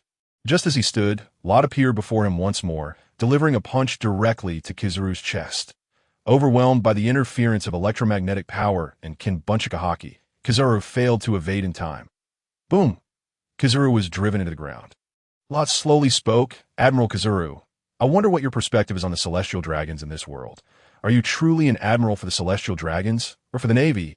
I know who Nika is, but he is yet to awaken. I cannot divulge that information. Perhaps in the future, you could visit my territory, and we can discuss it further. I must take my leave now. Until we meet again. With that, Lot did not wait for Kizaru's response and teleported back to the Thousand Sunny. Ding. Congratulations to the host for completing the selection and receiving the rewards. Top tier, busashoka haki. Supreme physique, and 1,000 sins of beans. Lot. As soon as he returned to the ship, Nami rushed over, her face filled with concern. After all, that was a Navy admiral. How could she not worry? Lot tossed a sins of bean into his mouth. Gazing at the girl before him, warmth flooding his heart, his eyes brimming with tenderness. In his previous life as a fan, he had often imagined embracing Nami, recalling how his walls were adorned with her posters. Yet now, she stood alive and tangible before him. He gently patted Nami's head and softly said, I'm fine, just a bit tired. Crocodile was undoubtedly taken aback. It seemed Kizaru had indeed been defeated by Lot. Inaru, on the other hand, felt a twinge of dissatisfaction, muttering, Once I'm Master Haki, I will surely bring that yellow monkey down to the Marine headquarters in Marineford. Sengoku roared, Tina, is what you said true? Could Kizaru have been defeated by Lot? He found it hard to believe. After all, that was an admiral, the pinnacle of the Navy's strength. How could he possibly be bested by a mere youth? Carp, now more composed, remarked, Is that so? If what Tina says is accurate, then that kid Lot has become quite terrifying, growing to this extent in such a short time. He estimated that based on Lot's strength during their last encounter, it shouldn't have been possible for him to defeat Kizaru. It seemed that during this time, Lot had indeed grown stronger. Although he had not committed any heinous acts, it was evident he could never become an ally of the Navy at that moment. The Navy Admiral Akainu interjected, I said from the beginning that someone like Lot should have been eradicated immediately rather than allowed to roam freely at sea. Admiral Tsuru slowly added, given the current situation, our first priority is to locate Borsalino, and secondly, we must devise a series of countermeasures against Lot. We cannot allow him to continue growing unchecked. That yellow monkey couldn't possibly have developed any sympathy for Lot due to his youth. If it were up to me, I would reduce Lot to dust. As he spoke, Akainu's arm transformed into magma, scorching a hole into the conference table that moment. A tall figure, previously asleep on the floor, slowly spoke up, Sakazuki, Borsalino is faster than you by the time you arrive. Lot will have vanished. Shut up. Kazan, you lazy bum. Akainu snapped. Kazan remained silent, flipping over to continue his slumber. Watching the bickering admirals, Sengoku rubbed his temples in exasperation. All right, both of you, let us keep the discussion to a minimum. We will wait for Borsalino as return to make further plans at IT. Was only as dusk approached that a soldier reported the return of Admiral Kizaru. Observing Kizaru, who sat in a wheelchair, wrapped like a mummy, Sengoku felt a mixture of frustration and sympathy. Borsellino, I appreciate your hard work, coming straight to the office after just returning. Kizaru shook his head. I understand the significance of this matter. Akainu, unable to restrain himself, remarked, Borsellino, you didn't let him off the hook again, did you? Just like last time when you pretended to be incapacitated to take a sick leave. Kizaru, wearing a look of resignation, replied, this time, I genuinely lost. Lot has not only mastered advanced Kinbunchika Haki and Busashoka Haki, but has also learned to entwine Kinbunchika Haki. Is that alone enough to cause you such injuries? Akainu remained skeptical, convinced Kizaru had intentionally let Lot win, sensing that Kizaru was concealing something from them. Kizaru glanced at Akainu and stated, he possesses a unique ability that can disrupt my Pika Pika no Mi, preventing me from unleashing my true powered AT that moment. Kazan turned to Kizaru and asked, is it a special ability from a devil fruit user? The yellow monkey shook his head, uncertain of the nature of the ability. Though it was likely a unique, superhuman-type devil fruit power, AT this moment, Sengoku's brow furrowed into A shape. Is there any other news? The yellow monkey spoke again. Crocodile has joined the Lot gang, and accompanying them is a natural-type thunderfruit user. What? Sengoku exclaimed, rising from his seat in disbelief. That you're referring to that warlord of the sea, Crocodile. The yellow monkey nodded. The advisor Crane interjected, this is troublesome. And there's also the strongest natural-type devil fruit user. Crane then suggested, we should contact Morgans. Sengoku nodded, realizing that this was the only course of action. He continued to instruct the soldiers, notify all branches that if they catch sight of the Lot gang, do not act rashly. Report immediately, and let the admirals handle it. All right, this meeting is adjourned. Borsellino, recover quickly. Your speed is crucial to contain Lot. The yellow monkey nodded and commanded the soldiers behind him to escort him out of the office. Akainu stormed out in anger, while Akiji shifted positions and resumed his slumber. The following morning, numerous messenger pigeons spread newspapers across the globe. Each edition thrust the Lot gang into the spotlight. I in the New World. Aboard the Moby Dick, old man, big news. The pineapple head rushed to Whitebeard with a stack of newspapers. Marco, what news has you so flustered? Whitebeard hastily concealed the bottle behind him upon seeing Marco approach. Old man, it's Lot. Marco handed the newspaper to Whitebeard. Shocking. The new Emperor of the Seas, Lot Gurara. This kid, Lot, is quite capable, defeating an admiral. Marco's expression turned grave. Lot is so young and powerful. I hope we don't have any conflicts with him in the future. Whitebeard tossed the newspaper onto the deck, laughing heartily. Gurura, what are you all afraid of? I am Whitebeard. Oh, at Cake Island in the New World. Mama haha, this kid Lot. What 5th Emperor of the Seas? You might be too young. Big Mom, holding the newspaper, appeared both angry and curious. Hey, Mama, this Lot is still in paradise, Parasparrow interjected, sticking out his tongue. Ah, that brat, come to the New World, Big Mom shouted angrily to the heavens. Katakuri expressed his concern. This young Lot truly has thrown a stone into the calm waters of this world. Aboard the Red Force in the New World, boss, this young pirate named Lot really knows how to stir trouble. He has now managed to defeat an admiral. Luffy exclaimed, but one person's strength alone cannot make an emperor. Shanks, also holding the newspaper, glanced at Lot's face and shook his head. This must be a tactic by the Navy or the world government. Their goal is likely to provoke the emperors into dealing with him. Ben Beckman chimed in. Since Lot has such strength, they wouldn't want to waste manpower confronting him directly. Only they would resort to such tactics. On Onigashima and Wano country, bang! Kaido smashed a gourd on the ground, infuriated. Damn it! Now anyone can casually claim to be an emperor just because he defeated an admiral. In Windmill Village in the East Blue. The 5th Emperor, Lot, seems to be quite pleased, Makino remarked while holding the newspaper. Makino, what is an Emperor of the Seas? Luffy asked, his face filled with curiosity. Makino pondered briefly before responding. The Emperor of the Seas refers to the few strongest pirates. Those closest to the Pirate King. Wow. So Lot being the 5th Emperor means he is one of the strongest pirates in the world. Luffy's eyes sparkled with admiration. Makino nodded, continuing, also, Shanks is one of the emperors too. Wow. Shanks is also an Emperor of the Seas. Luffy stood up, adjusting his hat. Shanks, Lot, I will surpass you both. Ha ha. Aboard the Thousand Sunny, Nami waved at the messenger pigeons, remarking, prices are rising. Your news agency won't last long. She opened the newspaper to see if there was any significant news. Upon flipping it open, she spotted a striking headline. Lot, you're in the papers again. Lot strolled over to Nami, glancing at the headline. Is it the same tactic as before? You all may be disappointed. I have no intention of heading to the New World anytime soon. Nami continued flipping through the pages, her frustration mounting. These people are truly excessive. Claiming you don't regard the other 4 emperors at all. Lot patted Nami's shoulder, saying, this is their standard approach. We need not concern ourselves with them. They merely wish to incite a conflict between the emperors and us. Hoping to profit from the chaos, we simply need to focus on our own matters. Nami nodded, though her expression remained somewhat indignant. She flipped further back, causing several bounty notices to flutter out. This should be your new bounty notice. However, 4 bounty notices fell out. Lot, Crocodile, Thunder God, Nami. Why? We haven't even made a move, yet they raise our bounties. Nami looked at the bounty amounts in disbelief. That moment, Crocodile and Enel approached. Crocodile, maintaining a calm demeanor, took the bounty notice and remarked, I can't believe after so many years, I have my own bounty notice again. Enel ran over, puzzled.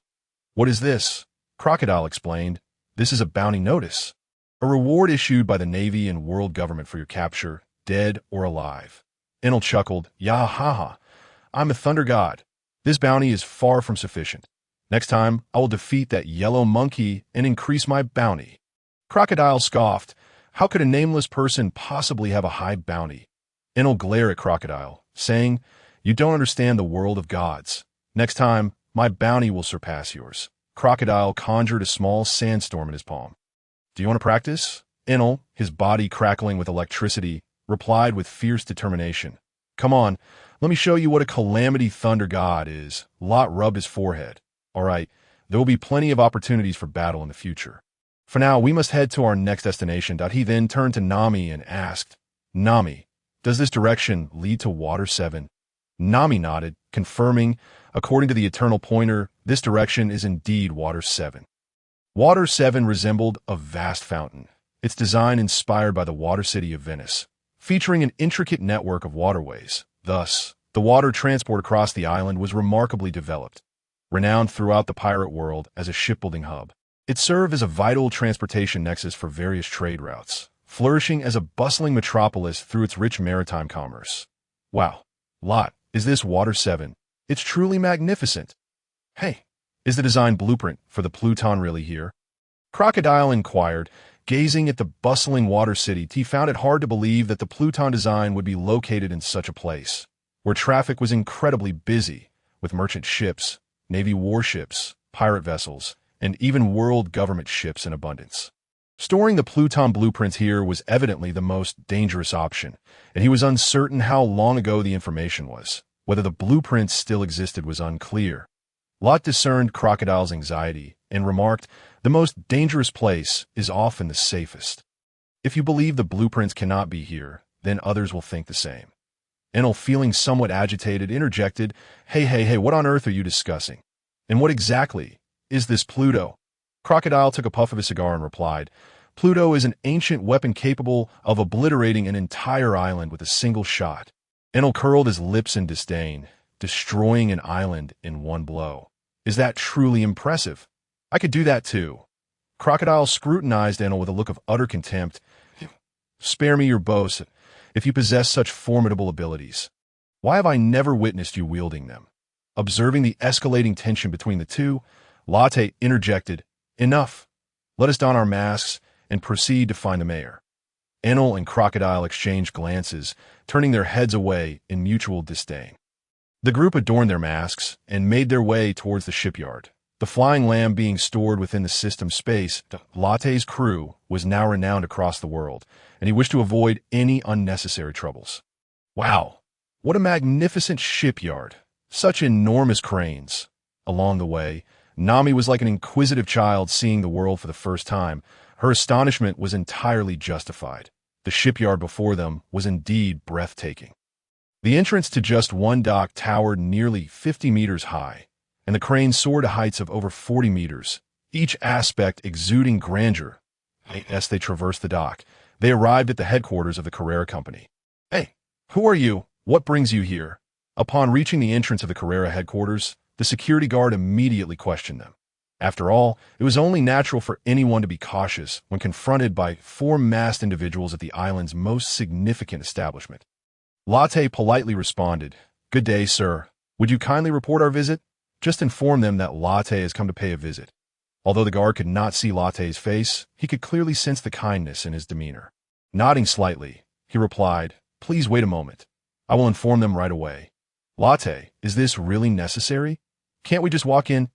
Enel, once the revered god of Skypiea, was accustomed to being treated with utmost respect and found it beneath him to wait at someone else's door. Nami shot a glance at Enel and remarked, "What do you know? This is called courtesy." Before long, the guard returned and nodded to the group. "Hello, our mayor has invited you in. Latte, what brings you here?" Inside the office of Mayor Icebog, Latte and his companions had removed their masks, leaving just 6 individuals in the room. Latte and his 3 companions, along with Mayor Icebog and his secretary, Califa. Latte glanced at Califa, whose flowing golden hair cascaded down her shoulders like a waterfall. Her glasses lent her an air of intelligence and grace, while her long, shapely legs, clad in black fishnet, were undeniably alluring. Surely, this must be Mayor Icebog's secretary. Califa. Califa adjusted her glasses and said, "While Mr. Latte is quite handsome, what you just said borders on harassment."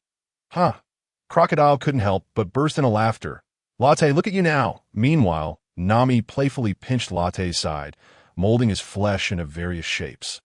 Latte chose to ignore Califa and turned his attention to Icebog, saying, "Esteemed Mayor, there are matters I wish to discuss that may not be suitable for outsiders to hear."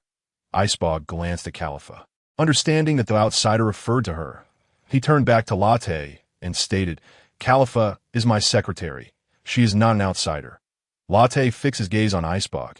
"What about Frankie?" Upon hearing Frankie's name, Icebog appeared bewildered. "That ruffian from the back streets? There's nothing to discuss. Go ahead." Latte silently commended Icebog's vigilance. Were it not for his caution, the blueprints for Pluto might have already been compromised. He discreetly mouthed to Icebog, "Kitty Frankie." Califa's pupils constricted upon seeing Latte's lip movements. "Califa, please wait outside for a moment." Califa eyed Latte with suspicion, uncertain of what he wished to discuss with Icebog. She hoped it wouldn't pertain to their mission. After giving Latte a lingering glance, she nodded and said, "Icebog-san, I will step outside." With that, she exited the office. Latte activated an electromagnetic barrier and said, "Mr. Icebog, I have come to discuss the blueprints for Pluto." Icebog's heart raced at the mention of Pluto, but he maintained a composed facade, shaking his head as he replied, "What Pluto? I am unaware of what Mr. Latte is referring to." Latte understood that Icebog would not easily concede, and if he did, the CP9 would have already seized the opportunity. He continued, "Mr. Icebog, I recognize your wariness, but I assure you, I am not here to demand those blueprints from you. That I have no interest in this ancient weapon. I could easily retrieve the blueprint from Frankie, couldn't I?" Icebog was internally shaken, yet his expression remained unyielding. "What Frankie? I have no knowledge of this." Latte sighed and said, "Frankie's real name is Katie Frankie, of Tom's Workshop." After Latte's explanation, Icebog looked at him incredulously. "How do you know these things? What is your true intention?" Latte felt a sense of exasperation, as it seemed everyone was fiercely protective of what they held dear, Icebog, the Sky Islanders, and Cobra alike. However, this was also a blessing in disguise, as it would deter many who harbored ulterior motives. He sighed and said, "My objective is to persuade you to destroy those blueprints." Icebog shook his head in disbelief. "Why would I do that?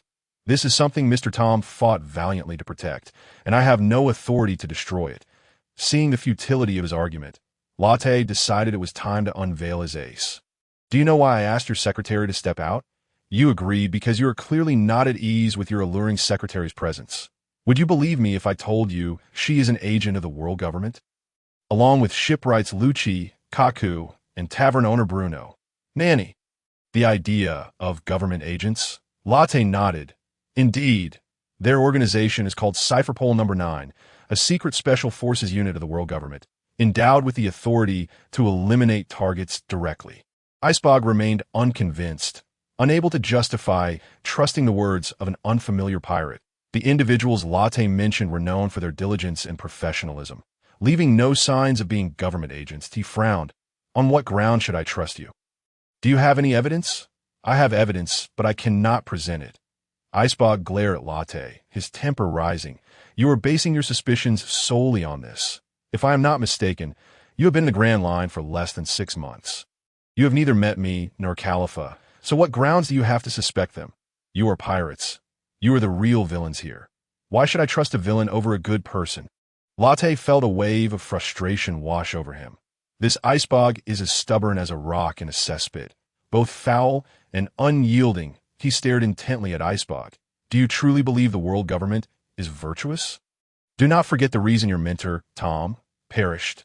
Your mentor was also a shipwright for Roger and a pirate. Icebog raised an eyebrow. Even if the agents of the world government were responsible for Mr.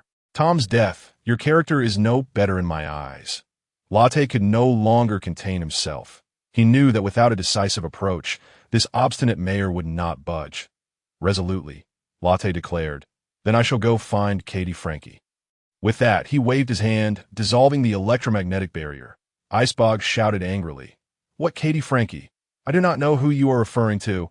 Please do not speak nonsense here. Guards, guards, expel them. At that moment, Califa entered the room. Mayor, what is happening? Icebog, sitting on the floor, pointed at Latte and his companions. Expel them from here. Califa adjusted her glasses and said, Everyone, please exit. Latte feigned anger as he glared at Isbaku, exclaiming, Humph. Do you really think you can control that thing? Don't be naive. Just wait. It will inevitably belong to me. With that, he strode out of the office. As soon as Latte's group exited, Califa hurried to assist Isbaku, asking, Fukusa, are you all right? Gasping for breath, Isbaku replied, I'm fine. I'm fine. Please cancel all my appointments for this afternoon. Califa nodded. Understood. I will take care of it. Weary, Isbaku reclined in his chair. Unable to contain her curiosity, Califa inquired, What did Latte and the others say that has you so furious? Isbaku shook his head. It's nothing that I need a rest now, Califa. And in the future, do not let any masked individuals in. Califa regarded Isbaku with a knowing look before nodding. Very well, yes, San. Rest well, and call me if you need anything. With that, she departed to the Bruno Tavern. Califa was asked by Lucci, filled with disbelief, did Latte really say that after he left? Califa confirmed, I'm quite certain Isbaku mentioned the name Katai Vlam. Katai Vlam? Kaku pondered, stroking his chin. Could it be the disciple of shipwright Tom? But isn't he dead? Bruno, polishing a glass, interjected, given Isbaku's strong reaction to that name. We should confront him directly. Are we using the old method? Califa adjusted her glasses, responding that if he complies, that would be ideal. If he remains silent, we'll have to resort to our usual tactics. Lucci, seated, revealed a cruel grin. Kaku rose, stating, I hope he understands the situation. I truly dislike employing such methods against him. Considering he is our boss, Nami expressed concern. Latte, are you certain this is a wise course of action? What if they don't fall for it? She was entirely unaware of who Katai Vlam was. Nor could she fathom why Isbaku reacted so strongly to that name, or how he came to know of the ancient weapon, Pluton. She worried whether the so-called CP9 would be ensnared. Enel, rolling his eyes, remarked, for my part, capturing Isbaku and interrogating him would suffice. Why complicate matters? Crocodile lit a new cigar, taking a puff. Do you not realize you are rather reckless? If you seize everything, you will become a true pirate. Enel, sparks crackling from his left hand, retorted, What did you say? Do you think you know better, you foul sand crocodile? Crocodile conjured a miniature sandstorm, scoffing at Enel's intellect. Not only can we gain the mayor's trust, but we also have the opportunity to rescue him, earning his gratitude. We might even secure Pluton's design and bring Water 7 under our influence, thereby expanding our territory. Enel fell silent, finally grasping Crocodile's rationale. Yet he stubbornly replied, It's nothing special, just that Latte explained it to you first, you filthy sand crocodile. Crocodile, exasperated with the lightning-obsessed Enel, was about to retaliate when Nami appeared behind them, fists clenched. Demanding, "Enough? Quiet down." Latte then clapped his hands. "Let us go eat. Those agents will likely take action tonight." Remembering something, he cautioned, "But be mindful. They are aware of our presence on the island and may frame us. Stay vigilant and keep your masks on at all times." As night fell, Lucci and the others, masked, arrive at the entrance of Carrera's company. "Hey, who are you? Sneaking around at this hour. Leave now, or I'll call for help." A guard shouted, perplexed by the appearance of 4 oddly dressed masked individuals. Today had already seen a similar group in the morning, and the mayor had specifically instructed that anyone wearing a mask should not be allowed entry. "Go report to Baku. Tell him Latte's group has come to visit." Kaku commanded, "I don't care if you're Latte's group or anyone else. Leave at once, or I will have you arrested." Bruno, donning a bull mask, was about to act when Lucci, wearing a horse mask, stopped him. "Mayor Baku has arranged to meet us tonight. Please inform him." The guard, somewhat doubtful, replied, "Wait here a moment. I will notify the mayor." Before long, the guard returned, saying, "You may enter. Baku-san has summoned you." With permission granted, Lucci and his group proceeded through the gate. Meanwhile, atop Carrera's company, within an electromagnetic barrier, Latte's voice echoed in resignation. "See, I told you they would surely frame us." Enel, bored, munched on an apple, uninterested in such scheming, having hardly listened during the earlier tactical discussions. Crocodile then asked, "Do you truly believe they will act as you predict?" Latte nodded, 90% certainty. After all, CP9's infiltration into Water 7 aims to investigate and seize Pluton's blueprints. And the remaining 10%? Latte smiled. "That would be us intervening, causing them to expose themselves. However, if that occurs, we will lose Water 7. Let us hope the developments unfold favorably." In Isbaka's office, he questioned, "Did you not come this morning? What brings you here again tonight?" "I've already stated there is nothing of consequence to discuss." Noticing the newcomers, Isbaka sensed they were distinctly different from Latte's group earlier. Before he could finish speaking, Lucci and the others removed their masks. Recognizing the familiar faces, Isbaka's mind raced back to Latte's earlier words, and he felt a jolt of alarm. Could it truly be as Latte suggested? Yet, he maintained an air of calm. "What brings you here? It is after hours." Lucci spoke first. "Isbaka-san, allow us to introduce ourselves. We are agents of the world government's cipher pole number 9. Baku's heart surged with turmoil. It was indeed as Latte had said. Their names unchanged, indicating their potential quest for Pluton's blueprints. He frantically sought a strategy, but the situation was beyond his control. Lucci continued, "Let me be direct. We have come for the Pluton blueprints. Hand them over. And I assure you, I prefer not to resort to violence." Baku feigned confusion. "What Pluton? I am unaware of such a thing, nor do I possess any blueprints." Kaku interjected, "We would not be here without concrete information." "The Pluton blueprints are certainly in your possession." Isbaka pondered, could Latte have provided them with this information? But he quickly dismissed that notion. Latte had only recently entered the Grand Line, while Lucci and his team had been in Water 7 for over 3 years.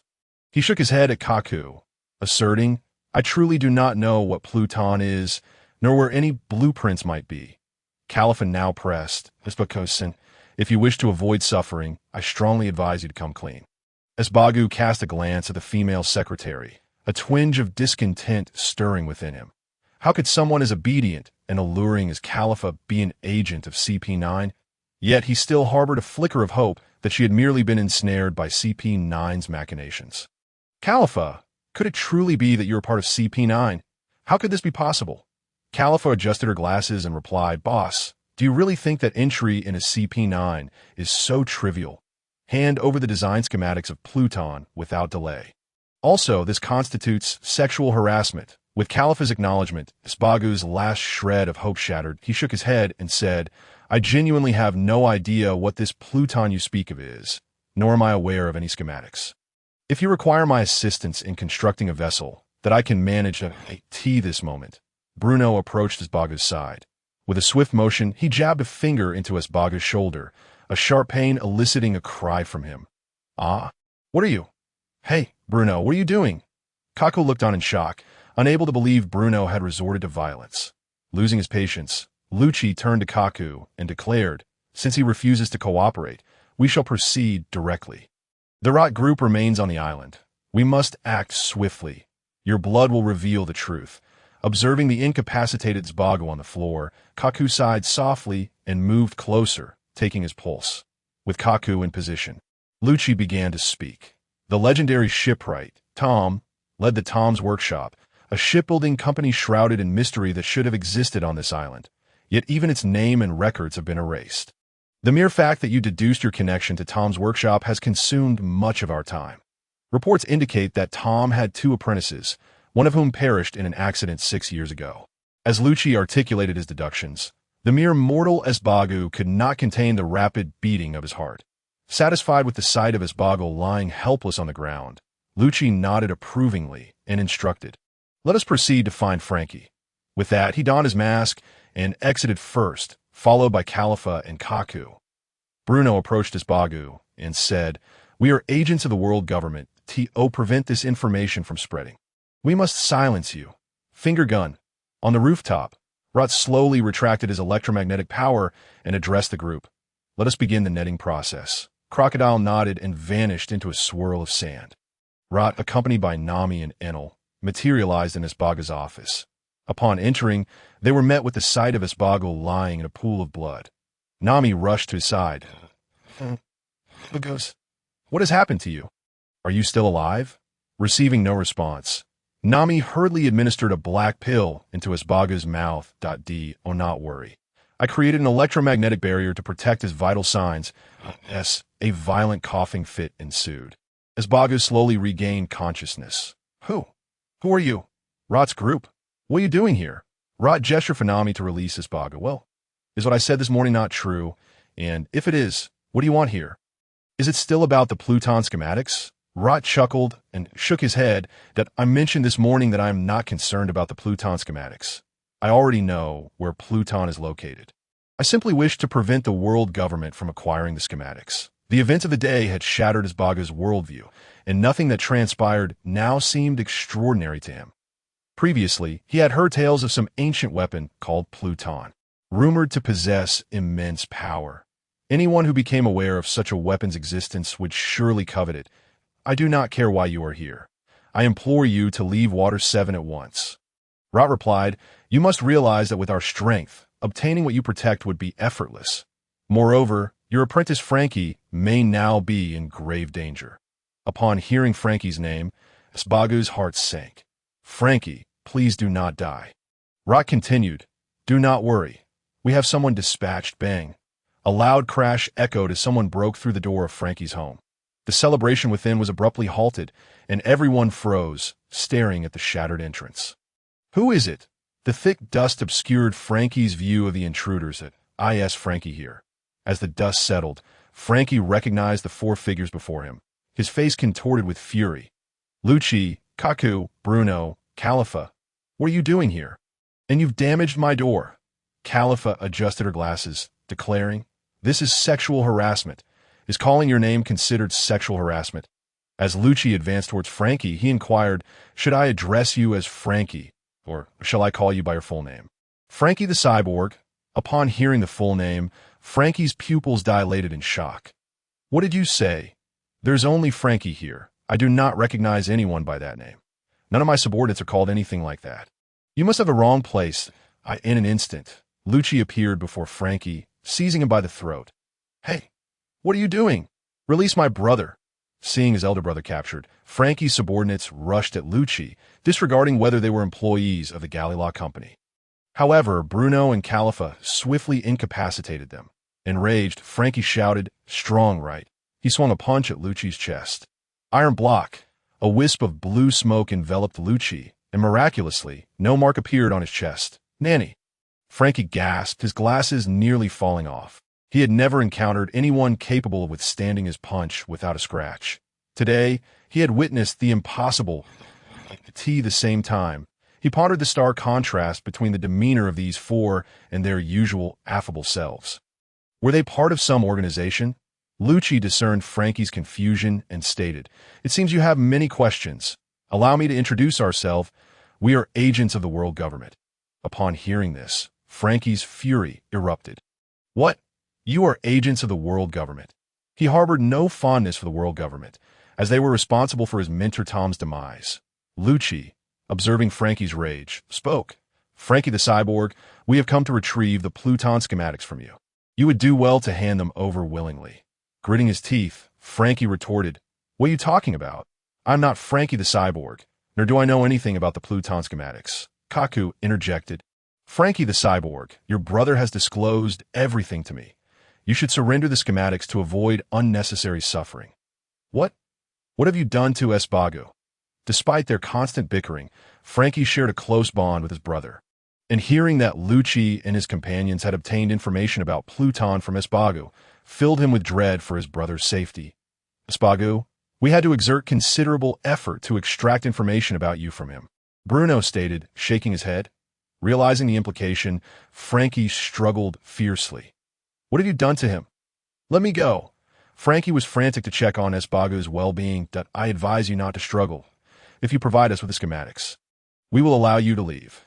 You can go wherever you wish afterward. With that, Lucci tightened his grip further. Cough, cough. Frankie attempted to pry Lucci's fingers apart, but no matter how hard he tried, he could not budge them an inch. As if ensnared by iron pincers, Lucci spoke with a mocking tone. You may as well save your breath. Our strengths are not even on the same plane. I am utterly oblivious to what you are referring to. Nor do I comprehend the significance of that so-called blueprint. You should abandon this endeavor. I have pressing matters to attend to with this Bagu. Frankie, however, shook his head in refusal to concede. Jangwo once remarked, the gentle mist unveils Wei Junjia, and it seems you have chosen to ignore the invitation to drink, opting instead for punishment. Lucci shook his head, displaying a pitying expression. Finger gun. Piercing. He extended his left hand, thrusting his index finger into Frankie's chest, creating 4 or 5 gaping holes. Frankie gasped, blood spilling from his mouth, his mind swirling in turmoil. How could this be? How could you possibly penetrate me? I am made of steel. I just asserted that our powers do not exist on the same tier. Surrender the blueprint, or I shall not hesitate to dismantle your peculiar body. Frankie realized that escape was futile today.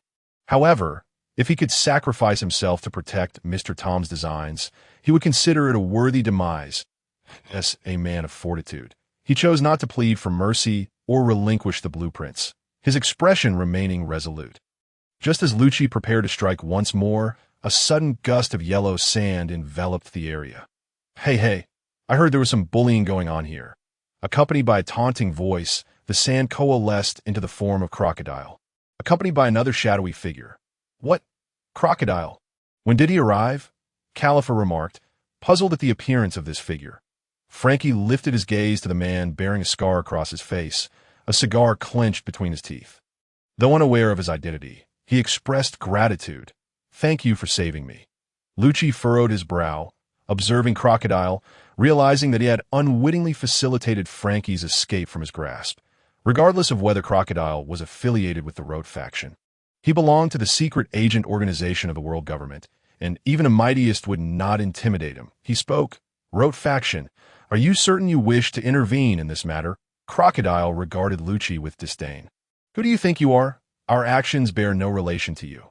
Bruno had no intention of further negotiating with Crocodile. He simply appeared before him with a swift shave, finger gun. His finger punctured Crocodile, creating a massive hole. Yet, no blood flowed. The yellow sand swirled and swiftly filled the cavity, restoring it to its original state. Nanny. Crocodile seized Bruno's bull head and slammed him to the ground. Bruno hastily called out, Iron block! A resounding bang erupted, sending dust swirling. When the haze cleared, Bruno lay in a pool of blood, and I detest those who overestimate their abilities. Communication could have been so straightforward. Why did it have to come to this? Lucci and his companions were left speechless, shaken by Crocodile's display of power. They knew Bruno possessed a bull-like temperament, but had failed to stop his impulsive actions, partly to gauge the strength of the Rote faction. Lucci understood that obtaining the blueprint from Frankie was now impossible. He planned to return and report to the elders. Just then, a cacophony erupted at the entrance. Agents inside, come out immediately. Quickly, I seek vengeance for Espago. Hurry out, Lucci and his companions turned to see a throng of citizens rushing toward Frankie's home, some wielding kitchen knives, others brandishing saws, and a few even clad in pajamas. Their expressions shifted dramatically. Bewildered by how these citizens had arrived, it seemed their covert mission had utterly failed. Crocodile, having achieved his objective, vanished with Frankie from the scene. With Frankie absent, they had no reason to linger, even if they were to eliminate these citizens. It would consume considerable time, and any unforeseen complications would render them accountable. Lucci nodded to Kaku and Califa before disappearing from sight, with Kaku swiftly taking Bruno along with him, by the time the furious residents arrived at Frankie's home. Lucci and his companions were nowhere to be found, leaving behind only the injured Frankie and his subordinates. Doctor! Quickly summon a physician! They disregarded the agents for the moment, prioritizing the urgent need to save lives. Fortunately, Kaku and his companions had not inflicted severe injuries, so the subordinates were not gravely harmed. Spagu, before reaching the mayor's office, Frankie could no longer contain his distress and called out for his mentor. Upon entering the office, he found Spagu sitting comfortably in his chair. Had it not been for the bloodstains on his clothing, one would hardly suspect he had been injured. Spagu, how are you? Frankie rushed to Espagu's desk, his face etched with concern. Espagu looked at Frankie, riddled with holes, and remarked, Frankie, you rascal, you're still alive. That's what matters, that you're alive. As he spoke, his voice became choked with emotion. Espagu's genuine feelings were laid bare. And for once, Frankie refrained from their usual banter. You're not hurt, are you? Observing the tender exchange between the two brothers, Enilu could not help but interject. Are you two perhaps joined at the hip? At least lend a hand to one another. Did you not notice we are all present? Only then did Frankie notice the three unfamiliar faces in the room. You were part of the Rote faction? Did you save Espagu? Espagu nodded. If not for Rote, I would have been a mere corpse by now. Thank you all. I am truly super grateful. As he spoke, he raised his hands above his head and brought them together, striking a signature pose. Ouch, that hurts. The sudden movement aggravated his wounds, causing Frankie to grimace. Rote observed Frankie, punctured and yet still standing strong, and felt a twinge of admiration. Anyone else would have succumbed to such injuries. Yet here he was, moving with vigor. He handed Frankie a black pill, saying, It's getting late. We should take our leave. The following morning, fine rain wove a gray dream over Water 7. The grand fountain that had sparkled in the sunlight just yesterday now bore a somber demeanor. In Espagu's office, Rote beamed at Espagu, awaiting his response. Moments ago, he had unveiled his plan to Espagu. Both Espagu and Frankie wore expressions of incredulity as they regarded Rote. Frankie quickly regained his composure and exclaimed, Super, what an admirable dream. I recognize your strength, but realizing this plan will not be a simple task. Rote graciously acknowledged, I understand that evading the world government is challenging, but where there is a will, there is a way. Espagu, now composed, scrutinized the 18-year-old youth, struggling to fathom how he could conceive such a plan. After a long pause, he stated, I agree with your plan, but I do not wish to lose Water 7. Upon hearing this, Rote nodded, assuring him that even if relocation were necessary, the entire island would be moved. For now, Water 7 remained the most renowned shipbuilding hub in the Grand Line. The world government would not, and could not, take action against it. Therefore, rest assured. However, the necessary plans must be prioritized. Espagu felt a headache coming on, as if the young man before him possessed a certain charm that made it impossible to refuse. Yet, the shadowy dealings of the world government instilled a sense of urgency in him. Unlike Rote, he harbored no aspirations of saving the world, only a desire to safeguard his own territory. I could see this moment. Frankie retrieved a stack of papers from the hidden compartment of the refrigerator, interjecting, by the way, this should be the blueprint of Pluton that you mentioned, right? Rote took the papers, examining them with a furrowed brow. As he could not decipher their contents, that if in a previous life he had been a mechanical engineer, perhaps he could comprehend this. But alas, he is only adept at writing bugs. Crocodile could not help but step forward to take a glance. For after all, this was something he had yearned for all these years. However, he shook his head, completely bewildered, yet he felt it was incredibly impressive. Lot returned the stack of blueprints to Frankie, explaining that this was entrusted to Uncle Ace by Mr. Tom. It would be best for you to safeguard it yourself. Do you not want it? Now we are all in the same boat. Frankie received the blueprints, his face a mask of confusion. He and Ace had privately discussed that this blueprint would be safest in Lot's possession. Lot waved his hand, stating that none of the pirates and their crew could make sense of this thing. And holding onto it was akin to clutching a few worthless sheets of paper. Upon hearing Lot's words, Ace and Frankie could not help but mentally applaud him. Just moments ago, they had heard Lot speak of the ancient weapons, Pluton, Poseidon, and Uranus. They knew that few could resist the allure of these three weapons. After all, whoever possessed these three would hold the key to dominion over the world to be. By the way, I have prepared a feast for you. In the banquet hall, please follow me. Ace stood up and gestured for Lot and the others to proceed. Lot looked at Ace with keen interest, questioning whether this was wise, considering they were pirates and it might affect his future business.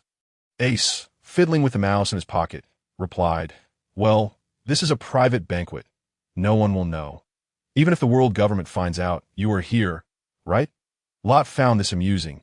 Indeed, he was a bold mayor. The banquet lasted several hours. Frankie personally escorted Lot and his companions to the entrance of Dock 1 that a crowd of citizens had gathered to watch. Click, click, click. The sound of cameras echoed incessantly. "Hey, are you the ones who saved the mayor? Thank you for rescuing him. You are the benefactors of Water 7. You are our saviors." Faced with the enthusiastic crowd, Lot felt quite out of place. In his previous life, he was socially anxious and despised noisy gatherings. Crocodile was quite familiar with this sensation, having been a hero back in Alabasta. Nami clung tightly to Lot's arm, for she sensed many eyes, adorned with hooks, in the crowd, brazenly transmitting affection towards Lot. Just as Lot and the others pondered how to navigate through the throng, a commotion erupted among the masses. Several of Frankie's subordinates, wearing peculiar sunglasses and iron shorts, pushed through the crowd and approached Lot. "Lord Lot, please look." One of the subordinates placed a bounty notice on the ground. Lot and the others glanced down, and to their astonishment, it was Frankie's. Frankie rushed to his bounty notice and lifted the weighty paper. "Nanny, why? Why am I being offered a bounty, and it's labeled only dead?" Frankie exclaimed, his voice trembling as he fought back tears that Lot's expression was equally remarkable. Typically, only dead was reserved for those deemed particularly threatening to the world government. Previously, CP9 had witnessed Frankie burn the blueprints, leading to an initial bounty of only 44 million. Now, with the world government aware that the Pluton blueprints were in Frankie's possession and considering that Frankie was a shipwright, the threat was self-evident. Thus, he deserved the only dead label and the corresponding bounty. Frankie took a moment to collect himself before racing to his subordinates, declaring, "Forget about that for now. Let us focus on building Frankie House." "No, we can't be with you anymore." Several subordinates quickly distanced themselves from Frankie, fearful of being associated with him. Frankie furrowed his brow. "What's this? Are you rejecting your big brother?" One of the subordinates explained. "Big brother, you've been given a bounty. You can no longer be with us, or will be implicated." Frankie's expression darkened with anger. "We are the Super Frankie family. What do we have to fear from a mere bounty? I'm exceptionally super now, big brother. You know that Water 7 is filled with many Navy and government officials. They might discover we are your subordinates, and then arrest us. That we don't want to live in such constant fear." "Yes, big brother, please let us go." "Big brother." Frankie removed his glasses, staring incredulously at the group of subordinates. "You can share in the good times, but not the hardships, huh?" Frankie stepped forward, grabbing one subordinate by the collar. Leaning in close, almost pressing his eyes against the subordinate's face.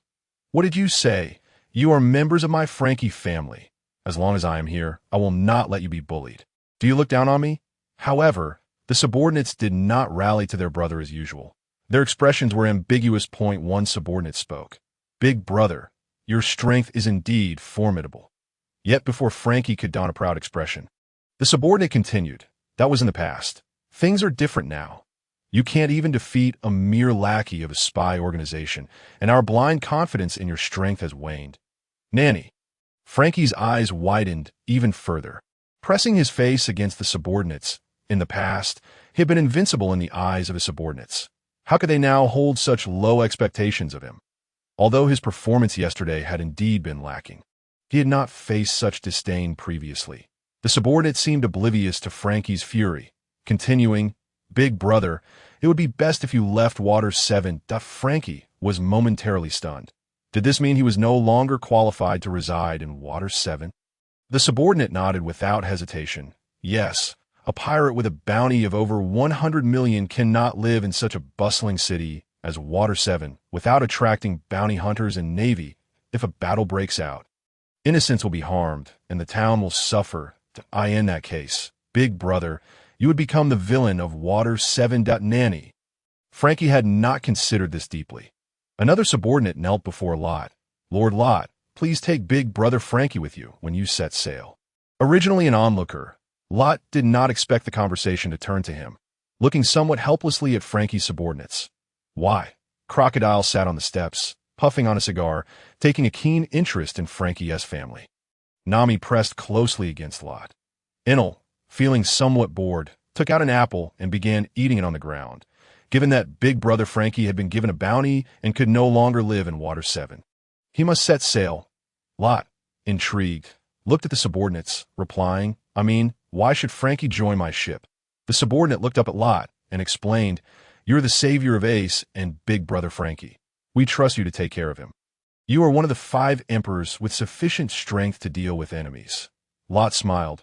"What do I gain from this?" The subordinate glanced at Franky, saying, "Big brother Franky is one of Tom's apprentices, possessing excellent construction and maintenance skills. Big brother Franky is humorous and charismatic, capable of bringing unique experiences and joy to our journey. Big brother Franky, as a cyborg, boasts exceptional physical abilities and immense strength. With a promising future ahead, big brother Franky is loyal and righteous, never abandoning or betraying his companions." Fran, Latte hastily interrupted, unable to bear it any longer. It was nothing short of a celebration for Franky. At that moment, Franky could no longer suppress the grin that crept across his face, and the hand that had been gripping the collar of the small one relaxed. In that fleeting instant, Latte contemplated deeply. Their crew lacked a distinguished construction engineer, and Franky was perfectly suited for the role.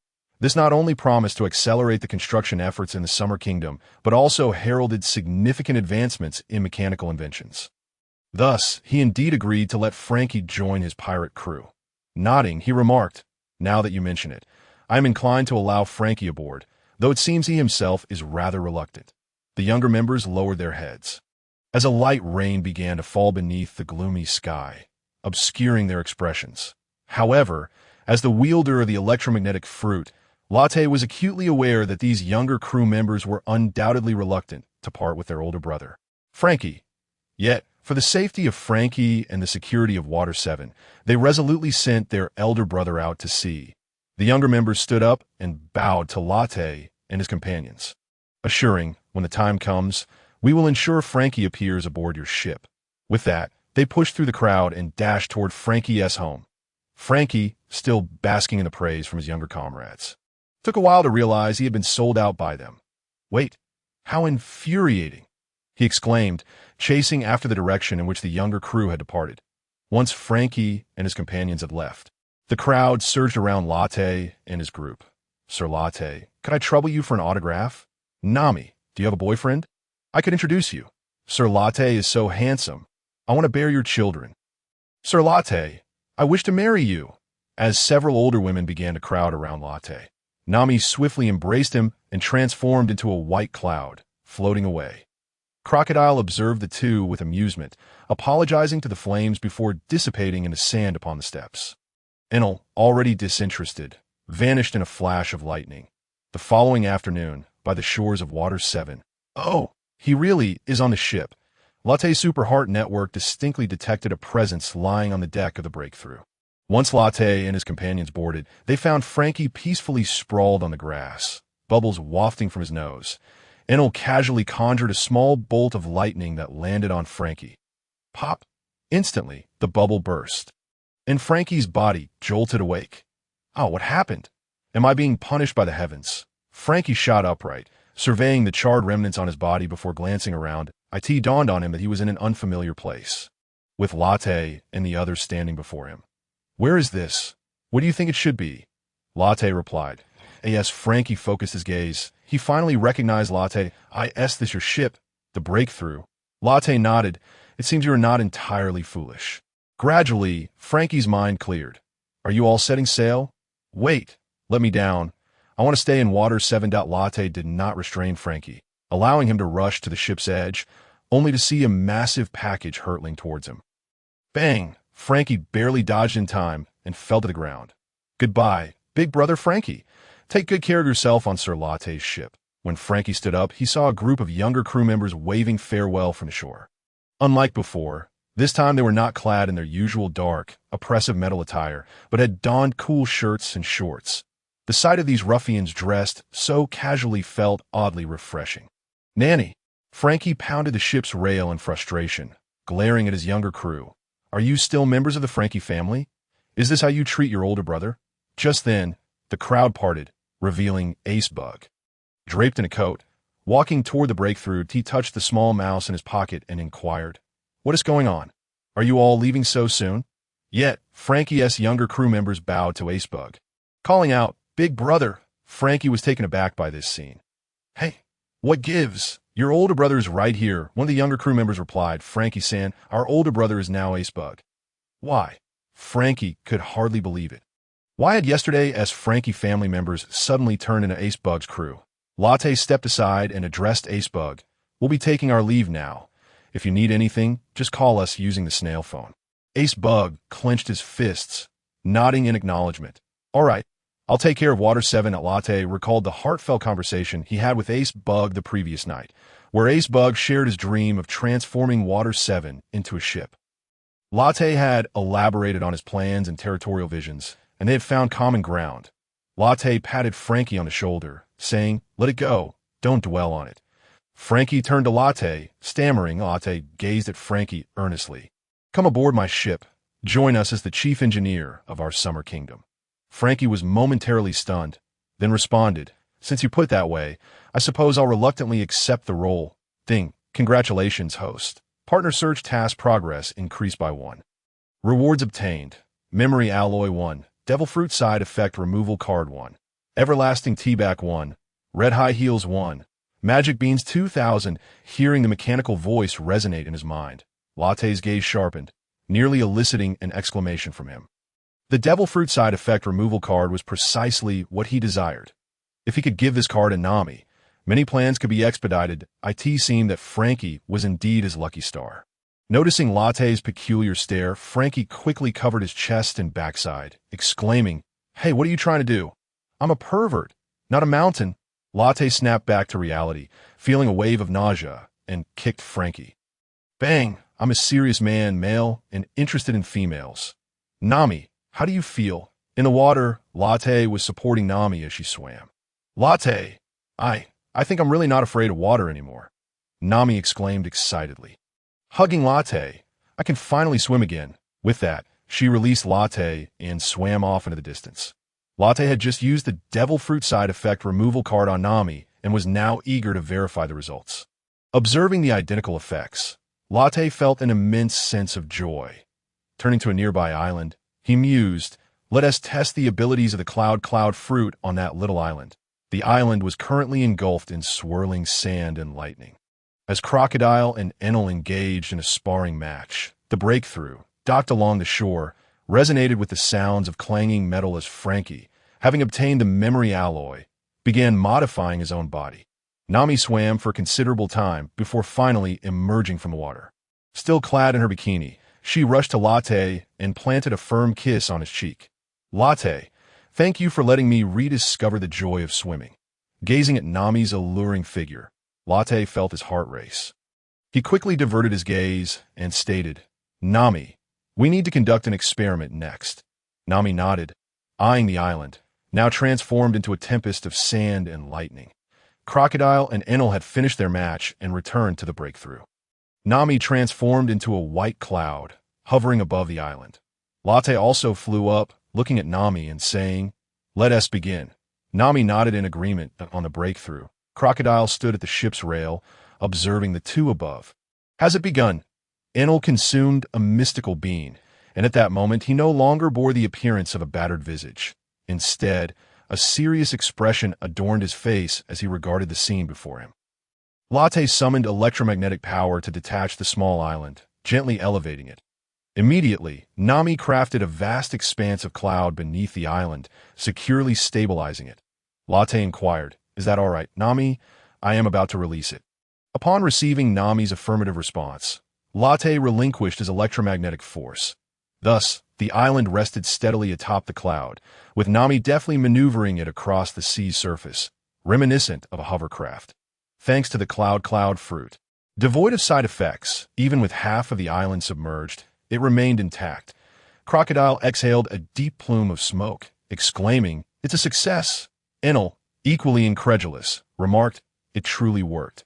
Nami rushed into Latte's embrace, wrapping her arms around his waist. Exuding the exuberance of a child, Latte affectionately stroked Nami's hair, yet his expression was one of concern. "Nami, aren't you tired from supporting such a large island?" Nami shook her head against Latte's chest. "Not at all. After creating the island cloud, I exerted no effort. Wherever I go now, won't affect the cloud." "Nami, you are extraordinary." "Latte, how do you intend to reward me?" Sunlight streamed into Nami's eyes, mingling with twinkling starlight, casting a deep affection into Latte's gaze. Ahem. Latte turned his head, embarrassed by the presence of onlookers, gesturing towards the ship, the breaking void. Nami pouted, "Humph. How annoying." With that, she released Latte. Latte discreetly adjusted his little latte. Internally lamenting, "Are the people in this pirate world so precocious? If not for my strong will, I might have crossed the line. It's truly challenging." After regaining his composure, Latte suggested to Nami, "Let us return to the breaking void." Nami promptly wobbled, her legs feeling weak, and Latte swiftly caught her, soaring towards the ship while feeding her a mystical bean. "Nami, are you all right? Did you exhaust yourself too much?" Nami nestled her head against Latte, finding a comfortable position, replying with a soft However, Latte failed to notice the glimmer of mischief in Nami's eyes. Upon returning to the breaking void, Nami quickly descended from Latte's embrace, inwardly lamenting, "Why didn't he hold me a little longer?" Ever since she witnessed Latte's gaze towards Califa, Nami felt an acute sense of urgency, fearing that Latte might be snatched away by another woman. She resolved to expedite her plans, determined to firmly bind Latte to her side. "The most I could accept is linear. And that, if Robin wishes to join, that might be acceptable too," Nami contemplated. Given that the experiment had succeeded, it was time to advance their plans. "Let us first reconstruct the Sky Island." Latte scanned the faces of his companions, each nodding in agreement. Crocodile appeared exhilarated, realizing that it wouldn't be long before they ventured into the new world. However, his expression shifted to one of gloom, as he anticipated another encounter with that white-bearded old man, his nemesis. Enel exclaimed, "Yaha! The four emperors, you shall all become stepping stones for the gods." A grin crept across Latte's lips. "Let us first head to Gaia Island." Nami nodded, conjuring a cloud between the breaking void and the sea, guiding the ship swiftly towards Gaia Island. "Salvage! Salvage! Was the sunken ship located here?" "Indeed. Booze. Are you calling me?" "Yes. All the sunken vessels belong to our crew." Upon reaching the waters surrounding Gaia Island, Latte and his companions observed a peculiar ship salvaging something from the sea. Although Keurig had learned that the Golden Country resided in the Sky Island, his two subordinates continued their habit of salvaging sunken ships. They explained that since the Golden Country was in the Sky Island, any ship that had fallen would surely contain gold. Thus, what they salvaged would become their fortune. Nami regarded the scene with curiosity and inquired of Latte, "Should we speak to them?" Latte shook his head. "If I had to explain to everyone, it would be utterly exhausting." With that, Latte soared above Gaia Island, amplifying his voice through electromagnetic power. "Greetings, inhabitants of Gaia Island. I am Latte, the god of the Sky Island, and the deity of this island's counterpart. I come to inform you that in 2 days, a tremendous sea current will elevate this island to an altitude of 10,000 meters. I am here to rescue you. So you have 1 day to prepare." Latte sensed the chaos below. The island was in turmoil as everyone prepared for the impending calamity. Some residents were using transponder snails to notify their relatives outside. Others were dragging their fishing boats ashore, while some rushed into their homes, not to emerge again. Latte nodded with satisfaction before instantly returning to the breaking void, observing Latte's actions, and a bit into an apple. Remarking, I say, why not just lift this island into the sky directly? Why complicate things? Latte shook his head. What we seek is not the island or land, but the people that you understand. The following afternoon, Latte and Nami hovered above Gaia Island. Are you ready? Sensing everything below, he nodded at Nami and said, let us begin. Latte then activated his electromagnetic force, slowly detaching Gaia Island from the ocean floor. With a rumble, the entire Gaia Island trembled, eliciting gasps from its inhabitants. Latte controlled the island's ascent at a deliberate pace. After a while, the base of Gaia Island finally broke the ocean's surface. Having risen over 30 meters, Nami quickly waved her hands, creating a thick layer of island cloud beneath Gaia Island, gently lifting it towards the sky. Along the way, Nami thickened the cloud's density. After a moment of sensing, Nami nodded at Latte, signaling, Latte, it's ready. Receiving Nami's signal, Latte gradually released his electromagnetic power. Watching as Gaia Island settled into the cloud, he observed with some concern, unsure if the cloud could bear the weight of such a large island. However, once Latte fully released his electromagnetic force, Gaia Island nestled perfectly into the spot where the ocean once lay. Turning to Nami, he noticed beads of sweat forming at her temples, instantly appearing by her side. He offered her a mystical bean. How are you, Nami? Nami's complexion appeared somewhat pale as she shook her head. I merely exhausted myself from creating so much island cloud, but I'm fine now. Latte tenderly ruffled Nami's hair. You've worked hard. It will be easier from here on, right? Nami nodded. Latte carried Nami back to the breaking void, then gestured for the ship to rest atop the island cloud. Gaia Island was now successfully suspended.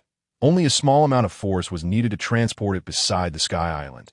Considering the presence of ordinary residents, Nami did not rush, but instead elevated Gaia Island at a very slow pace. The ascent of 10,000 meters took nearly 2 hours as Gaia Island approached the Sky Island. Latte instantly appeared above it, clearing his throat before addressing the people below. Hello everyone, I am Latte. There may be a slight tremor shortly. Please do not panic. It will only last a few minutes, after which I will explain everything. He then teleported back to the breaking void, informing Nami, it's time. Let us begin. The pressure island resembled a missing puzzle piece, gradually settling beside the empty island, but a thunderous rumble echoed as the two islands connected, a subtle tremor rippling through the entirety of the land. Despite the passage of years, the edges of the islands have been slightly altered by the erosion of time, yet their union remained remarkably seamless. After a considerable while, the shaking finally subsided. Latte soared into the skies to elucidate the situation to everyone below. While the inhabitants of the islands, upon hearing Latte's explanation, couldn't help but exclaim impressive, curiosity piqued, they all rushed out of their homes towards the coastline. Meanwhile, Latte piloted the breakthrough swiftly towards the shrine. Latte, upon reaching the shrine, a burst of flames transformed into a young girl who embraced him like the tea that moment. Before Latte's eyes, the fiery spectacle morphed into a mature woman. Robin gazed at the man before her, a wave of deep yearning flooding her heart. Her longing was no less than that of Linger. However, she refrained from rushing to embrace him. Beside them, Nami couldn't help but feel a pang of jealousy as she glanced at Linger clinging to Latte. Even though she could accept both Linger and Robin, who wouldn't desire their man's undivided affection, even if Latte was not yet hers. Latte gently grasped Linger by the collar and placed her softly on the deck, then raised his gaze to Robin, exclaiming, "It's been a while, Robin, Linger." Robin nodded calmly, a faint smile gracing her lips. Latte maneuvered the breakthrough to a gradual halt in the plaza before the shrine. That evening, within the shrine, Clow, sitting nearby, inquired excitedly, "Latte, does this mean we can soon venture to the New World?" He had long heard Latte speak of the New World, a realm teeming with hidden talents and a chaotic mix of formidable powers, including the 4 emperors who held dominion over their territories, the enigmatic news kings lurking in the shadows, and a news agency that controlled all information along the Grand Line, alongside the legendary treasure.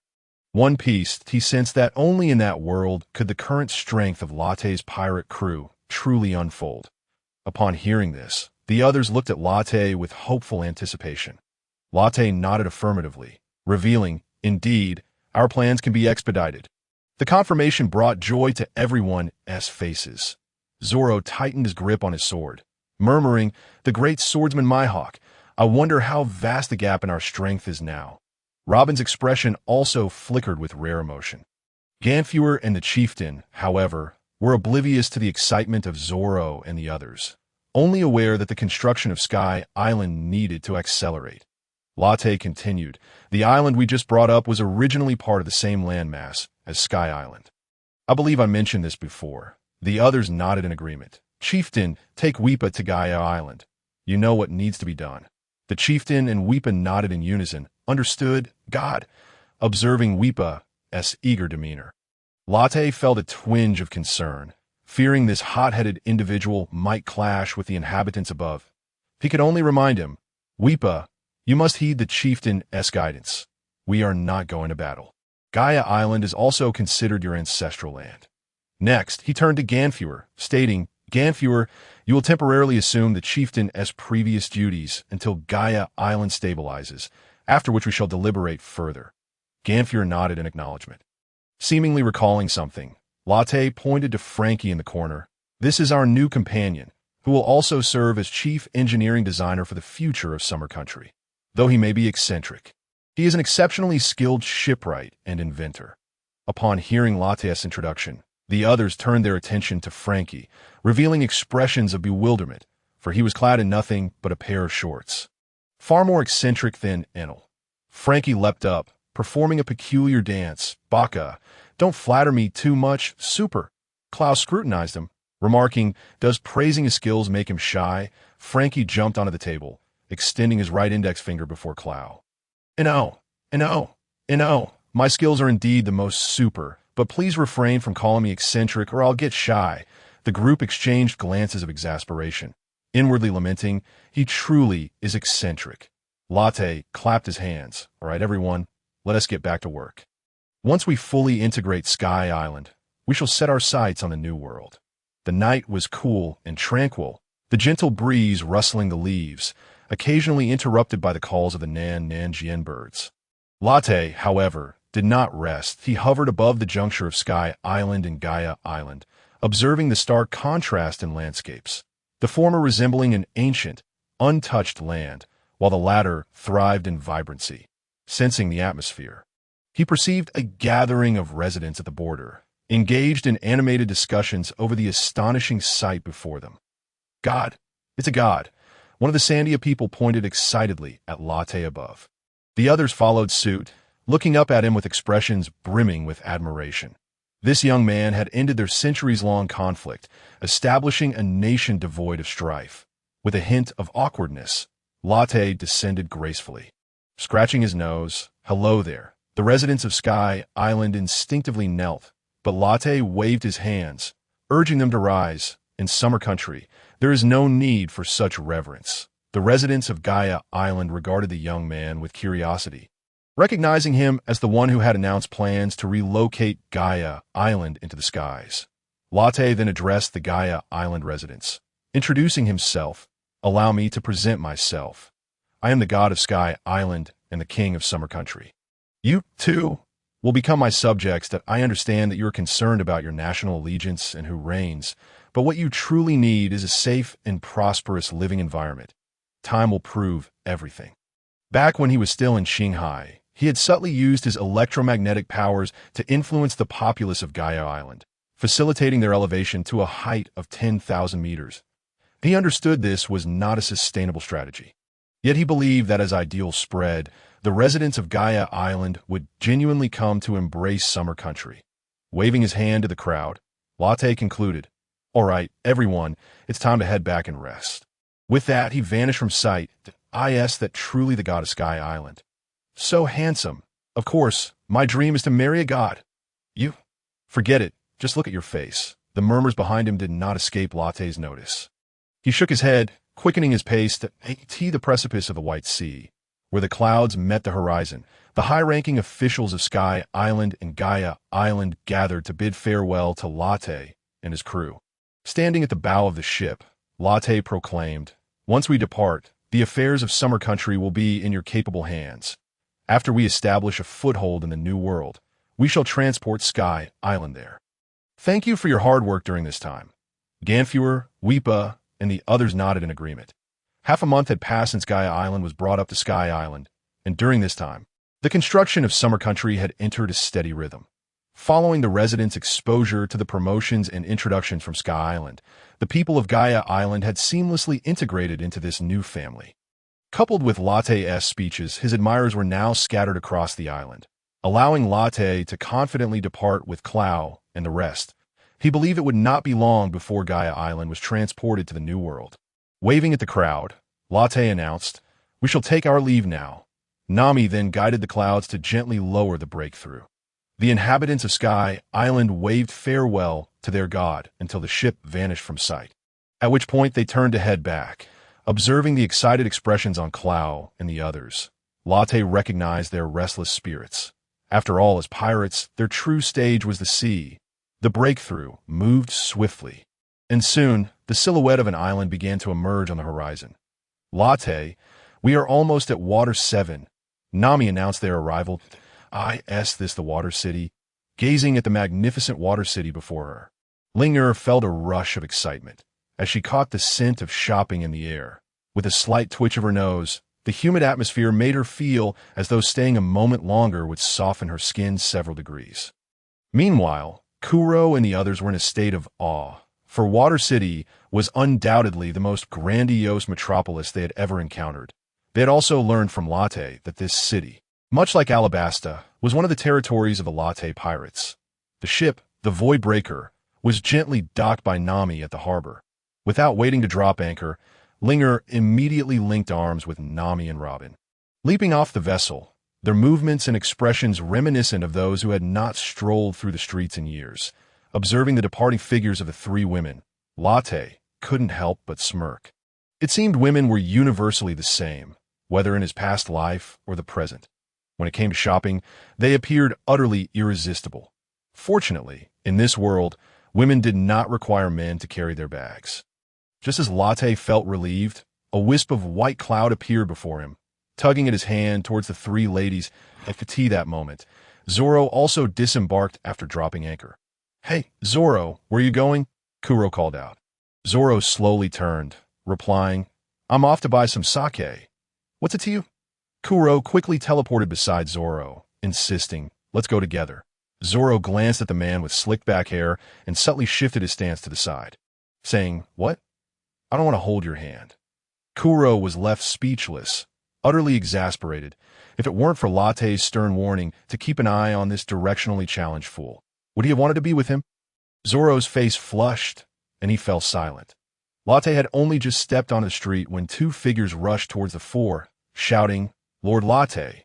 Lord Latte!" Their voices carried an unmistakable urgency, indicating that something must have gone awry. Latte's previously cheerful expression darkened at once. Nami and the others sensed the shift in atmosphere. What was troubling Latte? What had occurred? The two figures soon reached Latte and his companions. Latte recognized them instantly. They were the two sisters of Frankie, distinguished by their signature square-shaped hairstyles and pointed noses. Kiwi and Maz, upon seeing Latte, the sisters immediately knelt, exclaiming, "Lord Latte, please save our brother, Acebug." Latte hurriedly helped them to their feet, furrowing his brow as he inquired, "What happened?" Maz wiped her eyes and replied, "Mr. Acebug was taken away by officials from the world government. They mentioned something about wanting him to build a ship." Latte's instincts kicked in. He sensed something amiss. Water City's shipbuilding facilities were the most advanced in the world, so there was no reason to seek assistance elsewhere. Clearly, this was a ploy to capture Acebug and extract the blueprints for the Pluton. He quickly asked, "Where is Acebug taken?" Ma shook her head. "We don't know. We only saw him being taken aboard a marine train by a group of men in black suits at Latte's mind raced. This likely meant he had been taken to Eni's lobby." "When did this happen?" "It was 2 nights ago." Kiwi responded, "I see. I'm going to Eni's lobby to rescue Acebug."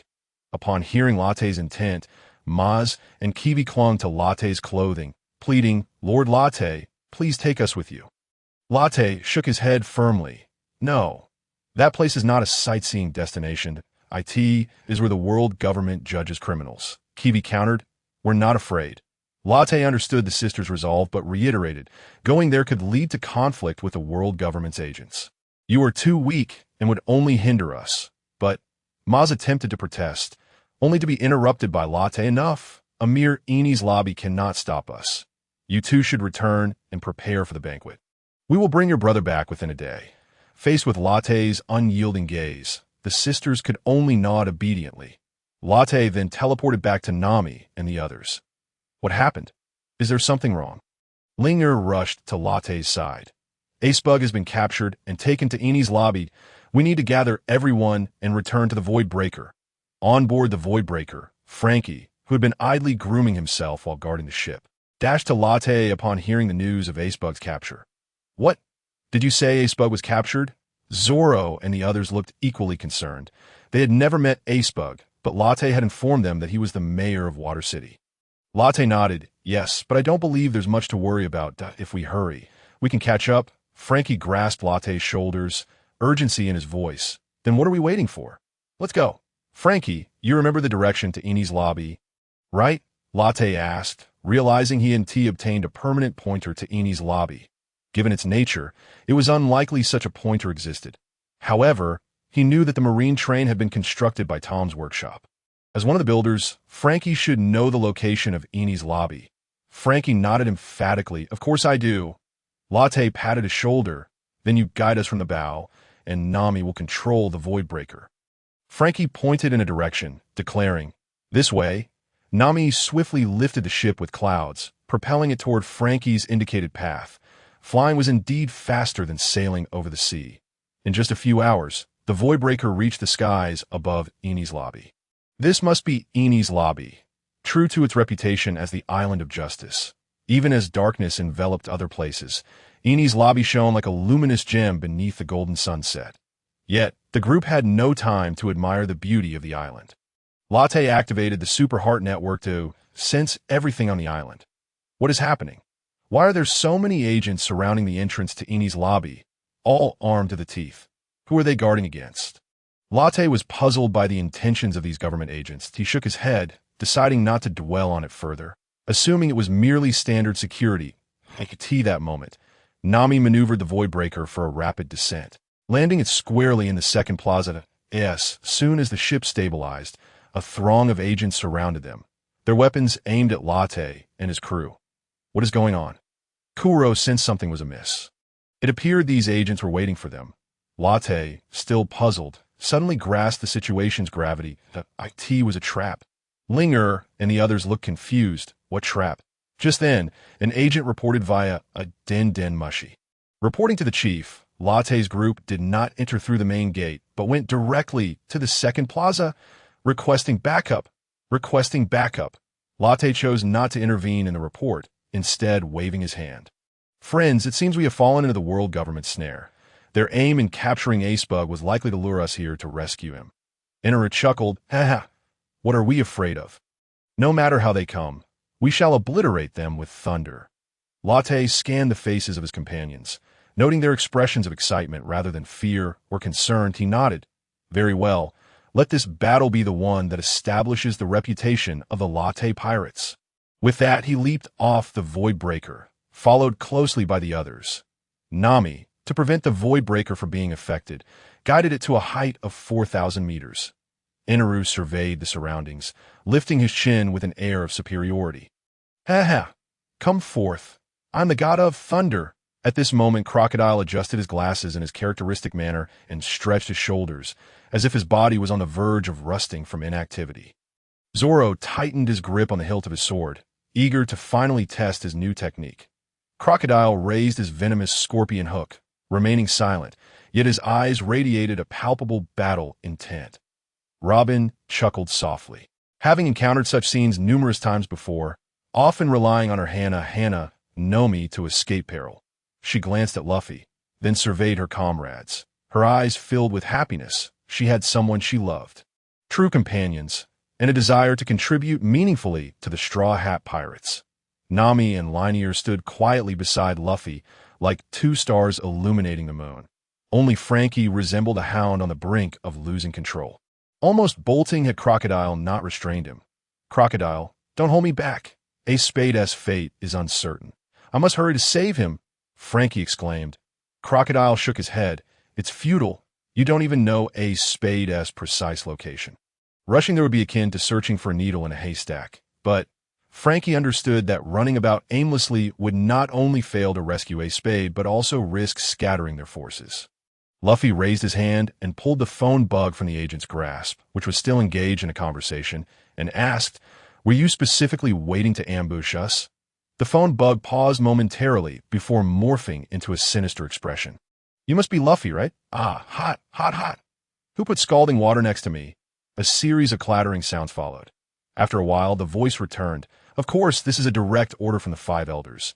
You have no idea how much we sacrifice to lure you out by capturing Ace Spade." Luffy raised an eyebrow, his gaze darkening. "Oh, my good friend Ace Spade is doing well, I hope." He scoffed. "Someone remove the rag from Ace Spade's mouth. Let him speak." Another moment of hesitation ensued, and the phone bug-esque voice sounded again. "Luffy. Don T-Bang. Shut up. You heard, right? If you want to save him, hurry to the main tower. We're waiting for you here." Luffy's eyes narrowed. He could clearly sense that Ace Spade must be gravely injured from the earlier commotion. "You didn't expect me to arrive so soon, did you? Your main forces haven't even arrived yet." The phone bug's expression faltered slightly. "Who do you think you are?" "I belong to CP9, the most powerful and covert special force of the world government. With just your few numbers, you can't possibly stop us. Are you underestimating me?" Luffy retorted with a hint of disdain. The phone bug's expression twisted into one of terror. How do you know my name is Spandam?" Hearing that name, Robin's mind raced with memories. Spandam. Why does that name sound so familiar? Luffy shook his head. "Regardless of how I know, CP9 cannot thwart us. Hand over Ace Spade." Instantly, the phone bug wore a smug grin. "Huh? Do you know what I possess? The demon-slaying order." "What? The demon-slaying order?" At the mention of demon-slaying order, Robin was flooded with images of an endless sea of flames, countless cannonballs, the relentless sounds of explosions, and the cries of people begging for mercy. She clutched her head, her face paling, her body trembling uncontrollably. That was a painful memory she could never bear to recall. It was the demon-slaying order that turned the once peaceful O'Hara into a fiery grave. Had it not been for Akiji, she would not be alive today. Seeing her distress, Luffy rushed to Robin's side, embracing her gently. "It's all right. I'm here. Don't be afraid. I cannot change your past. But from this moment forward, I won't allow any nightmares to approach you." Robin curled up in Luffy's embrace, murmuring, "Luffy, I'm so scared." Luffy softly stroked her back. "Don't fear, as long as I'm here. No one will dare to bully you, and no one can take you away from me. Let us look ahead, shall we?" Robin looked up, her eyes brimming with tears. "Okay." She then shyly stepped out of Luffy's embrace. "Spandam, just wait for me to take your life." The phone bug-esque expression shifted to one of panic. "Quick! Hurry! Lucci, come protect me. By the way, CP9, you are disbanded. I permit you to move freely on the island." With that, the call was abruptly terminated.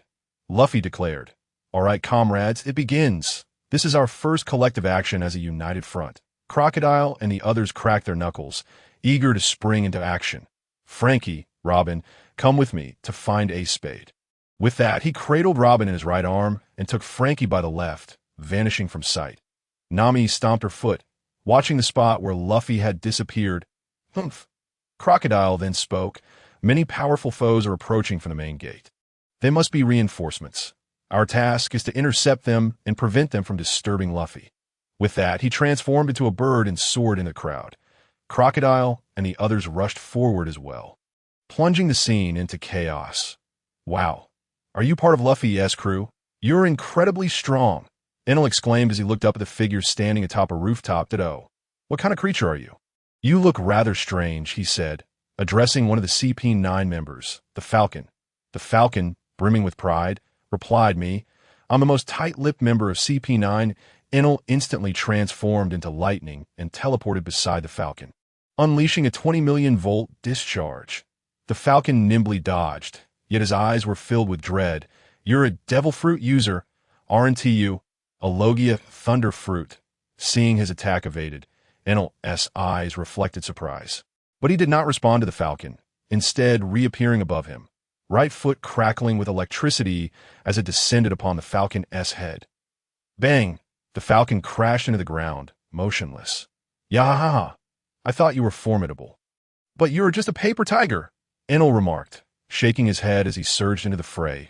That moment, Zoro wielded his sword, cutting through agents as effortlessly as slicing through vegetables. Sensing a slash aimed at him, he quickly sidestepped, the greenish-white strike narrowly missing his nose and slicing through a nearby patch of algae. "Huh, how amusing. No wonder you're the chief swordsman of Luffy's crew. Your reflexes are impressive." Zoro turned to see a man with a square nose and a duckbill hat charging at him, wielding two swords. It was Kaku, a member of CP9, but he sized Zoro up and smirked, ambushing ISNT really is swordsman-esque style. "Is it? I am CP9, a special agent of the world government. There's no need to adhere to moral codes when dealing with pirates." Zoro sensed numerous individuals approaching, aware that this was a trap aimed at their group. And from Luffy's tone, he knew the enemy reinforcements had yet to arrive. Therefore, he had no intention of wasting too much time on this square-nosed opponent. He grinned. "If you're going to strike me, be prepared for the consequences." With that, he sheathed and Druado Ikamanji. Assuming a stance, the ground buckled beneath him as he propelled himself forward with immense force. .1 sword style. "Lion Song." As he spoke, Zoro appeared behind Kaku, who had been smiling moments ago, now sporting a bloodstain that marred his chest. Blood gushed from the wound as Kaku collapsed to the ground. Zoro didn't look back. Instead, he shook the blood from his blade and said, "Choose a better profession in your next life. You're not cut out for being a special agent." With that, he plunged into the fray. Crocodile regarded the werewolf, Gabra, before him and asked, "I presume you are one of the so-called CP9 agents?" Upon encountering Crocodile, Gabra's face flickered with a hint of regret, lamenting the ill fate of crossing paths with this sand crocodile. Nevertheless, he maintained an air of superiority, remarking, "Crocodile, who would have thought that once? We serve the world government together, and now you have willingly descended into the abyss of piracy." Crocodile, casting a gaze of pity towards Gabra, replied, "To serve a bunch of scum holds no significance. Would it not be far more worthwhile to create a new world for oneself?" Upon hearing Crocodile's words, Gabra was taken aback, his tongue stumbling over itself. "What? Are you declaring war on the world government?" Crocodile chuckled softly, choosing to say no more as the yellow sand in his hand began to whirl violently. Sandstorm. A swirling sandstorm enveloped Gabra, with each grain of sand near his body cloaked in haki.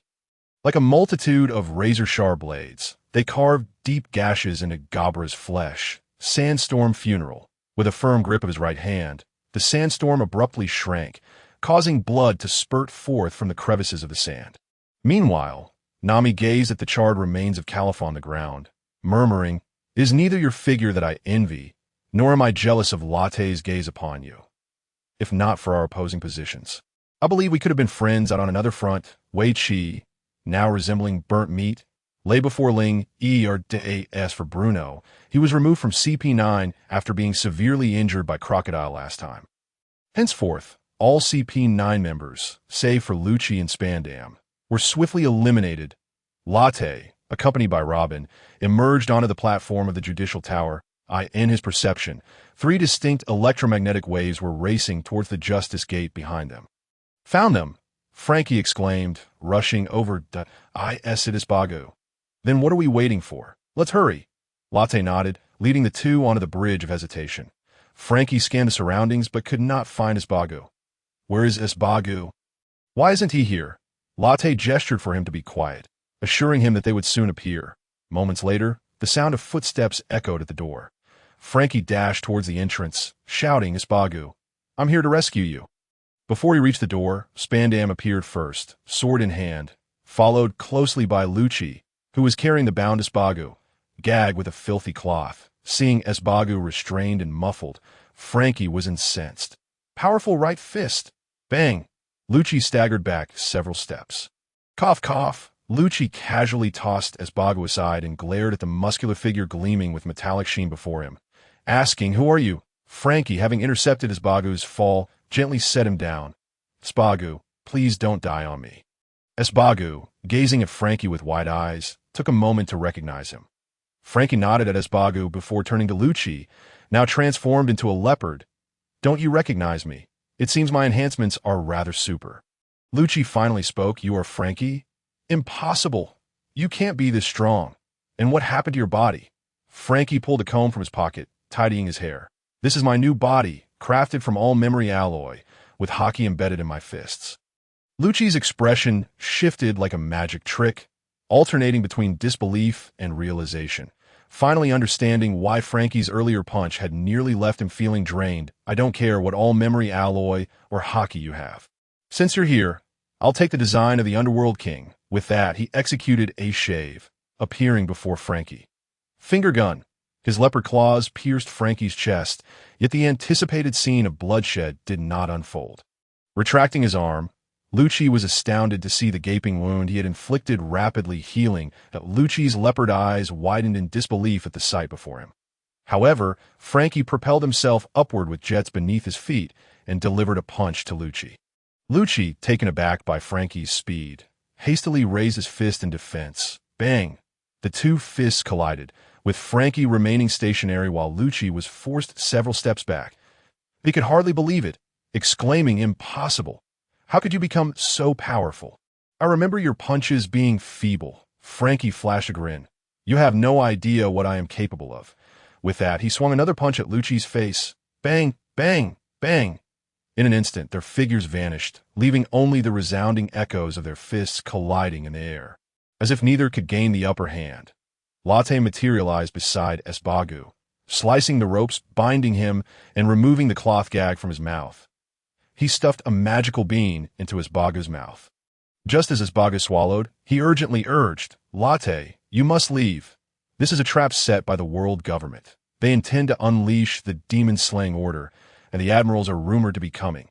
Latte furrowed his brow. "An admiral too? I wonder who it could be." "Oh, not worry. My comrades have arrived." Espago, knowing Latte's stubbornness, pressed, "They're dead set on eliminating you this time. You must flee. There is still time." Latte shook his head. "If I wish to leave, no one can stop me." Espago scrutinized Latte for a long moment before shifting his gaze to the battlefield between Frankie and Lucci. "Yes, that really, Frankie?" Latte nodded.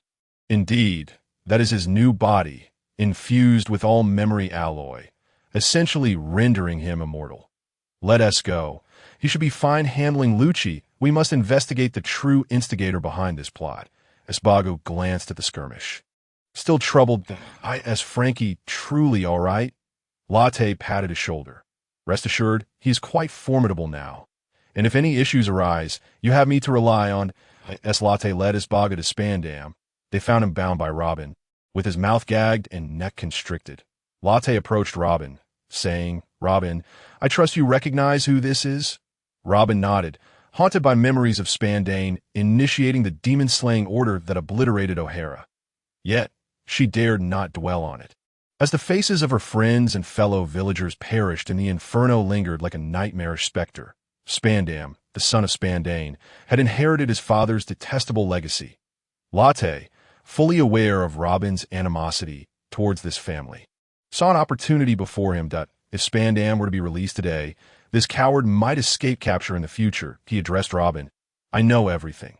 Do as you see fit." Robin, taken aback, stared at Latte. "But he's the head of CP9. Killing him would mean declaring war on the world government."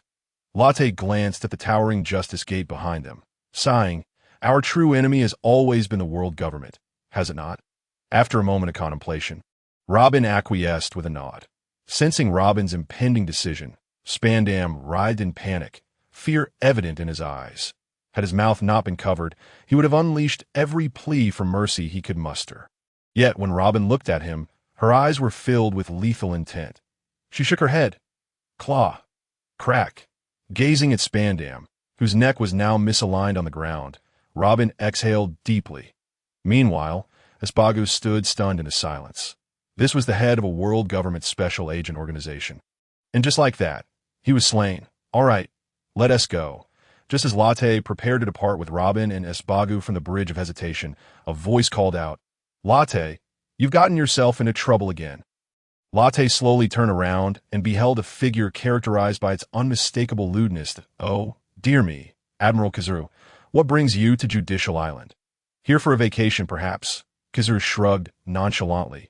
"I do enjoy traveling, but a place like Judicial Island seems devoid of any scenic beauty. I have come specifically to seek you out." Latte raised an eyebrow and inquired, "Admiral Kizaru, why are you not apprehending those kidnappers who have taken a city mayor? What do you want with me?" "I am, after all, a model citizen." Kizaru shook his head in resignation, displaying a reluctant demeanor. "Apologies, but this is a directive from the Gorosei, and I have been thoroughly reprimanded for it." Icebegu was left speechless at this moment.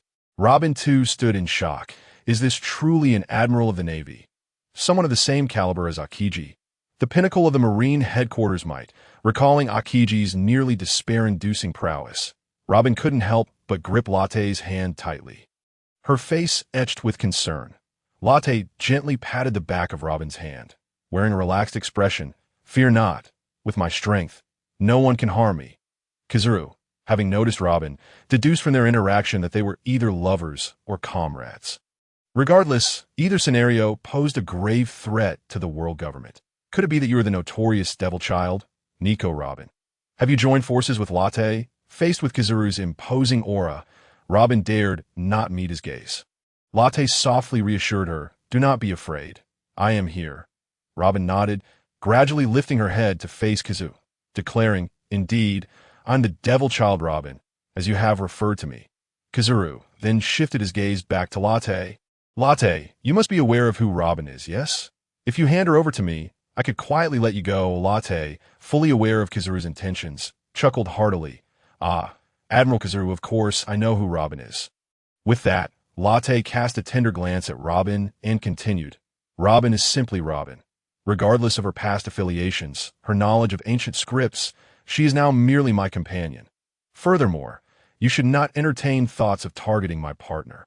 With that declaration, Latte's aura surged forth, parting the clouds with a tremendous force.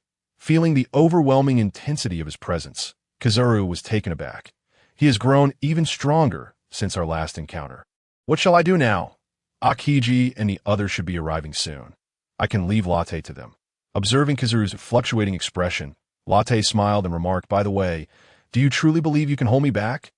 Have you forgotten the lesson from our last encounter? Or do you expect Akiji and Akainu to join you?" Kizaru scratched his head in frustration. "It seems nothing escapes your notice. Latte, I dare not confront you alone." Caught in a dilemma, Kizaru pondered. If he engaged, he would surely be outmatched. Yet if he hesitated and was seen, he would face reprimand. Truly a conundrum. Shaking his head, Kizaru resolved to initially entangle Latte. If he could not win, at least he could flee. Amaterasu. Suddenly, a golden sword of light manifested in Kizaru's hand. Latte turned to Robin.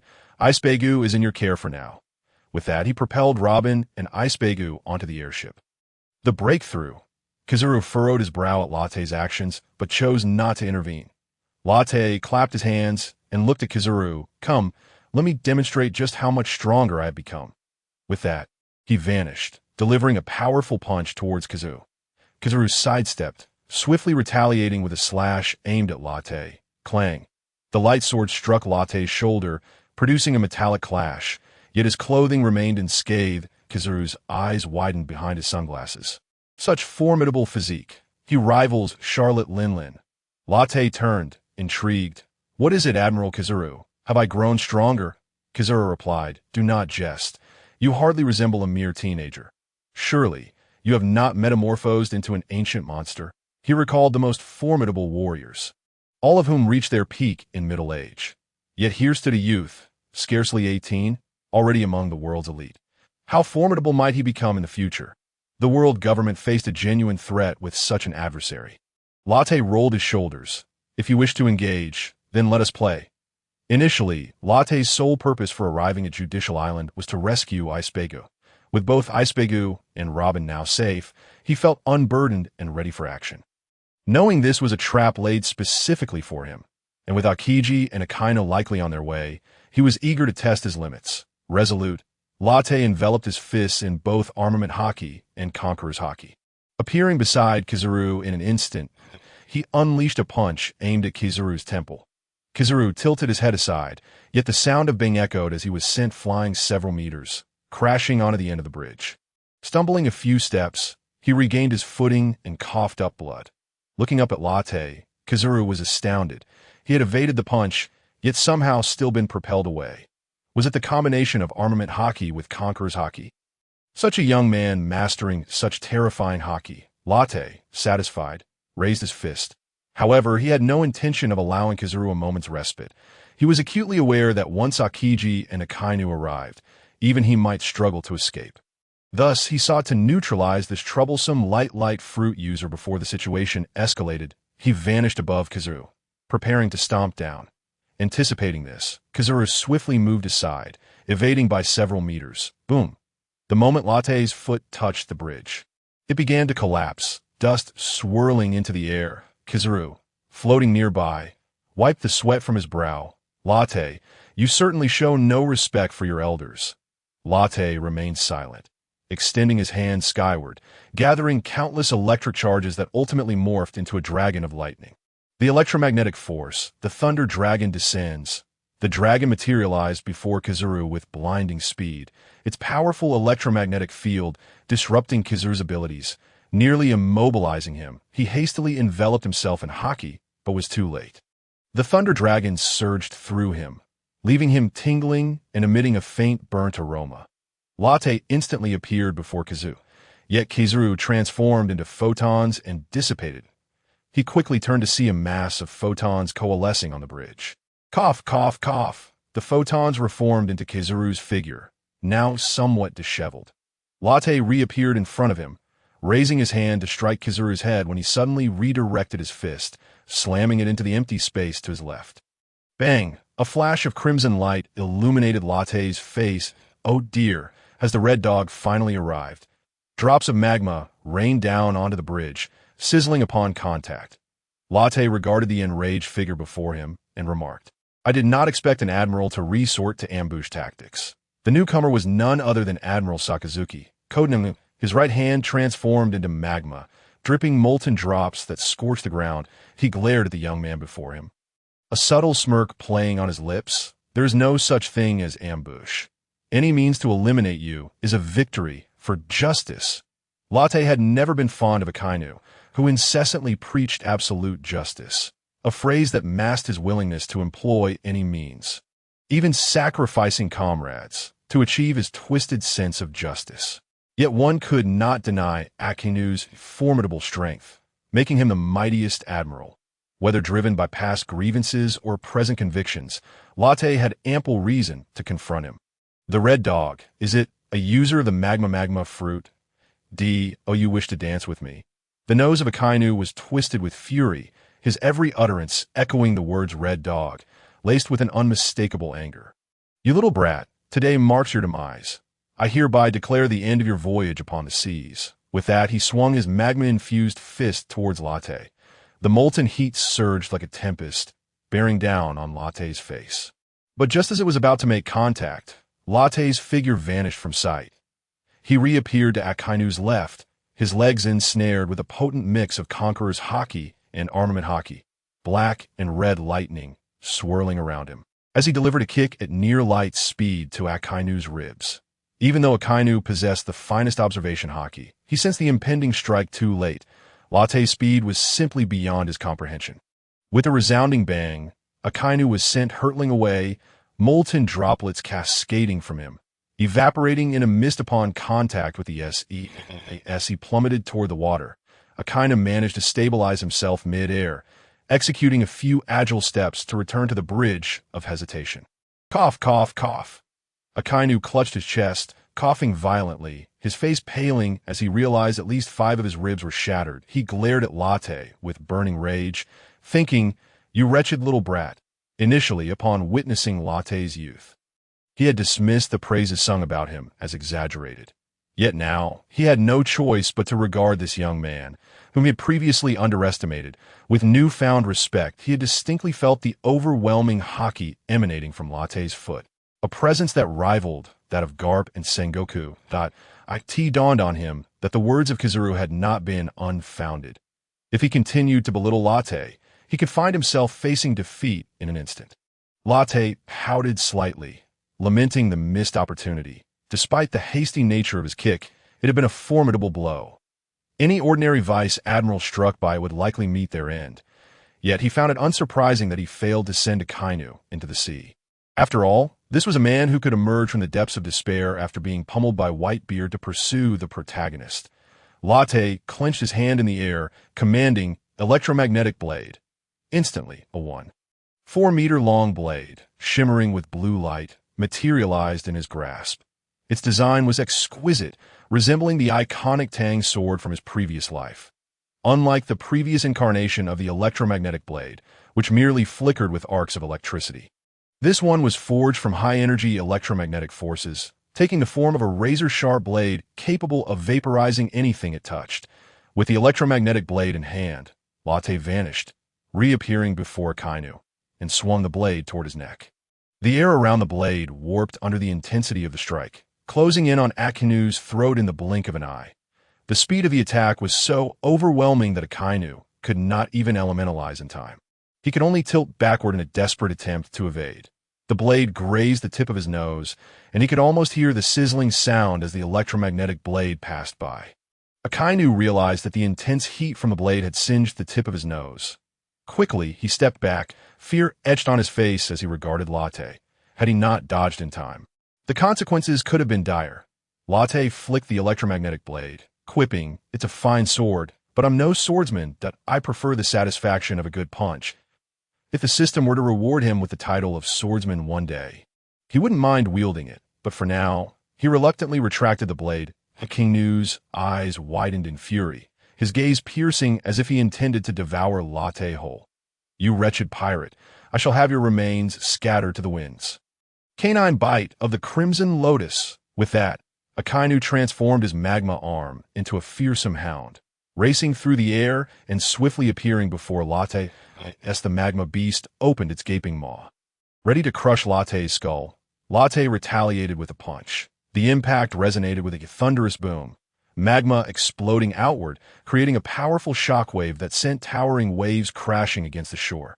Latte infused his punch with Conqueror's haki, and after a brief struggle, the molten hound was obliterated, lava splattering in all directions. That Latte's punch continued unabated, crashing into Akainu's chest with a force that sunk halfway into his body. With a deafening thud, Akainu was propelled back with even greater speed, carving a deep trench across the bridge of hesitation, ultimately shattering the remaining structure into fragments, obscuring him in a cloud of dust. Latte had no intention of granting Akainu a moment's respite. He surged forward again. However, just as he was about to close the distance, a voice emerged from the dust. "Hellhound!"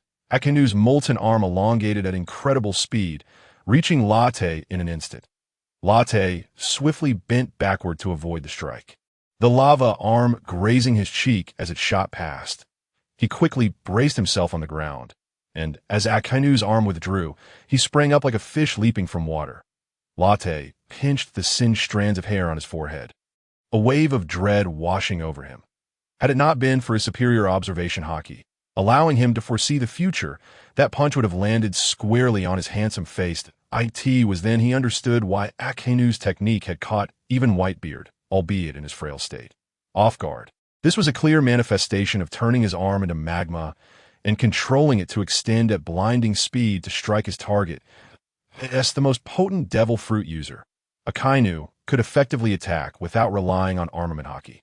In certain instances, the power of magma surpassed that of haki itself. Without top-tier armament haki or a unique devil fruit, it was nearly impossible to engage Akainu in unarmed combat. Frustrated that his formidable technique had been evaded by Latte, Akainu's voice erupted from the dust. "You insufferable brat! How could you dodge that?" Latte clenched his right fist, enveloping it in Conqueror's haki, armament haki, and electromagnetic energy. Instantly, red, black, and blue lightning radiated from his fist, crackling with energy. With an electromagnetic burst, he almost instantaneously reappeared before Akainu, retracting his fist and applying an electromagnetic propulsion to his elbow. The next moment, his fist struck Akainu's left cheek at near light speed, though the punch did not make direct contact. Akainu's face contorted grotesquely as he was sent hurtling towards the ocean, his speed surpassing that of a cannonball, on the verge of crashing into the water. Ice Age. From a distance, the sea began to freeze, encasing the entirety of Justice Island's waters in a solid layer of ice. Instead of plunging into the depths, Akainu crashed onto the frozen surface. The ice splintered around him, cracks radiating outward like a spider's web.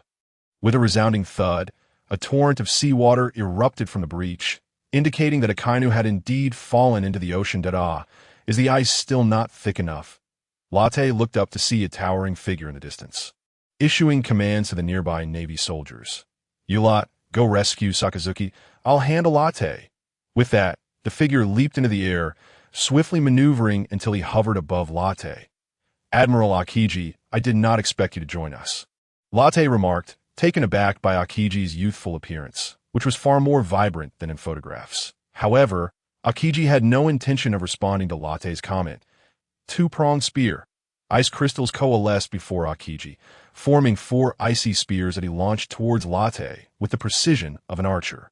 Latte raised his hands, erecting several layers of electromagnetic barriers, causing the ice spears to pause mid-flight as though ensnared in quicksand. In an instant, Latte materialized behind Akiji, planting his foot onto Akiji's back. The next moment, Akiji transformed into a streak of light, crashing onto the ice below. With a resounding crash, Akiji shattered into countless ice shards, scattering across the surface of the sea, causing ripples to spread throughout the water.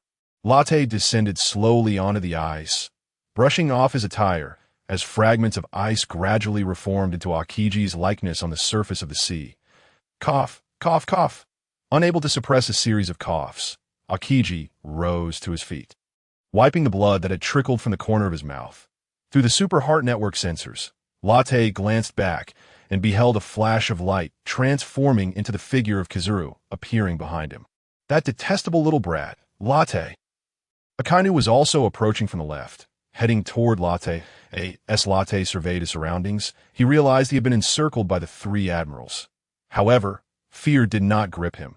He was well aware that only Kizuru could match his speed should he attempt to flee. Alone, Kizuru would not suffice to confront Latte. Thus, Latte remained unperturbed. He understood that this was likely a trap set by the world government. Clapping his hands together, he remarked, "Ah, you truly have gone to great lengths for me. The illustrious 3 admirals of the Navy have mobilized together just for a mere insignificant character, such as myself." Kizuru glanced at Latte, then at Akainu and Akiji, noticing that, apart from Latte, the others bore injuries to varying degrees. He could not help but marvel at Latte's strength. He was aware that Latte's peculiar devil fruit had a restraining effect on him. However, he did not believe it would have a similar impact on Akiji and Akainu. Nonetheless, it had indeed resulted in injuries to both. In contrast, Latte had merely suffered singe bangs and was slightly out of breath at this moment. Akainu spoke up, "Borsellino, you distract Latte from the side while Kazan and I take the lead," aiming to subdue him swiftly. Though they were all admirals, their experiences in coordinated combat were minimal. However, upon hearing Akainu's suggestion, Akiji and Kizur nodded in agreement, recognizing it as the best course of action. The dignity of being admirals was now of little consequence. Eliminating this boundless threat was their priority. Latte frowned, knowing that if the 2 admirals coordinated flawlessly, he could not confidently claim victory, especially with all 3 now united against him. Yet his expression quickly brightened, for he sensed his comrades arriving. Hey, who gave you the audacity to ambush our captain in our absence?" A teasing voice accompanied the appearance of a rock beside Latte. The rock gradually transformed, ultimately taking the shape of Crocodile. Crocodile? Kizura gasped in astonishment. What an incredible sight. A mythical Zoan-type devil fruit, the rock form. Latte's pirate crew is indeed formidable. Following that, a flicker of flame and a swirl of white clouds manifested in the arena. Fire Fist Ace, White Fist Nami, Kizaru exclaimed. What an impressive display. 2 Logia-type devil fruits. Yaha! How could this scene possibly be complete without me? A bolt of lightning struck from above, materializing into Enel's figure. Almost immediately, a sand carpet descended, gently lowering 2 individuals to the ground. Thunder God, Crocodile, Roronoa Zoro.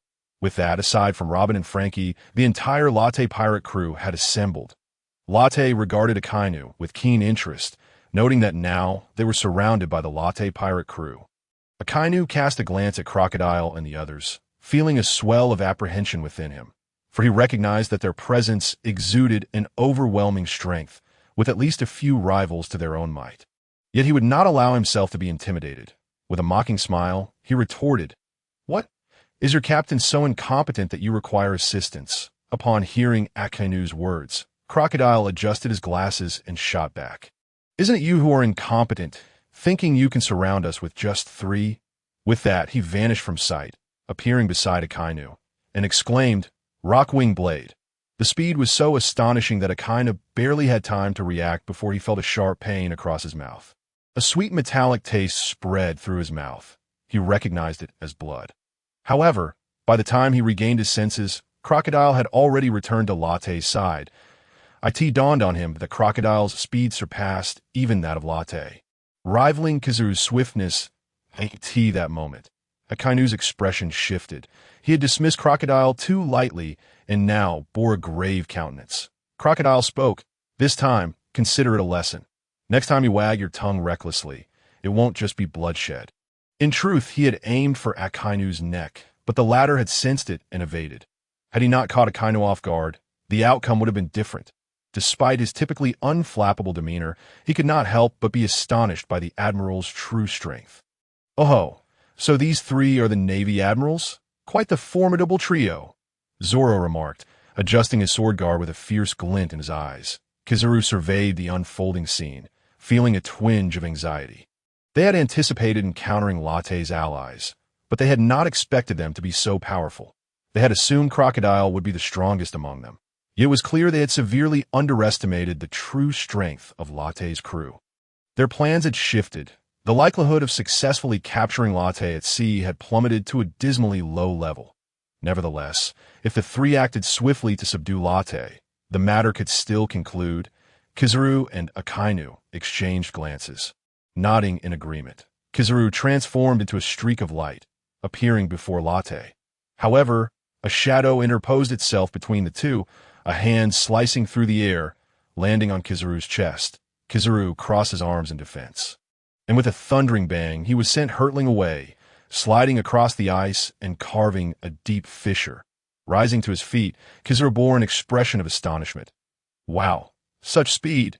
Crocodile flapped his wings. "What a resilient body. No wonder you are an admiral. Why Captain is rather busy. Why not allow me to entertain you for a while? Let us see whose speed prevails." Kizaru regarded Crocodile, who had transformed his hands into rock wings. With solemnity at the same time, Akiji launched his attack against Latte, unleashing Ice Block, Pheasant. Gathering cold air into his right arm, he transformed it into an ice phoenix, darting toward Latte at incredible speed. Yet a booming voice reached his ears. "Desert Great Sword." Suddenly, a colossal sword made of yellow sand materialized, cleaving the ice phoenix in two. Akiji frowned, his gaze now heavy with concern, recognizing the figure before him. Sand Crocodile. "Crocodile, could it be that you have truly allied with Latte?" Crocodile, cigar in hand, replied, "Rather than become a tool for the world government, I prefer to be my own master. I'm curious to see just how powerful the so-called strongest admiral." Akiji, truly is that moment, a bolt of lightning appeared beside Crocodile. "Yah, stinky sand Crocodile, this admiral is mine to handle." "You won't manage it." Crocodile turned to face Enel, who reveled in his electrical prowess. Akiji glared at the two squabbling individuals, his temper rising. "What the hell? Am I merely a commodity to be chosen at will?" Iceball. He extended two enormous ice pillars from his palms, launching them toward Crocodile and Enel. The two, who had been bickering moments ago, found themselves encased in massive ice orbs. Witnessing this, Zoro could not help but scoff. Hey, can you both focus on the enemy before you? In the blink of an eye, one ice orb was eroded by sand, while the other was shattered by lightning. Lightning enthusiast, let's see who could defeat this Admiral first. Enel exclaimed, Yeehaha, that will undoubtedly be me. After all, I am a god. Sandstorm, 50 million volts of electricity surged forth. In that instant, even Akiji found himself struggling to withstand the assault, enduring the combined attacks of the two and being driven deep into the ice. Yahaha! Did you witness that? Stinky sand crocodile. This is what true offense looks like. Enel, having teleported beside the ice cavern, wore a triumphant expression as he regarded Crocodile. Crocodile, having transformed into yellow sand, arrived at the same spot, his demeanor serious as he observed the cavern before him. Through his observation haki, he sensed that Akiji's figure had vanished within the depths of the cave. Tap, tap, tap. A multitude of Navy soldiers rushed toward the Gate of Justice, their synchronized footsteps causing the ice surface to tremble with each step. Have they arrived? Latte lifted his head to gaze at the group of formidable naval soldiers, remarking, You Navy truly exert a great deal of effort to deal with me. Yet I wonder if your plans will backfire. Akainu chuckled disdainfully. Do you not fancy a grand funeral, young Latte? Latte tilted his head and replied, However, we are indeed a tough nut to crack. A careless move could shatter your teeth. Whose funeral it will be remains uncertain. Akainu furrowed his brow as he scrutinized Latte's crew, who had yet to make a move, and declared, Justice will not falter. Today marks your demise. Young Latte, Zoro smirked, drawing his sword, sure, son, and unleashed a tremendous blue slash towards Akainu, which sped forth rapidly. Hey, green algae head, what are you doing? This method of selecting opponents seems rather unfair. Linger called out to Zoro's retreating figure. Zoro did not turn back, but remained fixated on the slash, thinking, I too wish to ascertain the gap between myself and an admiral. With a thunderous sound, the slash appeared to be obstructed by an unseen force. Its speed drastically diminished. With a fierce shout, the blue slash was forcibly redirected skyward. Boom! The massive slash erupted in the air, tearing a huge rift in the clouds. Who? Zoro squinted, fixating on the shadowy figure. A vice admiral? Why is it a woman? Latte, however, recognized the newcomer, a naval officer standing at a height of 1.85 meters, with large eyes, crimson lips, and raven hair tied back. Her long, slender legs were fair, with a spider tattoo adorning her left thigh. A beauty mark at the right corner of her lips added a touch of intellectual charm to her visage. It was none other than Vice Admiral Guion, codenamed Peach Rabbit. Latte was aware of Guion's formidable strength, having been on the cusp of admiral rank in a previous life. Zoro regarded the female naval officer before him, sensing an overwhelming aura radiating from her. Standing still, she resembled a razor-sharp blade. Her presence not significantly weaker than that of an admiral, he chuckled and said, A female swordsman? Quite a rarity indeed. Guion appraised the man before her, his green hair and shorter stature, before stating, You must be Rorinoa Zoro. That last strike had quite the momentum. In response, Zoro flashed a smile, albeit one tinged with bloodlust, a Navy officer. We are destined to be on opposing sides. With that, he executed Eso, appearing before Guion. Night silence, drawing slash. Clang, Guion's pupils constricted. Such incredible speed. In a panic, she raised her sword to defend herself, only to be jolted backward by the force of the blow.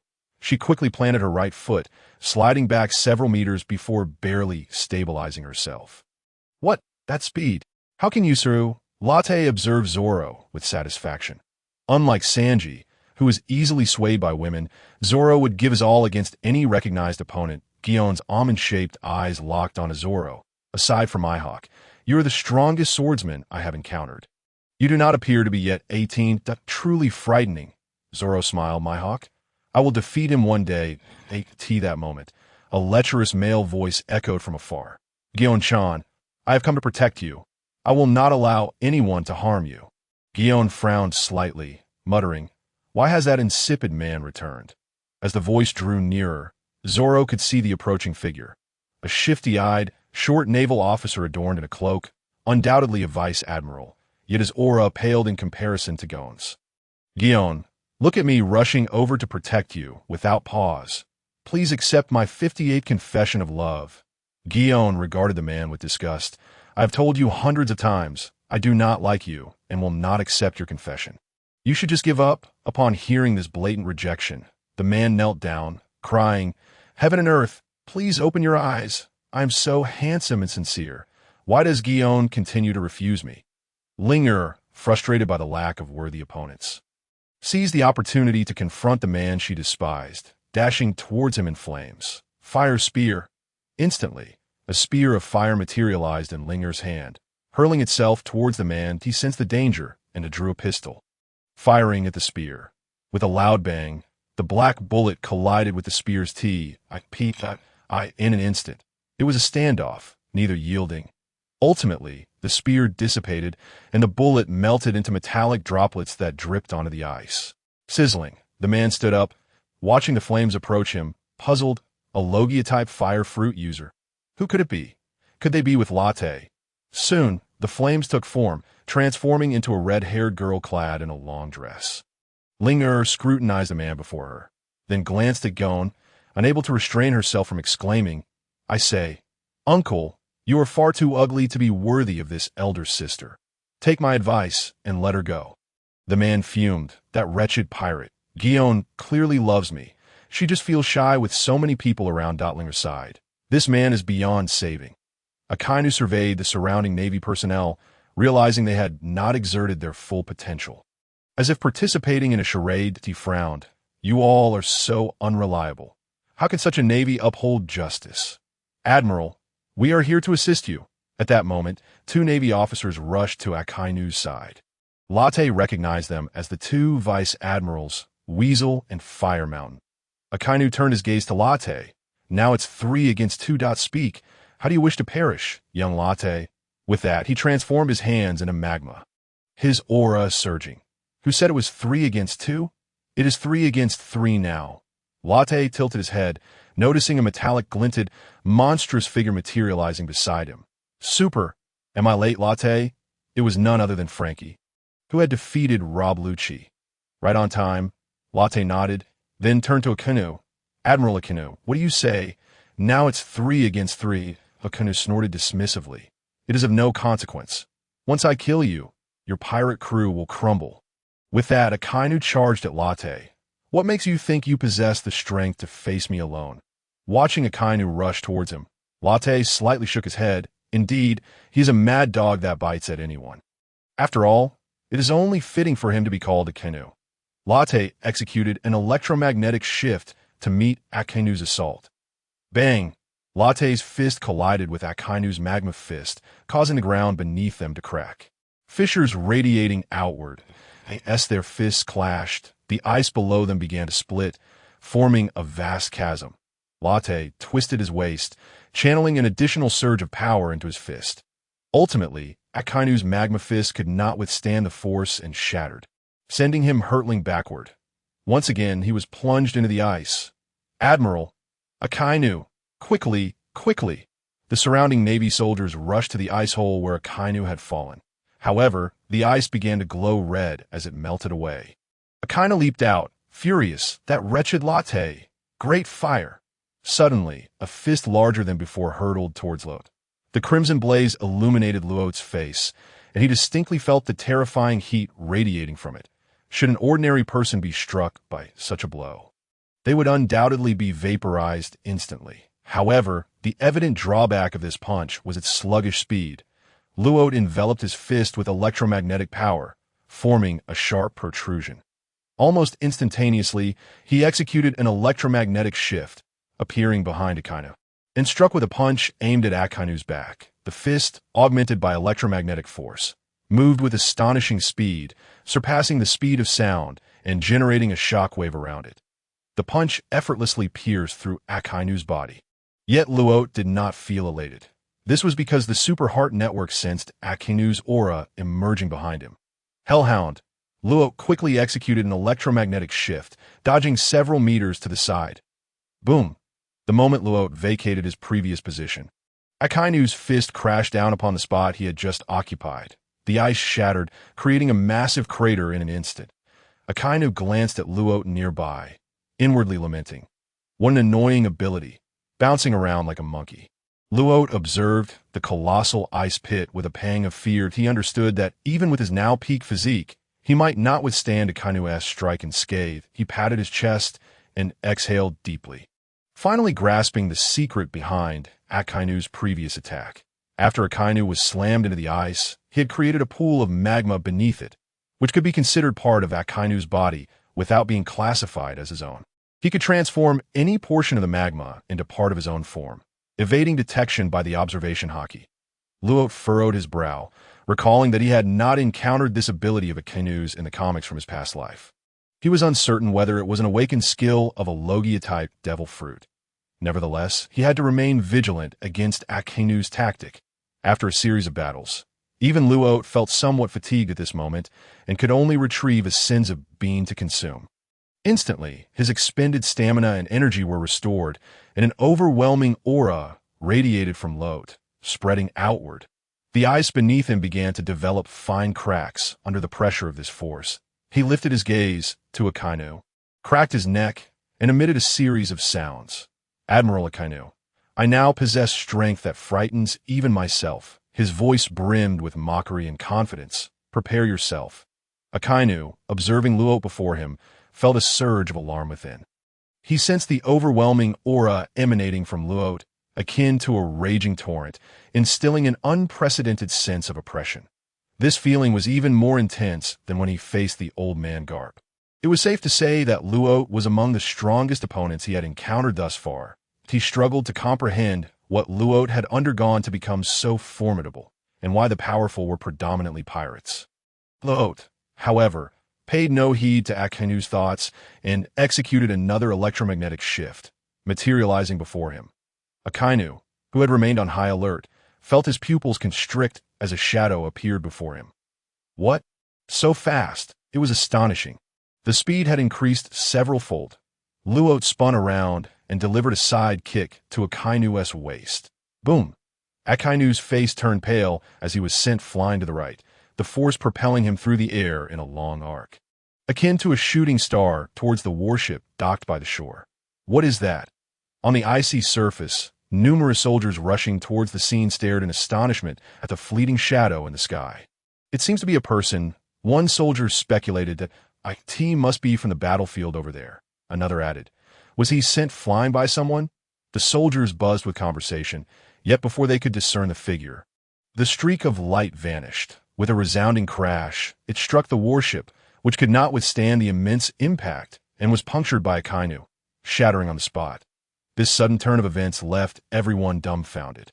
The soldiers aboard the warship who had not yet disembarked were caught in the fallout, suffering heavy casualties. Akainu also landed behind the warship. Some soldiers still rushing to the battlefield squinted to identify who was in the ice pit. Suddenly, chaos ensued. Did I s that Admiral Akainu? Hurry, save him! Thanks to the collision with the warship, Akainu did not fall into the sea this time, but he transformed into magma, penetrating through the ice and standing once more on its surface. Clutching his left waist, he could feel that his kidney was likely severely damaged. The surrounding soldiers quickly realized their admiral had sustained grave injuries. They were inwardly alarmed. Is Luo really that strong? To send our admiral flying so far? This was an admiral, not just any captain. He was an invincible figure in their eyes and the faith of many soldiers. Numerous soldiers had joined the Navy specifically for these admirals. And now, their faith had been shattered by a single pirate. One soldier tentatively inquired, Admiral Akainu, are you all right? Should I call for a doctor? However, it seemed Akainu did not hear him, his gaze fixed intently on Luo in the distance. The soldier continued, Admiral Akainu, the enemy is so strong. Perhaps we should retreat for now. Otherwise, the brothers... But before he could finish, Akainu's right hand transformed into magma, and with a single punch, he incinerated the soldier. His gaze swept over the faces of the soldiers, and he declared, from the moment you become a Marine, you are destined to battle pirates and sacrifice. You must have this awareness. If you cannot accept this, then there is no need to be a Marine. His expression hardened, and his tone grew somber. Those who sow discord among the ranks do not deserve to be Marines. With that, he transformed entirely into magma and charged rapidly towards Luot. It was only after Admiral Akainu departed that the soldiers dared to breathe freely. They had been nearly suffocated by the overwhelming aura emanating from Akainu, coming back to their senses and exchanging glances. They felt a sense of survival after a disaster. Their eyes fell upon the pile of smoldering charred remains on the ground, a hint of sorrow in their expressions, sensing Akainu rapidly approaching. Luot could not help but marvel at his resilience. Although Luot's previous kick had merely employed basic haki, it was still a strike at the peak of his power, fiercer than his prior dual haki combined with electromagnetic force. Even so, it had not incapacitated Akainu. Luot stroked his chin, realizing that he would need to exert his utmost effort to bring down the highest combat power of the Marine headquarters. He executed another shift.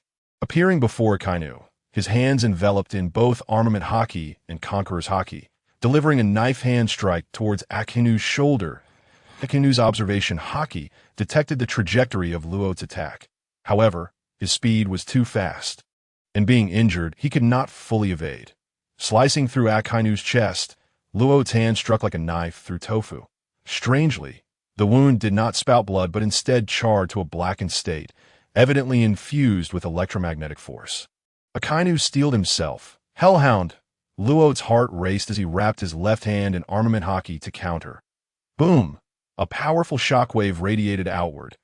Luot channeled another surge of haki into his punch. Akainu, unable to withstand it, was knocked to the ground. Luot was somewhat alarmed. Akainu's previous move was clearly a trade of injury for injury, a life-for-a-life tactic. He executed another electromagnetic shift, delivering a kick directly to Akainu's chest wound. The intense pain compelled the Admiral to cry out. Clutching his chest as he was sent flying backward, he half-kneeled on the ice, beads of sweat forming on his forehead. Cough, cough, cough. With each cough, a mouthful of fresh blood escaped his lips. Latte abruptly teleported to stand before Akainu. Struggling, Akainu lifted his gaze to the remarkably youthful pirate before him, his expression rife with rage. His ire was not directed at Latte for besting or potentially killing him, but rather at the audacity of a mere pirate to trample upon justice with such impunity. Latte, even if you were to slay me now, you would not emerge victorious. Justice will always prevail.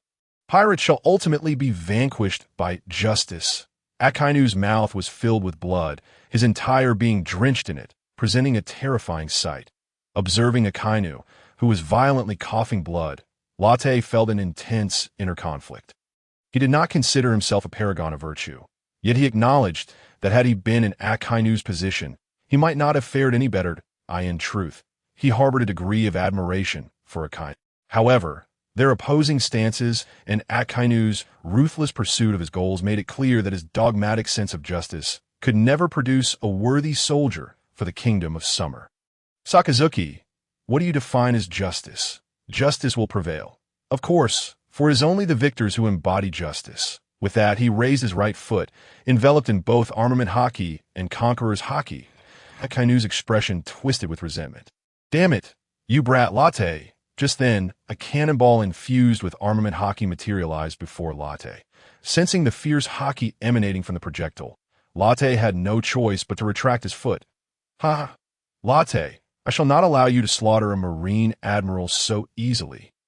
Meanwhile, on the battlefield with Kuro, Kizaru regarded the man with the slicked back hair before him with a grave expression. He understood that Latte's crew was not to be underestimated. Yet, he believed that despite Latte's crew only having set sail for less than a year, they had managed to assemble formidable allies in a remarkably short time. However, Kuro's presence was a stark wake-up call. From Kuro, he sensed an overwhelming haki, coupled with the swift speed of the Dapeng and its razor-sharp wings. He realized with astonishment that his chances of victory were slim. Kuro instinctively adjusted his glasses, which glinted with a flash of light. It had been quite some time since he had fought at full capacity, and now he felt invigorated, eager to test out numerous new techniques. Without uttering a word, he transformed into his hybrid form, slightly flapping his wings, unleashing a hurricane that sliced through space and struck Kizaru's body. The blade of wind pierced through Kizaru, continuing downward to the ice beneath, creating a massive fissure several dozen meters long as seawater gushed forth from the rift. Kizu, astonishingly, split in two at the waist. Collapsing to the ground, his body glowing with a golden hue, Kuro nodded in satisfaction at his new technique. However, he was well aware that a strike without the addition of haki would not cause significant harm to a Logia-type devil fruit user. Indeed, moments later, Kizaru's lower half executed a fish-like leap, while his upper body gradually reformed from particles of light, coalescing into a complete figure. Kizaru fixed his gaze on Kuro, incredulous. How outrageous! Do you not understand the concept of respecting your elders and cherishing the young? Such terrifying abilities you possess. You startled me. With that, he extended his right index finger toward Kuro, unleashing a beam of light. Kuro deftly flapped his wings, appearing 10 meters away, while the light arrow pierced the afterimage he left behind. That was close.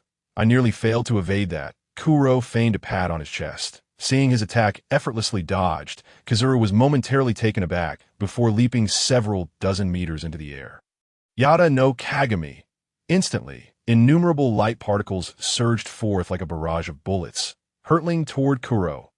Kuro spread his wings, enveloping his body completely as the light particles bombarded his obsidian wings, creating a cloud of dust that obscured his figure.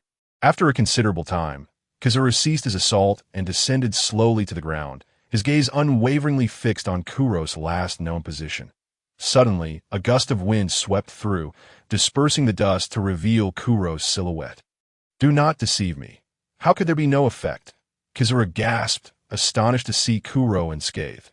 Kuro shook his wings and looked up at Kizaru, stating, having attacked for so long, it is now my turn. With that, Kuro lightly waved his wings, leaving an afterimage in place as he appeared above Kizaru, his right leg transforming into a talon. Armament haki hardened. Divine Pong Tread, he descended with a powerful kick aimed at Kizaru's head. Kuro's speed was so swift that Kizaru could not anticipate it, forcing him to cross his arms atop his head to absorb the impact of Kuro's heavy strike. The force of the blow caused Kizaru to kneel upon the ground. With a crack, the ice beneath Kizaru splintered into cracks radiating outward.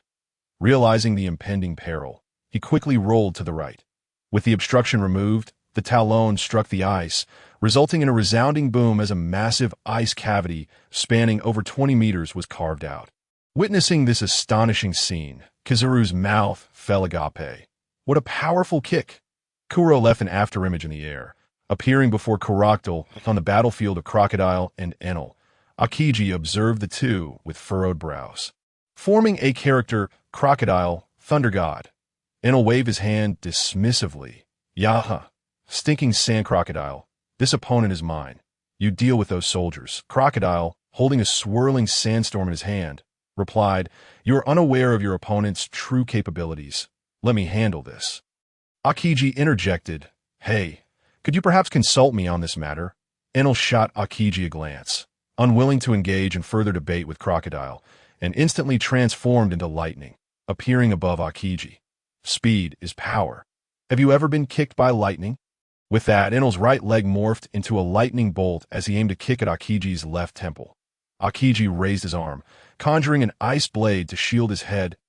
Bang! The collision of leg and arm sent Akiji sliding to the side. But he quickly planted his right foot on the ground to stabilize himself. That moment. Desert Great Sword.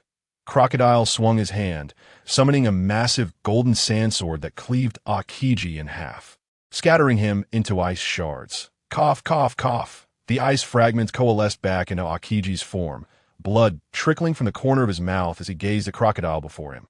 Haki, truly a formidable opponent. Enel suddenly teleported to stand before Crocodile, exclaiming, hey, that is my opponent. Do not interfere. Crocodile took a puff from his cigar, staring at the half-crouched Akiji, retorting, who decreed that he is solely your opponent? Whoever captures him owns him. With that, he transformed into a whirlwind of sand, appearing before Akiji, sand gauntlet. Instantly, grains of sand formed a gauntlet around his fist, cloaked in armament haki. Turning a pitch-black hue, he unleashed a punch aimed at Akiji's face, who met it with his own fist. In that instant, their fists collided. Bang! Akiji remained steadfast, while Crocodile staggered backward several steps. Crocodile tightened his trembling right hand, silently lamenting, as expected of an admiral. He is no ordinary opponent. Enel had no intention of relinquishing this opponent to Crocodile. He suddenly teleported beside Akiji, wielding a dark trident, aiming for Akiji's neck. Akiji's left hand grasped, forming an ice sword to block Enel's strike. When their weapons clashed, Akiji exerted force, sending Enel hurtling backward. However, before Akiji could catch his breath, Crocodile's attack was upon him. Ink's steel hook. The steel hook, infused with armament haki, struck Akiji's chest, piercing through and leaving a gaping wound. Yet Crocodile furrowed his brow. Has he elementalized already? It seems the admirals possess exceptional observation haki. Akiji stepped back several meters, regarding the two adversaries before him. Originally arriving with a light and carefree spirit, his heart has now plummeted into the depths of despair. Zoro's hand, gripping the sword, trembles ever so slightly as he raises his gaze to the female marine in the distance. His eyes sparkling with determination. It has been quite some time since he faced a true swordsman, and the fervor for battle surges within him, boiling over. The blade, known as Shin, quivers in his grasp as he tightens his grip, lowering his head to speak. Do you also yearn for combat? Cheyenne stands tall, her hand tingling with anticipation.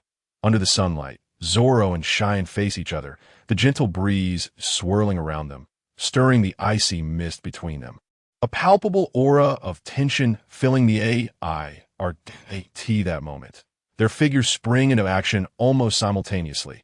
With a powerful step, Zoro's foot strikes the ground, sending tremors through the earth, creating a massive crater beneath him. He charges toward Cheyenne, wielding Shin, the blade glinting coldly under the sun, aimed directly at her throat. Unyielding, Cheyenne shifts her form, raising her own blade to meet Zoro's advanced clang. The two swords clash, sparks flying as they momentarily lock in a fierce stalemate. Zoro chuckles. You are the strongest female swordsman I have ever encountered. This thought brings to mind his childhood friend, who once bemoaned her developing figure, questioning why she had to be a girl. If she were still in this world, she would surely surpass this female marine. Zoro muses to himself. With one hand gripping the hilt tighter, Shine forces Zoro back, swiftly following up with a powerful slash aimed at him. Zoro's eyes narrow as he draws Regent, crosses it with Shin to block Shine's strike. Intrigued by Zoro's dual wielding, Shine exclaims, "Oh, two swords?" Zoro shakes his head, replying, "I am a three-sword style practitioner, but to deal with you, two will suffice. You are not yet capable of making me draw my third sword." His words. A serious glint flashes in Shine's eyes. Such arrogance from a pirate. "I shall capture you today and deliver you to impel down." With that declaration, her movements accelerate, her attacks growing even more ferocious. The sounds of clashing swords reverberate through the air, their techniques flowing seamlessly like a river. Gradually, the icy ground beneath them shatters into countless fragments. Both combatants find themselves standing upon a floating iceberg. Zoro breathes heavily, gazing at Shine across from him. Momentarily transported back to that fateful night he battled King, he tears the green bandana from his left arm, tying it around his head, then draws Wado Ikamanji, clenching it between his teeth. Cheyenne, noticing his peculiar appearance, cannot help but comment, "Is this your ultimate form? How much strength can biting down on a sword truly grant you?" Zoro raises his eyes to meet Shine's gaze, astonished by her formidable prowess. Wielding two swords proves somewhat taxing. "Prepare yourself, for you are about to face a ferocious beast," he warns, upon hearing Zoro's words. Shine's eyes blaze with fury. "What did you call me? A grandma? I am merely in my 40s, the prime of my beauty." In an instant, Shine's aura intensifies. Zoro grimaces. At her age, she still refuses to acknowledge her status as a grandma. "Nanny, I will see you dead." No woman desires to be labeled as old, and Cheyenne, unable to contain herself any longer, charges at Zoro, blade in hand, skimming across the water surface. Meanwhile, on another battlefield, Linger addresses Kaji with a teasing tone. "Please don't wear that expression as if I've ruined your date. Love can bridge mountains and seas. Both can be traversed." Linger tilts her head, exuding a sense of worldly wisdom. Kaji sighs, glancing at the beautiful Ling. Little sister, while you are indeed stunning and have confessed to me, my heart still belongs to Miss Cheyenne. Linger, taken aback, thinks to herself, is this lecherous old man out of his mind? I never proposed anything to him. Old man, are you not in your right mind? I certainly don't fancy your type. In which ear did you hear my confession? Kaji appears oblivious to Linger's retort, scratching his head in frustration. What am I to do? Having one Cheyenne is already overwhelming, and now there's this beautiful sister declaring her feelings. No, Cheyenne, my heart still longs for you. This little one is merely a fleeting distraction. Linger facepalms, realizing this old man is hopelessly infatuated with himself. No wonder that Marine's sister rejected him. She has no intention of wasting another moment with this lecherous old man. Extending her right hand, she conjures a long flame whip. Fire whip. The flames transform into a lengthy lash, crackling as it strikes toward Kaji. Kaji swiftly seizes the fiery whip, but as Linger attempts to retract her arm, she finds it futile, as if caught in a vice. With a forceful tug, Kaji pulls Linger toward him. As she hurtles through the air, Linger remains composed, summoning a flaming dagger in her left hand, thrusting it toward Kaji. Just as the dagger is about to pierce Kaji's forehead, his brow darkens ominously. Clang! The dagger strikes his forehead without inflicting any harm. Seizing the moment, Linger executes a mid-air somersault, her heel enveloped in haki, delivering a powerful kick to Kaji's shoulder. With a resounding thud, Kaji bends slightly. Cracks spidering across the icy surface beneath him. Linger lands gracefully, her eyes wide with astonishment as she assesses the seemingly unyielding Marine. Despite her relentless assault, he has only shifted half a step. It appears that this love-struck old man is more formidable than he seems. Kaji, equally surprised, realizes that this young girl from the rope pirates possesses tremendous strength. He may not be able to defeat her easily. She is indeed a natural-type devil fruit user, rich in potential. Alas, she's also a great beauty. Linger clenches her right hand, summoning a fiery spear that materializes in her grasp, with her upper body ignited in flames. She charges toward Kaji at blinding speed. Kaji extends his right arm, now enveloped in darkness, blocking her path. Clang! A thunderous sound erupts as the spear collides with his dark arm, unleashing a shockwave that sends Kaji's hat flying. The ice beneath them cannot withstand the force, cracking open a fissure over a meter wide. Flames rage beneath Linger as she amplifies her strength, causing the ice beneath Kaji to fracture, forcing him to retreat several steps. Linger glances at Kaji, her vision suddenly sharpening. She squints, momentarily mistaking a glint for a hidden weapon. Only upon closer inspection does she realize it is merely Kaji's shiny bald head reflecting the sunlight. Kaji surveys their battlefield, then meets Linger's gaze, astonished. That last strike had required considerable effort on his part to repel. Meanwhile, in Nami's battlefield, the Marine, Captain Squirrel, brandishes his sword, fury etched across his face as he addresses Nami. Pirates, I will not allow you to wreak havoc upon these seas. Having researched the rogue crew, he knows of Nami's tragic past. Her adoptive mother lost to pirates, her hometown reduced to a desolate village. He cannot fathom why someone raised in such circumstances would choose to become a pirate. Nami, with her finger playfully poking her cheek, responds with a charming smile. Oh, there are so many treasures in this world, all hoarded by pirates. I simply cannot bear it. Hearing Nami's words, Squirrel's brow furrows, finding her reasoning rather amusing. Don't you find that justification a bit laughable? You are a pirate yourself. What sets you apart from them? Nami shakes her head, retorting, have you ever encountered such a beautiful villainous pirate? Squirrel tightens his grip on his sword, realizing that negotiation is futile. With that, he charges at Nami, his blade glinting ominously as he aims to slice her in two. Yet, as his sword strikes, Nami's body separates, and a torrent of white clouds erupts from the severed ends, merging her form back together. Confused, Nami wonders, does this Marine not wield haki? Transforming into a cloud, she hovers above Squirrel. Marine comrade, do take heed of the impending storm. As the words fell, a lightning bolt the thickness of an arm descended from the ominous clouds, striking directly toward the head of the flying squirrel. Naturally, the squirrel sensed the impending danger and executed a swift roll, narrowly avoiding the bolt that struck the very spot where he had just been standing. The powerful strike shattered the ice layer, sending seawater splashing in all directions.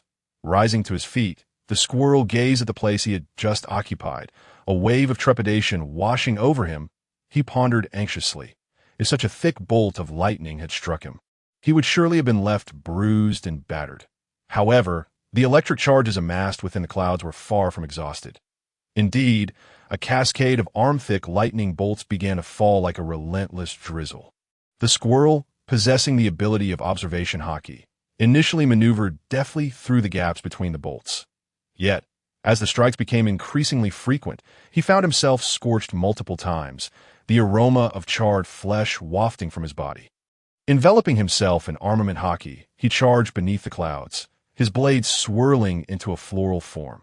Nami, in a flash, appeared on the ground alongside a bolt of lightning. Yet, the ominous cloud showed no signs of dissipating. With countless bolts still cascading down, the squirrel sensed Nami's presence on the ground and instantaneously executed a soru, appearing directly before her. His blade glinted menacingly as he aimed a strike at her head. In response, Nami swiftly retrieved a gleaming metallic short rod from her pouch, and with a gentle press of her finger, it elongated into a staff approximately 1.6 meters in length, the weather staff that Road had previously gifted her as a weapon.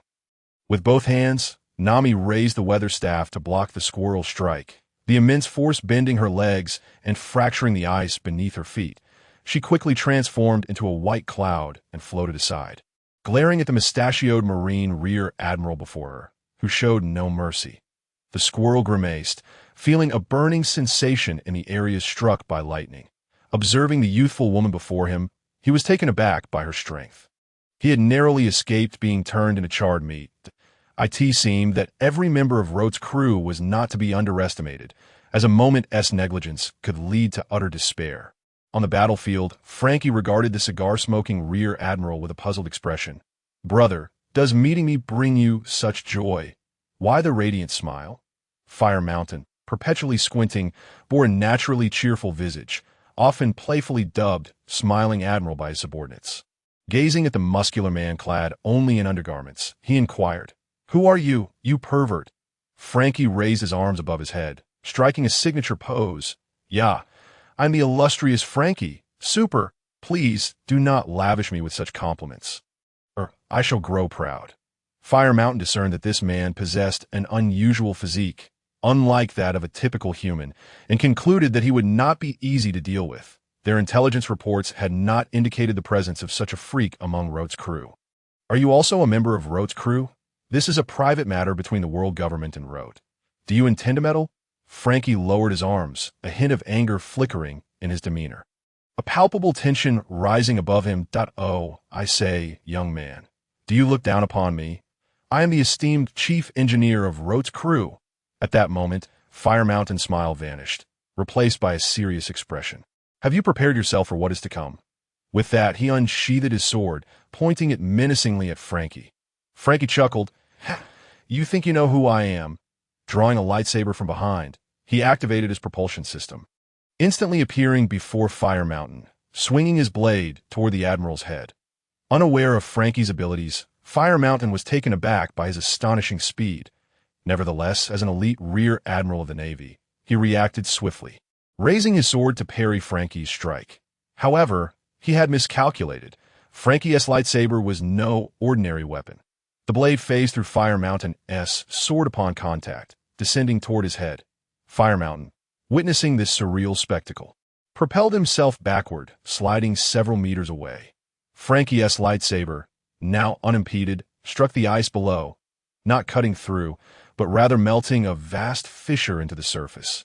Having regained his footing, Fire Mountain was astounded, realizing that what he faced was not merely a sword, but perhaps a laser. Frankie looked up at him, snapping his fingers in delight. "Bingo! You guessed it, but alas, no prize." Confirming the suspicion, Fire Mountain's breath quickened. This technology should only be wielded by the world government scientist. "Dr. Vegapunk," Frankie grinned. "Who am I?" "I am the renowned Frankie, the chief engineer and inventor of the Roat pirate crew." Fire Mountain furrowed his brow, understanding that if this man were allowed to flourish, he would surely become a grave threat to the world government. In an instant, he executed a Soru, appearing before Frankie and launching a strike. Unbeknownst to Fire Mountain, Frankie had yet to master observation haki, and by the time he sensed the attack, Fire Mountain's sword had already pierced his abdomen. Fire Mountain was taken aback, not only by the peculiar sensation of the blade, but also by the calm demeanor of the man before him. He swiftly dodged Frankie's grasping hand, but before he could stabilize himself, a laser burst forth from Frankie's palm. Even with his agility, Fire Mountain could only manage to shift half of his body aside, resulting in a laser piercing through his shoulder instead of his heart. A searing sensation radiated from his shoulder, engulfing his entire being, as he looked up to see the man in the distance, astonished to find no wounds upon his body, which had completely healed had it not been for the rips in his clothing. He might have believed that the earlier sword strike was merely an illusion. Rote gazed toward the sea, spotting several warships approaching in the distance. Concurrently, his Super Heart network detected a figure rapidly closing in on him. He recognized it as Garp, and trailing behind him, another powerful presence, equally formidable, was rushing toward him in an instant. A fist, shrouded in darkness and entwined with black lightning, materialized before Rote. He hastily retaliated with a punch of his own. Boom! Their fists clashed without contact, unleashing an overwhelming force that radiated outward. Akainu, positioned beneath them, was sent flying. This tremendous pressure swept across the battlefield, incapacitating soldiers below the rank of Rear Admiral, many collapsing and frothing at the mouth. While some Rear Admirals faltered, drenched in cold sweat, though they did not lose consciousness, their fighting spirit was utterly extinguished. As the force surged skyward, it cleaved the heavens in two. Those soldiers who remained conscious looked up in disbelief at this cataclysmic scene, murmuring amongst themselves, "What is this? Conqueror's haki? Is it Rote? And who is battling against Rote?" The sheer might was terrifying. Look, it's the legendary marine hero, Admiral Garp. The realization that Rote could contend with Admiral Garp struck fear into the hearts of many. Could they truly win against such formidable foes? Witnessing Rote's overwhelming prowess, numerous Navy soldiers began to waver. "Stop your nonsense. We have 3 admirals and the hero Garp on our side. Rumor has it that even the fleet admiral is on his way." Upon hearing this, the soldiers reignited their fighting spirit. After a prolonged exchange of fists, Rote and Garp each stepped back. Rote looked up at the elder Garp before him. "It's been a while. Old man Garp, you haven't aged a bit. Still as youthful as ever." Garp chuckled, cracking his knuckles. "Ha! Old indeed. My strength has diminished considerably." Latte pursed his lips, internally grumbling. It is one thing to utter such words in my presence, but to say them before that old man with the white beard would surely infuriate him to death. That moment, Latte sensed a multitude of formidable auras converging towards him, but he realized that he could no longer afford to delay. He transformed his notification into several electromagnetic waves, which promptly reached the ears of his companions. Garp had witnessed Latte's method before and understood that this was Latte's way of signaling their retreat. "Ha! I've arrived. Latte, my boy, your strength must be significantly depleted by now, so do not even think about escaping." Latte shook his head and replied, "I have no intention of fleeing. I wish to continue our unfinished battle from last time."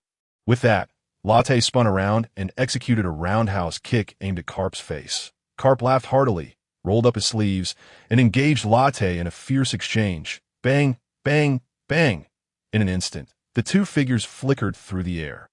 At one moment, Garp was sent crashing onto the ice, propping himself up on his knees as he looked up at the young figure hovering above him. To his astonishment, he realized that, after their last confrontation, Latte's power had surged to an unparalleled level. It felt as if he were facing a young Roger, perhaps even stronger than him. Latte slowly descended, his breath becoming somewhat labored. He gazed at the elder before him and inquired, "So, do you still believe that you and your allies can stop me?" "Ha ha ha, you impudent brat, lecturing me. You still have much to learn," Garp replied, cracking his knuckles with a defiant expression. Latte then utilized his supermind network to sense his companions. Discovering that they had already boarded the Sora, he waved at Garp, saying, "Well then, I'm off. Farewell." With that, he vanished in a flash of electromagnetic energy, Carp stared at the spot where Latte had just stood, scratching his head in exasperation. Why does this always happen? He has escaped again. He then burst into laughter. What a capable little rascal. At that moment, Sengoku arrived and asked, so he got away again. Damn it, Carp, are you even putting in any effort? Carp scratched his head, confronted by Sengoku's accusatory tone, and could only respond helplessly. It's not that I don't want to stop him, but Latte's strength has surpassed both of ours that I wish to intervene. But I find myself powerless. Sengoku looked at his old friend with a solemn expression. He sighed deeply, knowing Carp would not make such a statement without reason, that if Carp said it, then Latte's strength must indeed have transcended theirs. Carp, glancing at his comrade, quickly attempted to lighten the mood, stating that the priority was not to chase after Latte, but to locate the admirals and vice-admirals first. Upon hearing this, Sengoku promptly activated his observation haki to assess the battlefield. Gradually, the veins on his forehead began to bulge, and his brows furrowed deeper as he surveyed the few individuals before him. Their faces were contorted with pain. Akainu lay in a pool of blood, though his consciousness remained clear. Kizaru was in tatters, resembling a beggar, his physical stamina severely depleted and blood trickling from his leg, though the injury did not seem too grave. Akiji fared the worst. He had to be carried in, unconscious, with a broken leg. Gon's complexion was pale, his hands stained with blood. His hat was missing, revealing a shiny bald head, and he was merely gasping for breath, uninjured. The right arm of the fire mountain was gone, leaving behind an empty sleeve. Admiral Crane sighed beside him. Let us just return to Marineford and deliberate further. Otherwise, Sora might erupt in fury. Upon hearing this, both Sengoku and Carp nodded. For this operation, the world government had dispatched Fleet Admiral Sora to guard Marineford. Sengoku knew Sora was a hot-tempered individual. If they returned late, he could only imagine the scolding that awaited them. During his time as an admiral, he had often faced Sora's wrath. Sengoku immediately signaled the fleet to head back to Marineford. At an altitude of 4,000 meters, aboard the Sora, Latte looked at his companions and asked, "How is everyone? No injuries, I hope?" Kuro nodded. "Not at all. Thanks to them, my injuries have completely healed." Latte felt a wave of relief wash over him. However, Nami and Linger each looped an arm around Latte. Nami exclaimed, "Latte, you have no idea how terrified I was. I almost didn't team make it." Linger chimed in, "Oh, my opponent was such a sleazy man. Not only was he lecherous, but he was also delusional. I nearly." Observing the two beauties lamenting their experiences, Latte could only offer continuous comfort. Acebug was conversing with Frankie, his curiosity piqued by Frankie's transformation. Zoro was sharpening his sword, pondering how an ordinary woman could possess such remarkable swordsmanship alongside terrifying strength.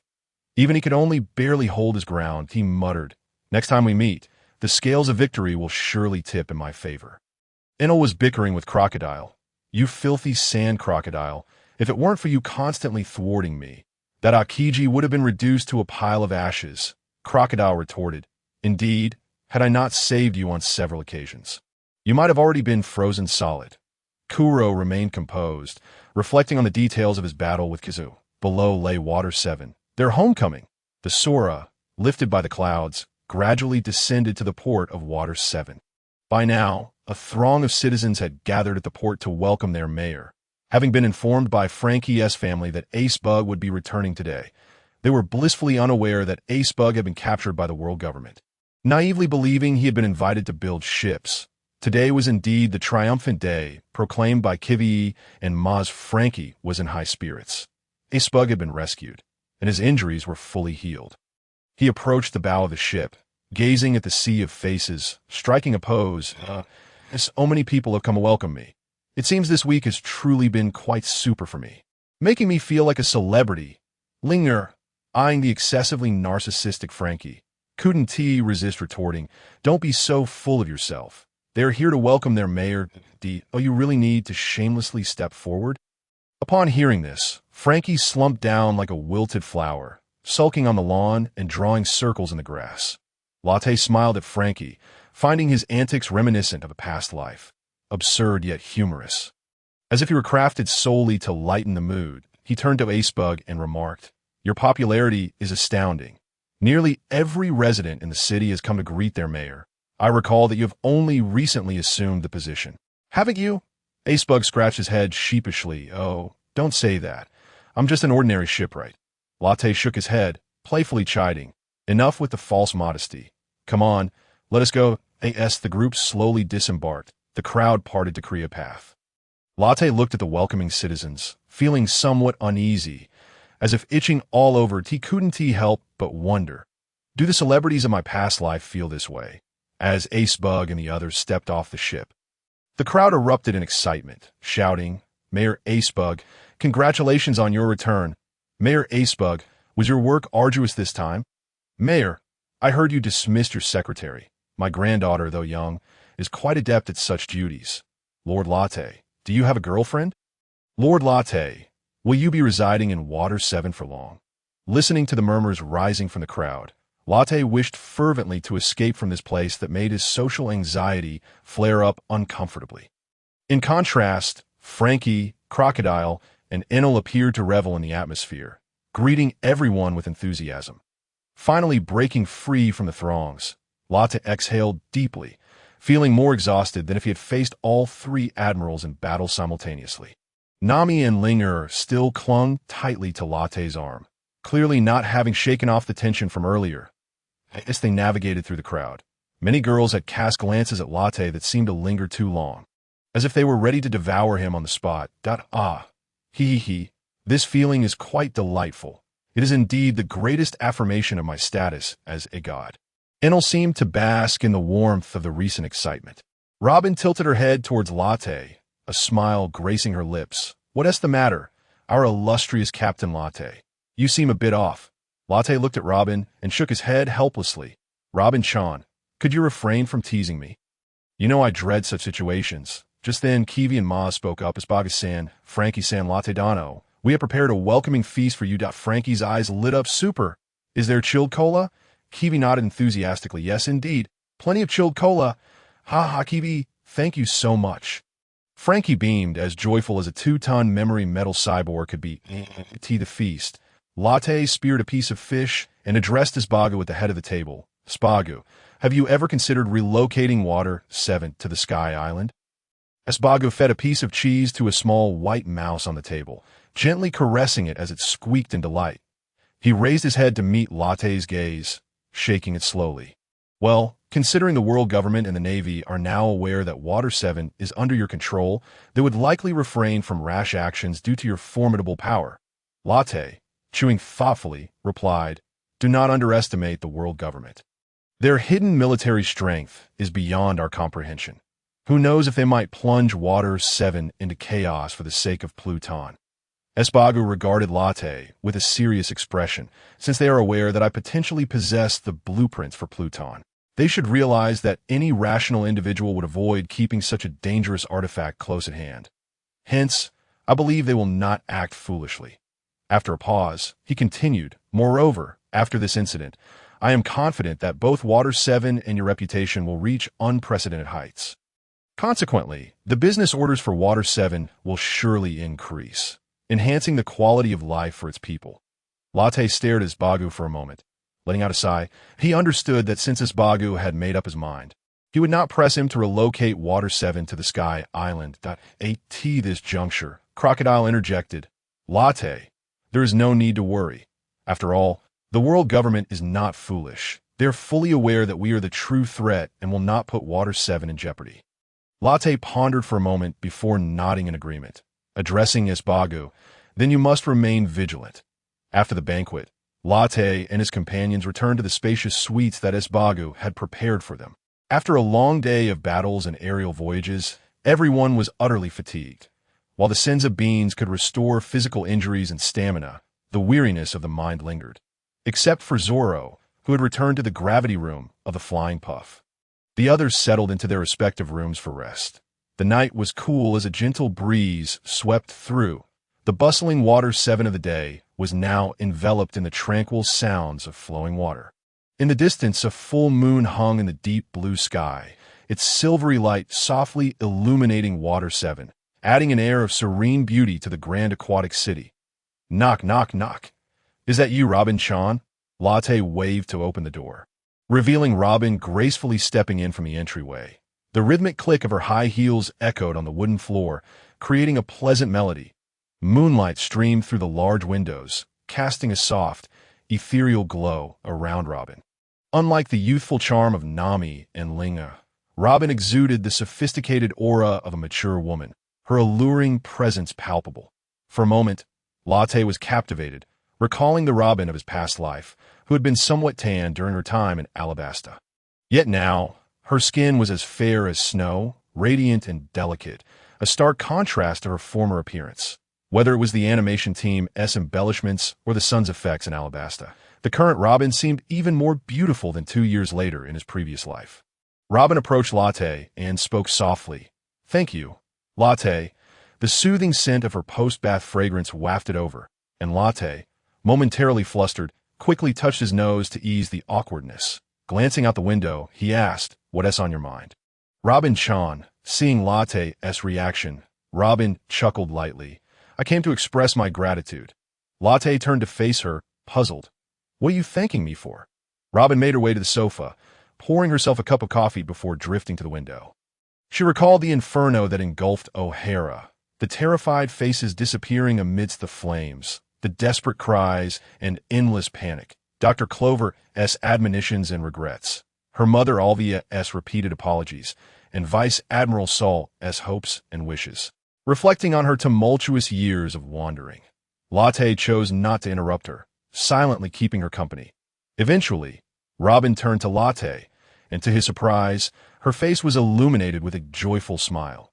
Rising on her toes, she placed a gentle kiss upon Latte's cheek and said, "Thank you, Latte. Thank you for giving me a true home." The moonlight streamed through the window, scattering into twinkling stars in her eyes. Leaning against Latte's chest, she whispered, "Thank you. You've given me a chance at rebirth." Latte wrapped his arms around the delicate woman, understanding that beneath Robin's strong exterior lay a profoundly tender heart. He recalled how, upon first witnessing her tragic past, he had struggled to come to terms with it until Luffy and his crew's genuine friendship had cracked her hardened shell, revealing her gentle side. Latte realized that Robin had once been a little girl who longed to seek affection and gifts from her parents. But the world government had stripped her of that innocence, leaving her an orphan adrift among various pirate crews and merchant vessels. Initially, she had earnestly sought her own companions, but the harsh reality of the pirate world had thwarted her at every turn. She had never encountered anyone who truly cared for her, causing her to bury Saul's words deep within her heart, until Latte appeared like a savior, stepping forth on a rainbow cloud and shattering her years of pretense with a simple acknowledgement of her struggles. In that moment, she not only believed Saul's words, but also found herself deeply in love with this man who seemed 7 or 8 years her junior.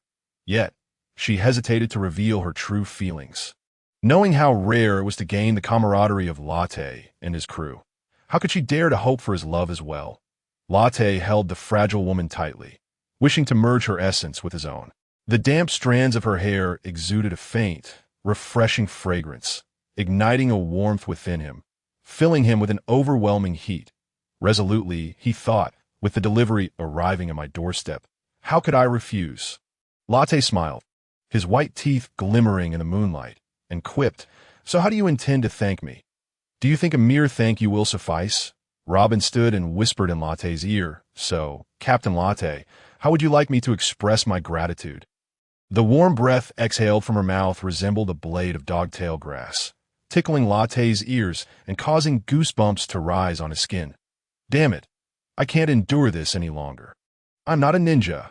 Latte reached out and wrapped his arms around Robin's slender waist, drawing her close. "What do you say?" Yet Robin merely chuckled, transforming into petals that vanished from Latte's embrace, reappearing at the doorway. Initially taken aback, Latte quickly shifted his gaze toward Robin, teleporting in an instant to stand before her, lifting her chin with his right index finger, a smirk playing at the corner of his lips. "Woman, you are toying with fire." Snap. Latte's left hand clicked his fingers, enveloping the entire room in an electromagnetic barrier. He then scooped Robin in his arms. "You're messing up my hair." Here 1,000 words are omitted. The following day, Gentle beams of morning sunlight cascaded into Latte's room. He furrowed his brow slightly, gradually opening his eyes to behold Robin's serene, sleeping visage. Casting a glance around, the disarray of the room met his gaze. With a striking splash of crimson stark against the pale blue sheets, Latte tenderly brushed aside the tousled strands of hair from Robin's forehead and leaned down to place a gentle kiss upon it. He then covered her with a blanket once more before rising to leave the room. Once the door was shut, Robin slowly opened her eyes, moving her body slightly, a smile unconsciously spreading across her lips. What a rude captain! Originally, Nami and Linner had planned to go shopping with me today, but now it seems I won't be getting out of bed. Yet a blissful smile graced her face as she curled up within the blankets.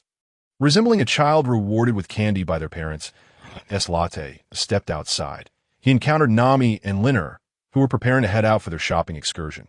Nami leaned closer to Latte, her petite nose twitching as she sniffed around curiously. Observing Nami's actions, Latte felt as though he were in the midst of a public execution, embarrassment written all over his face. After a moment, Nami lifted her head, pouting at Latte. You smell like Robin. Latte playfully flicked Nami's nose. Your nose is quite sharp. That Linner stood beside them, arms crossed, wearing a similarly accusatory expression. Latte looked up to see Ace Bug being attacked by a group nearby. He waved towards them. Hey, Ace Bug. And with that, he vanished from sight. Nami, watching Latte disappear, clenched her fists, stamped her foot, and puffed out her cheeks adorably. Humph. I will not concede, she declared, linking arms with Linner as they headed off to the marketplace. At the Navy headquarters in Marineford, a tense atmosphere enveloped the vast office. Inside sat the officers who had participated in the recent confrontation against Latte's crew. Among them, two figures stood out, Akainu and Akiji. Akainu, wrapped in bandages, sat in a wheelchair, his cigar still clenched between his teeth despite his severe injuries, a clear sign of his addiction. Akiji, similarly bandaged, occupied a seat across from him, that of the three admirals. Only Kizaru had only his right leg bandaged. Sengoku, seated at the head of the table, scanned the room and noticed the various injuries borne by the soldiers present, unable to suppress a sigh. Well, I trust everyone is aware of the purpose of this meeting. At this, all nodded in acknowledgement. Even the usually boisterous Garp wore a serious expression. Receiving their responses, Sengoku continued, Good. Let us each share our perspectives on Latte's pirate crew. Akainu's right fist transformed into molten lava, melting the armrest of his wheelchair as he spoke, his rage palpable at the mere mention of Latte. We should strike while Latte's crew has yet to recover and crush them. Hearing Akainu's words, Sengoku furrowed his brow but refrained from reprimanding the diligent admiral. Akiji, however, interjected, Sakazuki, do you see any available manpower to confront Latte's crew? Our injuries seem to be even more severe than theirs. Engaging them in our current state would be tantamount to seeking death, wouldn't it? Or do you believe you can single-handedly defeat them? Bang! At this, Akainu slammed his fist on the table. Are you suggesting that you are afraid of Latte's crew? A naval admiral fearing pirates is a disgrace to our navy. Akiji chuckled in disbelief that in our current condition, facing Latte's crew would not only risk our own safety, but also lead to significant casualties among the soldiers. Are you truly so indifferent to their lives? Had Akainu not been so bandaged, the others would have seen the fury etched across his face. The duty of a navy is to eliminate pirates. Sacrifices for the peace of the seas are unavoidable. Akiji could not help but bang the table in response. It seems I cannot agree with your viewpoint. As the two admirals bickered, the other officers remained silent. Choosing to observe the exchange, Sengoku, feeling a headache coming on, rubbed his temples. Sakazuki, Kazan, let us refrain from arguing. We are here to discuss Latte's crew, not to squabble like tea that moment. Kizaru spoke up to quell the dispute. Akainu and Akiji exchanged huffs, turning their heads away from one another. Sengoku then said, You both have first-hand combat experience against Latte's crew. Let us hear your accounts, starting with Akainu as Sengoku's words fell. The attention of the room shifted to Akainu. He took a puff from his cigar and began. Though I loathe to admit it, Latte is a cunning and extraordinarily powerful pirate, adept in all three forms of hockey. And his mastery of his devil fruit abilities is remarkably advanced. He paused, suppressing the anger that flared within him, His strength far surpasses my own, even stronger than Sengoku-san and Garp-san. Upon hearing Akainu's description, the officers collectively inhaled sharply, realizing that Latte was even more formidable than they had anticipated. Surpassing the might of an admiral was no small feat. Sengoku furrowed his brow. Did he display any peculiar behaviors? He could not believe that the 18-year-old could truly be stronger than them. Akainu recalled the battle with Latte, his eyes lighting up. Indeed, he did. He seemed to consume a strange black pill, and after ingesting it, his vigor and injuries were completely restored. At this revelation, Sengoku shot up from his seat. What? Akainu pondered for a moment before stating, I suspect that it is a miraculous restorative pill that can instantly return one to their peak condition. I just wonder if it has any side effects. Sengoku slowly sat down and waved his hand. We will inquire with the chief military physician later. Now, Kizuru, please share your opponent's details. Kizuru tucked away his nail clippers and nodded at Sengoku.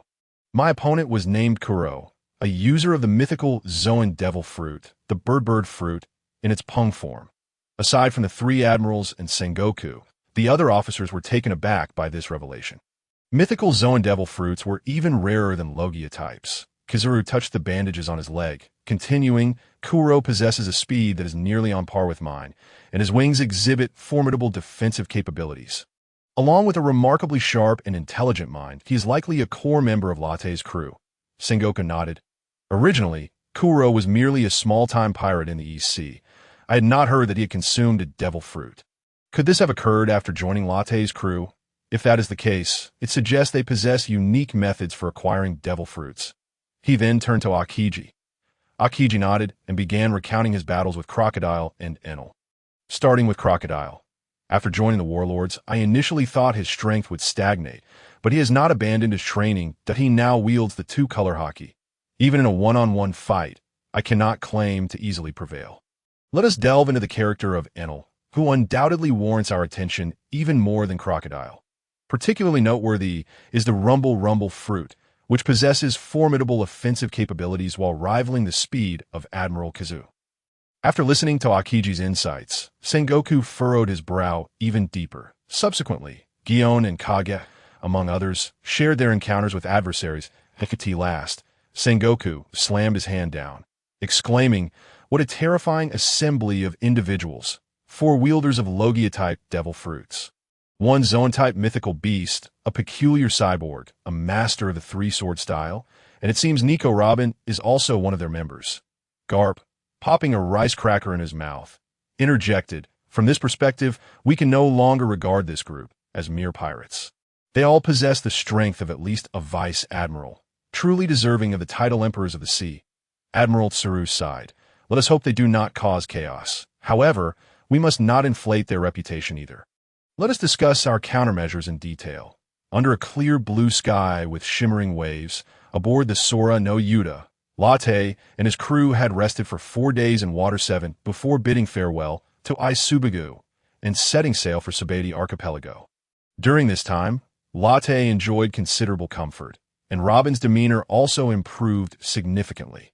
Latte intended to first establish a foothold in the New World before relocating Sky Island, as operating within the confines of the paradise was fraught with difficulties under the ever-watchful gaze of the world government. He chose not to fly directly to the New World, but opted to navigate the seas instead, confident that encounters with both the Navy and pirates would pose little challenge at present. Nami, which one do you think looks better on me? On the deck, Nami donned a bikini, holding up 2 halter tops before Latte. Gazing at Nami's refreshing appearance, Latte felt an urge to blush. Her recent behavior had become somewhat peculiar, as she frequently flaunted her figure in his presence. Though he understood Nami's intentions, he couldn't bring himself to act on them. Considering her youth, as a former recluse, he was at a loss for how to respond to her inquiries and merely stammered. You look good in anything. Nami leaned closer, asking, what about if I don't wear anything? Latte, flustered, could only pound his chest in frustration. I think you'd look great as well. Look, a messenger pigeon has arrived. He pointed skyward. The crew gathered on the deck, where the latest newspaper lay before them. As expected. The headline once again featured Latte and his crew, but this time the report detailed their audacious heist at Eni's lobby to rescue a world-class criminal. culminating in the dispatch of 3 admirals who failed to apprehend them. Latte anticipated the uproar this news would incite worldwide, as it vividly illustrated the might of his crew.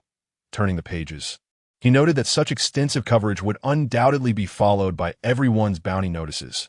Sure enough, several bounty posters slipped from the back of the newspaper. Latte laid them out before his companions. Latte. The Phoenix, Crocodile, Enel, Rorinoa Zoro, Nami, Fire Fist Ace, Frankie, the Devil's Child, Nico Robin, and Mira. Look, Frankie pointed to his bounty, scrutinizing his name. The others turned their attention, with Linger shaking her head. What is the fuss? Your bounty doesn't even surpass mine. What's so special about it? TSK. Frankie waved his index finger before Ling. No. Did you not see the prefix before my name? Only then did they notice the prominent pervert inscribed above his name. Ling pouted in response. Frankie, beaming with delight, exclaimed, now the whole world knows I'm a pervert. Splendid. At that moment, Enel dashed over to Crocodile, visibly disgruntled. Why is your bounty higher than mine? This is unacceptable. You're just a filthy sand crocodile. How could you possibly be more handsome than me? Crocodile tilted his head. What? Do you wish to spar? Enough, you two, Croco interjected. Bounty notices are not solely based on your strength. Numerous factors are at play. Moreover, the world government is unaware of our true capabilities. These figures only serve as references. Despite their mutual disdain, Enel and Crocodile held a certain respect for Croco, recognizing his intelligence and strength, second only to Latte within their crew. Looking at Latte's bounty, Crocodile remarked, we are now a great pirate crew. Our tangible strength may rival or even surpass that of the 4 emperors in the New World, yet we still lack in intangible aspects. Robin added, for now, we can only gauge the strength of the 4 emperors through the newspapers. We shall only discern the truth once we arrive in the New World. Latte nodded, affirming, the 4 emperors are not our targets. As long as they do not obstruct our path, we need not consider them our enemies. However, Latte's expression shifted to one of resolve. But should they hinder our progress, we shall have no choice but to send them to the depths of the sea. In the New World aboard the Moby Dick, Ace shouted, old man, Latte is making headlines again, as he rushed towards Whitebeard on the deck, only for an excited voice to interject nearby. Nanny, Marco, is this the Latte from East Blue? What news? Let me see. Whitebeard erupted in laughter. Gurra. Marco handed to Ace first. Have you not noticed the stack of newspapers about Latte beside Ace's bed? Ace approached Marco, carefully examining the newspaper. With each glance, his expression became increasingly animated, muttering, Kaku, has Latte become this formidable? Marco observed Ace, recognizing that Latte and Ace were nearly the same age, suspecting that Ace was becoming unhinged by Latte's prowess. Unable to contain himself, he encouraged Ace, you are still quite young. You are among the strongest in your age group. Do not be disheartened. You are the Flame Emperor. Yet Ace seemed oblivious to Marco's words, fixating on Latte's bounty. He pondered, I wonder who is stronger, Latte or Dad. One being his captain and father, the other his mentor. He couldn't help but compare the two. After a moment, Ace passed the newspaper to Whitebeard, who chuckled heartily. Gurra! Quite impressive, that Latte lad. In the New World, aboard the red-footed ship, Shanks placed the newspaper on the table and slowly walked to the edge of the ship, muttering, Latte, I hope you do not act recklessly. Otherwise, the world may descend into chaos.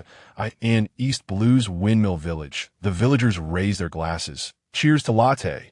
He is truly impressive, a true son of East Blue, effortlessly achieving greatness. Bang! Yakamashi. Were you all celebrating? Celebrating the emergence of a great pirate from our village? Or celebrating a pirate who managed to fend off the assault of 3 admirals? The village chief, leaning on his cane, stood nearby.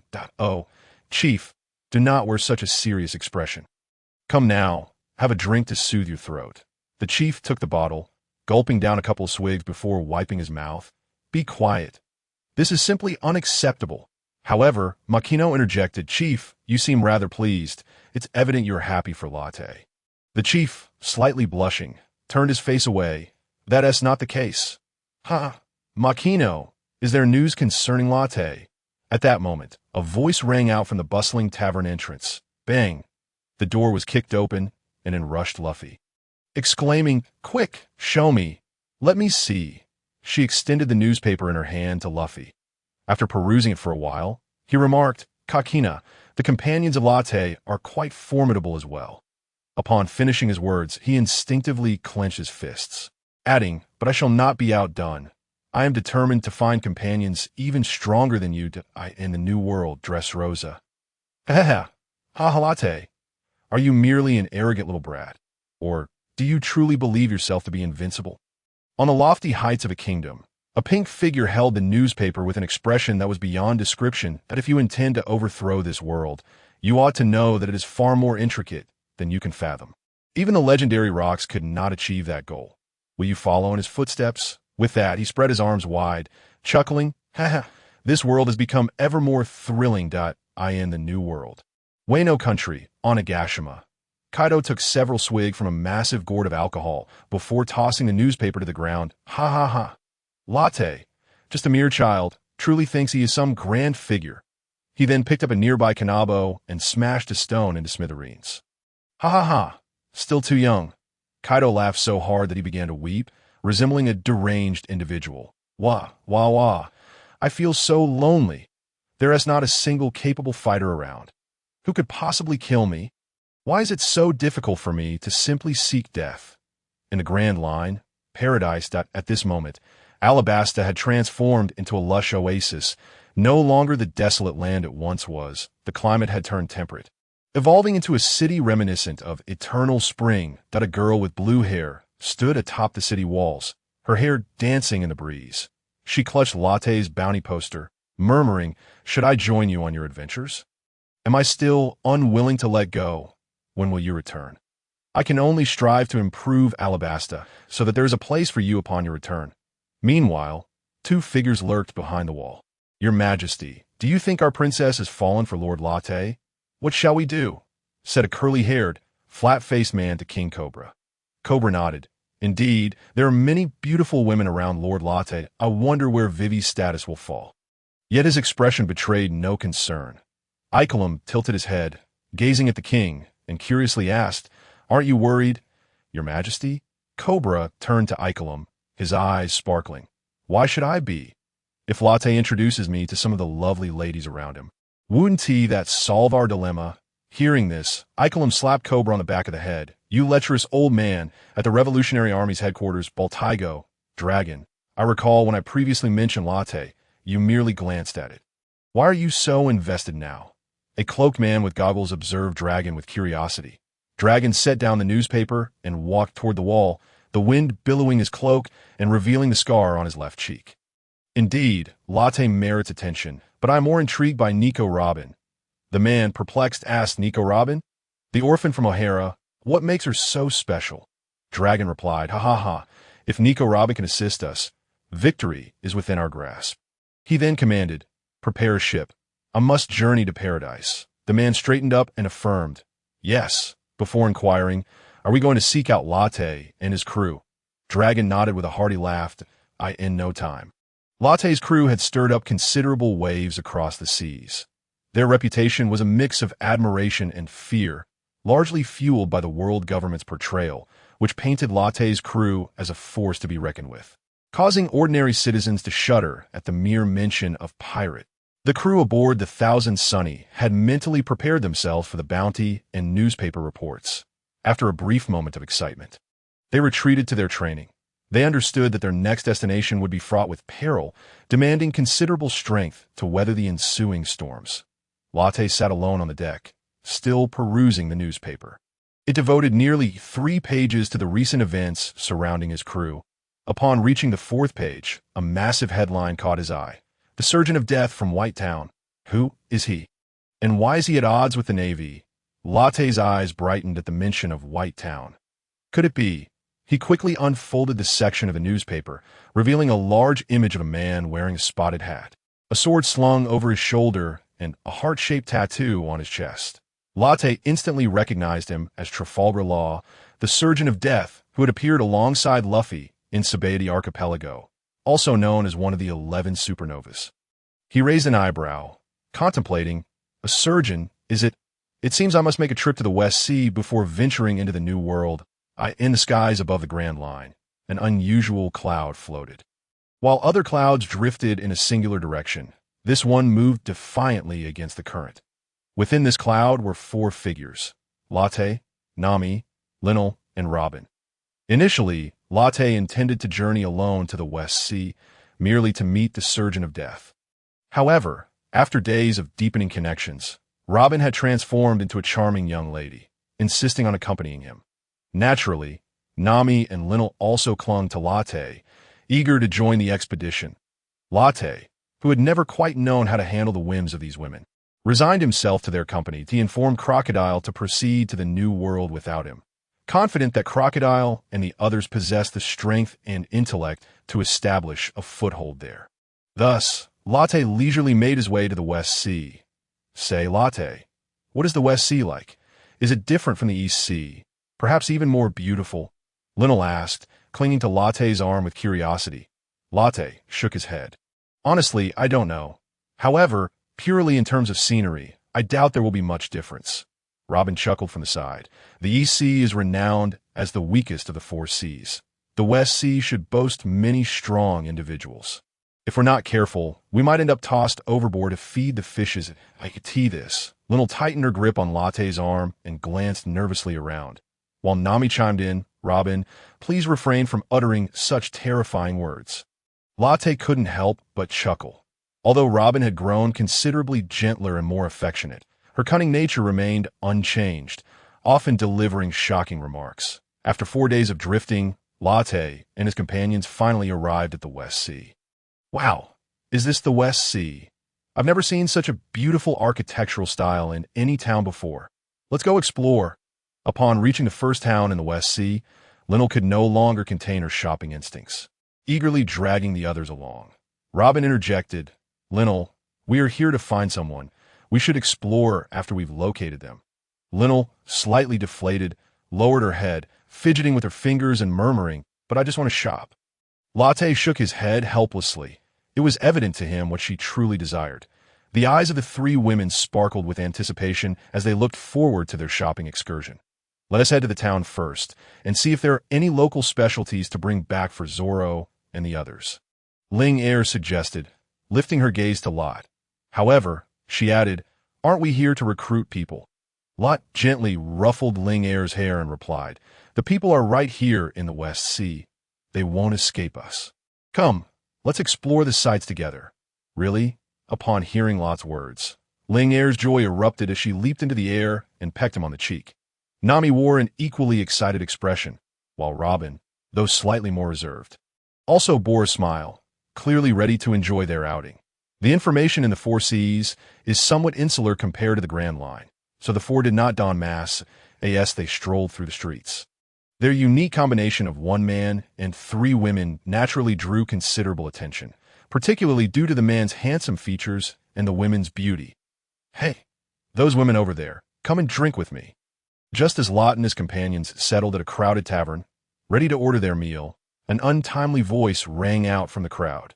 Ling Er's brows furrowed. She knew that the remark was directed at their group. Nami quietly perused the menu, seemingly uninterested in acknowledging the rude individual. Robin cast a sidelong glance at the man with the bushy beard, then returned her focus to the menu. After years of experience, they were all too familiar with such confrontations. Lot watched the bearded man with interest, inwardly lamenting, why do these oblivious fools insist on seeking their own demise? Can't they just enjoy their drinks in peace? Hey, didn't you hear me? I'm calling you to drink with me. A voice from the surrounding crowd chimed in. It's over for those 4. Don't they know that's twisted mustache babool? Indeed, they're doomed. The bearded man reveled in the surrounding chatter. Puffing out his chest, he gestured to one of his subordinates with a handlebar mustache, instructing, go fetch those girls over there to pour drinks for our captain. The subordinate nodded and approached Lot's table, resting his arm on Lot's head with a sneer. Are these your women? How about letting our captain have a go with them? Lot couldn't help but sigh. I truly lack Shank's level of composure. Just then, a flash of red glimmered in his eyes, making the subordinate tremble violently before collapsing to the ground. Frothing at the mouth, his eyes wide with terror, as though he had encountered something horrifying. What just happened? Why did that guy fall down? Did that man do something? Murmurs of panic erupted in the crowd. Seeing his subordinate sprawled on the floor, the bearded man's expression hardened as he stood up, glaring at Lot. You little brat. You must be tired of living. You don't even recognize the notorious pirate with a bounty of 45 million, twisted mustache Babuyal. At this, Lot slowly turned to face the diminutive man. Shaking his head, twisted mustache, I'm sorry, but I truly don't recognize you. Upon seeing Lot's disdainful expression, Babuyal pulled a pistol from his pocket, aiming it at Lot. Kusonin Abishin, you clearly don't understand the terror of a pirate with a 45 million bounty. You dare say you don't know me? By this time, chaos erupted in the tavern. Run, Twisted Mustache is about to unleash his wrath. Flee. These four can die, but don't drag me into this, in no time. The tavern was nearly empty. Lot frowned, contemplating how the West Sea was significantly more formidable than the East Sea. A bounty of 45 million could only secure a top 10 spot here. It seemed the North and South Seas were similar. Affirming the East Sea's reputation as the weakest, he had no intention of stirring up trouble in the West Sea, but he had underestimated the allure of the three women and the incessant admirers. Just as Lot pondered, Babuyal approached him, seized a bottle of red wine from the table, and smashed it on the floor with a loud crash that you've knocked out my subordinate. But if these three beautiful ladies come with me, I can spare you the pain. Lot's gaze fell upon the three women, only to find them smiling at him, clearly unwilling to comply. Looking down at the pirate, who was barely taller than he was seated, Lot shook his head as, oh, you're the pirate, Twisted Mustache. I don't care how you treat me. Insult me, smash my wine. I'll simply laugh it off. However, regardless of your reasons, I will not forgive anyone who insults my companions. Babuyal felt an inexplicable chill at Lot's gaze, his back instantly drenched with sweat. Nevertheless, he steadied himself, pressing the gun against Lot's temple. Oh, you clearly do not understand the fearsome nature of a 45 million bounty pirate. Just as he was about to pull the trigger, a voice from the corner of the tavern interrupted. Babuyal, I advise you not to act recklessly. This man is not someone you can provoke. Everyone turned to see a man in a spotted top hat leaning casually against the bar, a long sword resting beside him. Lot's eyes brightened. It was truly serendipitous to find him here. He had thought it would take ages to locate this individual in the vast West St. To his surprise, he appeared right before him. Lot scrutinized him, unable to suppress a nod of recognition. It was indeed Trafalgar Law, the man he had seen in his previous life. Ling Er and the others pointed at Law in amazement, exclaiming, Lot, that's the one you were looking for. Lot nodded in acknowledgement. However, Babuyal looked at Law with disdain. Oh, I ascend this the infamous surgeon of death, Trafalgar Law. What's this? You also intend to become my next victim. Law shook his head. If you know me, should you recognize the man before you? Upon hearing Law's words, Babuyal began to scrutinize Lot closely, finally realizing that the man did look somewhat familiar. Yet he shook his head dismissively. I don't care who he is. Those three women must come with me. No one will change my mind. As he spoke, he pressed the pistol back against Lot's temple. That moment, one of his subordinates approached, holding a newspaper with trembling hands. Captain, he is Lot. The subordinate's voice shook as he presented the paper. Babuyal snatched the newspaper from the subordinate's hands, cursing, what nonsense is this? A name scares you so? You're embarrassing our bearded pirate crew. He glanced at the contents of the newspaper. Suddenly, the pistol slipped from his grasp, and he crumpled to the ground, his legs giving way beneath him. Lot? The fifth Emperor Lot? He began to slap his own face repeatedly, muttering apologies. Lord Lot, I'm just a small fry. I truly didn't recognize the greatness before me. Please spare me. He slowly raised his head, his cheeks swollen and red, clearly having shown no mercy upon himself in his quest for forgiveness. Lot regarded Babuyal in silence. Babuyal continued to slap himself, pleading, Lord Lot, I was blinded by lust. I didn't realize those were your companions. Just treat me as heir and let me go.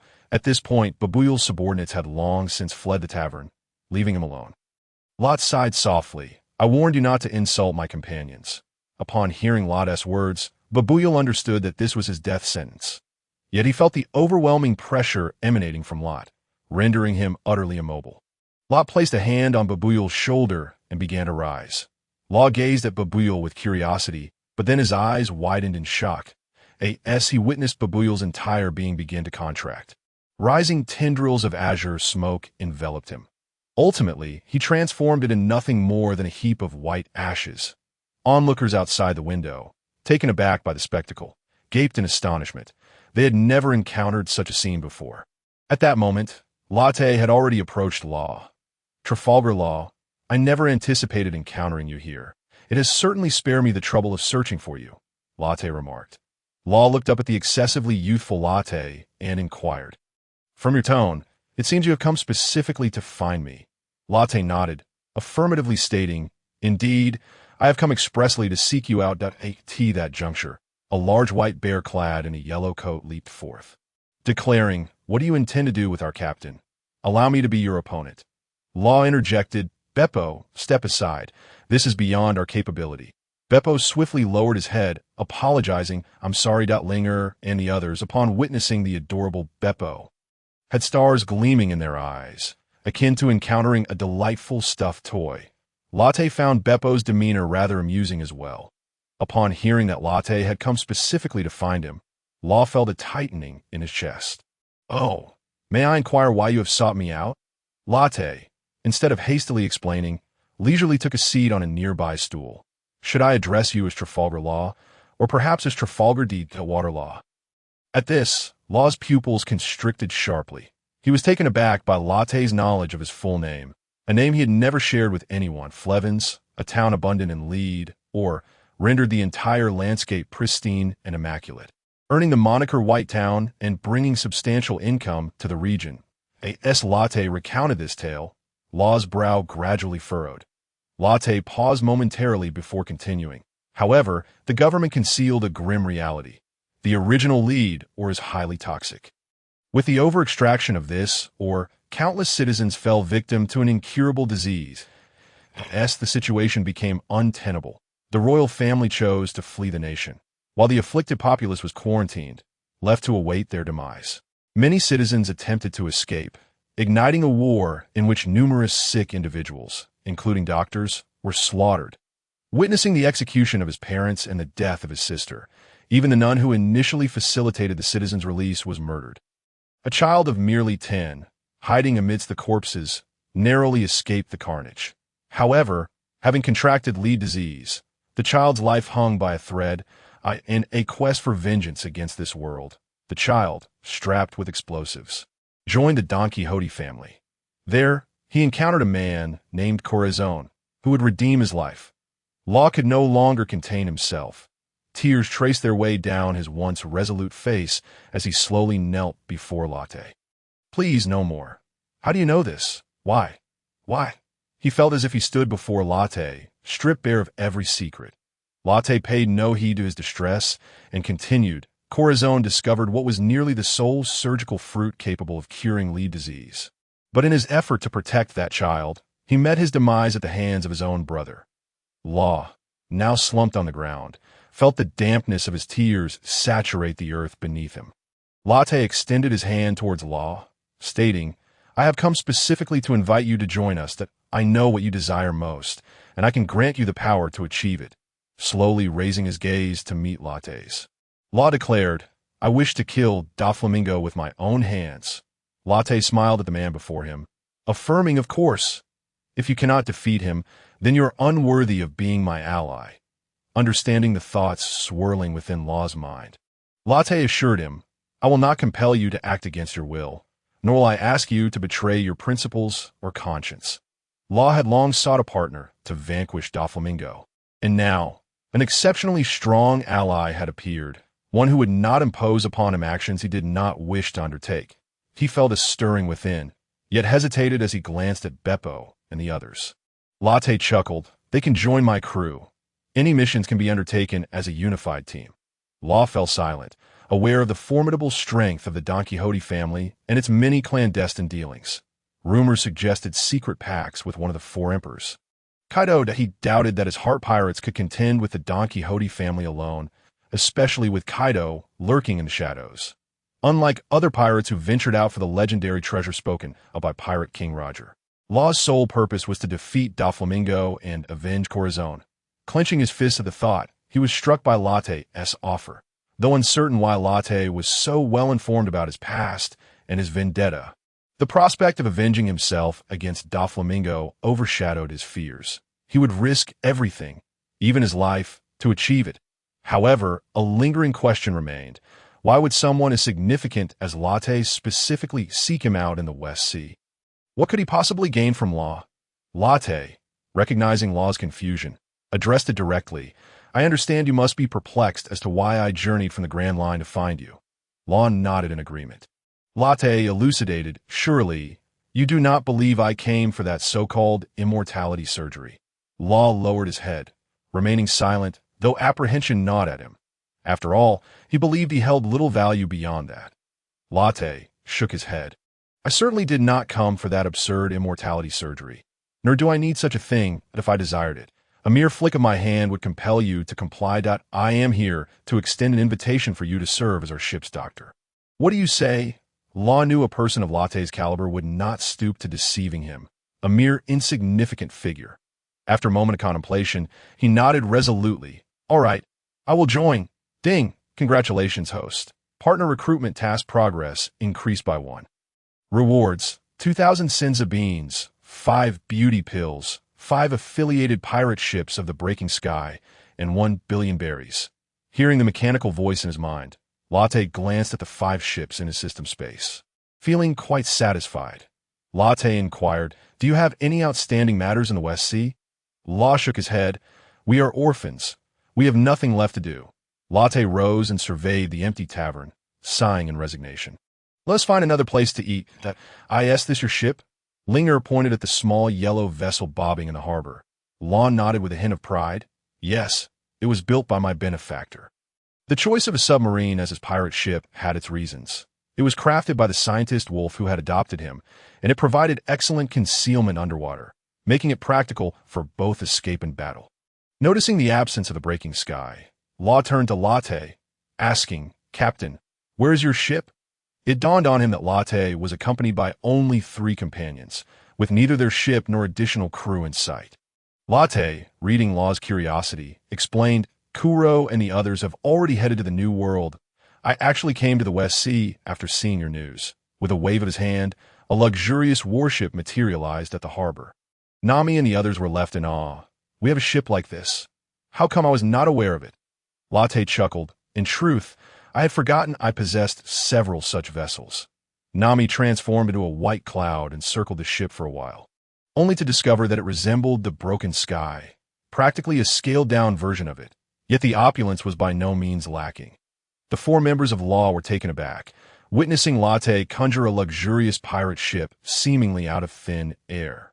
Latte glanced at Law and inquired, What is the matter? Are you using your submarine or joining us on our ship? Law looked at his polar submarine and shook his head, saying, This was passed down from Wolf. It is also a companion of mine. Latte nodded in agreement. All right, then let us set sail towards the New World. Nami nodded, extending her hand to create a cloud of island mist beneath both ships, lifting them into the air as they soared towards the Grand Line. Naturally, many onlookers witnessed this spectacle. Hurry! Hurry! Big news! Death Surgeon Law has joined Latte's crew. Quick, take a picture. Our news agency must be the first to report this. We'll surely dominate tomorrow's sales. Baka! It must be our news agency. Latte heard all the chatter and disputes behind him, but merely smiled, having no intention of addressing it for the first time in their lives. Bepo, Pekan, and the others found themselves aboard a flying polar submarine.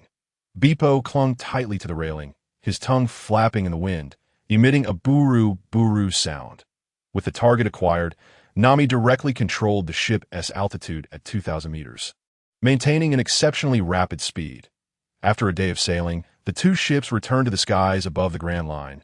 Is this truly the Grand Line? It doesn't seem any different, Bepo remarked. Seemingly indifferent, Law shook his head in response to Bepo, feeling somewhat helpless. As the 2 ships sailed through the air, chaos erupted below. News about Law joining Latte's pirate crew spread like wildfire. What? Who is that Law? How could he gain the favor of the 5 emperors? Latte? Don't you know that Law possesses the surgery fruit? He must be Latte's chosen ship doctor. Is that law, doctor? Of course. Do you think his surgery fruit is just for show? Latte, do you think this outfit is nice? In a clothing store, Nami held a cloak up to herself after 2 days of airborne travel. Nami and the other 2 women grew weary of the unchanging scenery above. As they were nearing the final destination of paradise, the Sabeti archipelago, Nami spotted an exceptionally vibrant island from the sky. With Latte's approval, Nami gently descended the ship to dock at the island's port for a shopping spree. Latte nodded. It's beautiful, truly like a fairy tea that moment. Robin and Ling Er emerged in new outfits, leaving Latte utterly mesmerized. Nami called out, "Boss, wrap all these up." The boss, sweating profusely, nodded repeatedly. Yes, I'll wrap them up for you right away." Nami pulled the boss closer. "What's the price for all this?" The boss quickly replied, "Today we have a promotion. If 3 women and 1 man shop together, it's free." Nami raised an eyebrow. "Then wrap up all the clothes in your store for me." The boss hurriedly instructed the staff to wrap up all the garments. Nami was well aware that the boss was merely trying to save his skin, offering the free deal because they were affiliated with Latte. She tossed the boss 2 million berries, stating, "We are pirates, but we are a bit different from other pirates." The boss trembled, clutching the money bag, watching the 4 depart with a glimmer of relief in his eyes. "What? We haven't shopped for long, and it's already dark." Ling Er recalled that they had entered the store around noon, having only shopped for an hour or 2 at most, so it shouldn't be dark yet. However, Latte sensed something was amiss. He slowly raised his head to witness a massive island plummeting from the sky. Latte's eyes narrowed. He recognized the handiwork. Golden Lion. Robin, surprised by the name, asked, "Latte, are you saying that falling island is the work of the Golden Lion?" Meanwhile, chaos erupted in the town. "Run. Something's falling from the sky. Quick, escape. It's an island. Mom, I don't want to die yet. My child, my child." Latte observed the increasingly chaotic streets and said, "Nami, we need to stop that island. Otherwise, the town will be destroyed." Nami nodded in agreement and ascended in the air alongside Latte. "What do you see? What are you looking at? Hurry and escape." That seems to be the 5 Emperor Latte. And White Fist Nami. Could they be the ones who dropped the island? Damn Latte, a pirate is still a pirate. Lord Latte, we have no grudge against you. Why do you want to put us in danger? In an instant, those who saw Latte and Nami assumed they were the ones to blame, cursing them. No, it was Lord Latte. He was just in my store buying clothes, and he even paid. Latte paid no mind to the crowd's words. He activated his electromagnetic powers, altering the magnetic fields of the 2 islands to be the same. Although the descent of the island was slowed, it couldn't be fully halted. That moment. Nami waved her hand to create an island cloud at the base of the descending island, which quickly spread to encompass its entirety. She continuously thickened the island cloud until the island came to a halt 300 meters above the town. Only then did Nami wipe the sweat from her forehead and nod at Latte. In an instant, Latte appeared beside Nami, gently embracing her. "You've worked hard." Nami waved the island aside for several thousand meters before slowly placing it into the sea. "What is this?" "It's Lord Latte who saved us." "Lord Latte." "Thank you, Lord Latte." Latte disregarded their gratitude, instead stuffing a mystical bean into Nami's mouth as he slowly descended with her to the ground. Robin and Ling Er rushed forward. "Latte, Nami, are you 2 hurt?" Just then, Law and Beepo arrived. Robin asked, "Latte, did you just say this was the work of the Golden Lion?" Latte replied, "The Golden Lion, as a user of the float fruit, is one of the few in the seas capable of manipulating islands." Upon hearing the name Golden Lion, Law fell into a stunned silence, for he was a pirate of legendary status, comparable to Roger and Whitebeard. Latte activated the Super Heart Network to search for the Golden Lion's presence, but within his sight, there was no trace of him. He couldn't help but shake his head. The Golden Lion was not above. Many who had narrowly escaped now began to believe that it was Latte and Nami who saved the city, flocking to them. "Lord Latte, did you save us?" "Thank you, Lord Latte." Latte dreaded such scenes, forcing himself to say, "I'm just a pirate, not a superstar. You should go on with your lives." After saying this, he fled the crowd with Nami and the others. Law couldn't help but admire Latte's demeanor.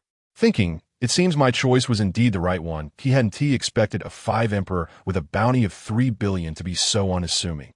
At that moment, Latte appeared to be no older than 18 or 19. Latte led everyone to the recently fallen island, stating, "I believe we have caught the attention of the Golden Lion, though we do not know where he is, but since he has his sights set on us, he will likely drop another island. We cannot remain in populated areas any longer." Upon hearing the words, everyone nodded in agreement. Surprisingly, neither Beiboa nor the quartet of Shaki displayed even a hint of fear. Latte directly transported the polar submarine and the Skybreaker No. 1 onto the new island, simultaneously steering the island away from the town towards the open sea. Before long, the sky gradually darkened again, and Latte and the others looked up to see yet another island descending from the heavens. As usual, Latte and Nami caught the island and proceeded to piece it together. In an instant, Latte ascended to the heights, unfurling his super heart net. Yet once more he failed to sense the presence of the Golden Lion. They continued to receive 4 islands in succession, and finally, an anomaly appeared within Latte's super heart net.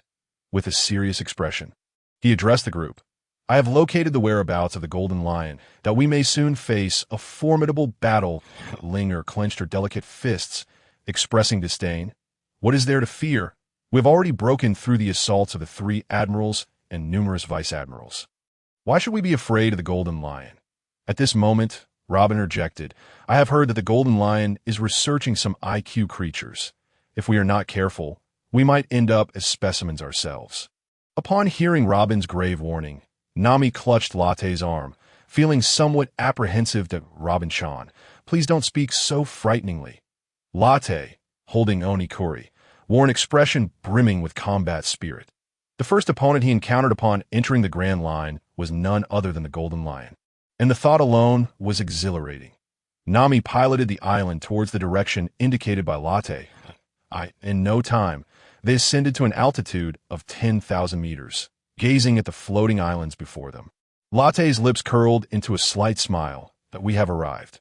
Only then did Linger and the others begin to examine the island before them. They beheld several islands floating haphazardly in the air. Unlike the Sky Islands, these were not shrouded in clouds, but rather suspended in the sky. Many of the islands were enveloped in vast bodies of water. The islands varied in size, each showcasing a distinct landscape. Lush, primeval forests adorned each island, transforming them into shimmering emeralds suspended in the sky. Rainbows arched between the islands, forming enchanting bridges, while the drifting clouds lent an ethereal quality to the scene that Linger could not help but exclaim, "What beautiful islands! It seems the Golden Lion possesses quite the aesthetic sense." Nami anchored the island aside and followed in Latte's footsteps onto the Golden Lion's island. Latte sensed the surroundings and remarked, "There are many strange things on this island." Nami and the other women nodded in agreement. However, Robin and the others appeared utterly perplexed, and Beiboa inquired, "Lord Latte, what is it?" Latte made a shushing gesture. "They're coming." No sooner had he spoken than a rustling sound emanated from the jungle to their right. With a loud crash, a massive red octopus materialized before them. "What a size!" Beiboa exclaimed, covering his bear-like mouth in astonishment. The octopus stood over 30 meters tall, with its exposed tentacles measuring over 200 meters in length. Linger gazed at the colossal octopus and remarked, "Such a large octopus would make for a long-lasting feast if prepared as takoyaki." However, the larger the octopus, the tougher the meat. Perhaps we should reconsider. Clearly, the octopus had overheard Linger's words, as it swiftly coiled 2 of its arms into fists and hurled them toward her. Just as Linger prepared to retaliate, a voice rang out, "Room!" Instantly, a gigantic circular barrier enveloped them. Several glimmers of cold light flashed, and the massive red octopus was reduced to chunks. Linger raised an eyebrow and turned to Robin, who was sheathing her sword. Quite impressive. Nami and Robin also wore expressions of curiosity. "That I just joined. I had to do something to demonstrate my worth," Latte responded. Yet, contrary to their expectations, no blood flowed from the severed parts of the octopus, and its various limbs continued to writhe. Robin inquired, puzzled, "What is this?" Latte explained, "This is the ability of the surgery fruit. This circular space functions as a massive operating table, and surgeries performed here do not result in bleeding." As he spoke, he directed his finger in the air, Conducting baton, the octopus pieces that had once scattered across the ground began to levitate. Some tentacles connected to one another, while others affixed themselves to the head. Everyone was astonished by the spectacle. Robin nodded, realizing this was the remarkable aspect of the surgery fruit. Latte was quite pleased with the outcome. Indeed, to develop the fruit to such an extent could only be attributed to genius. Clapping his hands, he declared, "Let us proceed. We cannot afford to waste time on such trivial matters. The true target remains distant." With that, he soared ahead, Linger transformed into flames, Nami into clouds, and Robin sprouted wings from behind, all following Latte. Latte tightened his grip on Onikuri, thinking, how powerful! Can I truly keep pace with them? Room! He activated the surgery fruit, transporting Babua and the others to the neighboring island, after traversing several islands. A luxurious palace emerged before them. This. The palace of the Golden Lion? Babua clutched Latte's shirt tightly, his bear-like face etched with fear. Latte casually tapped Babua on the head. What is there to be afraid of? Can't you show a bit of backbone? I'm sorry. Latte stepped forward, exuding an overwhelming aura. Instantly, the birds and beasts of the island scattered in fear. Babua and Shaki were pushed back several meters by this force, while Latte barely managed to maintain his footing by planting Onikuri into the ground. Is this the power of Captain Latte? Is this the might of a pirate with a bounty of 3 billion? Merely his aura can produce such a terrifying effect. Latte's silhouette evoked a wave of admiration in our Oda at that moment. A boisterous voice echoed from the building ahead. Kika Kika, have you come? Latte, you little brat. Latte responded with a hearty laugh. Ha ha. Wasn't it you who called for me? As Latte's words fell, a figure flew out from the edifice. They beheld a man with half a ship's rudder protruding from his head and a cigar clutched in his mouth. His golden hair cascading to the ground. Most striking were his legs, replaced by 2 swords. Kika Kika, just a little brat, and you truly believe you can claim the heavens of this world? With that, an overwhelming aura surged from him, standing in stark contrast to Latte's presence. This is the Golden Lion? Robin observed the old man, whose appearance matched that in the newspapers, and the aura he exuded was quite formidable. Babua, Shaki, and the others felt the nearly equal pressure emanating from the two, their eyes nearly bulging out. Their worldview had been shattered repeatedly over these past few days, leaving them almost numbed at row. 2. Fixated on the standoff between the two, thought, is this the aura of the world's top-tier powerhouses? Quite astonishing indeed. Latte addressed Nami and the others. You should head to the other islands first. He then turned to the Golden Lion, saying, wouldn't it be better to focus on your legend? With that, he vanished in an instant, appearing before the Golden Lion and striking a punch towards his face. The Golden Lion's pupils constricted. What speed is this? Yet he did not dwell on his surprise. Instead, he concentrated his haki into his right foot, dry wood, to meet Latte's fist. There was no sound as their attacks collided. After 2 or 3 seconds, a powerful shockwave radiated outward. Instantly, the trees on the island were severed at the waist. Floating away, the ground cracked inch by inch, and tiles from aloft behind a Golden Lion were blown away one by one until the shockwave spread throughout the island. The entire land began to tremble. Seeing Latte's formidable strength, the Golden Lion could not help but invite, Kika Kika, Latte, not bad at all. How about coming aboard my ship? Latte shook his head. Forget it. What qualifications does an old man on the verge of the grave have to invite me aboard? The Golden Lion surveyed Lot from head to toe, his eyes brimming with admiration. Ha ha ha ha. Join me on my ship, and I shall make you my first mate. Together, let us overturn this mundane world. Upon hearing the Golden Lion's words, Lot's lips curled in a faint grimace. He was well aware that the Golden Lion had previously uttered similar sentiments aboard Whitebeard's ship, only to have Whitebeard decline his invitation. The Golden Lion sought strong allies, but his pursuit of power was merely a means of exacting revenge on this world. It hardly qualified as a noble ideal. It was simply an outlet for his pent-up frustrations. The Golden Lion continued, What do you say? We shall share this world. With that, he spread his arms wide, as if he had already grasped the entirety of existence within his grasp. He believed that Roger's ability to dominate the Grand Line, earning the title of Pirate King, was due to the support of formidable comrades, particularly that of Rayleigh.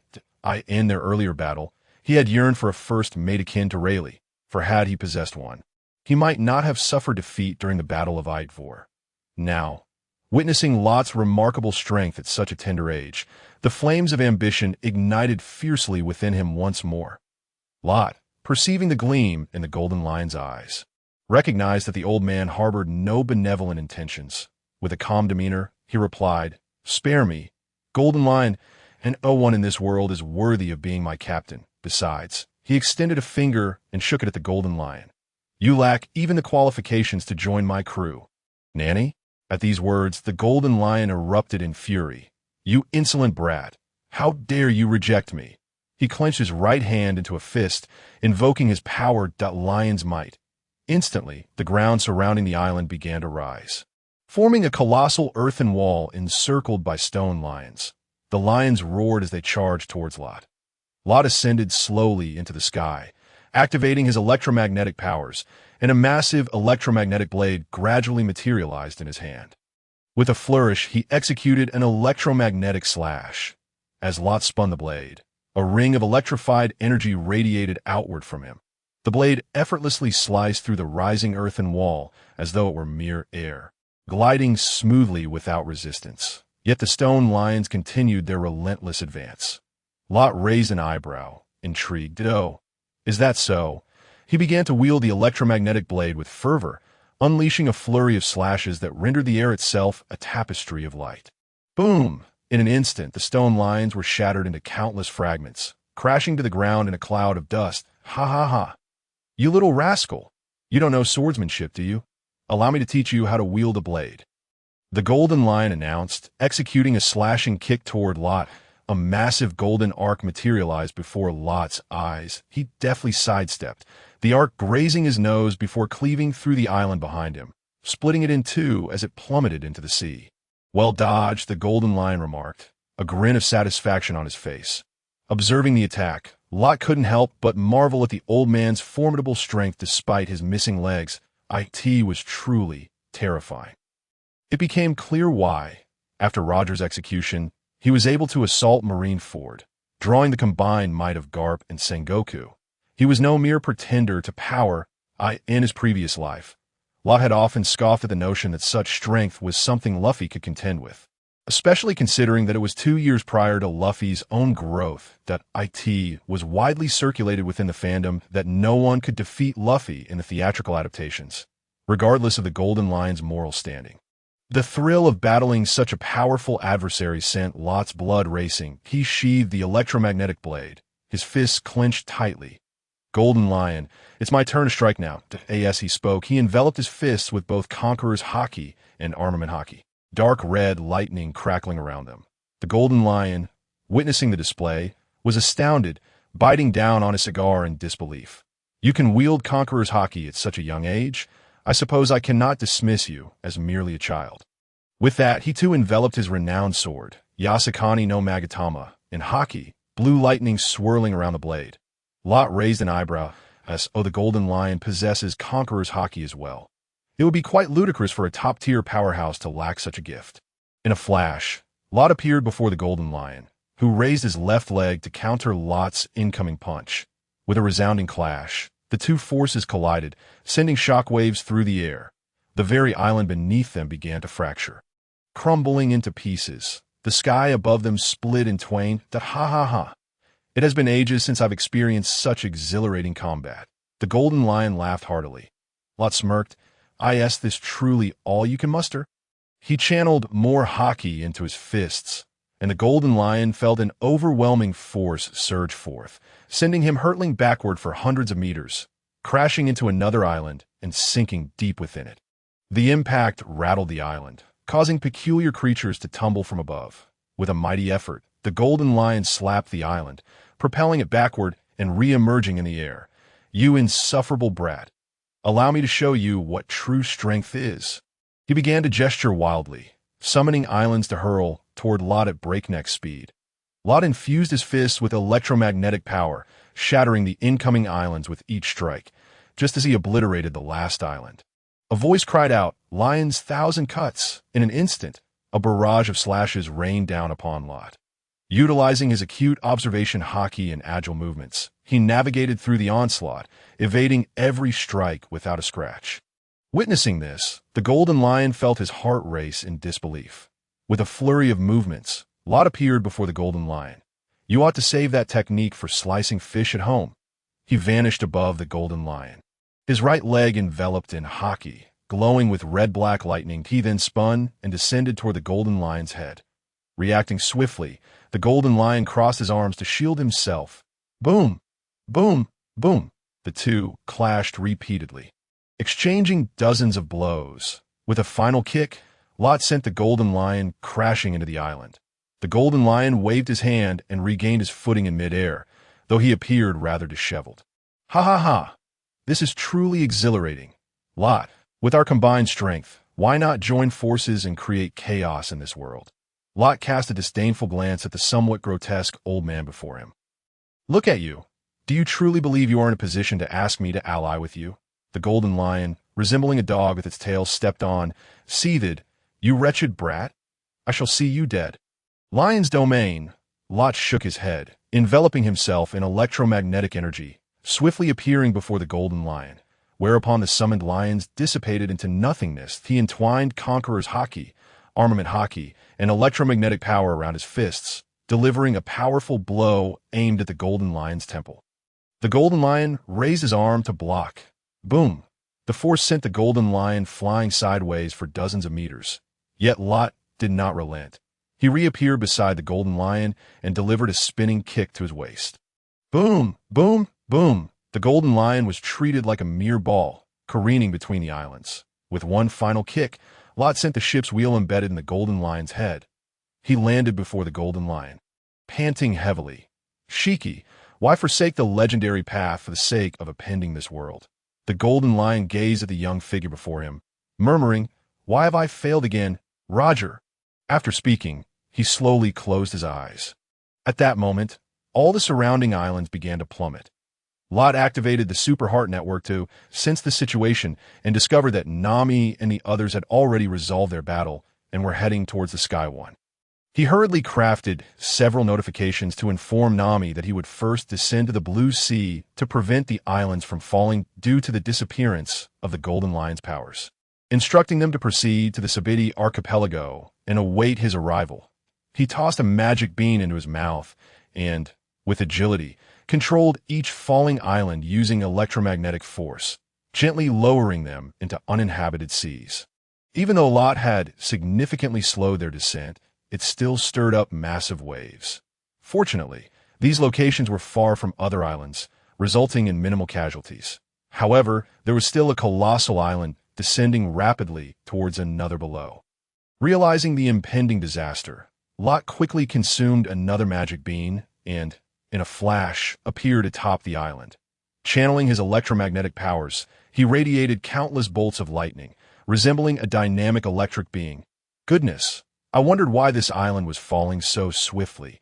It's because the magnetic forces of the two islands are perfectly opposed. As the island approached the inhabited land, he managed to position it just 400 meters above the sea surface, creating towering waves that surged outward. Lot promptly teleported to the inhabited island, using his abilities to intercept the towering waves. Who is that? It appeared to be a person. Did he save us? Why does he look so different from us? His hair is so short. Indeed, his chest is quite flat. Upon hearing the murmurs from behind, Lot slowly turned around, only to find himself surrounded by women, with not a single man in sight. Could this be? He glanced behind the island, his eyes widening in disbelief. Was this not Amazon Lily? "These are men, Nanny." Upon hearing the words of the elder, the warriors of Amazon Lily were rendered speechless. They had come to the shore to fend off the massive waves triggered by the falling island, only to encounter men they might never see again in their lives. Is this what men look like? A different gender altogether. Indeed, they are quite peculiar. At that moment, a clear female voice rang out. "A man? Expel him from Amazon Lily." "Yes." The warriors, upon hearing the command, swiftly aimed their serpent-formed bows and arrows at Lot. "Man, leave this island at once. We do not welcome men here." Lot shifted his gaze to the speaker. Utterly captivated, before him stood a woman with flowing black hair, deep blue eyes that shimmered like the ocean, seemingly capable of ensnaring souls. The pair of serpent-shaped earrings added an air of mystery to her unique aura, while her red cheongsam, split to her hips, accentuated her perfectly proportioned long legs. Lot recognized her instantly. This was Boa Hancock, the reigning queen of Amazon Lily, renowned as the most beautiful woman in the pirate world. Even having seen her in the manga before, he was taken aback by her unparalleled beauty in person. However, at that moment, Hancock held her head high, radiating haughtiness, with her hands forming a heart shape before her. She proclaimed, "Fascination of the sweet breeze." A flurry of pink hearts floated towards Lot. The warriors of Amazon Lily gazed at Hancock with adoration. Yet when the hearts passed through Lot's form, the anticipated transformation did not occur. He remained vibrantly alive before them. Look, this man did not turn to stone. Why? Even women cannot resist Hancock's charm. How could a man withstand it? He must be employing some sorcery. Hancock, witnessing the scene, was momentarily stunned. This was the first man she had encountered who could withstand her allure. Typically, even vice admirals in the Navy would turn to stone before her. Lot, somewhat exasperated, rubbed his temples. "Is this how you treat your savior?" Hearing his words, a girl with short yellow hair hesitated before speaking. "But he is our savior from Amazon Lily. Do we really have to expel him?" However, a warrior with sharp eyebrows interjected, "Marguerite, this is a women's island. There has never been a precedent for men setting foot here. This is a rule established by our ancestors. We cannot break it." Understanding, Marguerite nodded. "I see, Lady Kikyo." Lot observed the glinting arrows under the sunlight, shaking his head. "This was all a misunderstanding. It seemed you would have to subdue your queen to put an end to this." With that, he teleported to Hancock's side. "You are the queen of this island, correct? I merely passed through, and upon seeing the waves threatening to engulf your island, I intervened. Is this how you repay a kindness?" The warriors on the shore gasped, taken aback by Lot's incredible speed. They quickly readied their arrows once more, pointing them at him. The elder finally recognized Lot's face and gasped in horror, her voice trembling. "This person is the fifth emperor, Lot. Nanny." The remaining warriors exchanged astonished glances, their eyes widening. Despite Amazon Lily's somewhat isolated news network, they had heard of the formidable figure named Lot. The name alone carried immense weight. The elder addressed Lot. "Might I inquire what brings you, Lord Lot, to Amazon Lily?" Lot pondered for a moment, deciding against an explanation. He shook his head. "I was merely passing through and noticed the towering waves threatening your island. So I intervened. Who knew you would repay kindness with enmity?" The elder blushed at a loss for words. Meanwhile, Hancock gazed at the man who had stepped out of the newspapers, her face flushed. "Lord Lot, you have finally arrived. I have awaited you for so long." Lot furrowed his brow, scrutinizing this breathtakingly beautiful woman before him. "But if I recall correctly, this is our first meeting, is it not?" Hancock did not reply immediately. Instead, she waved her hand to command the warriors. "Everyone, step back. This is an esteemed guest I have invited." The elder's eyes narrowed as she cautioned. "He is the notorious pirate Lot, with a bounty of 3 billion. "Think carefully, Hancock." Before she could finish, Hancock rebuked, "Silence! You, the former Emperor Giroliosa, dare to abandon your country and set sail. You are the true traitor of Amazon Lily." Upon hearing this, the elder began to defend herself. "That is why I retreated to a corner after abdicating." Hancock straightened her posture, gazing at the elder, then remained quietly in that corner. "How dare you speak so insolently to the reigning queen?" Nyobwa cast a deep gaze upon Hancock, sighed softly, for there was little he could do about the decision she had made. He merely hoped that Latte would not act recklessly. Gradually, she turned and walked towards the depths of the island, her silhouette slightly hunched, resembling that of a weary elder. The warriors, witnessing Nyobwa's departure, gradually set down their bows and arrows. "Hancock, we shall return first."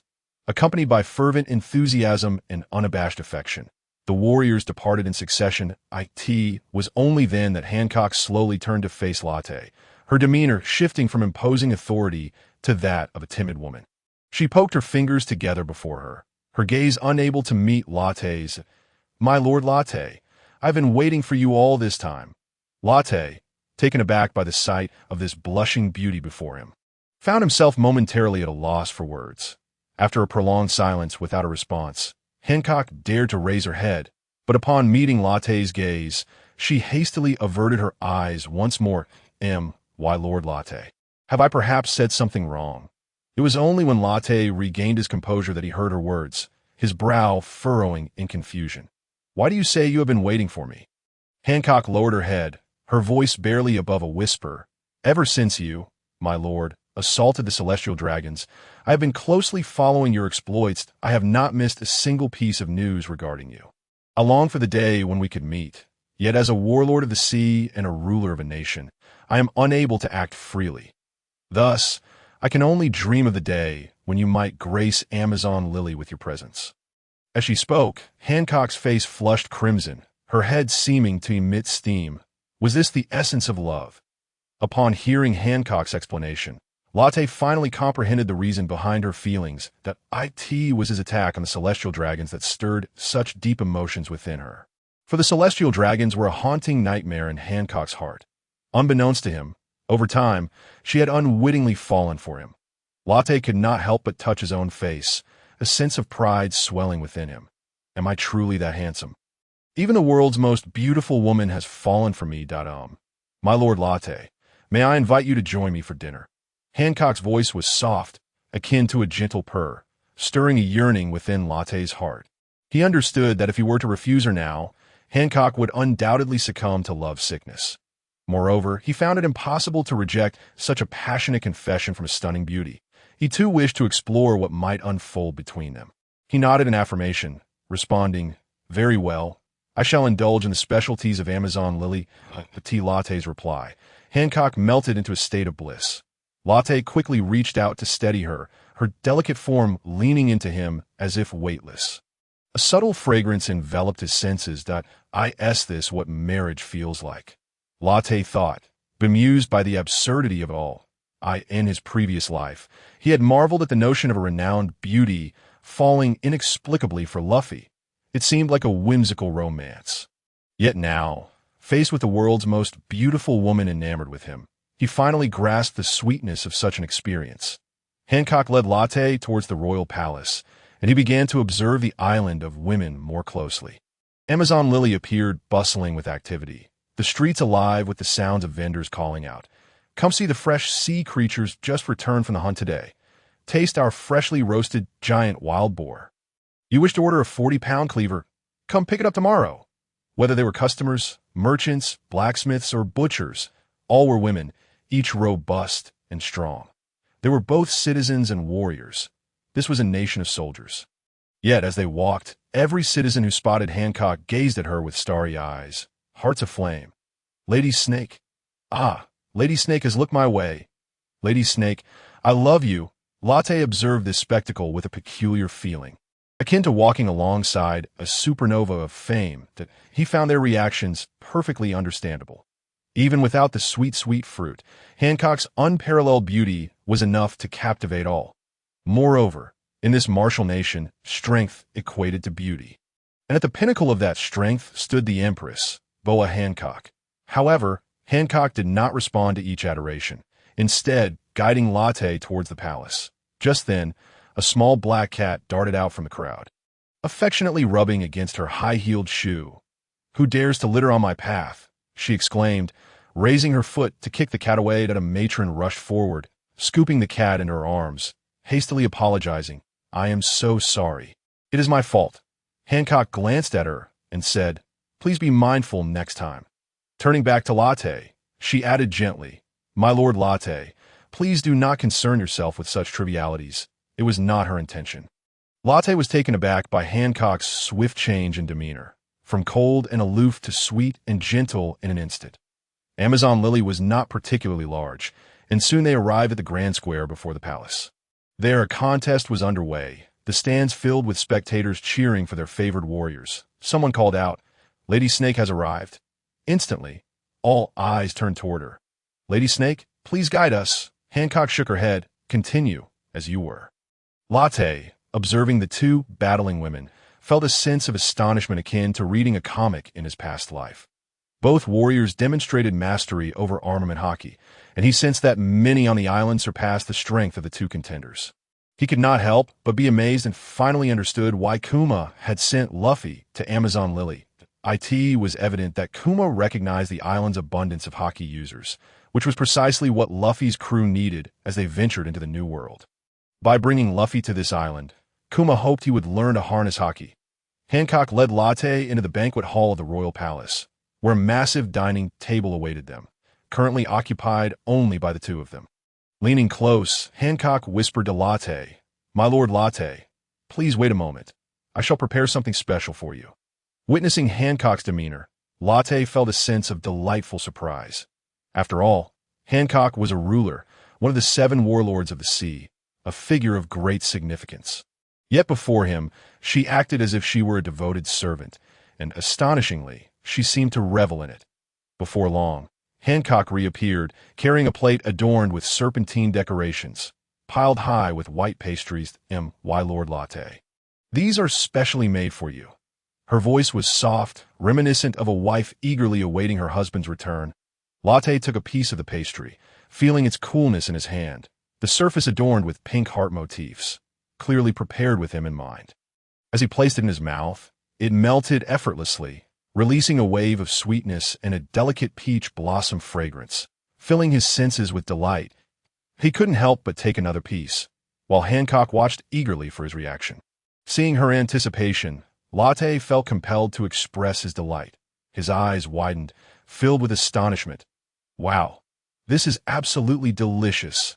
It's the best pastry I've ever tasted." With that, he eagerly grabbed more pastries to savor. Observing his enjoyment, Hancock's face lit up with joy. "As long as my Lord Latte enjoys it, that is all that matters. This is merely the appetizer." She gently placed the plate on the table before Lord Lot, who politely requested her to wait a moment as he prepared the main meal. After uttering these words, she turned and walked towards the inner chamber.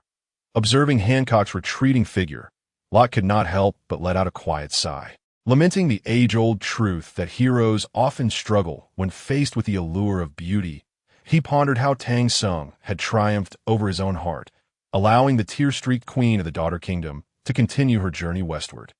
Hancock moved swiftly, and within just a couple of hours, she had filled the dining table before Lot to the brim. Kneeling beside him, she fed him dish after dish of her culinary masterpieces. If the citizens of Amazon Lily were to witness this scene, they would surely be left in utter disbelief, for their empress now resembled a devoted wife tending to her husband. Initially, Lot felt somewhat uncomfortable and wished to decline Hancock's attentions. However, upon seeing the happiness that blossomed on her face with each mouthful he consumed, he began to embrace her nurturing behavior with pleasure. Indeed, the 3 women aboard his ship treated him well. Yet Hancock's unwavering affection, devoid of any ulterior motives, offered Lot a distinct and profound sensation. The meal stretched on for over 2 hours, only ceasing when Lot could eat no more, at which point Hancock finally halted her feeding. As she tidied up, the daylight outside gradually dimmed. "What troubles you, Hancock?" Lot inquired softly, noticing the slight turmoil in her expression. With gritted teeth, Hancock seemed to have made a decision. "Lord Lot, please wait here. I shall take a bath first." His heart raced at her directness. Was it truly necessary to be so forthright? "Everyone, retreat. Lady Snake Princess is about to bathe." In an instant, the members of the Snake Pirates hurried to draw the curtains. Enclosing the entire palace, the soothing sound of water splashing echoed in Lot's ears, stirring feelings of restlessness within him. Was it truly going to be this exhilarating from the outset? He felt a heat rising within him, rendering even the post-meal fruits that Hancock had meticulously prepared tasteless. Outside in the plaza, a throng of people had gathered, primarily warriors of the Snake Pirates. Hancock's 2 sisters, Boa Sandersonia and Boa Marigold, stood guard outside the curtain. Whenever their sister bathed, they not only cleared the area but also stood vigil, ensuring that no one could enter, not even a single fly. "Marigold, is it truly safe to leave Lady Snake Princess alone with Lot?" A warrior from the Snake Pirates asked, concern lacing his voice. Marigold shook her head. "Do not worry. Although Lot has a high bounty, Hancock is formidable." Yet despite her reassurances, Marigold felt an unsettling uncertainty within. After all, Lot was the only man who had resisted her sister's enchanting charm without turning to stone. Moreover, his bounty was an astounding 3 billion belly, placing him among the upper echelons of the world's elite. If Lot were turned against her sister, the consequences were too dire to contemplate that moment. Sonia chimed in, "Everyone need not fret. Hancock knows what she is doing." After what felt like an eternity, Hancock slowly drew back the curtain. The sound of bare feet softly padding across the floor approached Lot's back. "Lord Lot, please turn around." Her words. Lot's heart skipped a beat. Was she truly being this upfront? Yet, he gradually turned his body. Before him sat Hancock on the bed, her back turned, her cascading black hair resembling a waterfall that concealed half of her form. He could faintly discern the hourglass figure of her waist, the flawless skin glistening with droplets of water that had yet to dry. Hancock gently swept her hair aside, though her hands trembled slightly. As her hair parted, an unmistakably vivid red mark became visible upon her snow-white skin. "Do you see it, Lord Lot?" Hancock's voice was tinged with a rasp. "This is the mark of the celestial dragons, a brand seared onto those raised by the world nobles, a lifelong testament to being inferior beings." Lot nodded. "I see it." Hancock, at his response, Hancock let her hair fall back, obscuring the mark once more. The serpent Salome helped Hancock redress, slowly turning her around. Hancock clutched herself tightly, her body beginning to tremble. It was a tragic past, one void of hope, consumed by thoughts of despair. Thankfully, an event unfolded 4 years later. A fisherman climbed the Red Line and liberated many slaves, including the 3 sisters. Yet, despite the passage of time, no matter the methods employed, the painful mark remained unerasable. As she spoke, tears streamed down Hancock's cheeks. "I do not wish for anyone to know our past, even if it means deceiving the entire nation." Lot was moved by Hancock's emotions. In an instant, he appeared by her side, enveloping her in his embrace. "Hancock, I understand everything that I know that many others in this world share similar fates. Fisher Tiger was a hero. Yet such acts alone cannot resolve the underlying issues. Therefore," he paused, continuing, "I intend to overthrow this world, to bring down those lofty world nobles and establish a new regime. Naturally, the celestial dragons shall face execution. The 2 that perished before were merely the beginning." Upon hearing his words, Lot felt Hancock's delicate frame shudder in his arms, clearly taken aback by his audacious declarations. "Lord Lot, do you truly intend to pursue this course?" Lot gently brushed back Hancock's hair. "Indeed, I set sail for this very dream." Hancock couldn't help but gasp, completely entranced in Lot's embrace. Lot recalled the 5 beauty pills in his system space, wondering if they could erase the mark on Hancock's back. He produced one and placed it before her. "Hancock, give this a try. It should help eliminate the mark on your back." As she gazed at the white pill, Hancock's trembling hands reached out to accept it. "Lord Lot, Lot's voice was soothing as he encouraged, "Just try it. It should work." Touched by his faith in her, Hancock chose to believe in Lot, the man she adored, with a gentle press of her lips. She swallowed the pill. In an instant, she felt a tingling sensation at the sight of the mark on her back, as if countless ants were crawling over her skin. Hancock could not suppress a soft sound of surprise. After a while, the sensation gradually faded, and she slowly opened her eyes.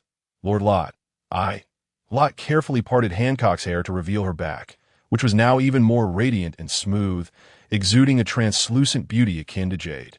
Most astonishingly, the prominent mark that once marred her skin had vanished completely. "Remarkable. It has truly disappeared." Hancock gazed back at Lot in disbelief. "Lord Lot, has it genuinely vanished?" "The mark?" With a gentle smile, Lotte nodded.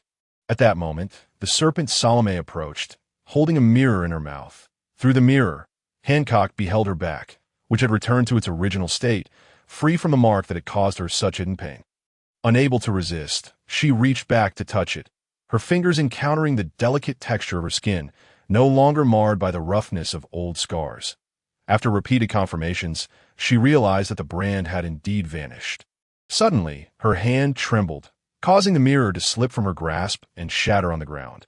Unable to contain herself any longer, tears streamed down Hancock's face. The nightmare of the brand had finally been lifted. and she would no longer need to disperse her subjects every time she bathed. The painful memories of her childhood seemed to fade away with the removal of the mark. Latte sensed the gentle tremors of the figure in his arms. He understood that this was the release of emotions long suppressed by Hancock. After a considerable pause, she slowly turned to face Latte, her beautiful eyes glistening with tears, evoking a sense of pity. "Lord Latte, thank you." With that, she kissed him. Latte's pupils constricted in surprise. He had not anticipated Hancock's boldness, but as he regained his composure, he responded fervently. With a snap of his fingers, a spherical electromagnetic barrier enveloped them. Salome was, of course, excluded. Thud, thud, thud. At that moment, Granny Nyo arrived at the square, leaning on her cane. She glanced back at the palace and surmised that something significant must have transpired between Hancock and Latte. Just moments ago, she had noticed the way Hancock looked at Latte. It was unmistakably a manifestation of love. It seemed that Hancock had indeed succumbed. Sighing deeply, she felt a wave of emotion wash over her, as it appeared that every Amazonian queen fell for a man. Yet, most of these queens did not meet a favorable end. She pondered whether Hancock would fare any better. Nevertheless, this was undoubtedly bad news for Amazon Lily. She recognized that a figure like Latte would not remain on Amazon Lily indefinitely. Thus, Hancock might very well suffer the same fate as previous queens, succumbing to lovesickness. Yet, if Latte were to take Hancock away, the world government would surely strip her of her title as one of the 7 warlords of the S.A. In such a case, Amazon Lily would not only lose a powerful queen, but could also become vulnerable to attack from the world government without the protection of the warlords. Worry for the future of Amazon Lily filled her heart. "Everyone, please return and rest. The bathing period has concluded." Santa Sonia looked puzzled. "Granny Nyo, what do you mean? We had no idea the bathing was over." Marigold also looked curiously at Granny Nyo. Nyo shook her head. "I simply know. Now go back and rest." Trusting Granny Nyo's words, Santa Sonia and Marigold agreed, as their sister usually took only 2 hours for bathing. Now, 4 hours had passed, and night had fallen. The two sisters exchanged glances and nodded. "Let's stay here tonight." The warriors of Amazon Lily also expressed their agreement and began to depart. Santa Sonia and Marigold looked at Granny Nyo. "You should go back too. We will be here to ensure nothing happens." Granny Nyo then said, "You should return as well. With Latte in the palace, there is no cause for concern." Marigold then inquired, "Granny Nyo, today Hancock's demeanor towards Latte seemed rather unusual. I have never seen her display such feelings for any man." Granny Nyo knew she could not hide the truth from Hancock's 2 younger sisters. After all, the 3 of them had grown up together, and they could sense any differences among one another. Sitting on the ground, she replied, "Yes, Hancock must have fallen for Latte." "What?" Santa Sonia exclaimed, her shock causing her to stick out her tongue. "Are you saying that my sister has fallen in love with this Latte? That kind of love between a man and a woman?" Granny Nyo gently stroked the serpent that had transformed into her cane and replied, "Indeed, this is a calamity that every queen has encountered." Upon hearing this, Marigold's expression turned grave. "What should we do?" Granny Nyo mirrored her concern. "I do not know. We will only understand Latte's attitude tomorrow." Marigold and Santa Sonia had no direct solutions and could only wait until they saw their sister and Latte the following day to decide on a course of action. "Very well. Let us all return." The glaring midday sun seeped through her eyelids as Hancock slowly opened her beautiful eyes. Upon waking, she was greeted by a handsome face. "Hancock, you are awake." Observing the weariness etched on Hancock's features, Latte felt an undeniable pang of guilt. They had conversed until dawn. Hancock's eyes gradually focused, and upon recognizing Latte's face, her cheeks flushed like a boiled shrimp. "Good morning, Lord Latte." Latte playfully flicked her nose. "It is no longer morning. It is midday." As Hancock prepared to rise, she furrowed her brow and winced. Latte, concerned, asked, "Does it still hurt?" Hancock, a bit embarrassed, nodded and glanced at the bloodstains on the sheets, her face radiating happiness. Latte felt a twinge of worry. He knew that Hancock was enamored and had given her all to him. He wondered what would happen if she found out about Robin. Although Robin had become quite gentle and obedient to him, he could not be certain how that cunning woman would react in such circumstances. Shaking his head, He decided not to reveal the situation to Hancock at that moment, opting instead to find a better opportunity later on. Hancock seemed to sense Latte's troubled thoughts and gently embraced him.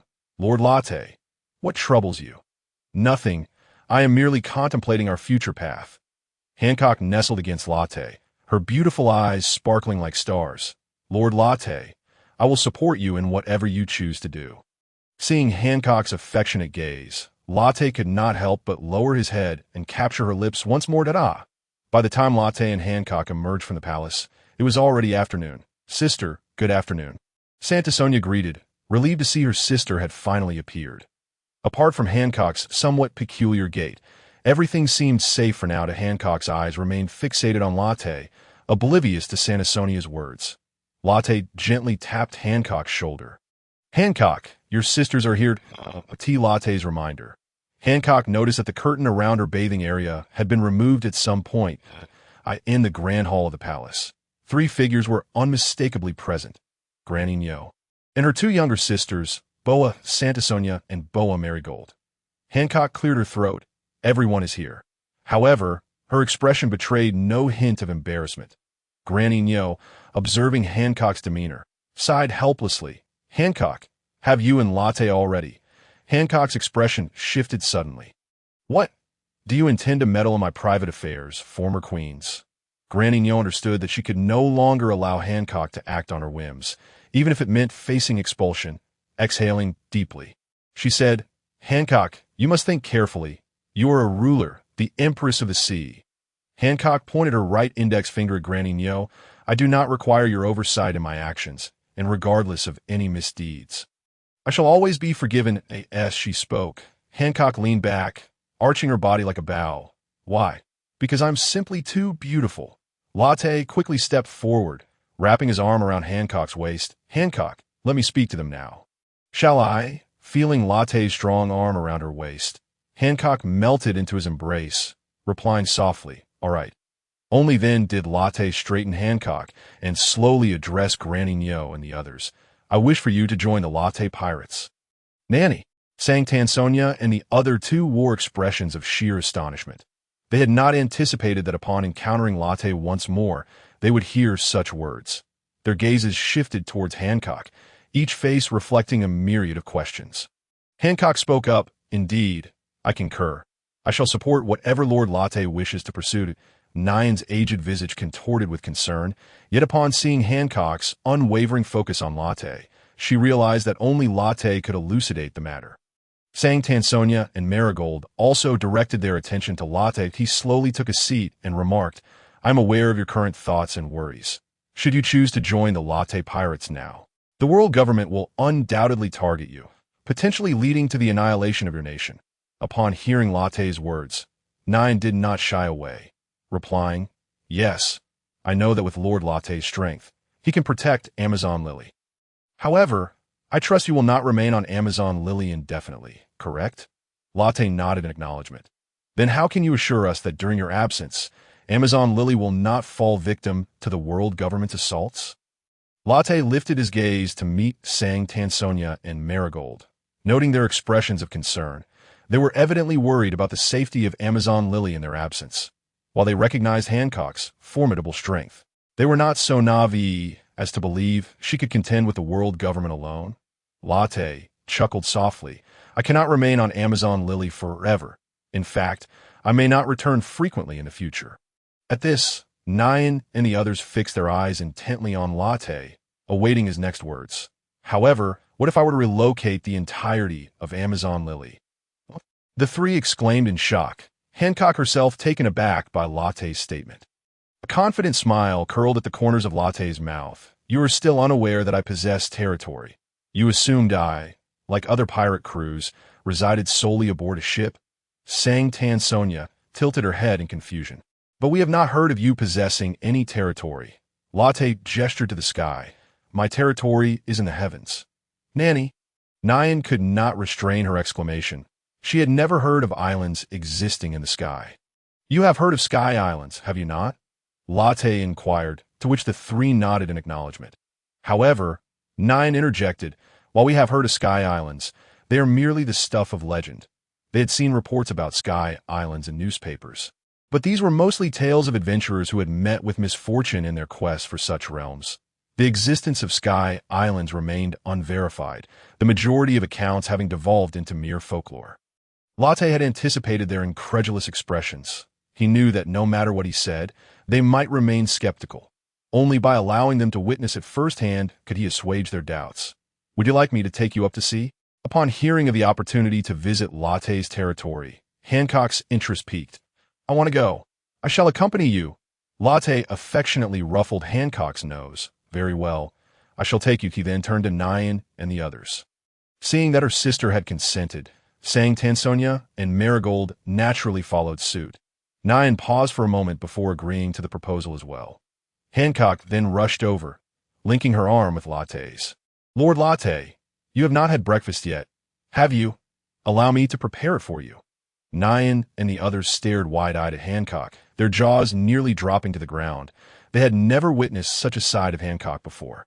It shattered their preconceived notions. Latte nodded at Hancock. "Thank you, Hancock. Naya." Hancock let out a small sound of delight and hurried off towards the kitchen.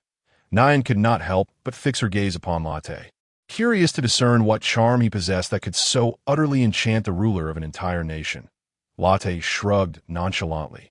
Unable to endure the couple's affectionate exchange any longer, Nyan and the others departed just as the two began to indulge in their breakfast together. However, before leaving, Latte handed 2 beauty pills to Sang, Tansonia, and Marigold, informing them that these would eliminate the stamps on their backs. The sisters accepted them with a mix of skepticism and hope. Meanwhile, Hancock was wholly absorbed in her attentions to Latte, oblivious to the departure of Nyan and the others. Latte said nothing further. Their breakfast concluded in an atmosphere of endearment. "Let us go. They are ready," Latte declared, taking Hancock's hand as he stood. Upon arriving at the square, only Marigold awaited them.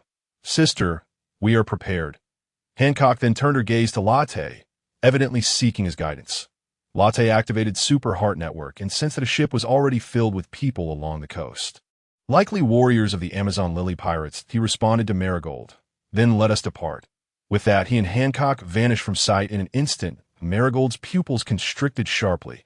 Was that instant teleportation? Such speed! As Latte and Hancock materialized aboard the ship of the Amazon Lily pirates. The crew could not help but express their astonishment. Just moments prior, Sang Tansonia had informed them of their upcoming voyage, and everyone seemed exceptionally eager. Snake Princess, we are ready." "Good afternoon, Snake Princess." However, when they noticed Hancock still entwined with Latte's arm, their expressions turned somewhat awkward. Hancock beamed with happiness, explaining, "This is my husband, Latte Nanny." The crew's jaws nearly hit the deck in disbelief. Yet Hancock did not elaborate further. "Lord Latte, let us set sail. Marigold, remain here to guard Amazon Lily." Latte surveyed the crew and announced, "Prepare yourselves. We are about to ascend." The crew tilted their heads in confusion, clearly questioning their hearing. However, Latte explained that they were heading to the Sky Island, and only then did they grasp the situation. Curiosity sparked among them regarding how Latte intended to elevate the ship into the skies. With a slight stomp of his right foot, the entire vessel began to rise slowly into the air. "We are truly soaring." Some crew members rubbed their eyes in disbelief, confirming the reality anew, gazing at Latte with incredulity. "Our ship is genuinely flying."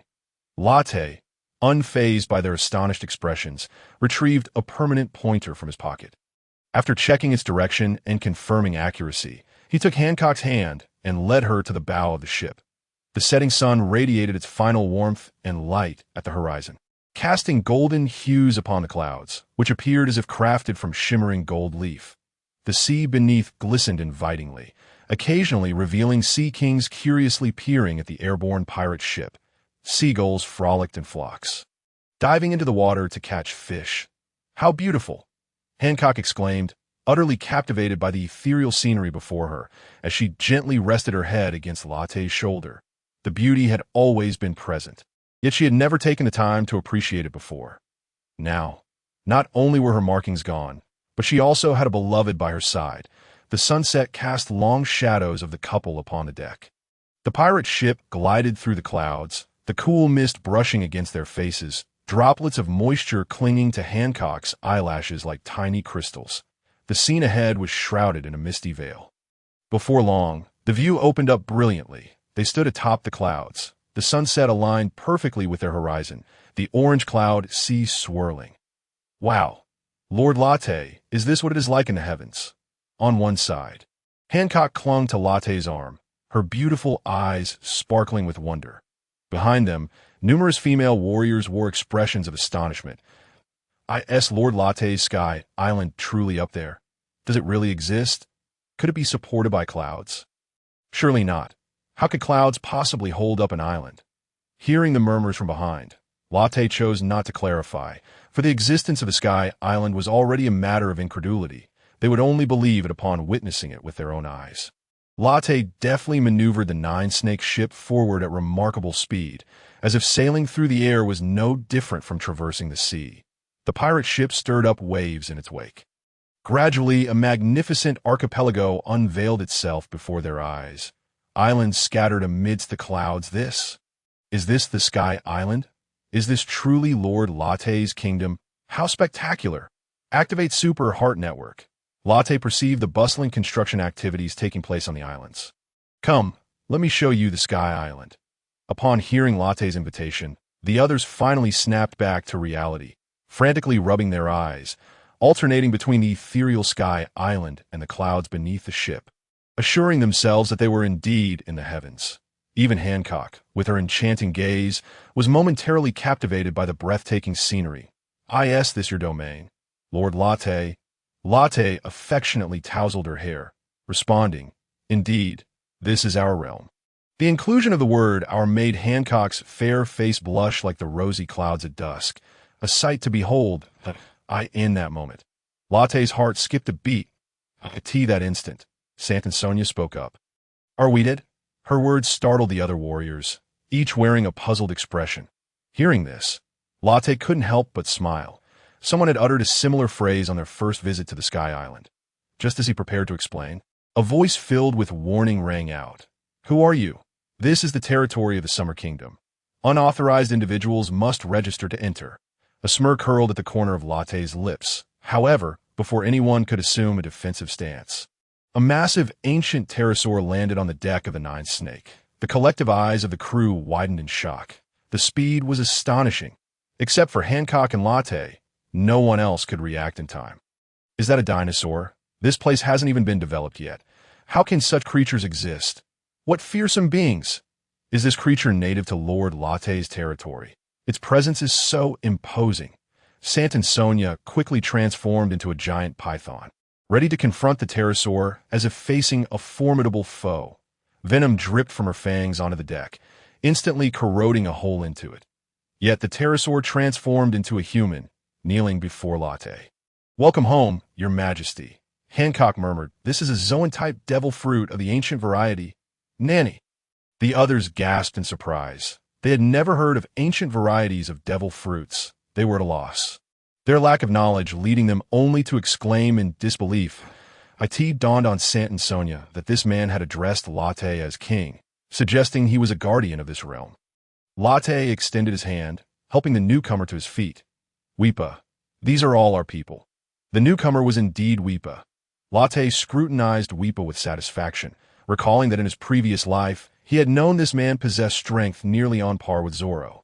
After obtaining the devil fruit and mastering hockey, his power had undoubtedly soared. Based on his current abilities, he was at least as strong as a Marine Rear Admiral. Weepa raised his gaze to the king, expecting that his considerable power would be of help. Yet he found himself unable to gauge Latte's strength, even with his mastery of observation hockey.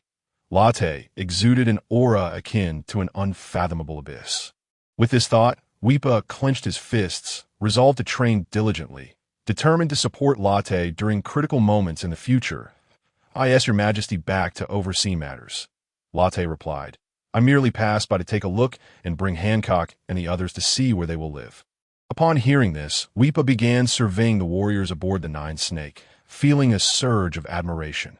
Although they were all women, their prowess was undeniable. More than half surpassed the strength of the guard squad. Your Majesty, allow me to guide you through the progress on the Sky Island. Latte shook his head. I shall explore on my own. You likely have many matters to attend to. Whippa nodded in agreement and transformed into a pterosaur, soaring towards the Sky Island. Latte appreciated Whippa's straightforward nature, devoid of any pretense or formalities. Once Whippa departed, Sant and Sonia reverted to her original form. Latte waved his hand, elevating the Nine Snake as they flew towards the Sky Island. Along the way, they encountered many sights unlike those on Nine Snake Island, even discovering novelties unseen on other islands. They marveled at a school filled with the sounds of eager learning. Hancock tilted her head. Puzzled. What is this, Lord Latte? Noticing the curious expressions on everyone's faces, Latte began to explain. This is called a school. Latte nodded. It is a place where the children of the Summer Kingdom can systematically learn literacy, combat skills, agricultural techniques, hockey, and more. The group's eyes widened in astonishment. They had never conceived of such an institution. Without needing to ponder further, they realized that as these children grew, the core strength of the Summer Kingdom would be formidable. Moreover, childhood is the most efficient period for learning, and starting education at this stage would greatly unlock their potential. What is this? This is the Justice Hall, a place for judging criminals, including, and this is the Research Institute, dedicated to research and invention. After nearly traversing the entire Sky Island with the group, Latte finally guided the Nine Snake to the central area. The crew remained immersed in the various policies of the Summer Kingdom. Is this truly Lord Latte's territory? The Summer Kingdom?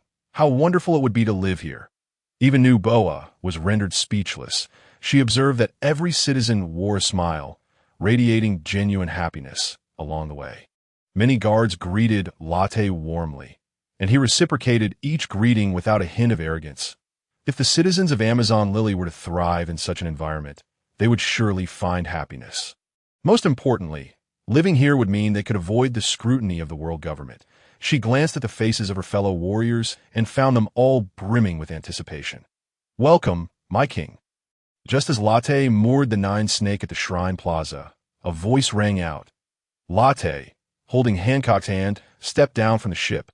Raki, I told you the Summer Kingdom does not require such formalities. With that, Latte waved his hand, helping Raki to her feet. Raki glanced at Latte, but then noticed Hancock beside him. Your Majesty, who is this?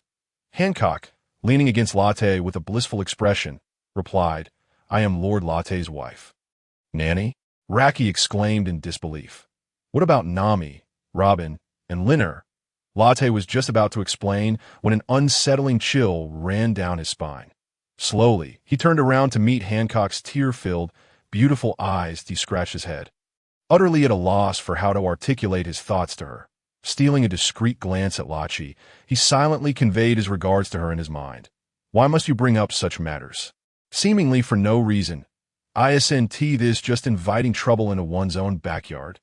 Ahem. Well, Nami, Robin, and Linger are all members of our Latte pirate crew. After all, upon hearing this, Lachi subtly pouted, reflecting, our king is truly sentimental. I wonder how he intends to navigate the relationships among these ladies. This thought led her to consider Whippa. If Whippa dared to be this sentimental, I would certainly make him aware of the consequences. Meanwhile, Whippa, who was patrolling the skies above the Sky Island, felt a sudden chill in his lower half and couldn't help but clamp his legs together. Has the temperature dropped today? Achoo! Hancock's gaze shifted. Although she was a hopeless romantic, her unwavering faith in Latte did not blind her to the truth. She understood that there were matters he had not disclosed to her. However, she believed that when the time was right, Latte would confide in her. She tightened her grip around Latte's ARNAS, the wielder of the electromagnetic fruit. Latte was acutely aware of Hancock's thoughts. Yet, he wasn't prepared to address them just yet, opting instead to chuckle lightly. Is this the new palace? It appears exceptionally opulent. As he spoke, he pointed to the grand loft that was still under construction behind him. Lachi, with a touch of pride, responded, Indeed, this is the palace I designed. Latte glanced at the structure again and then scrutinized Lachi from head to toe. Are you saying this building is your design? Yes, what do you think? Not too shabby, right? Receiving Lachi's affirmative answer, Latte couldn't help but regard her with newfound admiration. In his previous life, He had only known her as a brave woman of little strength, unaware of her remarkable talent in design. Splendid, splendid. In that case, we shall build a design institute next to the Security Bureau, and you shall be its head. This way, you will be close to Weepa as well. Upon hearing Latte's praise, Lachi initially beamed with pride. But her face flushed at the latter part of his statement. Your Majesty, please refrain from such remarks. Although she feigned modesty, her heart swelled with sweetness. By the way, Your Majesty, the palace is not yet completed. So I must ask you to endure a night aboard the ship. She cast a somewhat apologetic glance at Latte. He shook his head in dismissal of her concerns. After explaining the unique nature of his abilities and the function of the electromagnetic barrier, their conversation deepened until dawn, only ceasing when Hancock begged for mercy, leaving her almost unable to rise from bed. A temporary meeting room had been set up in the square. Latte had no intention of holding a meeting, for he had always detested them in his past life, especially since they often occurred after working hours. However, under Gonfuer's strong invitation, Latte found himself with little choice. A.S.'s gaze swept across the faces of those present, some familiar, others unfamiliar. He noted that everyone was attentively focused on him, that in no more than 6 months, we shall relocate to the New World. I could see this proclamation. Gonfuer and the others displayed palpable excitement, knowing that it would mark the true emergence of the Summer Kingdom upon the world stage, as well as a time to evaluate their hard work. Yet, some individuals, primarily the higher-ups from Jaya Island, wore expressions of concern, and a middle-aged man with sharp eyebrows spoke up. Your Majesty, might it be a bit hasty for us to venture to the New World so soon? His words garnered unanimous agreement from the other attendees from Jaya Island. After enduring a prolonged period under Latte's various policies, they had truly embraced the role of subjects of the Summer Kingdom. However, they were also acutely aware of the New World's brutality, believing that venturing there with their current strength would be akin to lambs entering a wolf's den. Latte understood their apprehensions. I am aware of your concerns. You may not fully grasp our power on the global stage, since we intend to move the Summer Kingdom to the New World. I assure you, I shall make all necessary preparations. You are familiar with the 4 emperors? Yes. Upon hearing this question, they all nodded. Though residing in paradise, as leaders of an island, they were certainly aware of the notorious pirates who dominated the seas. They recognized them as the sovereigns of the New World. Latte observed the fear in their eyes and continued, the New World has been entirely divided among the 4 emperors. If we wish to establish ourselves there, we must defeat one or more of them and seize their territories. Therefore, I will accomplish this goal within 6 months. He gazed at them with keen interest. Nanny, defeat the 4 emperors? They trusted their king. Yet the notion of vanquishing the 4 emperors felt rather daunting. Latte refrained from showcasing his strength. They were unaware of just how formidable the 4 emperors truly were, nor did they comprehend his own capabilities. At present, there was no opportunity to demonstrate his might. The remainder of the meeting did not dwell on this topic. Instead, Latte shifted the focus to matters of public welfare. The meeting stretched into the afternoon before finally concluding. Weary, Latte returned to the Snake Princess ship. Seated in the small conference room aboard the vessel, Hancock was beside him, massaging his shoulders. Niopa spoke up first. Lord Latte, I agree to bring the entire Amazon Lily under your banner and relocate Snake Island to the Sky Island. The other warriors, who had only learned of this proposal the night before, expressed their enthusiasm. This was not solely due to Hancock's support. After a day of understanding, they had also recognized the merits of the Summer Kingdom. Naturally, they raised their hands in approval. Latte surveyed the room with satisfaction, knowing that if these individuals were in agreement, the entire Amazon Lily would likely follow suit without issue. Niopa inquired, when shall we go to relocate Snake Island? Hearing this, Latte tilted his head and focused his gaze on Hancock. Hancock, meow. You are a sovereign and a warlord of the sea. You cannot recklessly join based solely on our relationship. You must think this through. Hancock smiled gently. Lord Latte, I have certainly considered it. The warlords of the sea are merely puppets of the world government. I have no desire to hold such a title, but for the sake of my nation, I feel compelled to do so.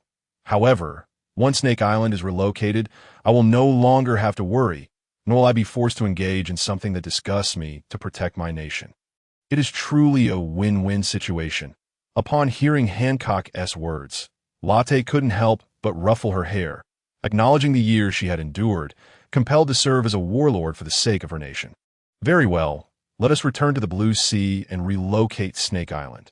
With that, he bid farewell to Gon Fuer and the others, then descended from the Sky Island aboard the Snake Princess. Bubbles of resin shimmered golden in the setting sun, dancing among the towering giant red trees. Rising into the air, they burst one by one. Lord Latte, are we not heading to Snake Island? Why have we come to the Sabaody archipelago? A warrior asked. Latte scratched his head, explaining that he needed to gather a partner for the relocation of Snake Island, and they just happened to be on this island. Before he could finish his sentence, he sensed 3 electromagnetic waves rapidly approaching him through his super heart network. Latte, where have you been? I thought you were dead. A white cloud morphed into Nami, who directly clung to Latte, her red lips pressing against his cheek. Nanny! Upon witnessing this scene, the members of the 9 Snake Pirates were left utterly astounded, their jaws dropping to the ground. Their astonishment had not yet subsided when a flicker of flame transformed into the visage of Linger, appearing beside Latte. Moments later, a flurry of falling cherry blossoms danced in the air, revealing a figure gradually materializing amidst the petals. None other than Robin. Although a joyful smile adorned Robin's face, her longing for Latte rivaled, and perhaps exceeded, that of Nami and Linger. However, unlike them, she refrained from clinging to Latte, her ingrained sense of decorum preventing such an overt display of affection. The atmosphere grew subtly charged. Latte found himself flanked by one woman on either side, Robin in front and Hancock behind.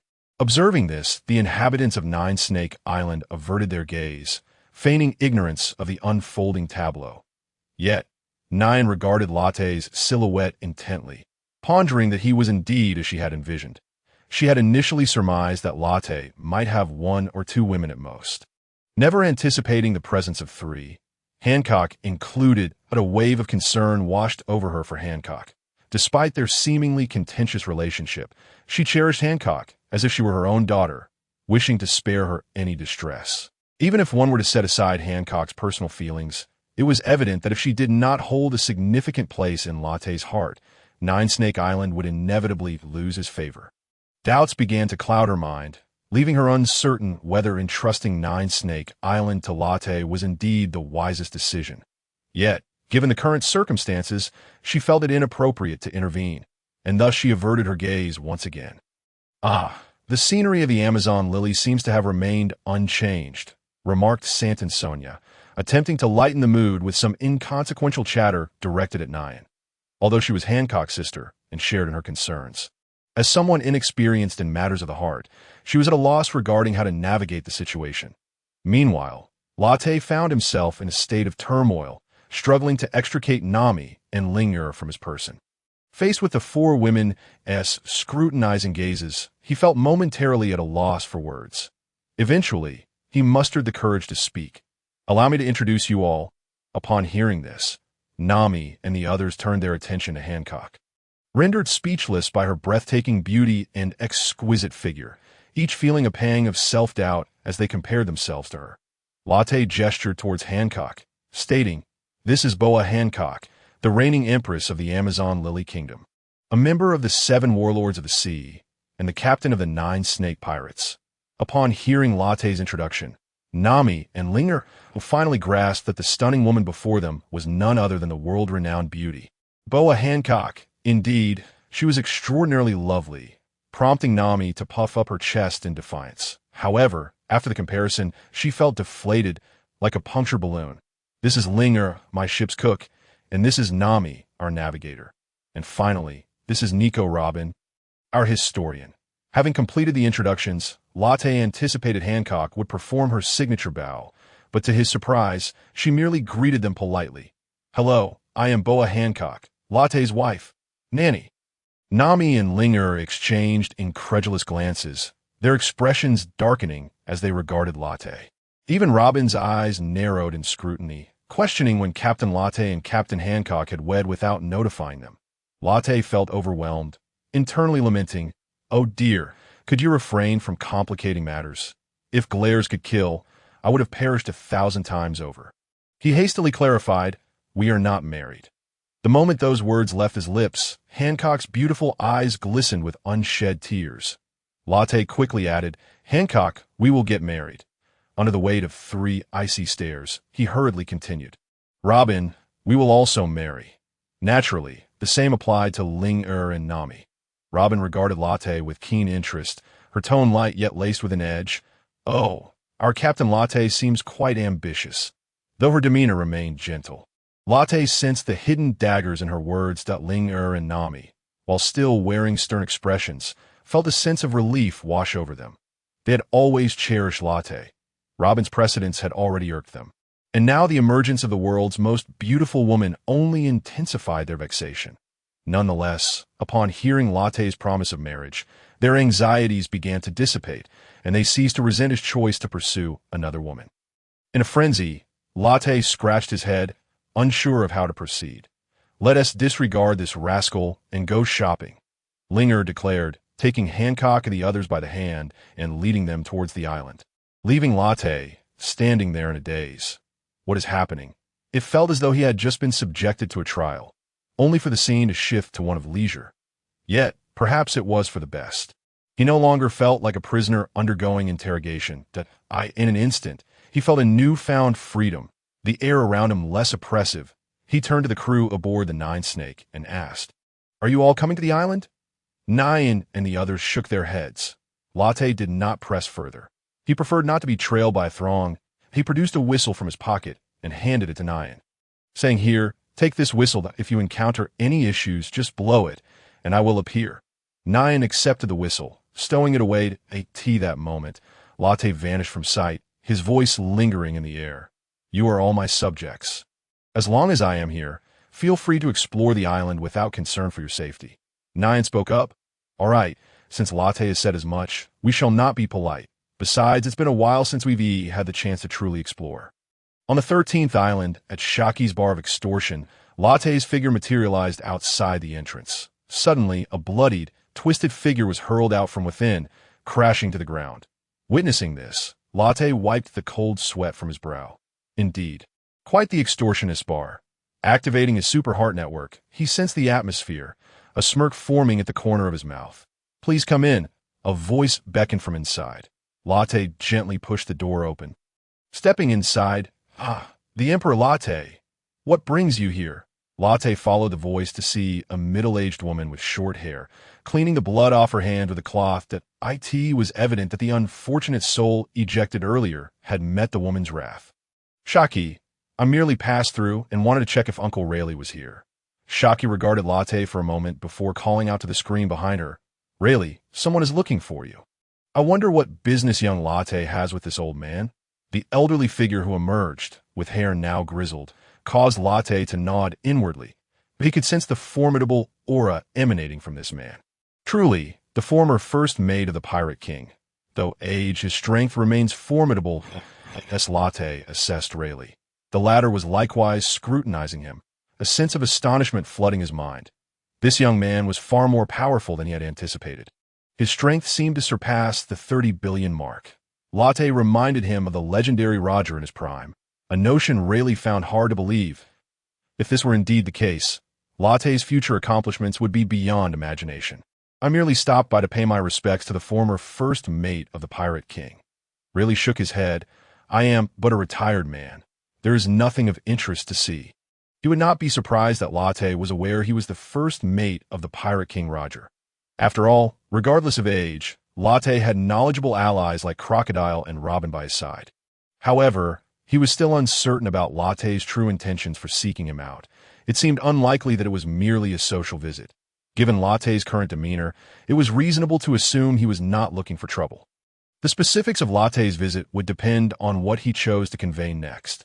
Latte was well aware of Rayleigh's unspoken questions and had no intention of concealing the truth. With a smile, he spoke. "I did not come simply to pay a visit.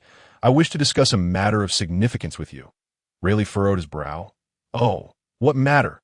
Could you share it with me?" Latte nodded and replied, "In a little over a year, there may be a major event, and I hope you will assist me when the time comes." He was uncertain whether there would indeed be another Marineford War. He had given the Mera no Mi to Ace, and had trained him in Haki. Ace's current strength was undoubtedly formidable, possibly even capable of contending with Blackbeard. Nevertheless, he remained cautious. After all, the former Blackbeard had left scars on even Shanks. Ace should not be stronger than Shanks, and thus Latte could not be entirely sure. He could only reserve a place for Rayleigh in his plans. Not to mention, Ace was still his disciple, and he could not allow any harm come to him. When the time came, Rayleigh would inevitably find himself entangled with the Latte pirates, and he would be hard-pressed to refrain from aiding them against the world government. Upon hearing this, Rayleigh's frown deepened, his mind swirling with questions. Could it be that this young man was prophetic? Or was the significant event Latte spoke of something he himself had instigated? Oh, I am curious about this major event. But this old body cannot endure much excitement. I fear I may not be of assistance to you. Young Latte to Rayleigh's implication was clear. He wished to live a peaceful life in his twilight years, and did not want to wade through murky waters he did not fully understand. Latte smirked inwardly, noting the old man's cautious nature. Yet his outward smile remained intact. Rest assured, I would never ask Rayleigh-san to act against his own inclinations. This will not be a matter of ill intent. What do you say? Rayleigh was nearly beside himself. Just tell me what it is. Spare me the pleasantries. How am I to agree if you say nothing? Noticing Rayleigh's reticence, Latte continued. Whether that event will truly occur remains uncertain. However, when it does, I shall seek you out once more, and I believe you will not turn me away. This. Rayleigh remained noncommittal, replying, Then we shall discuss it when the time comes. Latte nodded. Then I shall take my leave. Lingering here may draw the attention of those with ulterior motives and disrupt your business. With that, he rose and made his way to the door. Having achieved his objective, he did not expect an immediate response from Rayleigh. Yet, the seed had been sown, and he trusted that when the event finally transpired, Rayleigh would be mentally prepared for his invitation. As Latte exited, Rayleigh exchanged glances with Shaki. What do you think Latte truly means? Shaki inquired, extinguishing her cigarette in the ashtray. Rayleigh shook his head. I do not know, but I sense that Latte harbors no ill intentions toward us, at least for now. Shaki retrieved another cigarette, lighting it anew. What do you imply? While she was unaware of the nature of the major event Latte referred to, it was evident that his personal invitation to Rayleigh was no trivial matter. She hoped Rayleigh could enjoy a tranquil and happy old age. Rather than once again taking up arms on the battlefield, that rate, I would be a widow, she thought, even though Rayleigh often spent long periods away from home. Rayleigh shook his head. I too am uncertain. From his tone, it seems he believes I will not refuse once I learn the details, hence my current ignorance. Meanwhile, Latte stepped outside, sensing the presence of Nami and the others, and strolled leisurely toward them. 5 Emperors Latte. May we have a word? Latte turned at the sound of the voice to find a figure cloaked in dark green, standing at the street corner. Upon seeing the stranger's attire, his brow furrowed, leading him to a realization that, oh, what do we have to discuss? Monkey D. Dragon. Hearing Latte directly name him without hesitation caused the figure to pause momentarily. This area is not conducive to conversation. Let's find a CF. Latte, noticing the exchange, allowed a faint smile to curve his lips. Deducing that the newcomer was indeed Dragon, he surmised that Dragon sought either to enlist him in the Revolutionary Army or to propose an alliance. Regardless of the intent, Latte himself was eager to converse with the leader of the Revolutionary Army. Thus, after a brief moment of contemplation, he followed Dragon's lead. Before long, they arrived at a CF, where Dragon spoke briefly with the front desk before a server guided them toward the kitchen. Upon reaching the kitchen's entrance, the server pulled back the curtain. Immediately, Dragon stepped inside. Latte's lips curled slightly at the scene before him. It felt as though he had stumbled into a secret base akin to that of clandestine agents from past life. Inside sat a young man dressed in black, wearing a dark magician's hat and holding a pipe. Latte recognized him instantly. This was Sabo, the sworn brother of Luffy and Ace. Beside Sabo stood a beautiful girl with orange hair. Clearly Sabo's intended, Clara. Upon seeing Dragon enter, Sabo rose and said, Mr. Dragon, you have arrived. Then, turning his gaze to Latte, he added, I presume this is the renowned 5 Emperor Latte. Latte nodded in acknowledgement while discreetly assessing Sabo. He could not help but think that having grown up in the Revolutionary Army's base, Sabo possessed an extraordinary level of strength. 2 years prior, he would have easily surpassed both Ace and Luffy. Yet, the current dynamics among the three remained uncertain. Dragon lowered his cloak, revealing a face adorned with an unusual tattoo on the left side. "Lord Latte, please take a seat." Latte complied and sat down. Clara then served 4 cups of coffee, and Latte reached for one, asking, "What would you like to discuss, Revolutionary Army leader, Mr. Dragon?" Dragon also took a cup, sipping it gently before stating, "Might I inquire if you have any interest in joining our Revolutionary Army?" As anticipated, Latte took a sip of coffee, the bitter flavor flooding his senses, evoking memories of late-night work fueled by caffeine. He momentarily forgot to respond to Dragon's inquiry. Noticing Latte's silence, Dragon remained patiently awaiting his response. Mistakenly believing Latte was contemplating the proposition. Little did he know, Latte was mentally lamenting the oppressive nature of his past employers who, while providing no overtime pay, insisted on frequent meetings to justify their demands. They would place a coffee machine in the office, deceptively claiming it was for the employees' benefit, when in truth, it was merely to keep them alert during those grueling overtime hours. After a considerable pause, Latte finally returned to the present. "Oh, what was it that Mr. Dragon said?" Realizing Latte's silence had not been a moment of reflection, Dragon responded calmly, "I would like to invite you to join the Revolutionary Army." Latte stroked his chin thoughtfully and replied, "I appreciate the offer, but I do not wish to join the Revolutionary Army." Sabo and Crow were indeed feeling a tinge of irritation. Their leader had spoken at length, yet they had not been heard. Ultimately, the answer remained a refusal to join. Lot, of course, had keenly observed the subtle expressions of the two, aware that they would be displeased with his recent actions. As for Lot's response, Dorag was not particularly surprised. After all, beings of such caliber would not easily submit to others. "Now, let us discuss cooperation," he suggested. Upon hearing this, Lot refrained from giving a direct answer, instead countering with a question. Dorag said, "How many years do you believe it will take to overthrow the world government, given the current progress of your Revolutionary Army?" Dorag was taken aback by Lot's inquiry. Falling silent for a moment, deep down, he too lacked certainty. "Even if I do not achieve this goal in my lifetime, there is Sabo, and if he cannot succeed, there will be the next generation." Lot shook his head. "Do you not think your efficiency is rather low? Moreover, you seem to underestimate the world government." Dorag furrowed his brows, gazing at the 18-year-old before him. He was somewhat astonished by Lot's maturity and confidence, feeling as though he faced not a youth, but a seasoned veteran. Although Lot's words carried a hint of disdain for the Revolutionary Army, he recognized this as the truth. Nevertheless, his position as the leader of an organization meant he would not be easily disheartened. Adopting a demeanor of inquiry, he asked, "Might I request your insights, Lot Dono?" Lot took a delicate sip of coffee and remarked, "Everything you do is under the watchful eye of the world government. They simply choose to ignore you. Otherwise, do you truly believe you could carry out rebellions across these nations without consequence?" Dorag's brows knitted together, as he could surmise the immense power of the world government was far beyond what appeared on the surface. Yet Lot's words indicated he had underestimated their strength. Sabo, unable to contain himself any longer, interjected, "So, you're a Lot, are you? You seem to share my age, but possess quite a bold attitude. I wonder just how much strength you truly have." Lot glanced up, feeling a measure of admiration.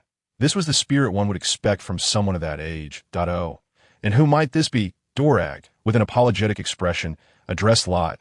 "Please do not take offense. Lot Dono, this is our Revolutionary Army's Chief of Staff, Sabo." Lot stroked his chin thoughtfully. "Ah, so you're the Chief of Staff of the Revolutionary Army. It is indeed commendable to always consider the welfare of your organization. Do you feel I have insulted you? What do you intend to do about it?" Sabo opened his mouth to respond, but was suddenly struck by a sensation of weight on his shoulder. Turning his head, he found Lot leaning casually against his chair, an arm draped over his shoulder. He couldn't help but feel a jolt of alarm. How swift! Just as Sabo prepared to rise, he found his body weighed down as if by 1,000 pounds. Unable to move, a wave of dread washed over him. The faint aura emanating from Lot felt even more formidable than that of his own leader. Dorag, equally astonished, realized he had not even seen how Lot had moved. He mused inwardly, was that instant movement? I truly underestimated this young man. Lot spoke, I do not intend to belittle you. I merely speak the truth that do not think I am intentionally targeting you. As he said this, he patted Sabo's shoulder, and in an instant, his form reappeared in his previous position. Only then did Sabo regain control of his body, his face pale and beads of sweat forming at his temples. Dorag noticed Sabo's unusual state and recognized that he was not one to falter easily. Yet the mere act of leaning against him had rendered Sabo immobile. Such terrifying strength was beyond Dorag's own capabilities. Lot's brief display of power was a result of his newly awakened devil fruit abilities from the previous days, but he had not only gained control over the electromagnetic forces of objects he touched, but could also manipulate the electromagnetic forces of living beings. By merely making contact with Sabo, he had altered Sabo's electromagnetic field, rendering him unable to move. Although it was his first use of this ability, it had proven effective thus far, he then stated. Even I would not dare claim to fully comprehend the entirety of the world government's might. Lifting his gaze to Dorag, he continued, Mr. Dorag, let us now discuss matters of cooperation, though what I propose may differ from your expectations. Dorag nodded for Lot to proceed, eager to hear what this youthful figure had to say regarding collaboration, that I too wish to overthrow this world and establish a new system. What? The three were taken aback by Lot's proclamation.